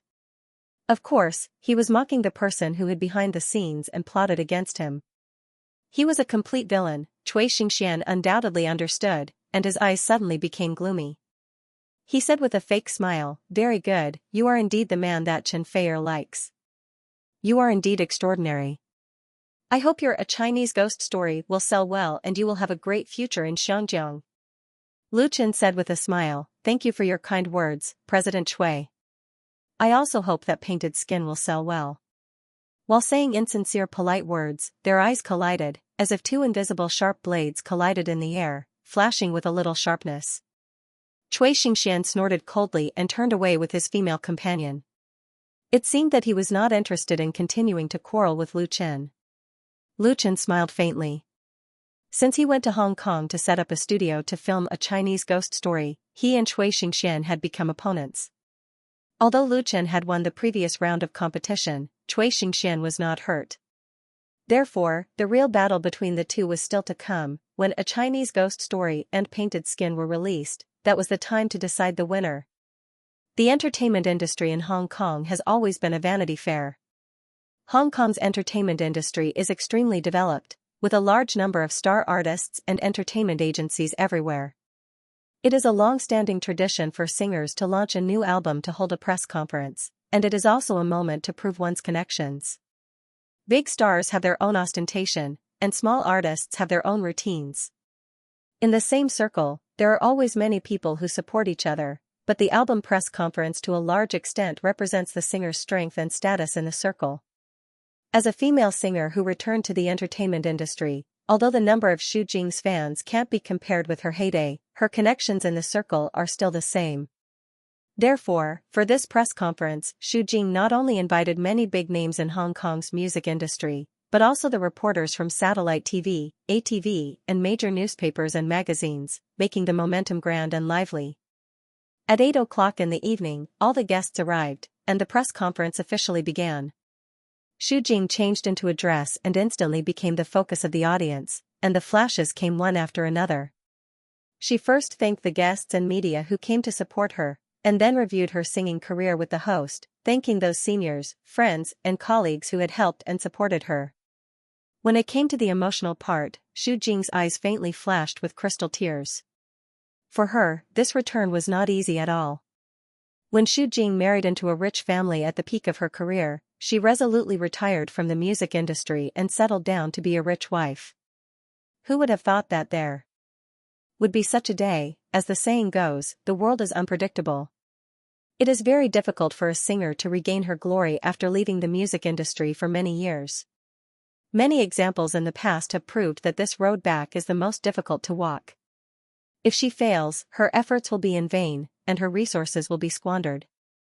Therefore, as strong as Xu Jing is, she is also very cautious about her debut album and has not released it.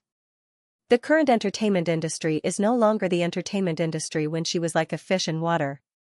There are many new people and idols, and the speed at which new artists are eliminated is unprecedentedly fast. The competition can be said to be extremely fierce. If Xu Jing does not make a comeback, she can continue to be a socialite in the upper class. As long as her luck is not too bad, she will definitely find a new happiness of her own. But if she chooses to return to the entertainment industry, she must face the ups and downs in the circle, and there will be no more comfortable days. Not everyone has the courage to start over. But Xu Jing is not a woman who is content with loneliness after all. I would like to thank a friend here. At this moment, Xu Jing, who was standing on the stage, said emotionally, "He created an excellent work for me. It's a blessing for me to encounter this song and sing this song." Her gaze landed on Lu Chen, and her eyes were filled with gratitude. "Now, please allow me to present the song to everyone. I hope everyone will like it." Applause and the accompaniment of the live band sounded at the same time. There were more than 100 or 200 guests attending the new album release conference tonight. Most of them were insiders, including many representatives of record companies and singers in the same industry. The name of Xu Jing's new album was called The Years Are Beautiful, and the title song was exactly what she was going to sing now. The song was called Summer Wind. Previously, Xu Jing had kept her new album under wraps. Except for a few related people, no one knew what her comeback work was or what style it was. In fact, there were not many people who cared about it. After all, she had been away from the music industry for a long time. But today, Xu Jing held a press conference with great fanfare and used all her contacts to invite guests and media to the scene. She arranged such a big show and had the momentum of cutting off all means of retreat. It was really not an exaggeration to say that she was cutting off all means of retreat. A has-been artist was worthless. Although Xu Jing was not an ordinary singer, one failure was enough to make her unable to lift her head in the industry. Now that she had made such a big deal, if the album did not sell well, it would become a joke. And Xu Jing seemed to be full of confidence, which inevitably aroused people's interest in her new album, especially the title song of the album, which was the focus of attention. Because the quality of the title song largely determined the future of the album. It was very common for a good song to make an album. Yeah. And the hall quickly quieted down, and Xu Jing began to sing on the stage. Her voice was still so sweet, mature with a hint of laziness, easily evoking the fantasies of people's hearts. The wind in July is lazy, even the clouds become hot, not long after, it is stuffy after a burst of clouds and rain, woo. Yeah, the temperature climbed to the unbearable. He simply closed his eyes. Let the imagination change at will. Scene, two people strolling together. My face is also gently pressed against your chest. Hear the heartbeat. Care that I am the same temperature as the weather. The beautiful and moving melody, the concise and charming lyrics were interpreted by Xu Jing in a unique style different from ordinary love songs. There was no whining and heart-wrenching cry, but a gentle and warm narration. I will always remember the wind in summer. Clearly say that you love me. I see your cool smile. There are also times when you are shy. The wind in summer is blowing warmly through the hair, through the ears. You in my summer, the wind said softly. Listening to this song Wind in Summer, people unconsciously felt as if they had come to a small island in midsummer, walking hand in hand with their loved ones on the white beach, bathing in the sea breeze and listening to the dialogue of love from the heart. A simple and not simple song that warms the mood. Some of the guests on the scene are experts. Their evaluation of a work may be very different from that of ordinary fans, but there is no doubt that their judgment of the market trend is better than that of ordinary people. The title song of Xu Jing's new album is different from the popular love songs that are currently flooding the music industry. It is not vulgar, not kitsch, and not pretentious. It can be said to be a unique and clean stream. Such a song will either be appreciated by a small number of people or become a big hit. There is no other possibility. In many people's view, the latter is more likely.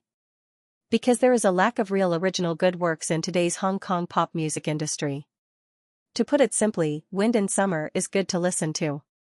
Whether it is the A section or the chorus, it has a refreshing feeling. It is a work that can really move people. What is thought-provoking is that Xu Jing sings in Mandarin instead of Cantonese, which is more conducive to its release in the mainland. Many people looked at Lu Chen. Because they all know very well who the friend Xu Jing thanked just now is. Note, Wind in Summer lyricist, Jay Cho/composer, Liang Hongbin. Hong Kong's pop music once had an extremely glorious period.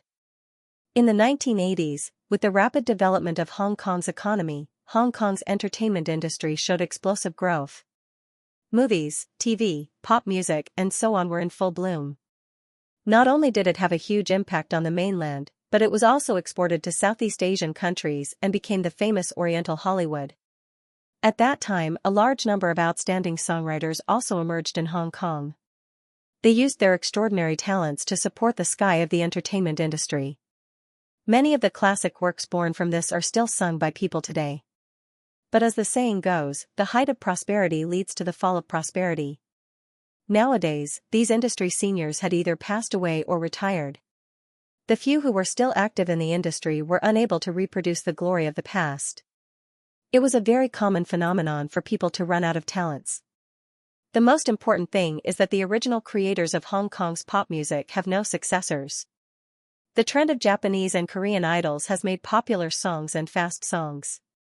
Hong Kong's pop music has once again embarked on the old road of covering, plagiarizing Japanese, Korean, European and American songs. The current situation of Hong Kong's music industry is very similar to that of the mainland. It has reached the point where it has to be changed. Compared with the mainland, which has a deep foundation, it is more difficult for Hong Kong's pop music to rise again. There is a gap in the excellent creators. It is precisely because of this that Lu Chen, who comes from the mainland, is so dazzling. Today, there are really few people in Hong Kong's entertainment industry who don't know Lu Chen. The song "The Love of My Life" shook Hong Kong, and the appreciation of superstar Lu Gangxing made him the focus of the media. Behind the fame, Lu Chen has a strong strength in music creation. The song "Summer Wind" he wrote for Xu Jing is undoubtedly an excellent proof. Xu Jing is going to be famous. Xu Jing used to be very popular. After she retired from the entertainment industry, she was not popular anymore. The road to comeback was originally more difficult than that of a newcomer, but now it seems to have become simple. Help from a benefactor. Many people in the circle know that Lu Chen has a nickname called Golden Hand. It is said that any singer created by him can easily become popular. In the past, many people scoffed at such a statement and were skeptical about the rumor that Lu Chen's one song was worth 1 million yuan. Now they really believe it. Not only do they believe it, but some people also think about whether to invite Lu Chen to sing a song. The price of 1 million yuan sounds scary, but if you think about it carefully, it is a cost-effective deal to become famous with one song. Xu Jing is so smart, she invited Lu Chen to sing a Mandarin song, which is the most accepted romantic song by the public. The new album is promising in the mainland market, and she can even use Lu Chen's name to hype it. Few of the guests present were fools, especially several female singers. Their eyes became hot when they looked at Lu Chen. If it weren't for politeness, they probably would have immediately struck up a conversation with Lu Chen. With the song "Summer Wind" as the opening, Xu Jing's "Good Times Are Good" album release was held very successfully. After the guests' congratulations, fan interaction, live lottery, and so on, it ended in a grand manner at 10 p.m. It was not the first time that Xu Jing invited Lu Chen alone. Last time, the scene of the two drinking coffee together was secretly photographed by the paparazzi, which resulted in a scandal. This is not the first time that Xu Jing has invited Lu Chen alone. The last time the two of them drank coffee together, they were secretly photographed by paparazzi, and as a result, a big scandal came out. Therefore, she was extra careful this time and specially booked a quiet seat where no one would disturb her. After the two sat down, Xu Jing's first sentence was to thank him. She thanked him very sincerely. After the two sat down, Xu Jing's first sentence was to thank him. She thanked him very seriously and sincerely. Xu Jing is very clear about the difficulty of her comeback. This new album is really important to her, so she has been very careful in choosing songs and has not decided yet. Because the songs she originally invited are of good quality, but if she wants to stand out in the current extremely competitive market environment, it is far from enough. At least there is no title song worthy of a heavy bet. Therefore, Xu Jing repeatedly postponed her comeback, and even put the focus of her work on her charity, which is actually a helpless move. She really can't afford to lose. Fortunately, God blessed her and sent Lu Chen to her. Lu Chen tailor-made 2 works for her album, and also determined the overall style and tone of the album, easily solving the biggest problem she faced. The most important thing is that these 2 songs are very good, which gives her great confidence. This is more important than anything else, Lu Chen said with a smile. Sister Jing, you have thanked me many times. In fact, you really don't have to be so polite. You paid. Because Chen Fei and Xu Jing are friends, Lu Chen offered a friendship price for the 2 songs tailored for Xu Jing, a total of 1.5 million. It is a lot cheaper, but compared to other songwriters, it is a top price. Xu Jing said, business is business, and friendship is friendship. I will not forget your help. Through Chen Fei, she is very clear about Lu Chen's current position in the domestic pop music world. There are many people who want to ask Lu Chen for songs, and there are many singers who can afford to pay millions of yuan. However, if you want to ask Lu Chen to do it, you can't do it with money. He is not short of money at all now. Friendship. Lu Chen said with a smile, Sister Jing, you also helped me and let me know a lot of people. Without Xu Jing's help, he would not have integrated into the local circle of Xianxia so quickly. At the press conference in the evening, Xu Jing introduced a lot of celebrities in the circle to him. Among them, there may be members of the Xianxia Film Support Policy Review Committee. Xu Jing said with a smile, "You received a lot of business cards tonight, right? I saw a group of girls around you just now." Lu Chen smiled bitterly. This is not his fault. Xu Jing said half jokingly and half seriously, "You have to be careful. The girls in Xianjiang are very enthusiastic, especially those in the circle. You have to control yourself." She said it a little implicitly, but Lu Chen could understand it completely. Now Lu Chen has become popular, and the purpose of these women in the circle surrounding him must not be simple. Some may just want to buy his songs, some may be people who like him, and some may use him to hype up. In the entertainment circle, it is very important to be careful with your words and actions, otherwise it is easy to fall. Xu Jing's reminder is undoubtedly out of good intentions. Lu Chen nodded and said, "I understand, Sister Jing, don't worry." Xu Jing smiled sweetly and said, "That's good." Lu Chen smiled, picked up the coffee on the table and took a sip.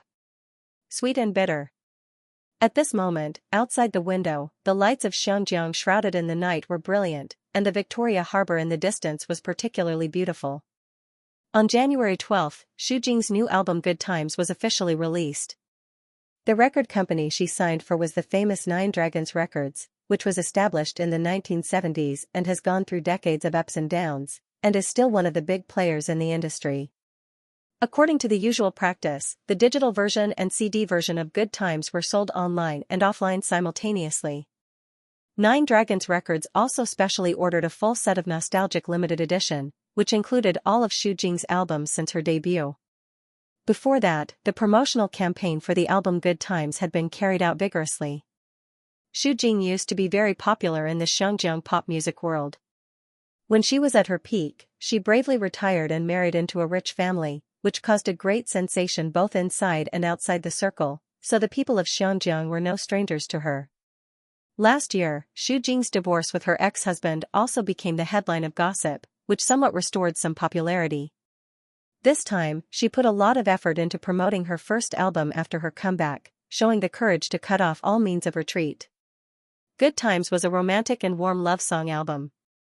Its title song Summer Wind was sung by Xu Jing, which was no weaker than in the past. It was like a refreshing sea breeze blowing into the Xianjiang pop music world, causing a huge response among a large number of fans. This catchy love song was loved by countless young people. In just 5 days, the number of downloads of the original album on the internet reached 120,000, and the sales of the CD and limited edition were also quite gratifying. Another song in the album, Courage, which was also written and composed by Lu Chen, together with Summer Wind, reached the top 2 of the pop music chart on Hong Kong Island radio. So far, Xu Jing's comeback could be said to be extremely successful, and it was only a matter of time before she returned to her former peak. For fans, they cared about Xu Jing herself, but people in the industry were more interested in Lu Chen. Because Xu Jing's success was inseparable from the support of Lu Chen, who single-handedly raised her to the clouds. For a time, people called or ran to Lu Chen's studio to seek cooperation, or invited songs. Many singers and artists even came out in person, just to ask Lu Chen to create a work for them. However, at this time, Lu Chen was basically not in the studio. He spent all his time on Starlight Reflections, working day and night with Wan Xiaoquan, dubbing and composing music, supervising the special effects, post-production, and editing. He wished he could split himself into 2 halves. Time flew, and in the blink of an eye, it was already the end of January. On January 25, December 28 of the lunar calendar, the staff of Lu Chen's Hong Kong studio finally met their boss. It would be the Spring Festival in a few days. The people of Xianjiang celebrating the Spring Festival was a very grand event. The local companies would usually start their holidays on the 26th and start work on the 8th day of the first lunar month. For the people of Xianjiang who were used to the fast-paced life and work, the Spring Festival was their longest holiday. Lu Chen's studio had a lot of work recently, so the holiday was postponed until the 28th. Chen Wenxiang had booked a banquet in the hotel and treated all the employees to the company's New Year's Eve dinner. Nowadays, Lu Chen's studio is no longer the original 2 or 3 kittens. With the unfolding of the shooting project of A Chinese Ghost Story, many employees have been recruited one after another. Now there are more than 20 people, sitting at 2 tables. Cheers! The wine glasses clinked together, and the private room was full of laughter. Most of the employees of Luchan Studio were young people. Young people meant vitality, so the year-end party was naturally lively. Boss, let me toast to you. Young Master Lu, let me toast to you. Boss, although the studio had spent money like water so far and did not have much income, everyone was full of hope for the future, because their boss was Lu Chen. The few new girls looked at Lu Chen with sparkling eyes. Lu Chen did not refuse the employees' toast in turn. Some time ago, when A Chinese Ghost Story was being filmed, they worked very hard without complaint, so they should be rewarded at the end of the year. The most direct way to reward them was a red packet. Everyone had one, and it was a thick and big one. Even Ma Rongzhen, who was not considered a member of Luchan Studio, was included. After Ma Rongzhen finished filming A Chinese Ghost Story, he was temporarily unemployed again. Although he was the male supporting role in this movie, before A Chinese Ghost Story was released, this old actor was still a salted fish. After receiving the red packet from Lu Chen, Ma Rongzhen was very touched. He was speechless. Everyone was satisfied with this New Year's Eve dinner. Uncle Quan, after the dinner, all the employees left. Lu Chen asked Wan Xiaoquan, "Are you really not going back?" After working together on A Chinese Ghost Story, the friendship between the two of them had deepened a lot. Wan Xiaoquan was serious and responsible in his work, and his professional ability was very strong. Without his direction, how could A Chinese Ghost Story be filmed on time so smoothly? The post-editing was inseparable from him. The framework of Luchan Studio was basically built by him. He was a real veteran. For such a helper, Luchan was naturally very concerned. Wan Xiaoquan was going to stay in Hong Kong for the new year. Hearing Luchan's question, a bitter smile appeared on his face. He shook his head and said, "There's no point in going back. It's better to stay here. There are still many friends here." Luchan was silent. Character determined fate. Wan Xiaoquan's character was destined to have a rough life experience. After that big change, he was alone. Otherwise, he would not have come to Hong Kong. For Wan Xiaoquan, his coming to Hong Kong was undoubtedly a turning point in his life.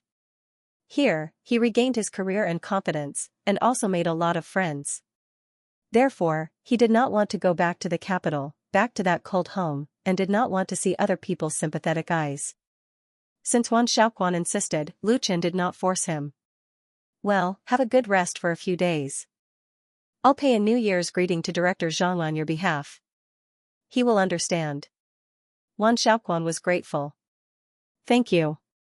Early the next morning, Luchan took the earliest flight back to the capital. Then he had the second New Year's Eve dinner in the studio. There were more people and it was more lively in the studio in the capital. In addition, the studio had made a lot of profits last year, so Lu Shi gave all the employees a big red envelope. The gifts used for the lucky draw were also valuable. On January 27th, Lu Chen and Lu Shi returned to their hometown in Binhai. And Chen Feier had arrived in advance. A family reunion is a lively and happy New Year's. On January 27th, New Year's Eve, it was time to make a fortune, open the market, and move. 3:00 in the afternoon, Xingwang Temple. The Xingwang Temple was located in the center of the old city area of Binhai City. It was undoubtedly one of the few well-preserved historical sites in this new coastal city, and it was also a bustling place. Especially during the New Year, the temple fair here was the busiest. People from all the major towns and villages flocked to the temple fair. The shops along the street opened their doors to do business, and the street stalls were set up several miles away, selling many things that had disappeared in modern big cities to passers-by and tourists. According to past practices, the temple fair would start on December 25th and end on the Lantern Festival in the first lunar month. Many residents of Binhai City would often go to the fair with their whole families to buy things such as New Year's paintings, couplets, lanterns, firecrackers, and so on. Modern society was changing too fast, and only these things could retain some of the real flavor of the new year. Many smart citizens would often choose to go to the fair on the afternoon of New Year's Eve, Because at that time, merchants and stall owners were usually willing to sell their goods at a low price in order to recoup their capital. For those stall owners who were eager to get rid of their goods and go home for the new year, a couplet that usually cost 10 or 20 yuan might be thrown away for 5 or 6 yuan. Exquisite handmade traditional pouches could be bought at a 50% discount. Xianxia took Lu Chen's hand and squeezed in and out of the crowd. Her other hand was carrying 4 or 5 such embroidered pouches. She was beaming like a mouse that had fallen into a rice jar, and her heart was full of happiness and joy. Lu Chen was carrying more things in his hand, such as New Year's paintings, paper cuts, local pastries, maltos, and so on. He filled a big bag with all kinds of things. This morning, he and Lu Shi took the earliest high-speed train back to Binhai from Jing City. Xianxia went directly to Binhai after attending a commercial performance in Binhai yesterday. She rushed to live in a villa in Jingsheng district before Lu Chen arrived. The two had already agreed to spend the new year at Lu Chen's house. Because Xianxia wanted to see the special features of Binhai during the new year, Lu Chen brought her to the town god's temple. The weather was very cold, and both of them were wearing thick down jackets. Xianxia was even wearing a scarf and a hat. Other than their height being a little conspicuous, they were not much different from an ordinary couple. They were not recognized in the crowd. Therefore, none of the passers-by could have imagined that this bouncing girl, who was interested in everything, wanted to buy everything, and haggled over the price of everything, was actually the hottest heavenly queen in the pop music industry. Such a fun place. Xianxia pinched the lute he had just obtained and complained to Lu Chen, "You should have told me earlier. I wouldn't have been able to finish this in one afternoon. I could have come here with Lu Shui yesterday." Lu Chen didn't know whether to laugh or cry. "How would I know? Don't you have such a market in your hometown?" Xianxia's expression suddenly became gloomy. Lu Chen immediately realized that he had said the wrong thing, so he quickly changed the topic and said, "It doesn't matter. The market reopens on the second day of the new year until the end of the Lantern Festival. Especially on the day of the Lantern Festival, it is the most lively and fun." He held his girlfriend's hand tightly. "If you like, we can stay until the Lantern Festival before leaving." Originally, Lu Chen planned to go to Hong Kong on the 4th or 5th day of the new year. The post-production of A Chinese Ghost Story was in the sprint stage, but it was interrupted by the new year, so he needed to be there. But compared to Xianxia, it was nothing at all. It didn't matter at all to delay it for a few days. Feeling Lu Chen's sincere intention, Xianxia's face bloomed with a charming smile again. She tiptoed and kissed Lu Chen on the face, then pointed to the front and said, "Let's go over there and have a look." Lu Chen nodded, and their figures quickly disappeared into the bustling crowd. It was not until it was dark that the two returned home with big and small bags. "Mom." Lu Chen put the things on the sofa in the living room and shouted to the kitchen, "Fair and I are back." Fang Yan poked her head out of the kitchen and said with a smile, "Sit down and watch TV for a while. The New Year's Eve dinner will be ready soon." There were already 5 or 6 delicious dishes on the dining table in the small dining room, exuding a tempting fragrance. Xianxia took off her scarf and walked to the kitchen. "Auntie, let me help you." Fang Yan had already treated her as her daughter-in-law, not a guest, so she did not refuse but agreed with a smile. Sitting on the soft and comfortable sofa, looking at the busy figures of his mother and girlfriend through the glass door of the kitchen, Lu Chen's heart was full of joy and happiness. "Brother." Unfortunately, he was only at ease for a moment when Lu Shui and Lu Shi also returned home with big and small bags. Seeing Lu Chen, Lu Shui directly pounced on him like a tiger and hugged him like an octopus, as if the two had been separated for a long time. "Where's my red envelope and my lucky money?" The younger sister was still studying, and the older brother had already made money, so it was natural for the younger sister to ask the older brother for a red packet. However, someone couldn't stand it and slapped her little butt. "Get down. You're a big girl, but you're still clinging to people. Look at yourself." Lu Shui pouted her mouth in grievance, but still climbed down from Lu Chen.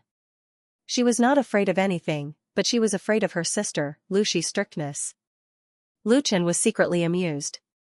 He took out a red packet from his coat pocket and handed it to Lu Shui. "Here.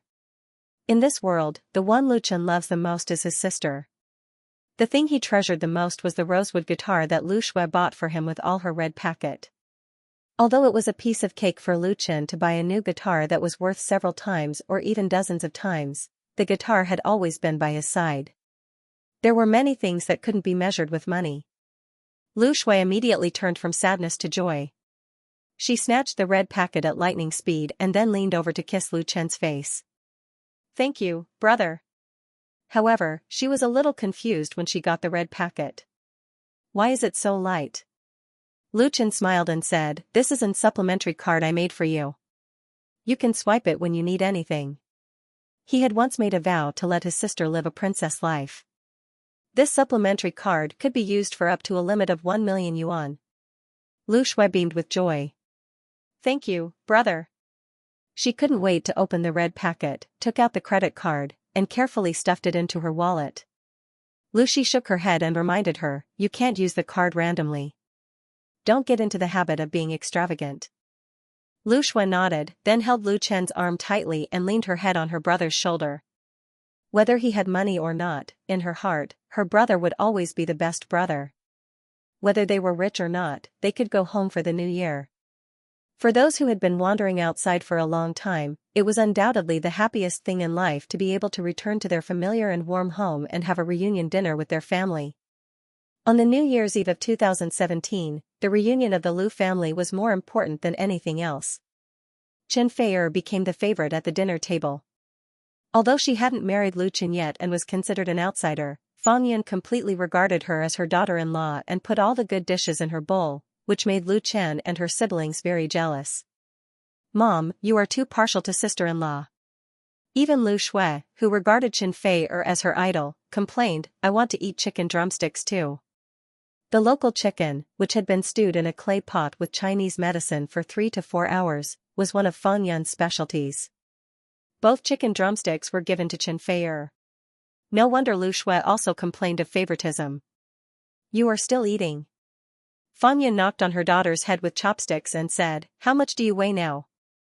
Your sister-in-law has lost a lot of weight because of hard work." In order to shoot the long drama Xianxia Long Song, Chen Fei'er followed the crew all over the country. It was very hard for her to shoot. Compared with the last time she came to the Lu family, she really lost a lot of weight. Fang Yan saw it and naturally felt sorry for her daughter-in-law. Fang Yan was very satisfied with Chen Fei'er as her future daughter-in-law. It wasn't because Chen Fei'er was a big star or anything, but because she was sensible and virtuous, which made people feel at ease. Being older was actually an advantage. She didn't need Lu Chen to make do with her. Therefore, although they didn't spend much time together, Fang Yan unconsciously approved of Chen Fei'er and also favored her. Lu Shui covered her head and was speechless. She had gained at least 3 kilograms during the winter vacation. Chen Fei'er blushed and quickly put a chicken drumstick into Lu Shui's bowl. "One is enough for me. Actually, Xiaoxue is fine. She can eat more." Lu Shui beamed with joy. "Thank you, sister-in-law." If it had been someone else, she would definitely not have wanted it since she was traumatized by her mother's words. Fang Yan glared at her and said nothing more. This New Year's Eve dinner was very warm, but for Chen Fei'er, the only difficulty was that there were too many dishes for her. In the end, Lu Chen couldn't stand it anymore and helped her out, resulting in a few complaints from his mother. The Spring Festival Gala of CCTV had been held for decades. As a variety show with the highest ratings in China, watching the Spring Festival Gala had long been one of the new customs of Chinese people. Although the ratings of the Spring Festival Gala were declining, on New Year's Eve, its position in the ratings was unshakable and firmly occupied the screen of the Chinese people. Although the ratings of the Spring Festival Gala were declining, on New Year's Eve, its position in the ratings was unshakable and firmly occupied the Chinese screen. Lu Shui asked Chen Fei'er curiously, "Sister-in-law, why didn't you be invited to the Spring Festival Gala?" In the domestic pop music world in 2016, Chen Fei'er could be said to be very popular. The album Woman Flower made her complete a successful transformation and climb to a new peak. No female singer could compare with her. Therefore, it was normal for Chen Fei'er to be on the Spring Festival Gala. It was a bit strange that she was not selected. Chen Fei'er said with a smile, "You can't go to the Spring Festival Gala just because you want to. I've been there twice, so it's normal that I didn't go this time. It was true that not everyone could go on the Spring Festival Gala just because they wanted to, no matter how famous they were. The selection of the Spring Festival Gala depended not only on the quality of the program, but also on connections and other unknown factors. For example, the language programs that had been ridiculed by the audience in recent years, whether it was crosstalk or skit, gave people the feeling that they were getting worse year by year. Were all the creators really exhausted? The truth was not so. The water was very deep, and it would take days and nights to finish talking about it. Xianxia was one of the few people who knew the inside story. In fact, when selecting the programs for this Spring Festival Gala, there were rumors that she was invited to participate, but she chose to give it up. Because for the current Xianxia, the fame and fortune brought by being on the Spring Festival Gala were far less happy than having a New Year's Eve dinner here. Another reason was that Lu Chen was not invited. Of course, she would not tell anyone about these reasons, including Lu Chen. Lu Shui did not understand. She only said regretfully, "What a pity." Was it a pity? Xianxia looked at Lu Chen sitting next to her with a smile. She did not feel that it was a pity at all. The Spring Festival Gala was broadcast for a long time, and the Lu family did not watch it too late. When it was just past 11 o'clock, they dispersed to rest. Lu Chen and Xianxia also went back to their rooms. It was close to midnight, the time when the fireworks were bright. Neither of them was sleepy, so they sat on the chairs on the balcony together and enjoyed the gorgeous blooming flowers in the distant night sky. According to the local custom of Benhai, firecrackers and fireworks on New Year's Eve should be set off until the next morning. The richer the family was, the more fireworks they set off. The more fireworks they set off, the more money they would make in the coming year. Of course, not everyone followed this custom. For example, in the Jingsheng district where the Lu family lived, many local rich people gathered, but no one had been seen harassing their neighbors openly. However, the fireworks on this year's New Year's Eve were particularly brilliant and beautiful in the clear night sky. Xianxia curled up in Lu Chen's arms, looked up at the night sky, and murmured softly, "I'm 1 year older." She was a little sad and a little disappointed. Time passed quickly. Another year passed in the blink of an eye. As a woman, she was very sensitive. Lu Chen said in a low voice, "Are you afraid that you can't get married when you are old?" "It doesn't matter. I'll marry you." Xianxia could not help but burst into laughter. She rolled her eyes at him coquettishly and said, "I won't marry you." Lu Chen chuckled and lowered his head to kiss her slightly cold red lips. After a series of entanglement and sucking, Xianxia's pretty face turned red and she was almost out of breath. Lu Chen let go of her and asked with a smile, "You still won't marry me?" Xianxia's charming eyes were like silk, but she shook her head hard and said, "No." "All right." Lu Chen finally couldn't help but say, "You forced me to do this." He suddenly stood up, and at the same time, he also picked up Xianxia, turned around, and strode back to the room. In Xianxia's suppressed scream, the big bed sank heavily. The room was suddenly full of spring. On the first day of the new year, because the firecrackers outside were very noisy, the two got up very early. As usual, after breakfast, Fang Yan took the family to Chang'an Temple to burn incense and worship the Buddha. Then it was time to visit relatives for the new year. On the 5th day of the new year, Lu Chen and Xianxia flew to Hong Kong together, and did not stay in Benhai until the Lantern Festival. A new year had begun, and so did their careers. February 1st, the 5th day of the first lunar month. That night, a photo taken at the Hong Kong International Airport appeared on the online entertainment section of the Hong Kong Express, and then was reprinted by many media. The main characters of this photo were Lu Chen and Xianxia, holding hands as they walked through the passenger passage. Xianxia was one of the few mainland singers who were familiar with the people of Hong Kong. Of course, her popularity could not be compared with the big stars in the Hong Kong entertainment circle, but with the 3 awards of the Global Chinese Original Songs chart, she had become a household name in Hong Kong. The award ceremony of the Global Chinese Original Songs chart was broadcast live by Hong Kong TV. Because Lu Gangxing and many other Hong Kong superstars participated, the audience rating at that time was as high as 38.75%, and also let more people in Hong Kong know the queen of the mainland pop music industry. At the same time, Lu Chen also benefited. Not only that, on January 29th, which was the second day of the first lunar month, Hong Kong TV broadcast Autumn in My Heart, starring Lu Chen and Chen Fei-er at the prime time of 8 o'clock in the evening, which caused a round of ratings frenzy. Autumn in My Heart was filmed a year ago, and it was broadcast in the mainland and South Korea respectively, and achieved amazing ratings. Later, it was introduced by Taiwan and many Southeast Asian countries, and the response was fierce. At that time, many cable TV stations in Hong Kong wanted to buy the broadcasting rights of this TV series, but Lu Chen's studio refused all of them based on the consideration of ratings. The broadcasting rights of this TV series in Hong Kong could only be sold to Hong Kong TV or ATV. Both Hong Kong TV and ATV expressed interest, but there were differences on the specific terms, so they dragged it until the end of last year to negotiate a contract with Hong Kong TV. After Hong Kong TV got the rights, they redubbed it, so the Cantonese version of Autumn in My Heart was not officially broadcast until this year.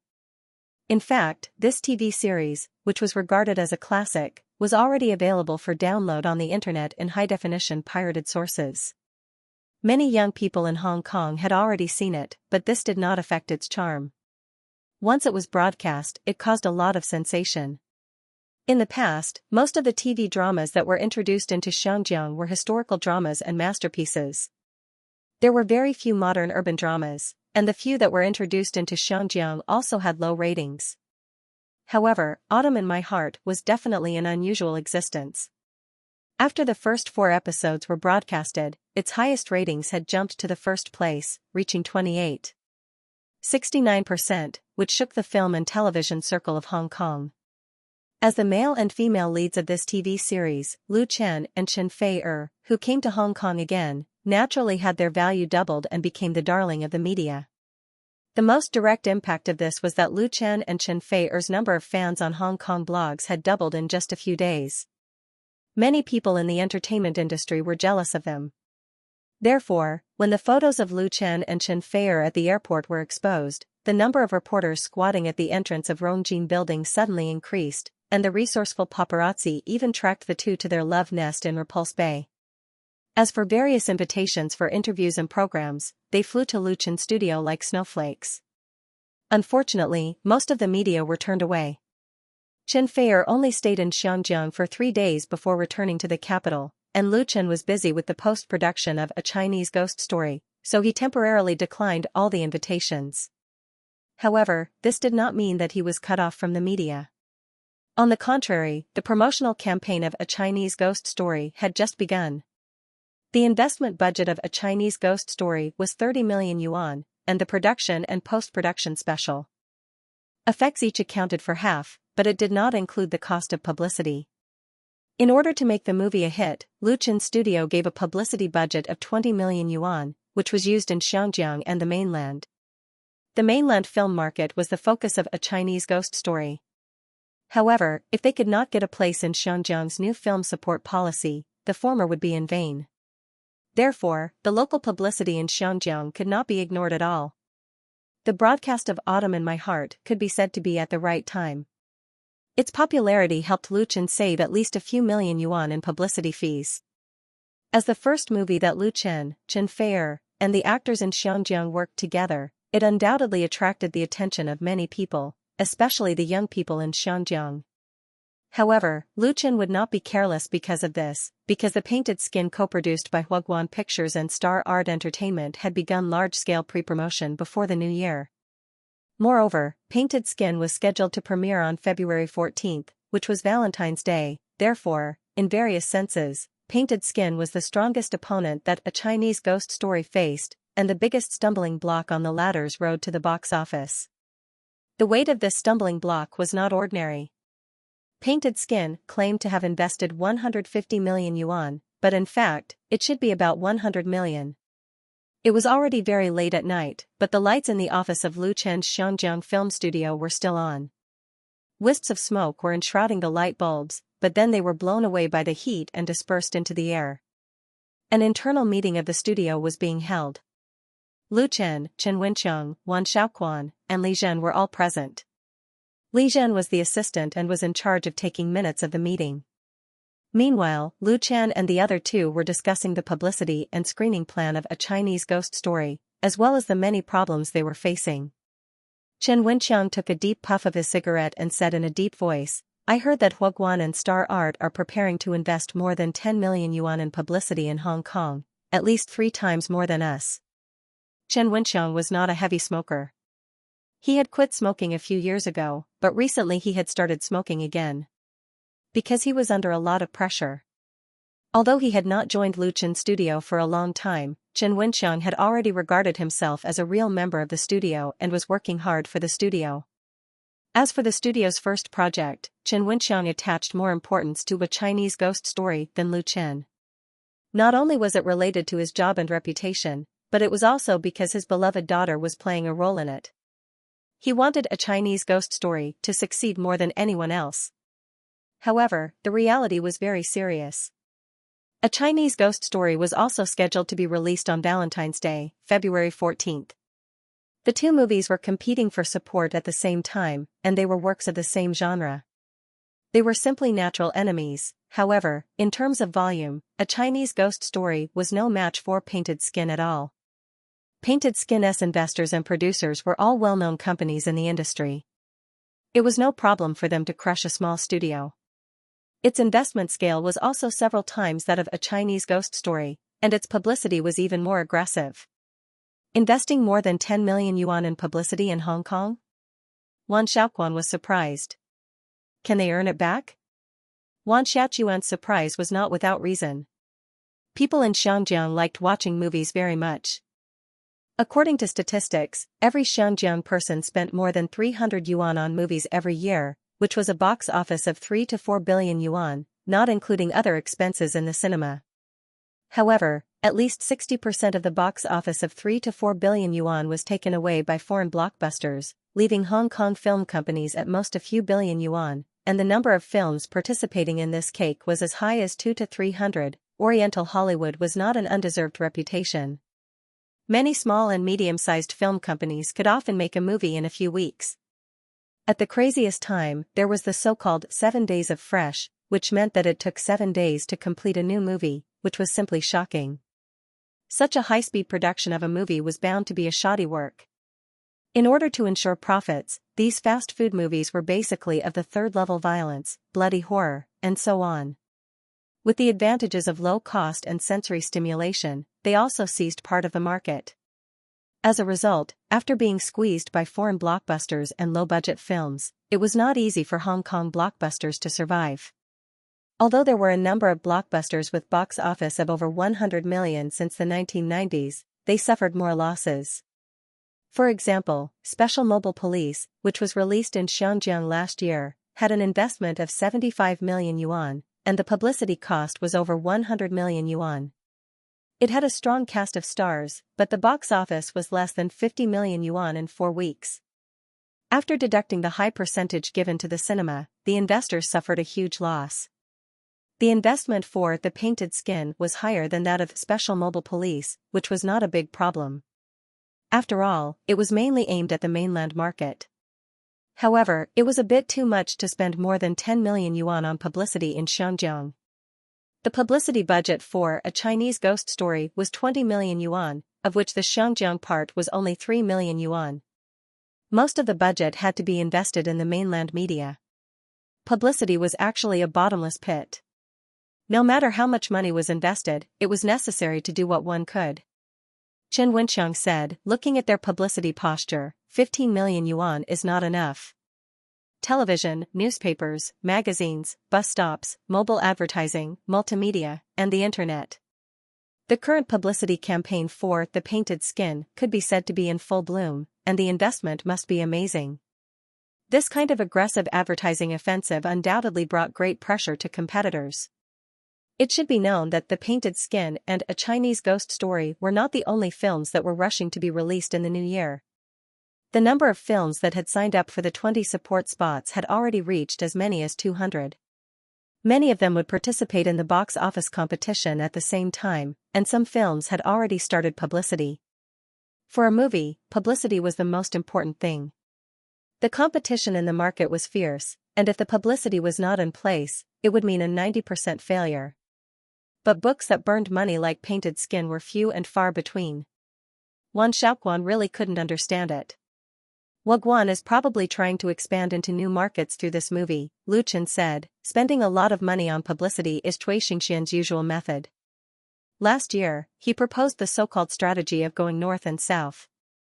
Xiangjiang is equivalent to the bridgehead, so it is not strange that he spent a lot of effort to promote the new film. At present, the competition for the domestic box office was extremely fierce. Although the market was big, there were many big shots who wanted a piece of the cake. Among them, Huaguan Pictures was not the strongest. Therefore, Cui Xianxian intended to expand into emerging markets. The so-called North and South referred to entering the film market of Japan, South Korea, and Southeast Asia. Hong Kong was undoubtedly a strategic location. Taking advantage of Xiangjiang's film support policy was only a part of Cui Xianxian's ambitious plan. His goal was very big. If the Painted Skin suffered a setback in Xiangjiang, how could he continue in the future? Ever since he knew who his opponent was, Lu Chen had asked Lu Shi to inquire about the relevant inside information of Huaguan Pictures through various channels. He tried to know himself and his enemy as much as possible. Therefore, compared to Wan Xiaoquan, he knew Cui Xianxian's intentions better. Wan Xiaoquan asked, "Then how should we deal with it? Should we increase the investment in publicity?" Although his name was not in the subtitles of A Chinese Ghost Story, Wan Xiaoquan had poured countless efforts and hopes into this movie. He did not want to drop the ball at the last stage. Lu Chen smiled and said, "It's not a big deal to increase publicity. The problem is that we can't follow the rhythm of our opponent." The publicity of the Painted Skin was already ahead. If A Chinese Ghost Story wanted to catch up, it would have to pay a higher price. This was not what he wanted to see. "I'm going to postpone the release of A Chinese Ghost Story to February 21st. Originally, A Chinese Ghost Story was planned to be officially released on February 14th, which was Valentine's Day. However, since it was going to clash with the Painted Skin head-on, it was undoubtedly a wise choice to avoid the enemy. This was because that would be the time when the publicity for The Painted Skin would be at its fiercest. It would be much better after a week. In Hong Kong, the arrangements for the cinema chain were much more flexible than in the mainland. If it were in the mainland, it would definitely not be so easy to change the schedule at the last minute. This was because many movies were arranged a long time in advance. Wan Xiaoquan was a little unwilling. "Then we can only see how happy they are. An extra week will also give us more time to prepare," Lu Chen comforted him. "The one who laughs at the end is the winner. This way, we don't have to rush too much in the later stages." He said to Chen Wenqiang, "Uncle Chang, regarding the cinema chain, I'll have to trouble you to communicate with Jiayang and arrange it as well as possible." The cinema chain was equally important. In this aspect, it would be arranged by Lu Chen Studios' partner, Jiayang Pictures. Although the latter's connections and resources were not very big, considering the requirements of the change, there would probably be some twists and turns. There was not much time left. Chen Wenqiang nodded. He suggested, "In fact, we have an advantage in terms of publicity. Young Master Lu and Miss Fei Er's TV series is currently being broadcast on satellite TV. We can take advantage of it for publicity." He said regretfully, "There were so many interviews and program invitations a few days ago. It would have been great if we could have accepted them all." In the eyes of this studio director, Lu Chen was simply wasting God's gifts. Lu Chen smiled and said, "Uncle Chang, don't worry. I know what I'm doing." It was not that he did not want to take advantage of it, but that the time was not ripe yet. However, it would be soon. On February 5th, Lu Chen Studio and A Chinese Ghost Story released new stills of the movie on the official V of Waves blog and Hong Kong blog at the same time. There were a total of 20 photos. Chen Fei Studio reposted these stills, and the publicity for A Chinese Ghost Story in the mainland and Hong Kong officially joined the movie's promotional war for the new year. As Lu Chen and Chen Fei were currently very popular, these beautifully designed stills immediately caused widespread discussion among fans on the internet. There were a total of 20 stills of A Chinese Ghost Story released on the official blog, mainly focusing on 4 important characters: Ning Kaichen, Nie Xiaoqian, Yan Qixia, and Granny Tree. After decades of development, Hong Kong's film industry was now extremely mature. Putting aside the factor of real scenes, the same movie that might take half a year to shoot in the mainland could be completed in 2 or 3 months in Hong Kong. Because of all aspects related to the entire film industry, Hong Kong had all the supporting companies and organizations. It was much simpler and more convenient for a crew to pull together people from scratch than in the mainland. There were plenty of professionals from the pre-shooting to post-production. The key was to be willing to spend money. The principle of you get what you pay for was vividly reflected in the stills of A Chinese Ghost Story. Ning Kaichen, Nie Xiaoqian, and Yan Xiao were 3 characters. One was a scholar, one was a ghost, and one was a Taoist. The costume design was unique, but it was not luxurious and exquisite. It was perfect in line with the character's identity. Only Granny Tree was different. As the biggest villain in the movie, Lu Chen's remake of this character was far better than the original in the dream world. Just the clothes that Chen Fei wore when she appeared were hired to work overtime by professional stylists, costume designers, and prop designers. The whole set of clothes cost 70,000 to 80,000 yuan. The stills taken from this were, of course, first class. Wow, my face style is so bewitching. I like it. It's amazing. This once again proves my Fei's strength. She looks like whatever she acts. How many can she do? The real queen is unparalleled. If she's a villain, then so be it. I'll still be a fan. Don't say anything else. I'll download it as my wallpaper first. Who can tell me when this movie will be released in the mainland? I'll definitely go to the cinema to support it. Support +1. It's worth buying a ticket just for these stills. I'm looking forward to it. There were a total of 3 stills photos of Chen Fei. The most amazing one was undoubtedly her debut photo in the film.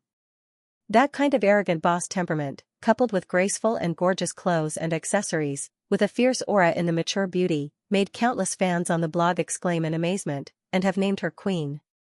According to the statistics on Waves's blog, after the 2 official blogs released the stills of A Chinese Ghost Story, the total number of downloads of the 20 stills exceeded 5 million in just 12 hours. Among them, the 3 stills of Chen Fei accounted for more than 70%, and the most outstanding stills accounted for more than 40%. This showed that Chen Fei was currently very popular in the domestic entertainment circle. The charm of the stills itself was also indispensable. Otherwise, photos of Chen Fei would not have such a high number of downloads. The situation was similar in Hong Kong blogs, and the netizens and fans in Hong Kong were also very surprised. However, compared to the one-sided support of the mainland fans for Chen Fei, and even the male lead Lu Chen was indifferent to her, the netizens in Hong Kong saw other highlights from these stills. The highlight in their eyes was Nie Mingzhu, who played Nie Xiaoqian in A Chinese Ghost Story. As the female lead, Nie Mingzhu's stills were no less than those of Chen Fei. She also had 3 stills. However, compared to Chen Fei's gorgeous and domineering aura, Nie Mingzhu's elements were undoubtedly much lighter. In the 3 stills, 2 were white and 1 was red.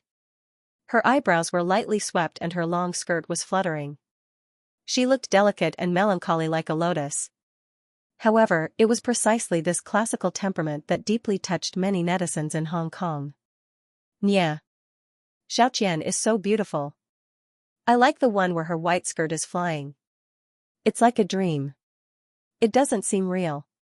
I've never seen such a beautiful female ghost. She's exactly the same as my dream lover. It's over. I found out that I've fallen in love with her. What should I do? Nie Mingzhu is a beauty in our Hong Kong? How come I've never seen her works and photos before? She's so beautiful. Nie Mingzhu was Zhou Yi's cousin and the female lead personally recommended by the boss of Jiayang Pictures. Her identity was quite mysterious. She had not been in the entertainment industry before. A Chinese Ghost Story could be said to be her debut. Nie Mingzhu's appearance was needless to say. When Lu Chen saw her for the first time, he was also stunned. This girl with a beautiful temperament was also recognized by director Wan Xiaoquan. In terms of appearance, Chen Fei and her each had their own merits. Chen Fei was more mature and sexy. However, in terms of temperament and aesthetics, Nie Mingzhu was undoubtedly more suitable to play the role of Nie Xiaoqian. Because she had both the gentleness and elegance of a Jiangnan beauty and the purity and elegance of an ancient lady. The effect of wearing a custom-made ancient white dress made her look like a real Xianxia. Although Hong Kong had many beauties, such a pure and moving Xianjiang beauty with a classical temperament was also very rare. It was very normal for Xianjiang netizens to be praised on Hong Kong blogs. Many netizens liked it very much. Not only did they download it and save it on their computers, they also forwarded it to their personal blogs and forums. As a result, Nian Mingzhu's first work had not yet been released, but she had already become famous among the majority of netizens. The number of fans on her personal blog suddenly increased by dozens of times. Truly brilliant publicity did not rely on shouting and selling like a dolly pill, but on a silent and subtle influence. The publicity for A Chinese Ghost Story started from the stills. It did not boast about itself, but with the charm of a few outstanding photos, it brought about an effect that might require tens or even millions of advertising investment to achieve. On Wave's blog and Hong Kong blog, more and more netizens were looking forward to the early release of A Chinese Ghost Story. They all left comments on the official V to express their eagerness. This was undoubtedly an excellent sign. Luchin Studio struck while the iron was hot and released the first version of the trailer for A Chinese Ghost Story on February 8. At the same time, it was broadcast on television, the internet, and street media. This 3-minute trailer was rushed out during the Chinese New Year, but the quality was not bad at all. The content included the appearance of the 4 important characters, the poignant love clips of the male and female protagonists, and the exciting footage of the battle between the bosses. The hot release of the trailer immediately increased the anticipation of the fans who followed A Chinese Ghost Story. At the same time, it also pushed the publicity of the movie to a climax. However, Lu Chen's opponents would not bow down because of this. On the contrary, in order to suppress the publicity of A Chinese Ghost Story, they further increased their offensive and used various means to hype it up. The movie's publicity battle before Valentine's Day had reached the critical moment of life and death. Late-night tryst photographed, Jiang Wei and Wu Mingzhen's relationship exposed. Star Art's popular young man secretly met a popular female star in the middle of the night, acting intimately, suspected to be living together. Fake drama turned into reality? The male and female leads of Painted Skin kissed goodbye in front of their apartment building. Secret romance exposed, Jiang Wei's future as a star is worrying. On February 10, the entertainment pages of many media in Xinjiang were flooded by Jiang Wei and Wu Mingzhen. The photos and news about their relationship were put on the headlines of many tabloids, accompanied by various bold headlines, which were particularly eye-catching. There were dozens of photos posted on the internet. It was said that a famous paparazzi had taken the photos of Jiang Wei and Wu Mingzhen at 11 p.m. on February 9. At that time, Jiang Wei and Wu Mingzhen were intimate, and they were suspected to be in a relationship and living together. This gossip immediately attracted a lot of people's attention. Jiang Wei was a popular young man in Star Art Entertainment. It had only been a year since his debut, but he had already released his debut album and acted in a popular TV series. With his handsome appearance, he had a large number of fans. Recently, he was the male lead of the blockbuster Painted Skin, which was invested over 100 million by Star Art Entertainment and Huaguan Pictures. He was in the limelight and frequently appeared in the promotional activities of Painted Skin. The female lead of the scandal was the female lead of Painted Skin, Wu Mingzhen. Wu Mingzhen debuted earlier than Jiang Wei. She was beautiful, charming, and bold. She was regarded as a goddess by many fans and was more popular than Jiang Wei. When the two of them were filming Painted Skin together, there was a scandal, but because there was no evidence and both parties and their agencies denied it, it didn't cause much of a stir. But this time, they were captured by the paparazzi, and the scandal had solid evidence. Coupled with the media adding fuel to the fire, it was quickly hyped up. Both parties reacted quickly and immediately clarified on their respective blogs, saying that the two of them were only good friends. The so-called intimate photos were taken by the paparazzi using a fake position, and there was a third party present at the time. It was just a farewell after a gathering of friends. Jiang Wei also angrily rebuked the paparazzi who secretly took the photos, reserving the right to sue for invasion of privacy. The company that Jiang Wei and Wu Mingzhen had signed with also released a statement saying that the two of them were not in a relationship. As for the rumor that they were living together, it was even more ridiculous because Wu Mingzhen's assistant was also present, but she was ignored by the paparazzi. The media refused to let it go, and the person involved denied it desperately. This undoubtedly added fuel to the fire of the scandal. It's just a publicity stunt, Chen Wenxiang said disdainfully, who in the industry can't tell? Both sides are creating hype, and both Star Arts Entertainment and Huaguan Pictures are throwing money into it. Otherwise, do they really think that the media is so bored and has no other news to catch?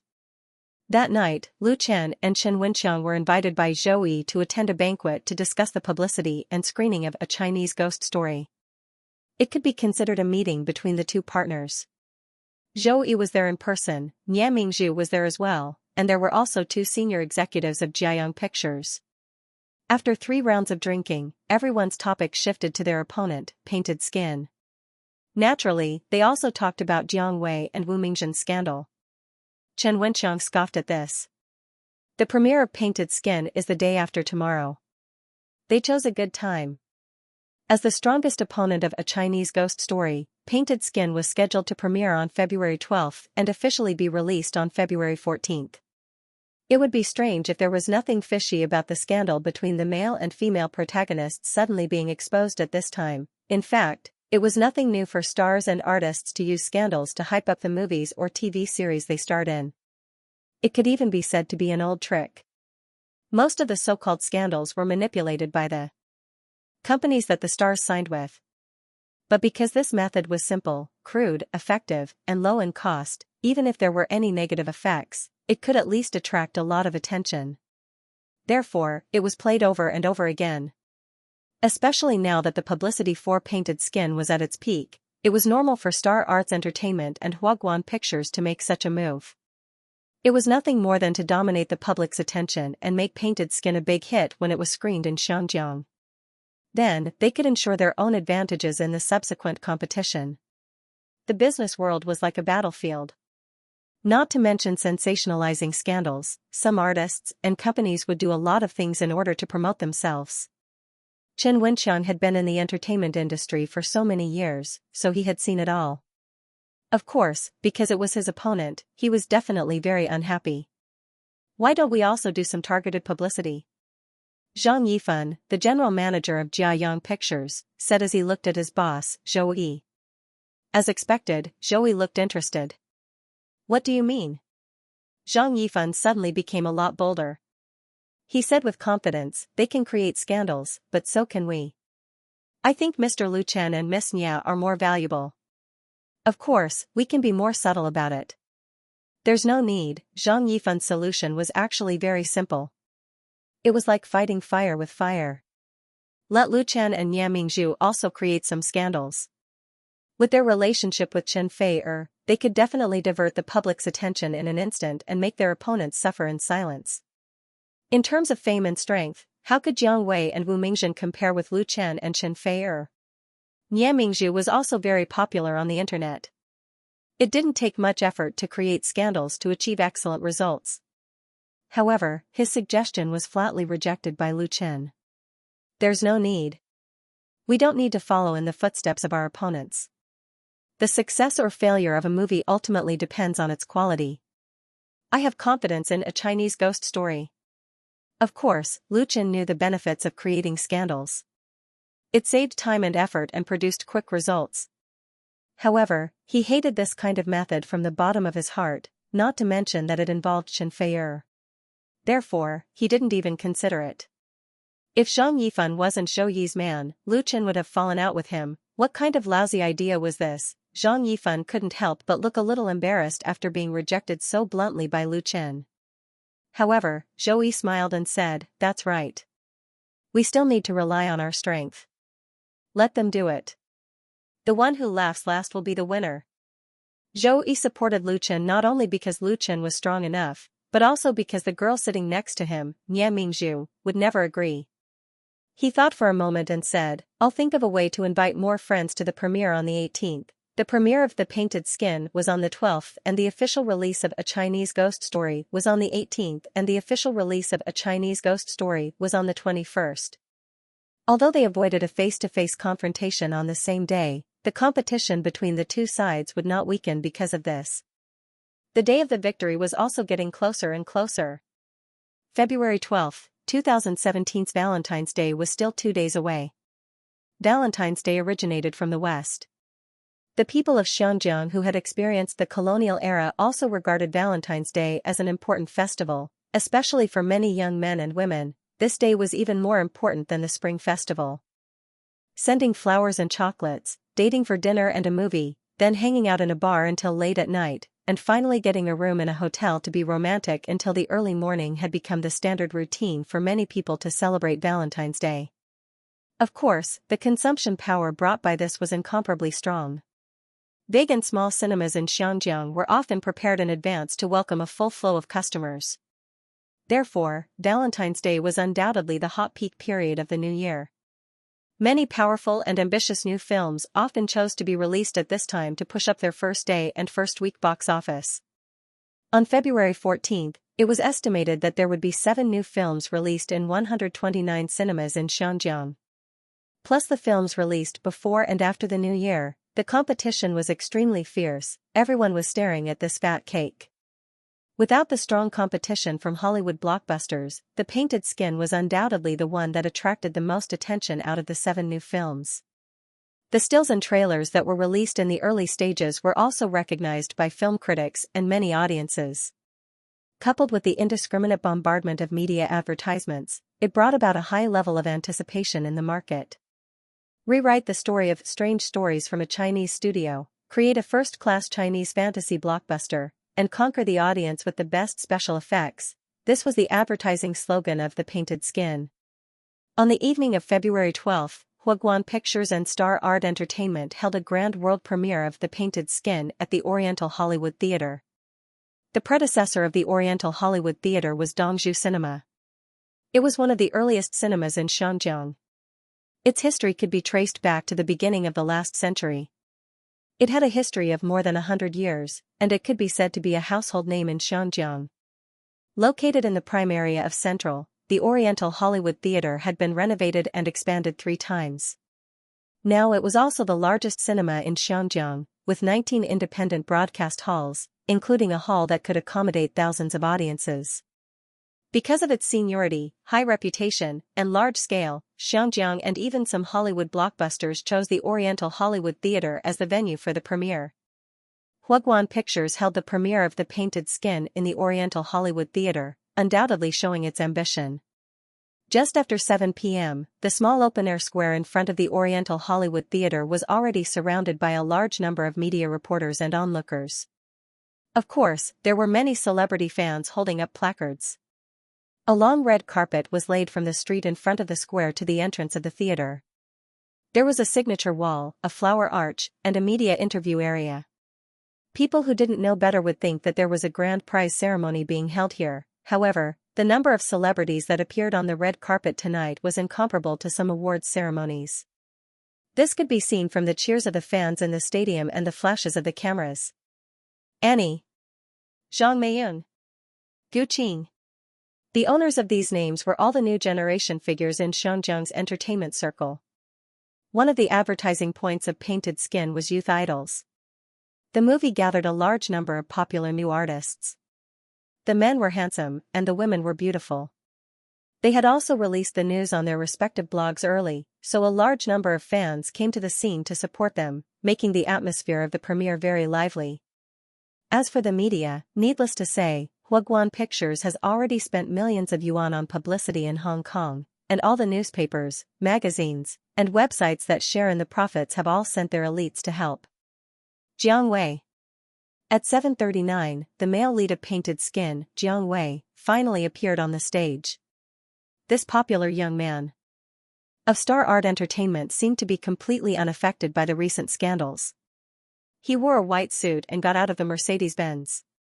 He was in high spirits and had a smile on his face, which immediately attracted a lot of attention. Jiang Wei. Jiang Wei. A group of female fans suddenly became excited. They held up their support sticks, signs, and gifts. They shouted Jiang Wei's name and rushed towards him in the crowd. The security staff at the scene saw that the situation was not good, so they immediately formed a human wall to stop these crazy fans from crossing the line. Jiang Weiji waved at them with satisfaction, then stepped on the red carpet with his head held high, and walked to the autograph table accompanied by flashes. After signing his name, he walked to the media interview area to be interviewed by the reporters. In fact, under normal circumstances, the lead and main cast of a movie would only be interviewed by the media after the premiere.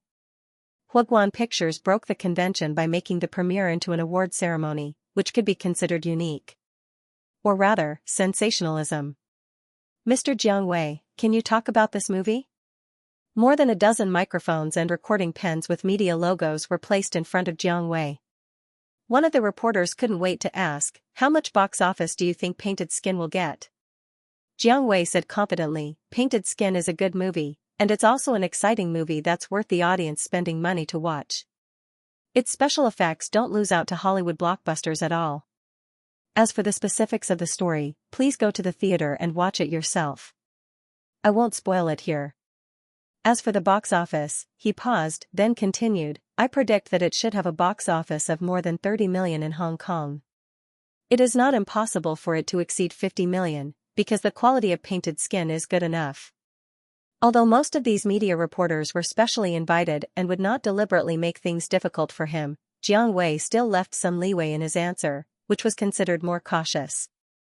Although the film market in Hong Kong could not be compared to that in China, it still had a scale of 3 to 4 billion. With the investment and publicity costs of Painted Skin, it was very possible to achieve a box office of 30 to 50 million in Hong Kong. After all, this period of time was the craze for watching movies, and there would be a wave of aftershocks after the festival. Another reporter asked, "As far as I know, a Chinese ghost story, which is in the same genre as Painted Skin, will premiere on the 18th. What do you think of this movie?"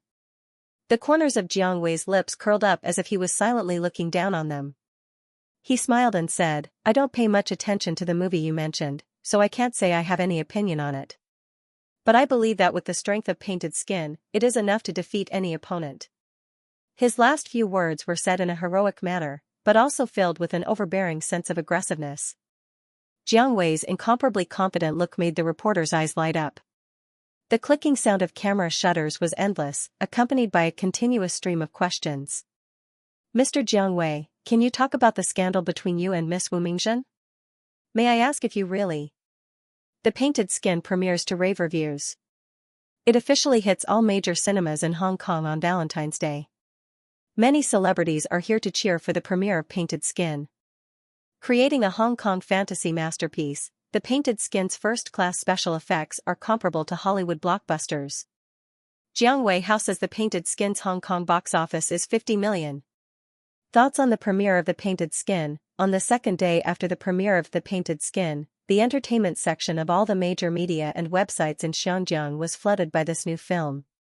Those celebrities who participated in the premiere published blog posts one after another, praising how wonderful the story of The Painted Skin was and how outstanding the special effects were. Many Xianxia film critics strongly recommended The Painted Skin on newspapers and blogs, believing that it was a rarely seen masterpiece of supernatural and fantasy in the past few years. It was a masterpiece that was worth spending 30 yuan to enter the cinema to watch. Their reviews and the praises from the media had created a lot of hype for the upcoming Painted Skin, and the effect was undoubtedly very good. All the major cinemas had basically booked all the tickets for Painted Skin on Valentine's Day. Even the tickets for the 15th and 16th were more than half booked. This was the power of advertising. Before a new film was released, the audience was easily influenced by the media. To a large extent, the media's advertising determined the direction of consumption. Of course, a film's reputation was not built by critics and advertisements. Whether The Painted Skin would be a huge success in the box office depended on the audience's evaluation. But before that, The Painted Skin was unparalleled in the Hong Kong film market. It could be said that it was the most coquettish film. Aren't you worried at all? On the Red Rose pedestrian street in Xiangyang Central, in the midst of the bustling crowd, Chen Feier curiously asked Lu Chen, who was holding her hand, "In a few days, our movie will premiere." Today was Valentine's Day. The pedestrian street in the bustling business district of Central was very lively. The flower beds on both sides of the street were full of blooming flowers. There were even government volunteers giving roses to couples passing by. The shops along the street had already put up posters to celebrate the festival. Even the air was filled with the smell of romance. Chen Feier flew to Xianxia last night. Valentine's Day was such an important holiday. She definitely had to be with Lu Chen and would stay in Xianjiang until the premiere of a Chinese ghost story. For this reason, she deliberately turned down a lot of work and program invitations. Tonight, the two of them had a heartwarming dinner together. After dinner, they went out to go shopping. Hand in hand, they mingled with pairs of couples. It was also a very happy thing. Most importantly, this was the second Valentine's Day that Chen Feier and Lu Chen had spent together. But Chen Feier was not the kind of girl who regarded romantic love as her life. Today was the premiere day of The Painted Skin. As the strongest competitor of a Chinese ghost story, the movie's promotional campaign had been so intense a few days ago that even she, who was far away in the capital, could smell the smoke of gunpowder. In contrast, the publicity for A Chinese Ghost Story had always been tepid and maintained its original rhythm. This inevitably made Chen Feier feel a little worried. Most of the time, the two competitors were one step ahead and one step ahead. At least for now, The Painted Skin, which had the advantage of being the first, had left A Chinese Ghost Story far behind. Whether The Painted Skin, which was about to premiere in a few days, could catch up with its opponent's footsteps naturally became her concern. Lu Chen smiled and said, "I'm not worried because I know it's useless to worry. Besides, today is Valentine's Day. Are you really going to talk to me about work?" Chen Feier rolled her eyes at him. "I'm just concerned about you." Although the success or failure of a movie did not have much of an impact on Lu Chen. Financially, even if he lost all the tens of millions of yuan he had invested, it would not be to the extent of hurting him. However, A Chinese Ghost Story was Lu Chen's first movie, and it was also competing with The Painted Skin. If it failed miserably at the box office or even did not get support, it would be a big blow to his reputation and career. Some people in the industry said that Lu Chen was too egotistical. Singing did not mean that he could act in TV, and acting in TV did not prove his strength in movies. It was not easy to walk the road of being a triple star. If A Chinese Ghost Story failed, it would undoubtedly give these people a reason to ridicule him. Not to mention Huaguan Pictures, who was now like a mortal enemy, who knew how they would laugh at him. Lu Chen held her hand and said, "I know you treat me the best." Although their relationship had reached the most intimate level, at this moment, Lu Chen's gentleness still made Chen Feier feel shy and sweet. The two of them stood on the street hand in hand. There was an endless stream of people coming and going, but it was as if the whole world only existed for the two of them. Everything else was just the background. "Sir, your girlfriend is so beautiful. Why don't you buy her a bouquet of roses?" At this moment, a little girl carrying a flower basket stumbled over and tried to sell her rose bouquet to Lu Chen. How can one be enough? There were roses everywhere on the Red Rose pedestrian street, and there were also free roses. Therefore, the little girl's business was quite bad. There were more than a dozen bouquets in the basket, but no one was interested. Chen Feier had a free rose in her hand. However, the little girl did not give up. She blinked her big watery eyes and looked at Lu Chen pitifully. This kind of trick was often useless to couples who were used to seeing little girls selling flowers. Lu Chen was not a fool, but he still asked, "How much is a bouquet?" The little girl quickly said, 100 yuan. There are 12 flowers in a bouquet. They were just picked this morning. They are very fresh. Lu Chen counted the bouquets in her basket, took out the money and said, "I want all 11 bouquets of flowers here." The little girl was overjoyed. She bowed and said, "Thank you, sir, thank you." She directly gave the roses and the basket to Lu Chen, and then happily disappeared into the crowd. Lu Chen carried a basket of roses and said to Chen Feier with a smile, "I don't remember giving you many roses. I'll make it up to you today." Since the two of them had been dating, Lu Chen had not given many roses to Chen Feier. Chen Feier glanced at him coquettishly and said, "You just realized?" Although she said that, she still happily took a large bouquet of roses from Lu Chen's hand. Chen Feier lowered her head and sniffed, then asked, "Where are we going next?" Lu Chen showed 2 movie tickets as if he was performing a magic trick. To see a movie, of course. Ah? Chen Feier whispered, what movie? Lu Chen smiled and said, Painted Skin. From east to west, at the end of the central Red Rose pedestrian street was the Rose Theater. Among the hundreds of large and small cinemas in Xianxia, the Rose Theater was definitely not the largest and had the most advanced facilities.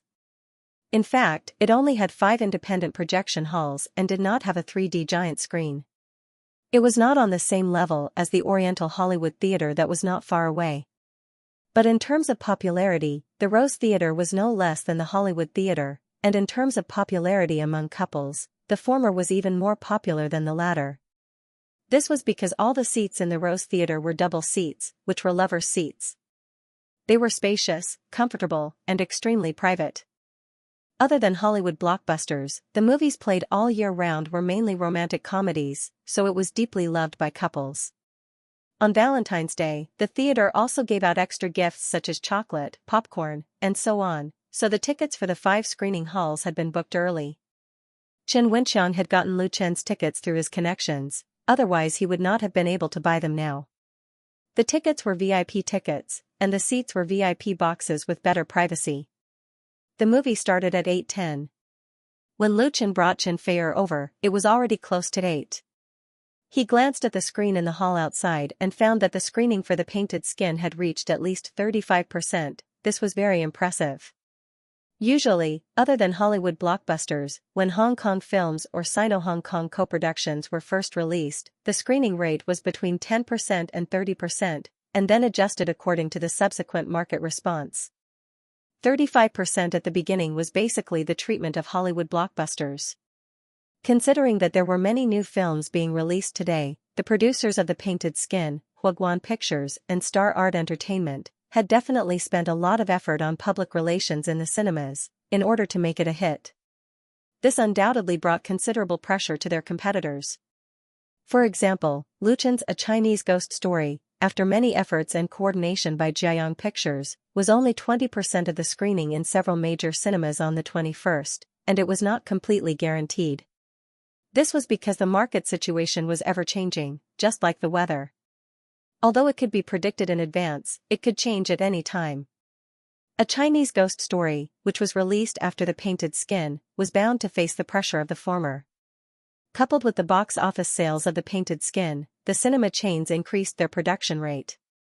Other films in the same period, including A Chinese Ghost Story, would definitely have to make way. They couldn't possibly hinder the cinema from making money, right? That was why Lu Chen had brought Chen Feier over today. He did not neglect romance and work. He did not place too much importance on the success or failure of A Chinese Ghost Story, but he would not be indifferent to his competitors. Know yourself and know your enemy, and you will never be defeated. Lu Chen and Chen Feier sat down in a private room. The theater attendant left after serving them coffee, drinks, and small gifts, leaving the two of them some privacy. Before leaving, the waiter looked at Lu Chen curiously. She felt that this tall and handsome guy was a little familiar. He seemed to be a star, but there were also stars who came to the Rose Cinema to watch movies, so she didn't pay much attention to him. Chen Feier leaned against Lu Chen's chest and giggled. Does this count as going deep into the enemy's rear to observe them? Lu Chen couldn't help but laugh. How can it be so exaggerated? After a pause, he continued, in fact, as far as I'm concerned, I still hope that both China and Hong Kong can make more good movies and regain the market we've lost. Since entering the new century, the domestic film market had continued to be popular, and the box office had been rising steadily. It was already the second largest source of box office in the world, second only to the United States, and it was expected to surpass it in the next 5 years. However, more than 50% of such a large market share was occupied by imported films, especially Hollywood blockbusters. Moreover, the latter accounted for more than 90% of movie-related peripheral products. Many Hollywood movies relied on the sales of peripheral products to achieve a net box office profit of more than 200%. In contrast, domestic films were pitifully weak in this regard. This made many knowledgeable people in the domestic film industry cry out loudly. Revitalizing domestic films and improving the added value of movie peripheral products had become the mission and responsibility of the new generation of young filmmakers. In this regard, Lu Chen, who had just entered the film industry, had also tried it. A batch of figurines, posters, props, accessories, toys, and so on for a Chinese ghost story had been produced in Xianxia and would be sold in cinemas on the day of the release. When he came in just now, Lu Chen deliberately bypassed the sales area of the movie peripheral products in the hall and found that there were basically no peripherals for The Painted Skin on sale except for the posters. Although Hollywood blockbusters had an absolute advantage in this regard, local film companies could not get used to this advantage and put themselves in the position of bystanders. They were worried that they would lose money and do nothing. On the other hand, this was also a manifestation of lack of confidence in the film itself. Lu Chen's words were not to show how high his moral integrity was in front of Xianxia, but from the bottom of his heart. The more he integrated into the film industry, the more he felt. Xianxia held his hand, and her bright eyes flashed. What she likes is precisely this kind of Lu Chen. The atmosphere in the private room quietly became warm and sweet, and then the movie began. Xianxia adjusted her sitting posture and leaned comfortably into Lu Chen's arms. Lu Chen hugged her waist, and the two began to quietly enjoy The Painted Skin produced by Huaguan Pictures and Star Art Entertainment. After the 110-minute movie, it was already 10 p.m. Xianxia stretched and yawned cutely, looking a little sleepy. She turned her head and kissed Lu Chen's face, saying, "It's over. Let's go back." Lu Chen nodded and asked, "How do you feel?" Xianxia, hee. Perhaps she felt that such a response was too simple, so she added, "The special effects are not bad." The special effects are not bad, Lu Chen completely agreed with this evaluation. It was worthy of being the most powerful special effects production company in Hong Kong. Although its level could not be compared with the top Hollywood peers, at least it had first-class quality. As a fantasy blockbuster, Lu Chen gave The Painted Skin 8 points in terms of the performance of the special effects alone. The full score was 10 points. He stood up and said, "Let's go and find a place to have a drink." Today was Valentine's Day, and tonight was a romantic night. It was enough to spend 2 precious hours here. What followed should be a sweet time for the two. On February 14, Painted Skin was officially released in all major cinemas in Xianxia, with 37.5% screening. The box office on the first day was 7.5 million. With such a result, it was undoubtedly the box office champion of the day, and created the best box office result for a domestic film in Hong Kong in the past 13 months. Such a bright first-day box office also boosted the confidence of Huaguan Pictures and Star Art Entertainment. They increased the number of advertisements in major media, and the publicity campaign was vigorous. The media who got the benefits naturally praised the film, saying that it was the first fantasy film produced by China and Hong Kong, that it surpassed Hollywood, and that it opened up a new genre of ghost films. The actors who participated in Painted Skin all posted celebratory blog posts, and the male lead, Jiang Wei, proudly said on his blog that he had underestimated the box office results of Painted Skin. The 50 million Hong Kong box office was not the end, but the beginning, and on another important promotional front, Hong Kong blogs and forums, there were also a large number of blog posts and posts praising Painted Skin, most of which were comments from the so-called ordinary audience. The plot is wonderful, the special effects are outstanding, it's worth spending money to support it. I didn't expect our Xianxia to make such a wonderful special effects blockbuster, I have to give it a like. I went with my girlfriend yesterday, and the box office I booked a few days ago was worth it. I also went with my girlfriend, and she said it was very good and wanted to watch it again. Wonderful, really wonderful. There were so many praises on the blogs and forums that people felt it was their loss not to watch it. Coupled with the lucky draw launched by the official V, the momentum on the internet was no less than in reality. But unlike newspapers and magazines where readers could only passively accept, in the infinite and free world of the internet, not everyone could be bought over or fooled. Voices of opposition appeared much faster than expected. I watched Painted Skin yesterday, I can only say that the 35 yuan was thrown into the water. The special effects of Painted Skin are really good, but the plot is terrible, and the story logic is messed up. Terrible. I'm not exaggerating, I left with my girlfriend halfway through, it was not interesting. Painted Skin is really not that good, it's not as good as the media made it out to be. It's only the special effects that pass. I said I was very disappointed after watching it. Is this the Ghost and Ghost film that they invested 100 to 200 million yuan in? The story is so melodramatic. The voices of opposition first appeared on the Hong Kong forum. The film and television section was one of the most active sections of the Hong Kong forum. There were hundreds of thousands of active registered members. Most of them were young people who loved movies and TV shows. The Hong Kong forum was undoubtedly the best place to get the audience's feedback for a newly released movie. After filtering out the fake PR and marketing accounts, the comments of the forum members were often meaningful and could truly reflect the feelings of the young audience. Of course, in such an important area of public opinion, there was no lack of publicity from public marketing companies. However, although there were many IDs praising Painted Skin, they could not suppress the voices of opposition. Most importantly, most of the positive comments came from the forum's Smurfs or marketing accounts, while the negative comments were mainly from senior members. Anyone who had been on the forum for a few days would know which one was more trustworthy. And these voices were quickly fed back to the blog, triggering more discussions. Hence, on the internet, the comments on Painted Skin were polarized. There were many good and bad comments, and the two sides could not come to an agreement, leaving the audience at a loss for what to do. At 9 o'clock on the 15th, a famous Xianxia film critic, Wang Dong, posted a film review on his blog. The main character of this post was Painted Skin. Excellent special effects could not cover up the extremely pale plot. The messy story made this movie a disaster, so much so that a few people in the same hall as me left early.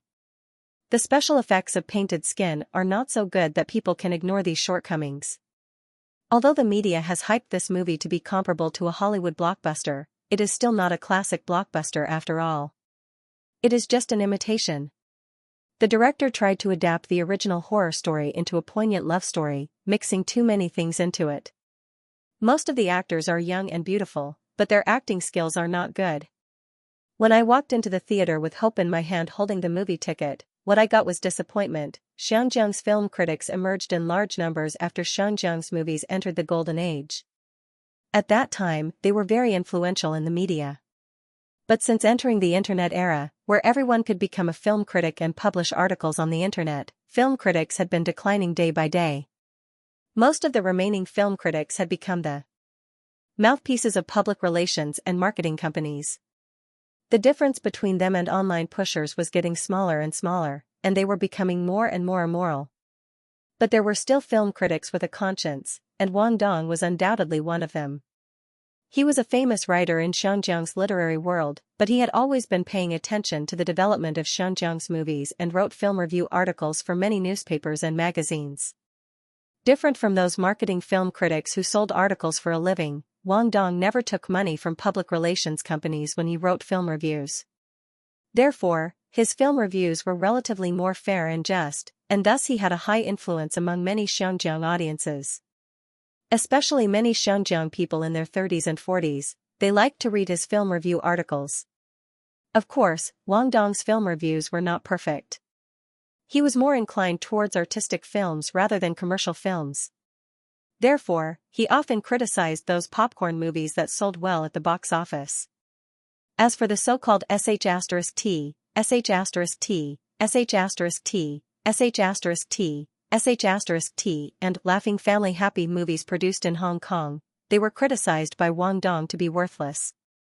This also caused him to become a figure that was not very popular in Hong Kong's film industry. But even if he was hated and despised by others, Wang Dong never changed his film review style. The producers of those praised movies would be complacent because of the free good reviews, but the producers of The Painted Skin, Huaguan Pictures, and Star Art Entertainment, would definitely be very unhappy. The first to open fire was the male lead of The Painted Skin, Jiang Wei. He directly scolded Wang Dong's film review on his blog, saying that he took someone else's money to slander The Painted Skin. His words were very fierce. Although Jiang Wei quickly deleted his blog post, his criticism of Wang Dong still caused an uproar on the internet, and also made The Painted Skin a hot topic on Hong Kong's blogs. On February 15, the box office for Painted Skin was 8.6 million, up 900,000 from the previous day. Because on the 15th, all the major cinemas increased the number of screenings for Painted Skin, and the tickets for the next few days were basically booked out. The box office results were not affected by the negative comments online. It continued to lead the Hong Kong box office. On February 16, the box office was $8.35 million, down slightly from the previous day. From the 14th to the 16th, the total box office for Painted Skin was $24.45 million. The results were extremely dazzling. It was said that HGC and Star Art Entertainment were already preparing for a celebration. But on the internet, the number of negative comments for Painted Skin suddenly skyrocketed. Many viewers who watched the film out of admiration began to complain on blogs and forums, saying that they were cheated or that the ticket price was not worth it. Although HGC and Star Art Entertainment increased their marketing efforts, they still could not suppress the voices of opposition. The plot was chaotic, the story was cliché, the actors were clumsy, except for the special effects, everything else was simply unsightly. Some people joked that watching the trailer for Painted Skin was enough, and that there was no need to spend money, because the trailer concentrated the best parts of the special effects.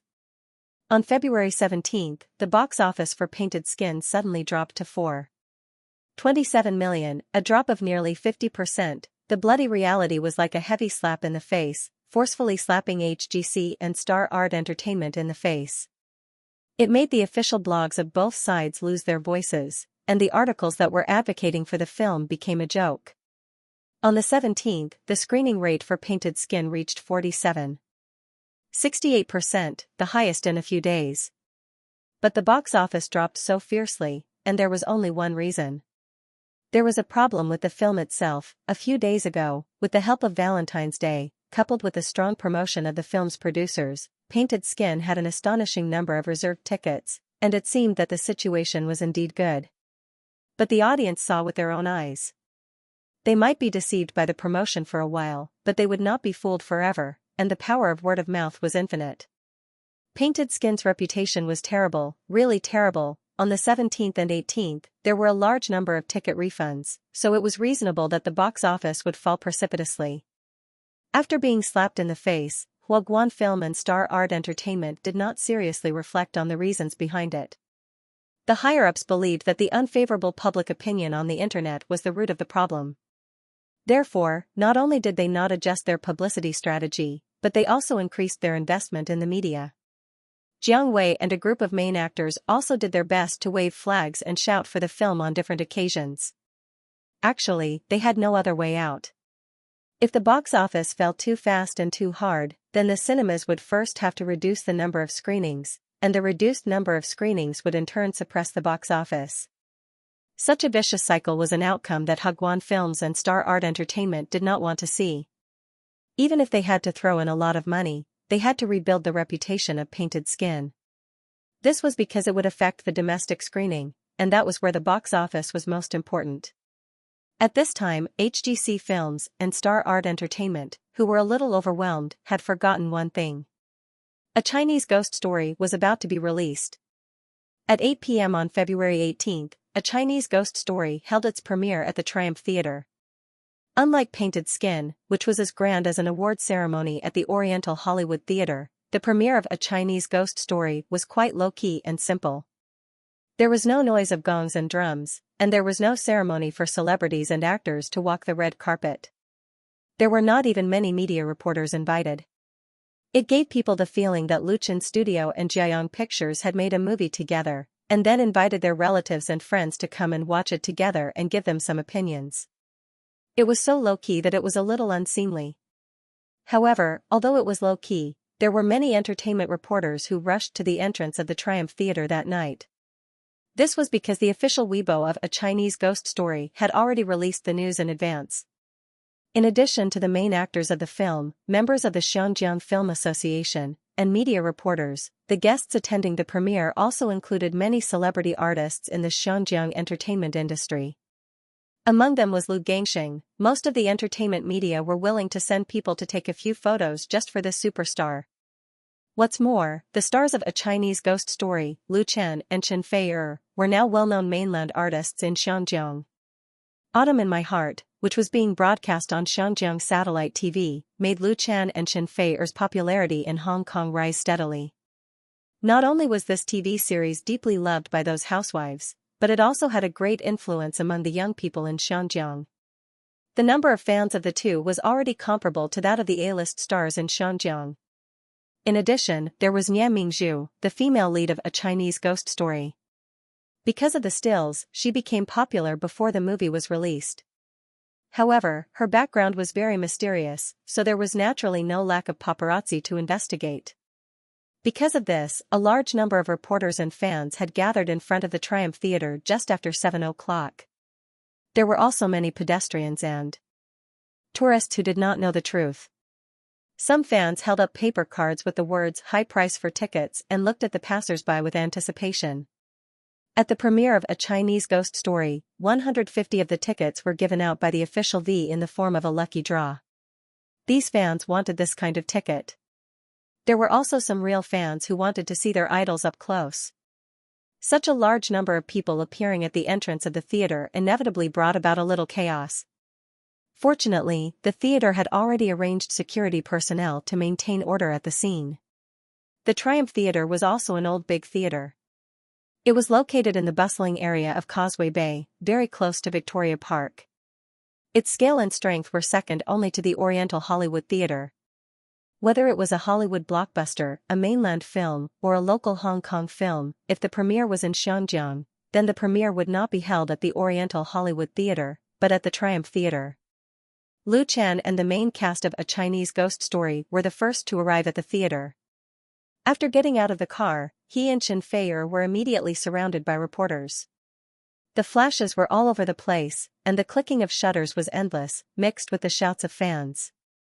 As there was no red carpet ceremony, Lu Chen quickly pulled Xianxia through the safety passage formed by the security personnel and entered the theater.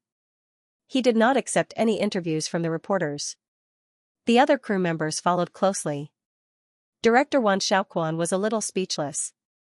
"Why are there so many people?"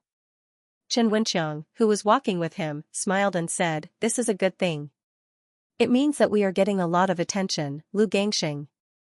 Before he could finish speaking, a tsunami of shouts came from outside the theater behind him. Lu Gangxing was here. In fact, Lu Chen did not expect to be able to invite the King of Hong Kong. After all, the other party was not an ordinary person. His usual work schedule must be full, and it was not easy to meet him. It was only out of courtesy that he sent someone to deliver an invitation letter over. In the end, to Lu Chen's surprise, Lu Gangxing actually said that he would personally attend the premiere of A Chinese Ghost Story and even posted a message on his blog. Lu Gangxing had the highest number of fans on Hong Kong blogs. Among all the artists in the entertainment industry, he was also the most influential. Therefore, many fans came to meet their idol in advance tonight. Lu Gangxing must have known this, so he did not take the VIP entrance of the underground parking lot of the Triumph Theatre. Instead, he walked through the front like everyone else so that his fans would not be disappointed. Lu Gangxing had always had an excellent reputation when it came to treating his fans. Because of this, he was deeply loved and worshipped by his fans, which indirectly strengthened the reputation of A Chinese Ghost Story. More than 10 minutes had passed since someone began to shout Lu Gangxing's name until he appeared in front of the theater lobby. "Brother Sheng." Lu Chen and Xianxia were waiting together. That night, Lu Gangxing was still wearing a dark blue suit and a white shirt. When he saw Lu Chen, he showed a familiar smile. "We're not late, are we?" Lu Gangxing didn't come alone. He had a female companion with him. This female companion was in her 40s. She was tall and slender, wearing a purple evening gown. She had a graceful bearing and a beautiful face. Her long hair was dyed dark brown and fell to her shoulders. Although she was no longer young and crow's feet could be seen at the corner of her eyes when she smiled, no one would ignore her existence standing next to Lu Gangxing. In fact, her name had already been called by many people outside. Lu Gangxing introduced, "This is Tina, my good friend. This is Lu Chen, Chen Zai." The woman's eyes flickered. She took the initiative to extend her hand to Lu Chen and said with a sweet smile, "I've heard the Hong Kong students talk about you several times. You're really a hottie." Lu Chen quickly held her hand and said, "Hello, Sister Tina. I didn't expect you to come." Tina's Chinese name was Shifang. She was an artist who debuted at the same time as Lu Gangxing. She was also a superstar in Xianxia's film, television, and music industry. Since her official debut, Shifang has released a total of 12 solo albums, with a total sales of tens of millions of records. Many of her classic songs have been popular in the country for a time, with countless fans. Shifang had also acted in many films and TV series. She had won as many awards as Lu Gangxing in music and film, and even more in music. It was just that 5 years ago, Shifang had a serious illness. During her treatment and recovery, she had basically retired from the entertainment industry. She rarely appeared in public, but her influence was still there. Today, she had come with Lu Gangxing to attend the premiere of A Chinese Ghost Story. Tomorrow, she would definitely make the headlines of the entertainment section. Shifang looked very good. There were rumors that she had an incurable disease. Now she must have recovered. Otherwise, it would be impossible for her to talk and laugh with people. Lu Chen introduced Xianxia to Shifang. Xianxia was also Shifang's fan. She was very excited to see her idol, and Shifang also liked Xianxia. The two of them soon had a pleasant conversation, leaving Lu Chen and Lu Gangxing aside. Lu Gangxing shook his head a little helplessly. He asked Lu Chen, "Chenzai, is it convenient for us to talk?" Lu Chen, "Of course, no problem." Lu Gangxing certainly didn't bring Shifang over for no reason. What he talked about with Lu Chen was not complicated. He just hoped that Lu Chen could tailor a few works for Shifang's new album. After 5 years of silence due to illness, Shifang was ready to make a comeback. She needed a new album to announce her comeback. But in terms of music, the Heavenly Queen had always been very picky. She had originally graduated from the Hong Kong Conservatory of Music. She was not lacking in professionalism and appreciation. She had high requirements for her works. She could also arrange her own lyrics and play the piano. She could also be regarded as a talented woman. However, in today's Hong Kong pop music world, what was lacking was excellent composers. The powerful and talented seniors had either retired, passed away, or had lost their inspiration. Shifang could not choose a few satisfactory songs. With her name, the agency could invite a lot of songs, but quantity did not mean quality. If Shifang was not satisfied, she would not make a comeback. The Heavenly Queen of Hong Kong was quite stubborn and would not listen to anyone. Under such circumstances, as Shifang's friend in the circle, Lu Gangxing recommended Lu Chen to her. Today's Lu Chen was no longer the person who only a few people in the circle knew when he first came to Hong Kong. His talent had been widely known, and his works were also known by more and more people. The nickname Gold Digger spread like wildfire in the circle. There were also many singers and entertainment agencies who came to him for songs. The best example was undoubtedly Xu Jing. At present, her new album Time Is Good had achieved very good sales in Hong Kong and the mainland. With the two works Summer Wind and Courage written by Lu Chen for her, she was steadily ranked among the top female singers in Hong Kong. After listening to a few works sung and written by Lu Chen, Shifang immediately made a decision. That was why she appeared here tonight. After understanding the cause and effect, Lu Chen said without hesitation, "Brother Sheng, let's make an appointment to talk." Lu Gangxing had always appreciated Lu Chen. Without the support of this superstar, he could not have developed so smoothly in Hong Kong and could not have integrated into the circle so quickly. With this favor, how could Lu Chen not give face? Besides, writing songs for Shifang was also a very honorable thing. He did not know how many songwriters begged for it. Hearing Lu Chen agree happily, Lu Gangxing said with a smile, "Thank you." His gratitude was very sincere, which made Lu Chen's heart move. In Hong Kong's entertainment circle, Lu Gangxing and Shifang were recognized as good friends. The friendship between the two could be traced back to more than 20 years ago, which became a popular story. The two had also been rumored, but in the end, it was not true. Shifang had 2 boyfriends, but they broke up amicably and she was still single. And Lu Gangxing already had his own wife and children. On this side, Shifang and Xianxia were almost done talking. It was almost 8 o'clock, so everyone entered together. The number 1 screening hall of the Triumph Theatre was full, and there was no special ceremony. The premiere of A Chinese Ghost Story officially began. 90 minutes, 1.5 hours, and 2 classes, he could take the high-speed train from Hangzhou to Nanjing. Also, he could watch a movie in the cinema. The premiere of A Chinese Ghost Story at the Triumph Theatre started at 8 o'clock in the evening and ended at 9:30. Clap. Clap. Clap. When the lights in the movie hall lit up, the silent audience seemed to have suddenly woken up from a deep sleep. No one knew who took the lead to applaud, and then the applause quickly spread throughout the audience. At first, it was a little messy, but soon it became the same rhythm, like a summer storm, fast and fierce, shaking back and forth in the theater. One by one, the guests stood up and turned to the seats where the crew members of A Chinese Ghost Story were sitting, sending their sincere and warm congratulations, as guests invited to the movie premiere. After watching the movie, no matter how they visualized it, applauding was a basic courtesy, but there were differences in etiquette. A Chinese Ghost Story received the highest respect. Among the hundreds of guests, there were representatives of film and television entertainment companies, stars and artists in the entertainment industry, media reporters and writers, and members of the Xianxia Film Association. They were also members of the jury of the Xianxia Film Support Project.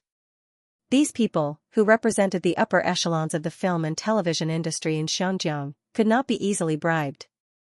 They had their own positions, their own standards of judgment, and their own preferences.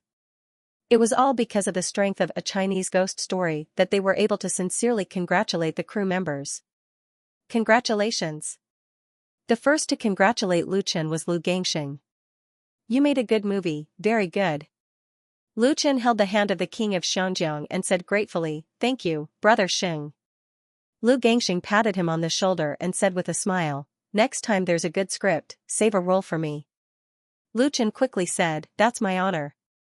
With Lu Gangxing's status and influence in the Xianjiang entertainment industry, he had a lot of scripts to choose from. Countless film and television companies wanted to cooperate with him. Of course, the premise was that they could afford Lu Gangxing's salary, which was one of the highest among the male actors in Xianjiang. And he took the initiative to ask Lu Chen for a role, not only to give face to Lu Chen, but also to express his appreciation for A Chinese Ghost Story. Shifang, who was with Lu Gangxing, interrupted, "Count me in." Lu Chen felt a little dizzy. In his memory, there was only one movie that Lu Gangxing and Shifang had worked together. This movie, which was produced 10 years ago, had set a box office record in Hong Kong at that time, and had also achieved very high results in the mainland.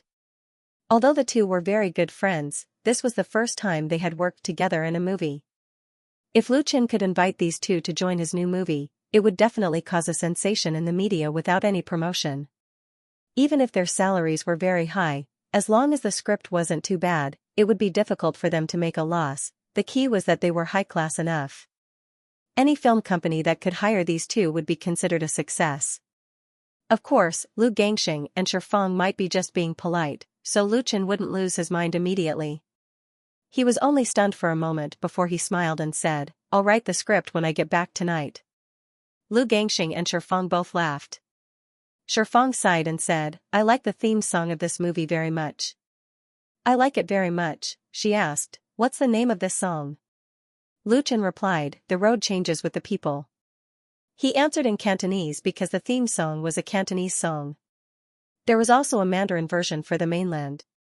"The road changes with the people," Shifang softly recited these words, and a trace of disappointment appeared on her face. It seemed that she had thought of something. Lu Gangxing quietly held her hand, then said to Lu Chen, "You should go up." Lu Chen nodded and took Chen Fei and all the main cast members of A Chinese Ghost Story onto the stage of the theater. Lu Chen, Chen Fei, Nian Mingzhu, Ma Rongzhen, Wan Xiaoquan, Chen Wenqiang. Other than Lu Chen and Chen Fei, the others were basically unknown in the film and television industry in Hong Kong. Only Ma Rongzhen was considered a senior, but he had been a flop for a long time. No one had heard of Wan Xiaoquan at all. Lu Chen had only recently become famous in the circle. It could be said that the lineup of A Chinese Ghost Story was not strong at all. There were not many actors, and there were very few investments and special effects. However, the movie was unanimously approved by the picky guests. The applause lasted for a few minutes before it ended. As for the ordinary audience who were lucky enough to attend the premiere, they cheered loudly and even clapped their hands until they turned red. Thank you everyone. Lu Chen led the crew to thank the guests and the audience. Next, it was time for the interview.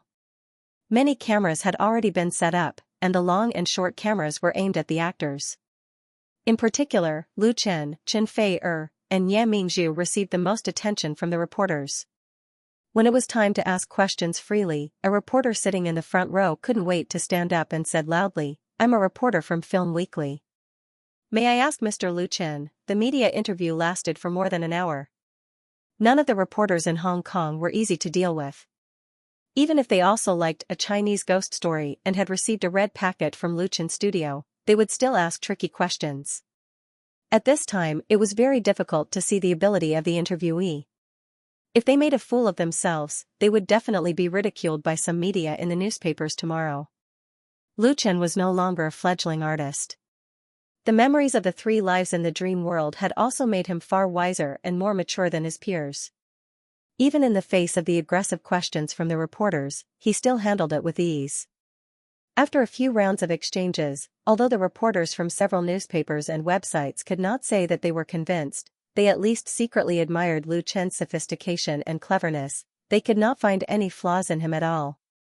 They had no choice but to shift the focus to Chen Fei-er, Ye Mingzhu, and the others. "Miss Chen Fei-er, everyone knows that you are Lu Chen's girlfriend.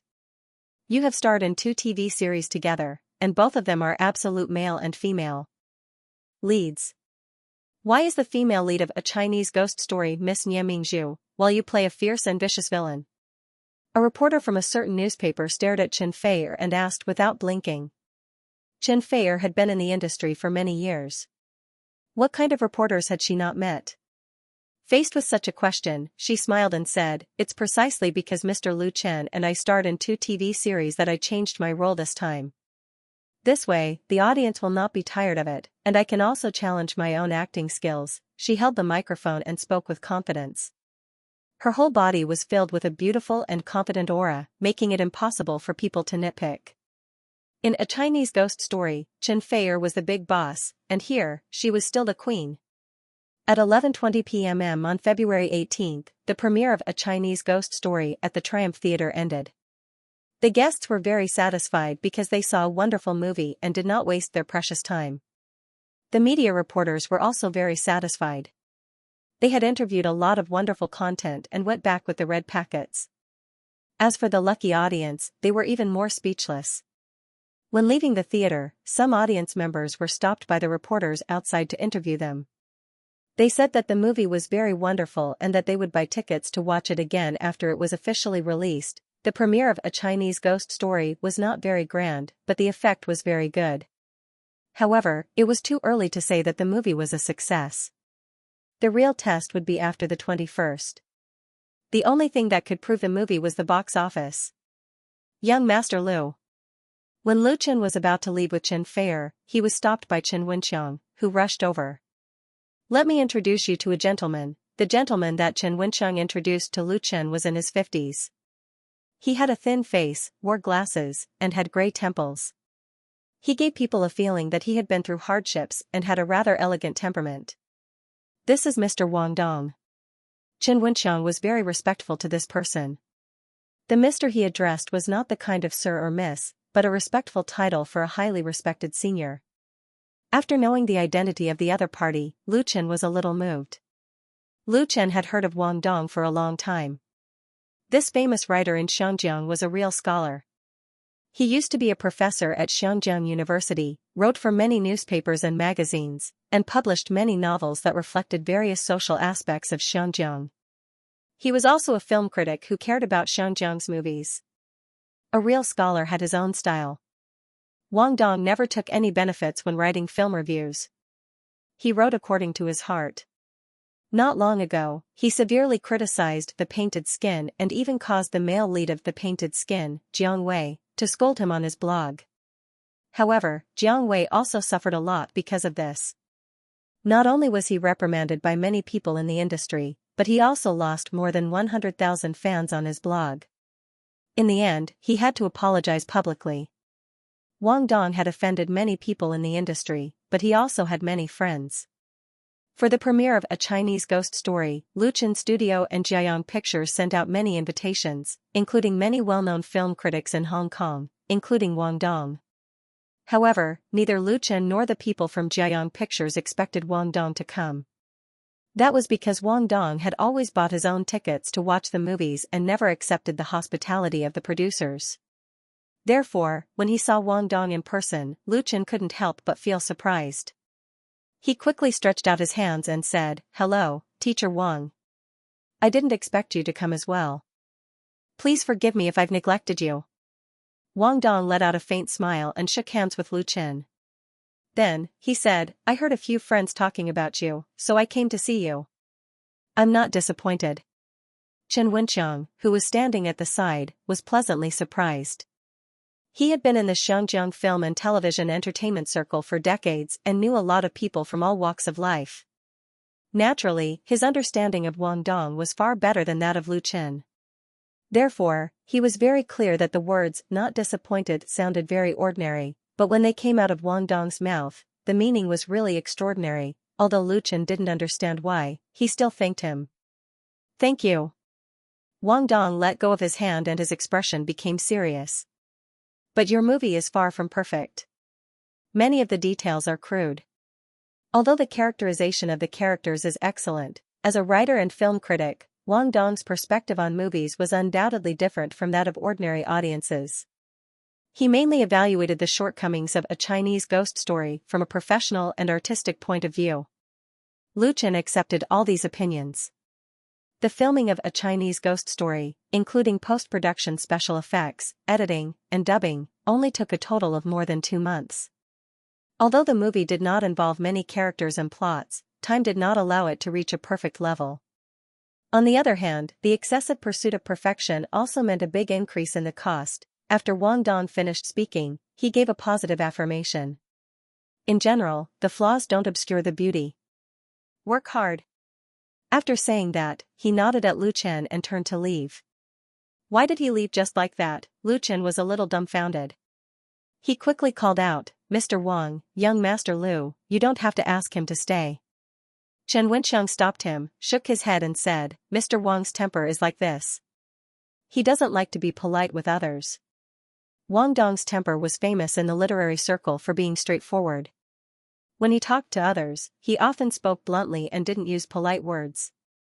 As a result, he had offended many people. Luchin said helplessly, "I still want to talk to Mr. Wang a little more." Chen Wenqiang said with a smile, "He has already told you a lot. Wait for the blog tomorrow." Chen Wenqiang was really happy. Wang Dong's influence among the young people in Xianjiang was very weak.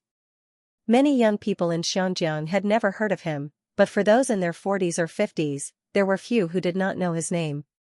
Xianjiang people in their 40s or 50s were also an important source of box office.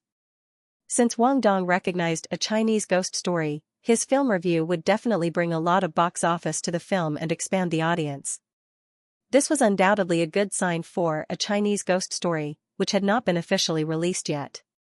People in Xianjiang were very superstitious, and Chen Wenqiang was no exception. As the director of Luchin Studio, he had high hopes for the studio's first movie, not to mention that his daughter was also in A Chinese Ghost Story. At this moment, no one noticed Ma Rongzhen, who was standing in the corner of the lobby. Tonight was like a dream for Ma Rongzhen. How long had it been? Even he himself couldn't remember when was the last time he stood under the spotlight and was surrounded by reporters. This long-lost glory made Ma Rongzhen feel that it was unreal. Although the reporters' attention was mainly focused on Luchin, Chen Fei-er, and Ye Mingzhu, as the most important supporting actor in A Chinese Ghost Story, he, an old actor who had been down and out for many years, still received some attention. As long as the box office of A Chinese Ghost Story was passable, it would not be a problem to find another role. There was no need to struggle every day in the Lion Rock film and television city for a chance to get a lunchbox. At this moment, Ma Rongzhen prayed to the gods in the sky, hoping that the box office of A Chinese Ghost Story would be a big hit. The higher the box office of A Chinese Ghost Story, the higher his value and the higher the pay he could get. At his current stage, he really had nothing else to ask for. On February 21st, a week after The Painted Skin was released, a Chinese ghost story hit all the major cinemas in Xianxia and began to compete for the box office. A Chinese ghost story was officially released on Tuesday, February 21st. And just yesterday, its biggest competitor, Painted Skin, announced its first week's box office. From the 14th to the 19th, the movie co-produced by Huaguan Pictures and Star Art Entertainment had a total of 36.77 million, which was quite a dazzling result.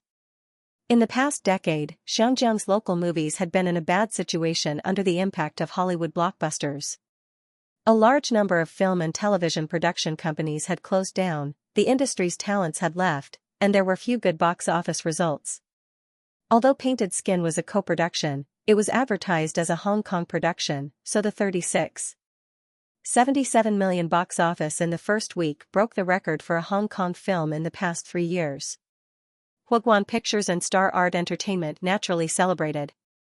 Even Jiang Wei, who was forced to apologize for scolding Wang Dong, became active again on his blog, posting several blog posts to show off, feeling very proud of himself.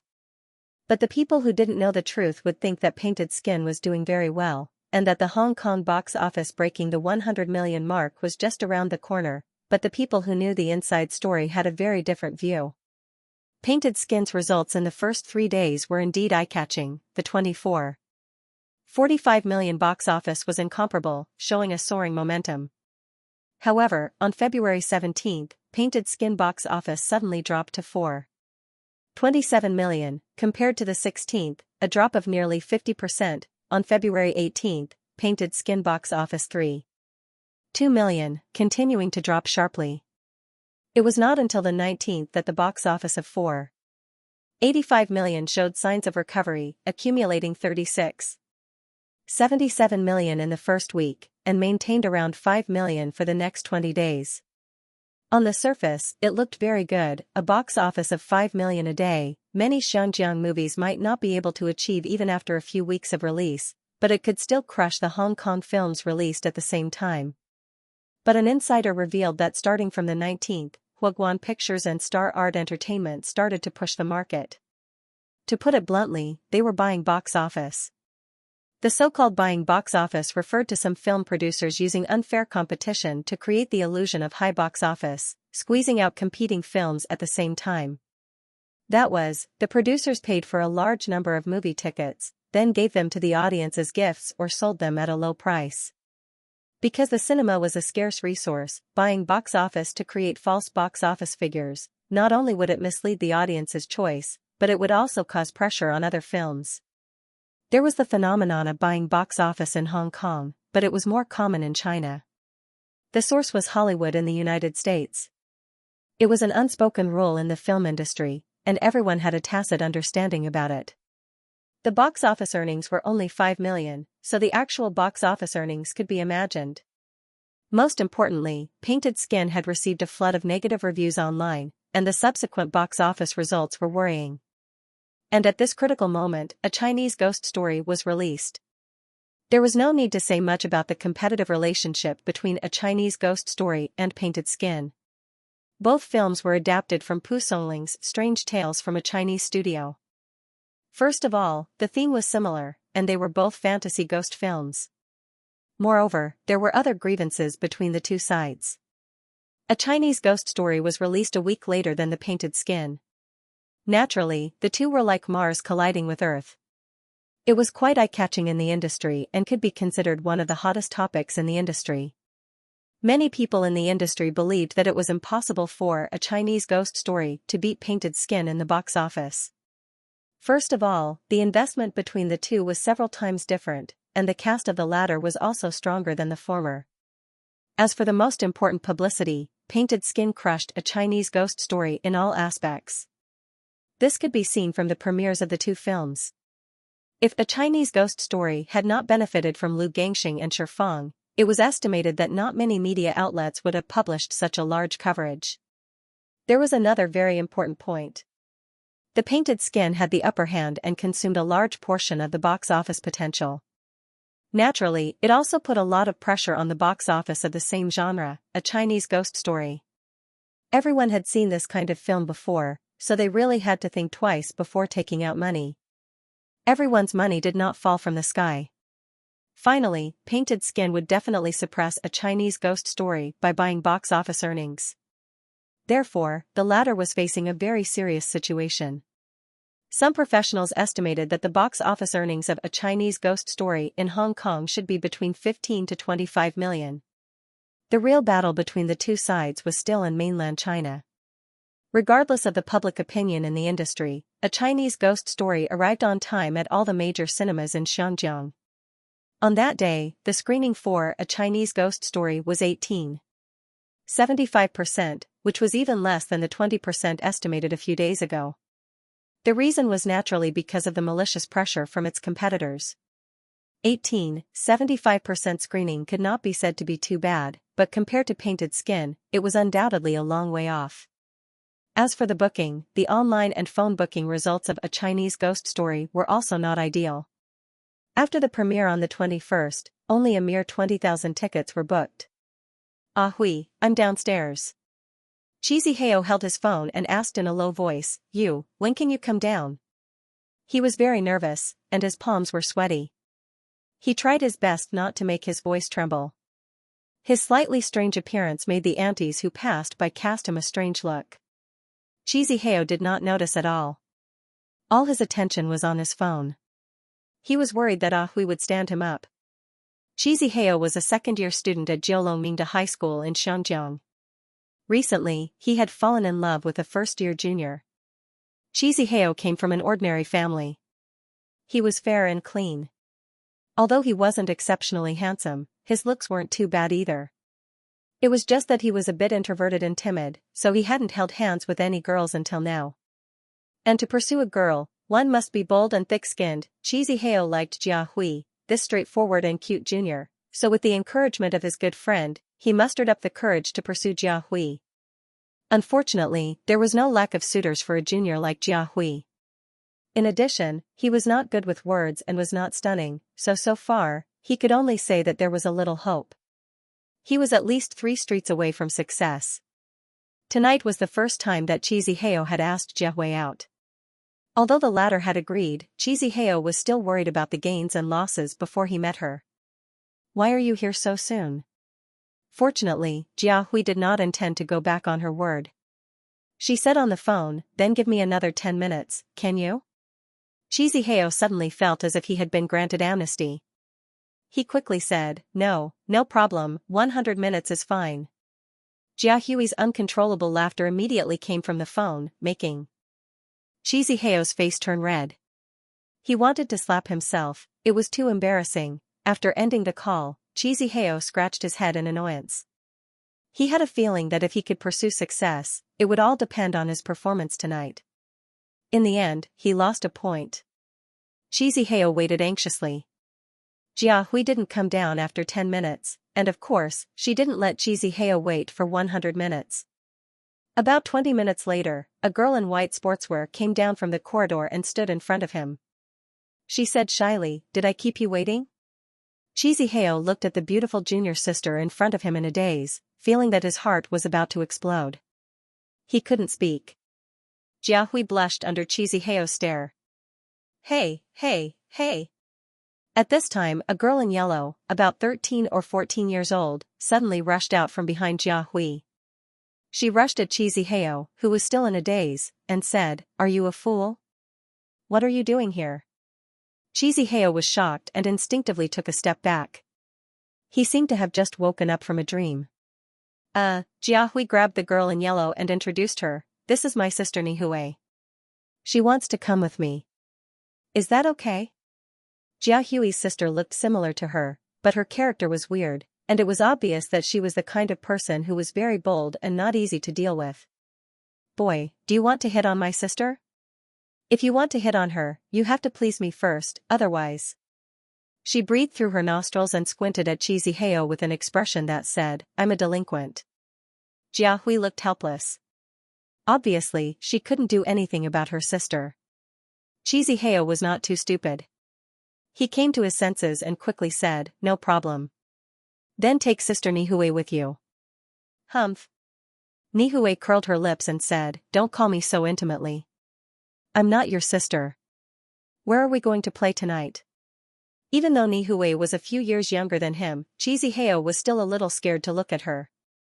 He quickly said, "Let's go to the movies. A Chinese ghost story is on tonight. Lu Chen and Shen Fei are the leading actors." He had heard from his friend that Nihue had recently been fascinated by a TV series called Romance in My Heart, which was on the air on satellite TV. The leading actor and actress in the series were played by Lu Chen and Shen Fei. Therefore, Chiziheo searched for information about these two celebrities online and found out about a Chinese ghost story. Jiahui was pleasantly surprised. "That's great. I was just about to see it. Watching a movie again? Old-fashioned." She preferred to go to the arcade or the ice skating rink. Chiziheo couldn't care less about her feelings. Seeing that Jiahui liked it, he finally felt relieved. Of course, there was still a small problem. He had only booked 2 movie tickets online, and he didn't know if there were any left. Fortunately, with the development of technology, smartphones could be installed with ticket booking apps. Therefore, Chiziheo used his phone to book an additional ticket for Nihue in the taxi. The tickets for tonight's official screening of A Chinese Ghost Story were selling well. He was lucky enough to catch the last bus and grab one of the last 2 tickets. Of course, it was impossible for it to be next to the seat he had originally booked. However, this was exactly what Chiziheo hoped for. However, he soon discovered that his thoughts were completely wrong. When he arrived at the cinema to pick up the tickets, Nihue directly snatched the 2 tickets next to each other and left the one that Chiziheo had just booked, leaving him speechless. After all, Chiziheo was not a fool. In such a situation, he did not foolishly stay in the corner and watch. Instead, he discussed with others and paid a price to change his seat. Finally, he sat next to Jiahui. This made Nihue look at him in a different light. "You're not stupid, are you?" Chiziheo scratched his head with a silly smile. He looked at Jiahui, his eyes full of joy. Jiahui blushed again and whispered, "Let's watch a movie." The lights in the cinema dimmed, and the opening scene of the movie appeared on the big screen. The voices of the audience disappeared, and everyone's attention was focused. People in Xianxia liked to watch movies, and the quality of the audience was usually relatively high. During the movie, everyone would consciously keep quiet, and their mobile phones would be set to vibration mode, so as not to disturb others watching the movie. Chiziheo looked around and found that the cinema, which could accommodate nearly 200 people, was full, and most of the audience were couples. He couldn't help but sneak a glance at Jiahui again. But Jiahui's eyes were only fixed on the screen. Chiziheo's attention turned to her. He adjusted his sitting posture and began to enjoy the movie. The first thing that appeared on the screen was the logo of Jiayang Pictures. This logo was not very familiar to the audience in Xianjiang, and the logo of Luchin Studio was even more unfamiliar. After the short opening, the movie officially began. A close-up of an old stone tablet appeared on the screen, and the 3 big words Lanrua Temple appeared in the audience's line of sight. The background was an ancient temple shrouded in the night. Coupled with the embellishment of the soundtrack, a kind of desolate and strange atmosphere quietly attacked, making the audience's heart involuntarily rise. Chiziheo, who was originally a little distracted, was also attracted. The story of A Chinese Ghost Story unfolded. The scholar who stayed in the ancient temple at night, the beautiful woman who quietly appeared, and the seemingly routine love encounter was the beginning of a bloodthirsty killing. In just 2 minutes, the audience was brought into a strange world. Against the background of the blood-red brocade, the 4 handwritten words A Chinese Ghost Story appeared, and the theme song of the movie, The Road Follows the Man, played. The protagonist, Ning Kaichen, also appeared on the stage. A down-and-out scholar trekking in the wilderness, suffering all kinds of hardships, formed a perfect match with the theme song. Chiziheo chose to watch A Chinese Ghost Story because Jiahui liked the protagonist of the movie. He himself did not like to watch this kind of supernatural and fantasy movie. He liked to watch Hollywood blockbusters. Therefore, he did not have any expectations for the movie itself. Whether it was good or bad, as long as Jiahui was happy, it would be worth the more than 100 yuan he had just spent on the movie tickets. Well, there was also Coke, popcorn, potato chips. However, after only watching the beginning of the movie for a few minutes, Cheesy Heo's interest in watching the movie was aroused, especially this theme song that was full of ancient charm. It touched his heartstrings and made him involuntarily put himself in the shoes of the protagonist. The road of life is like a long dream. The road is full of wind and frost, and the wind and frost blow against my face. There are many directions in the world of mortals. Find the center of the dream. Love follows the man, the road follows the man. Life is a dream and a passion. There are vague tears in the dream. Where to go and where to find the direction in my heart. The wind seems to sigh softly in the dream. The road and the man are boundless. Looking at the wandering scholar on the screen and listening to the melodious melody of the theme song, Cheesy Heo's mind was no longer on Jia Hui, who sat next to him. As for Jia Hui, she stared at the screen without blinking. Note, the road follows the man. Lyricist/composer, Huang Zhan. How dare you? How dare you rob me of my money? In the wilderness, a torrential downpour poured down. 6 or 7 burly bandits were running for their lives. Although they held sharp weapons in their hands, they couldn't hide the fear on their faces. It was as if there was some kind of demon chasing after them. Accompanied by a thunderous roar, a black-clothed warrior rushed out from behind the bandits, brazenly killing his way into the fleeing crowd. However, a swift and fierce sword light flashed, and a head flew into the sky. The blood splashed on the face of the scholar, who was scared out of his wits, leaving him dumbfounded. However, the massacre was still ongoing. The black-clothed warrior brandished his sword and charged left and right, but no one was a match for him at all. In their despair, 2 bandits tried to fight back with their lives, but they were cut down by the black-clothed warrior with a single slash. In the audience, Cheesy Heo's blood was boiling.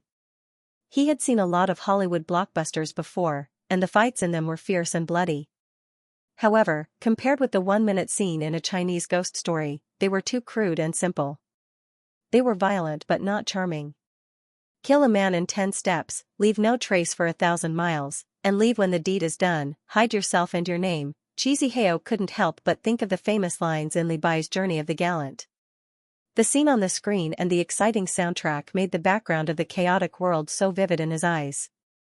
There were also a few exclamations from the audience around him. The movie had just started, and the scenes in Lanrua Temple and the straw hut in the wilderness had left a deep impression on everyone, making them look forward to the rest of the plot. In other words, the audience's appetite was whetted. On the screen, the story continued. The scholar Ning Kaichen went to Guabei County to collect debts, and Feng Yu was forced to stay in the legendary Lanrua Temple. However, he was refused by the Taoist priest Xianxia, so he sneaked into the temple. In the middle of the night, Ning Kaichen was attracted by the music and met Nie Xiaoqian. However, Nie Xiaoqian suddenly showed her killing intent, and Xianxia saved her. Touched by Ning Kaichen's honesty and kindness, Nie Xiaoqian fell in love with him, but Xianxia stopped her. Ning Kaichen thought that Xianxia was a cruel murderer and wanted to escape with Nie Xiaoqian. However, Nie Xiaoqian was controlled by Grandma Tree and forced her to kill Ning Kaichen to absorb his yang energy. Xiaoqian could not bear to see this happen, but Granny Tree Fairy flew into a rage and personally took action. Seeing that the 2 of them were in danger, it was Xianxia who acted out of righteousness and heavily injured Granny. At this moment, Ning Kaichen knows that Xiaoqian is a wandering ghost. To be honest, the reason why Cheesy Heo booked the movie tickets for A Chinese Ghost Story through his phone yesterday was entirely because Jiehui liked the 2 main leads. He sat here to make his sweetheart happy. But now, Cheesy Heo himself was fascinated by it. In the film, Ning Kaichen was a little pedantic and cowardly, but he still maintained a kind heart in the troubled world. For the sake of his loved ones, he showed extraordinary courage in the face of real danger. Cheesy Heo saw his own shadow in him, and he naturally immersed himself in it. He followed the ups and downs of the protagonist in the film, and his mood rose and fell. He was fascinated and entranced. Until a low cry of surprise came from beside him. Ah! In the movie, the boss, Granny Tree Fairy, used powerful magic to fight fiercely with Xianxia. The scene was particularly horrifying, and the audience was shocked, including Jiehui. Completely out of instinctive fear, she subconsciously grabbed Cheesy Heo's hand. Cheesy Heo was stunned for a moment before he came to his senses. Jiehui's hand was a little cold, and her skin was soft and delicate. The feeling of touch made his face instantly turn red. God bless him, this was the first time in his life that Xianxia had such intimate contact with a girl other than his sister, and the other party was the person he liked. Great joy instantly rushed to Xianxia's head, causing him to be in a trance for a moment. He did not even have time to watch the exciting movie, and only hoped that time would stop at this moment forever. Unfortunately, only a few minutes later, Jiahui came to her senses and quickly retracted her hand shyly. Xianxia's heart was indescribably disappointed. Fortunately, there was still a movie to watch. In the movie, Ning Kaichen knew that Nye Xiaoqian was controlled by Granny Tree Fairy because her bones were abandoned in the mountains. She was forced to look for strong men every night for Granny Tree Fairy to absorb yang essence, so that Granny Tree Fairy could increase her lifespan. In order to prevent Xiaoqian from being humiliated again, Ning Kaichen promised to transport her ashes back to the countryside for burial. Unexpectedly, Xiaoqian was taken away by the Witch of Black Mountain as his wife. Ning Kaichen begged Yan Qixia to go with him to save Xiaoqian. Yan Qixia tried hard to persuade Ning Kaichen, but to no avail. Finally, Yan Qixia took Ning Kaichen to the underworld, and finally rescued Xiaoqian, so that she could be reincarnated. But in this way, Ning Kaichen and Nye Xiaoqian were separated forever. This was the end of the story. The ending was not a perfect reunion, leaving the audience infinite melancholy. With the appearance of the subtitles, the lights in the movie hall slowly lit up, and it was time to leave. But many audience members did not immediately get up, still immersed in the movie.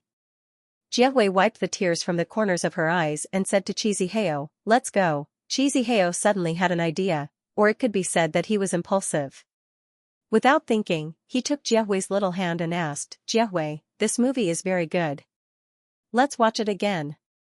Jiahui did not expect that Xianxia would be so bold to take her hand in public.